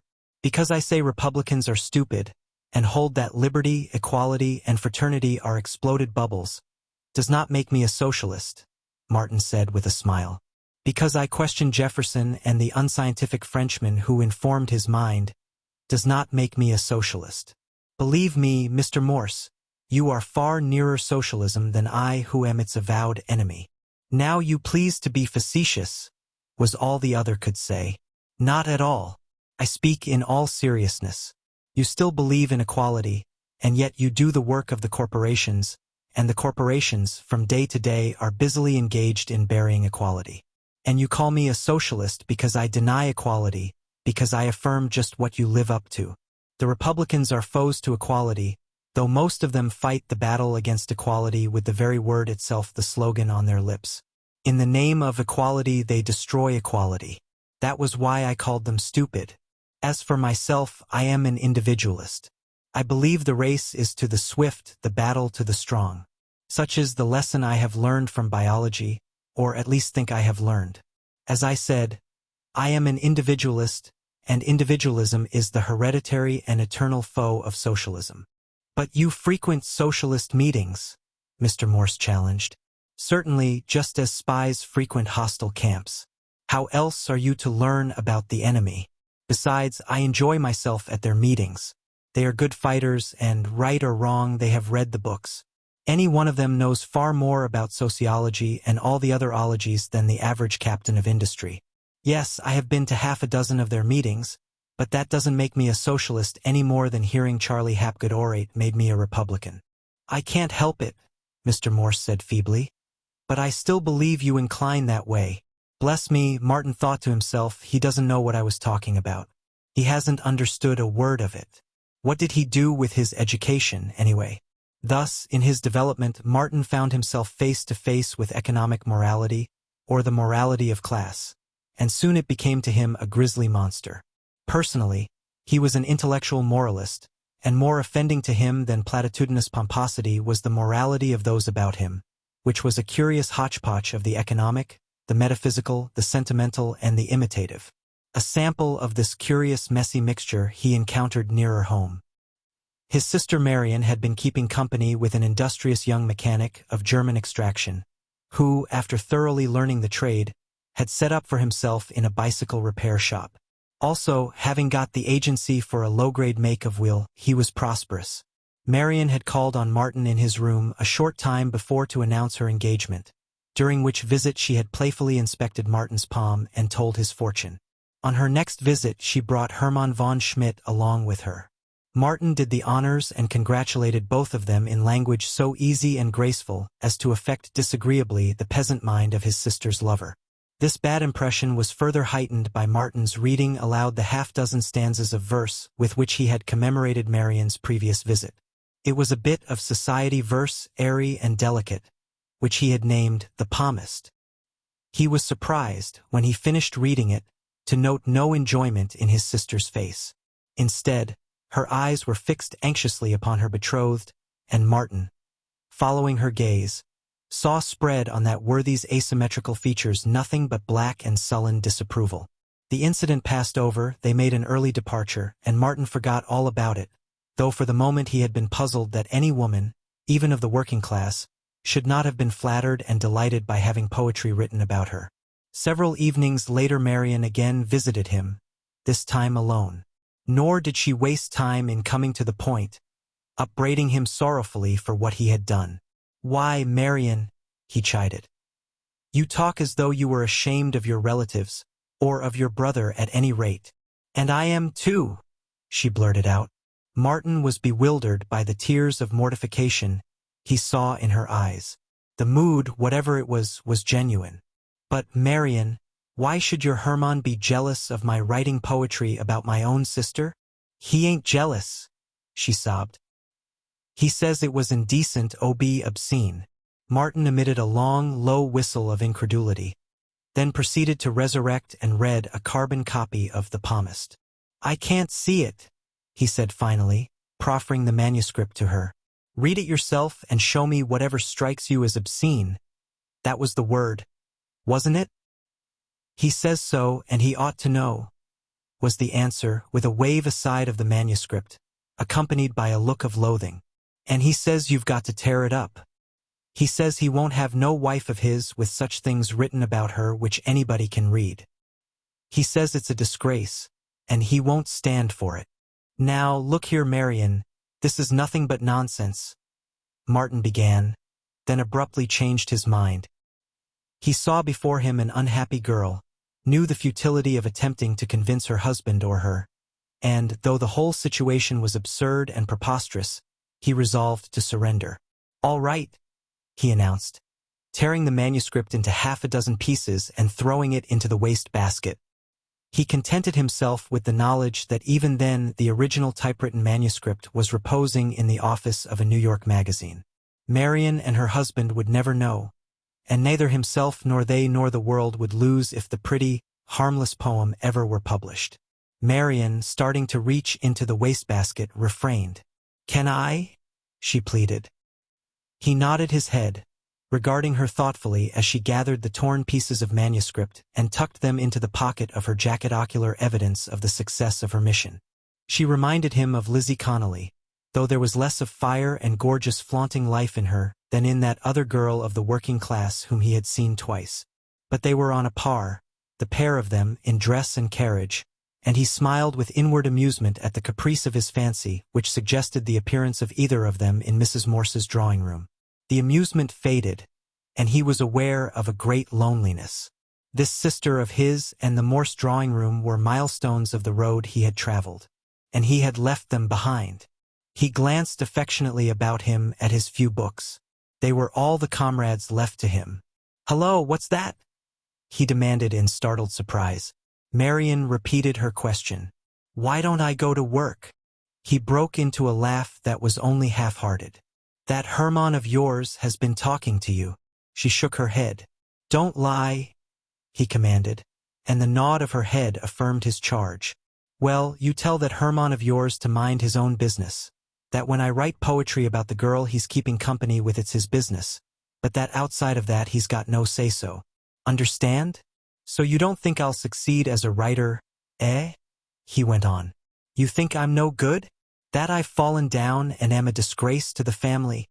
I think it would be much better if you got a job," she said firmly, and he saw she was sincere. "Herman says." "Damn Herman!" he broke out good-naturedly. "What I want to know is when you're going to get married. Also, you find out from your Herman if he will deign to permit you to accept a wedding present from me." He mused over the incident after she had gone, and once or twice broke out into laughter that was bitter as he saw his sister and her betrothed, all the members of his own class and the members of Ruth's class, directing their narrow little lives by narrow little formulas, herd creatures, flocking together and patterning their lives by one another's opinions, failing of being individuals and of really living life because of the childlike formulas by which they were enslaved. He summoned them before him in apparitional procession.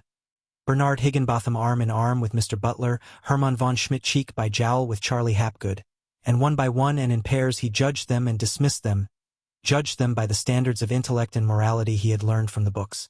Vainly he asked, "Where are the great souls, the great men and women?"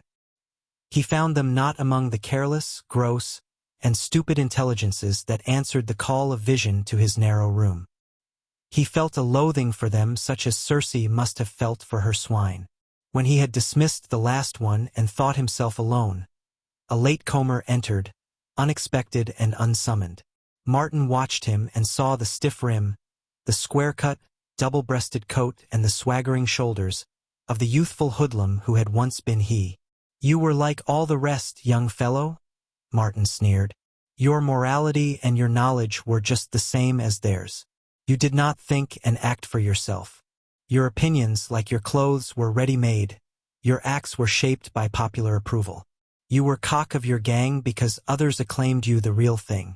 You fought and ruled the gang not because you liked to, you really despised it, but because the other fellows patted you on the shoulder. You licked Cheeseface because you wouldn't give in, and you wouldn't give in partly because you were an abysmal brute and for the rest because you believed what everyone about you believed, that the measure of manhood was the carnivorous ferocity displayed in injuring and marring fellow creatures' anatomies. Why, you whelp, you even won other fellows' girls away from them, not because you wanted the girls but because in the marrow of those about you, those who set your moral pace, was the instinct of the wild stallion and the bull seal. Well, the years have passed, and what do you think about it now? As if in reply, the vision underwent a swift metamorphosis. The stiff rim and the square cut vanished, being replaced by milder garments. The toughness went out of the face, the hardness out of the eyes, and, the face, chastened and refined, was irradiated from an inner life of communion with beauty and knowledge. The apparition was very like his present self, and, as he regarded it, he noted the student lamp by which it was illuminated, and the book over which it pored. He glanced at the title and read, The Science of Aesthetics. Next, he entered into the apparition, trimmed the student lamp, and himself went on reading The Science of Aesthetics. Chapter 30. On a beautiful fall day, a day of similar Indian summer to that which had seen their love declared the year before, Martin read his love cycle to Ruth. It was in the afternoon, and, as before, they had ridden out to their favorite knoll in the hills. Now and again she had interrupted his reading with exclamations of pleasure, and now, as he laid the last sheet of manuscript with its fellows, he waited her judgment. She delayed to speak, and at last she spoke haltingly, hesitating to frame in words the harshness of her thought. "I think they are beautiful, very beautiful," she said. "But you can't sell them, can you? You see what I mean," she said, almost pleaded. "This writing of yours is not practical. Something is the matter, maybe it is with the market, that prevents you from earning a living by it. And please, dear, don't misunderstand me. I am flattered and made proud, and all that. I could not be a true woman were it otherwise, that you should write these poems to me. But they do not make our marriage possible. Don't you see, Martin? Don't think me mercenary. It is love, the thought of our future, with which I am burdened. A whole year has gone by since we learned we loved each other, and our wedding day is no nearer. Don't think me immodest in thus talking about our wedding, for really I have my heart all that I am at stake. Why don't you try to get work on a newspaper if you are so bound up in your writing? Why not become a reporter? For a while, at least. It would spoil my style, was his answer in a low, monotonous voice. You have no idea how I've worked for style. But those storiettes, she argued, you called them hack work. You wrote many of them. Didn't they spoil your style?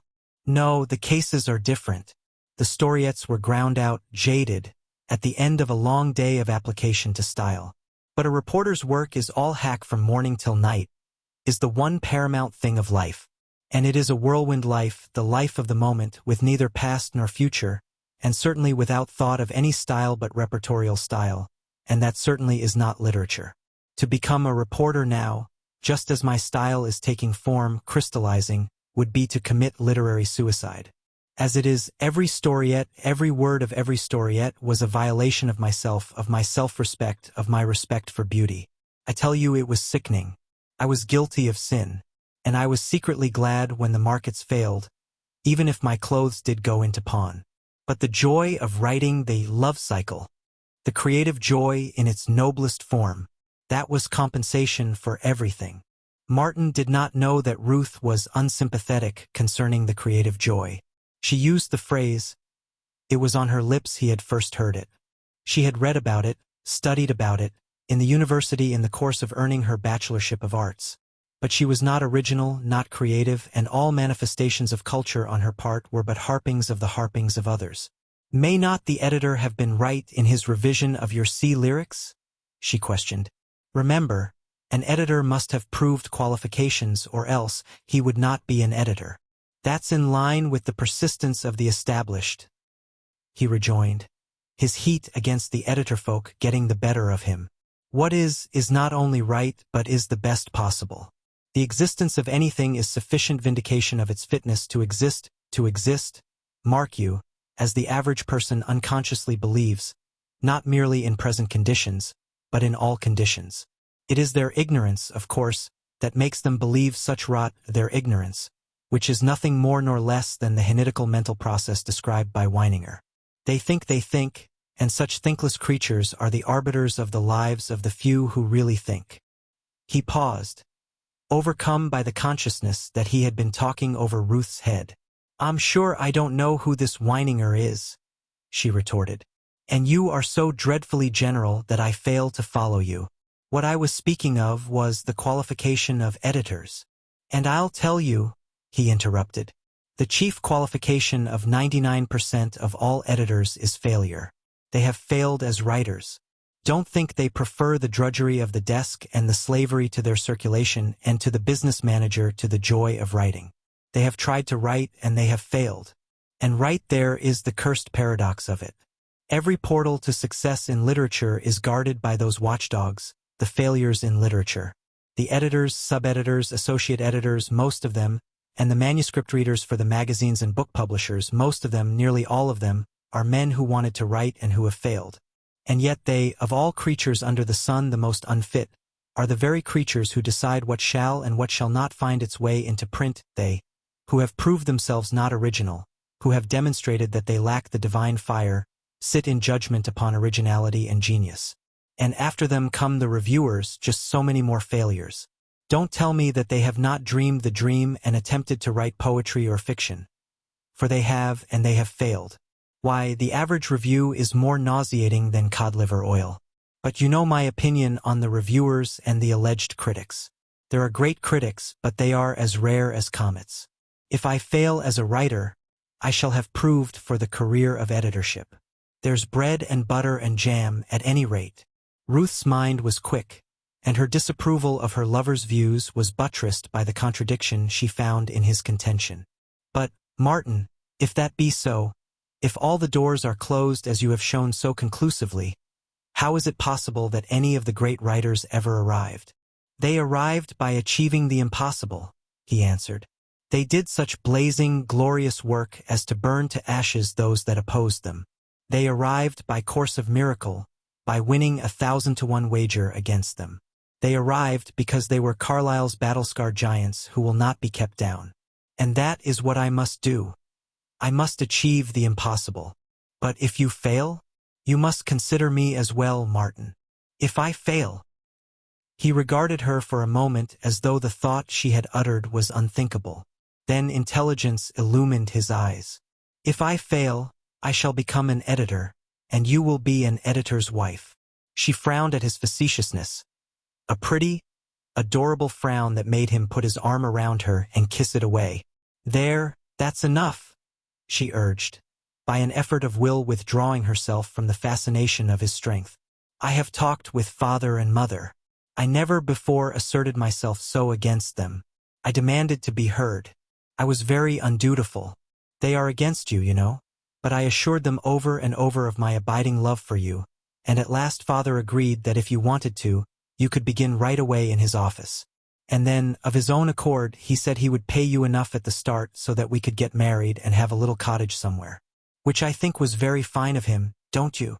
Martin, with the dull pain of despair at his heart, mechanically reaching for the tobacco and paper, which he no longer carried, to roll a cigarette, muttered something inarticulate, and Ruth went on. Frankly, though, and don't let it hurt you, I tell you, to show you precisely how you stand with him. He doesn't like your radical views, and he thinks you are lazy. Of course I know you are not. I know you work hard. How hard, even she did not know, was the thought in Martin's mind. Well then, he said, how about my views? Do you think they are so radical? He held her eyes and waited the answer. I think them, well, very disconcerting, she replied. The question was answered for him, and so oppressed was he by the grayness of life that he forgot the tentative proposition she had made for him to go to work. And she, having gone as far as she dared, was willing to wait the answer till she should bring the question up again. She had not long to wait. Martin had a question of his own to propound to her. He wanted to ascertain the measure of her faith in him, and within the week each was answered. Martin precipitated it by reading to her his The Shame of the Sun. "Why don't you become a reporter?" she asked when he had finished. "You love writing so, and I am sure you would succeed. You could rise in journalism and make a name for yourself. There are a number of great special correspondents. Their salaries are large and their field is the world. They are sent everywhere, to the heart of Africa, like Stanley, or to interview the Pope, or to explore unknown Thibet." "Then you don't like my essay?" he rejoined.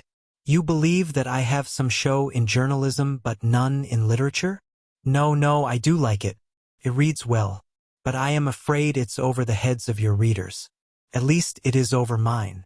It sounds beautiful, but I don't understand it. Your scientific slang is beyond me. You are an extremist, dear, and what may be intelligible to you may not be intelligible to the rest of us. I imagine it's the philosophic slang that bothers you, was all he could say. He was flaming from the fresh reading of the ripest thought he had expressed, and her verdict stunned him. "No matter how poorly it is done," he persisted. "Don't you see anything in it? In the thought of it, I mean." She shook her head. "No, it is so different from anything I have read. I read Maeterlinck and understand him." "His mysticism, you understand that?" Martin flashed out. "Yes, but this of yours, which is supposed to be an attack upon him, I don't understand. Of course, if originality counts." He stopped her with an impatient gesture that was not followed by speech. He became suddenly aware that she was speaking and that she had been speaking for some time. "After all, your writing has been a toy to you," she was saying. "Surely you have played with it long enough. It is time to take up life seriously, our life, Martin. Hitherto you have lived solely your own." "You want me to go to work?" he asked. "Yes. Father has offered." "I understand all that," he broke in. "But what I want to know is whether or not you have lost faith in me?" She pressed his hand mutely, her eyes dim. "In your writing, dear," she admitted in a half-whisper. "You've read lots of my stuff," he went on brutally. "What do you think of it? Is it utterly hopeless? How does it compare with other men's work? But they sell theirs and you don't. That doesn't answer my question. Do you think that literature is not at all my vocation? Then I will answer." She steeled herself to do it. "I don't think you were made to write. Forgive me, dear. You compel me to say it. And you know I know more about literature than you do." "Yes, you are a Bachelor of Arts," he said meditatively. "And you ought to know. But there is more to be said," he continued after a pause painful to both. "I know what I have in me. No one knows that so well as I. I know I shall succeed. I will not be kept down. I am afire with what I have to say in verse and fiction and essay. I do not ask you to have faith in that, though. I do not ask you to have faith in me, nor in my writing. What I do ask of you is to love me and have faith in love. A year ago I believed for 2 years. One of those years is yet to run. And I do believe, upon my honor and my soul, that before that year is run I shall have succeeded. You remember what you told me long ago, that I must serve my apprenticeship to writing. Well, I have served it. I have crammed it and telescoped it. With you at the end awaiting me, I have never shirked. Do you know, I have forgotten what it is to fall peacefully asleep. A few million years ago I knew what it was to sleep my fill and to awake naturally from very glut of sleep. I am awakened always now by an alarm clock. If I fall asleep early or late, I set the alarm accordingly. And this and the putting out of the lamp are my last conscious actions. When I begin to feel drowsy, I change the heavy book I am reading for a lighter one, and when I doze over that, I beat my head with my knuckles in order to drive sleep away. Somewhere I read of a man who was afraid to sleep. Kipling wrote the story. This man arranged a spur so that when unconsciousness came, his naked body pressed against the iron teeth. Well, I've done the same.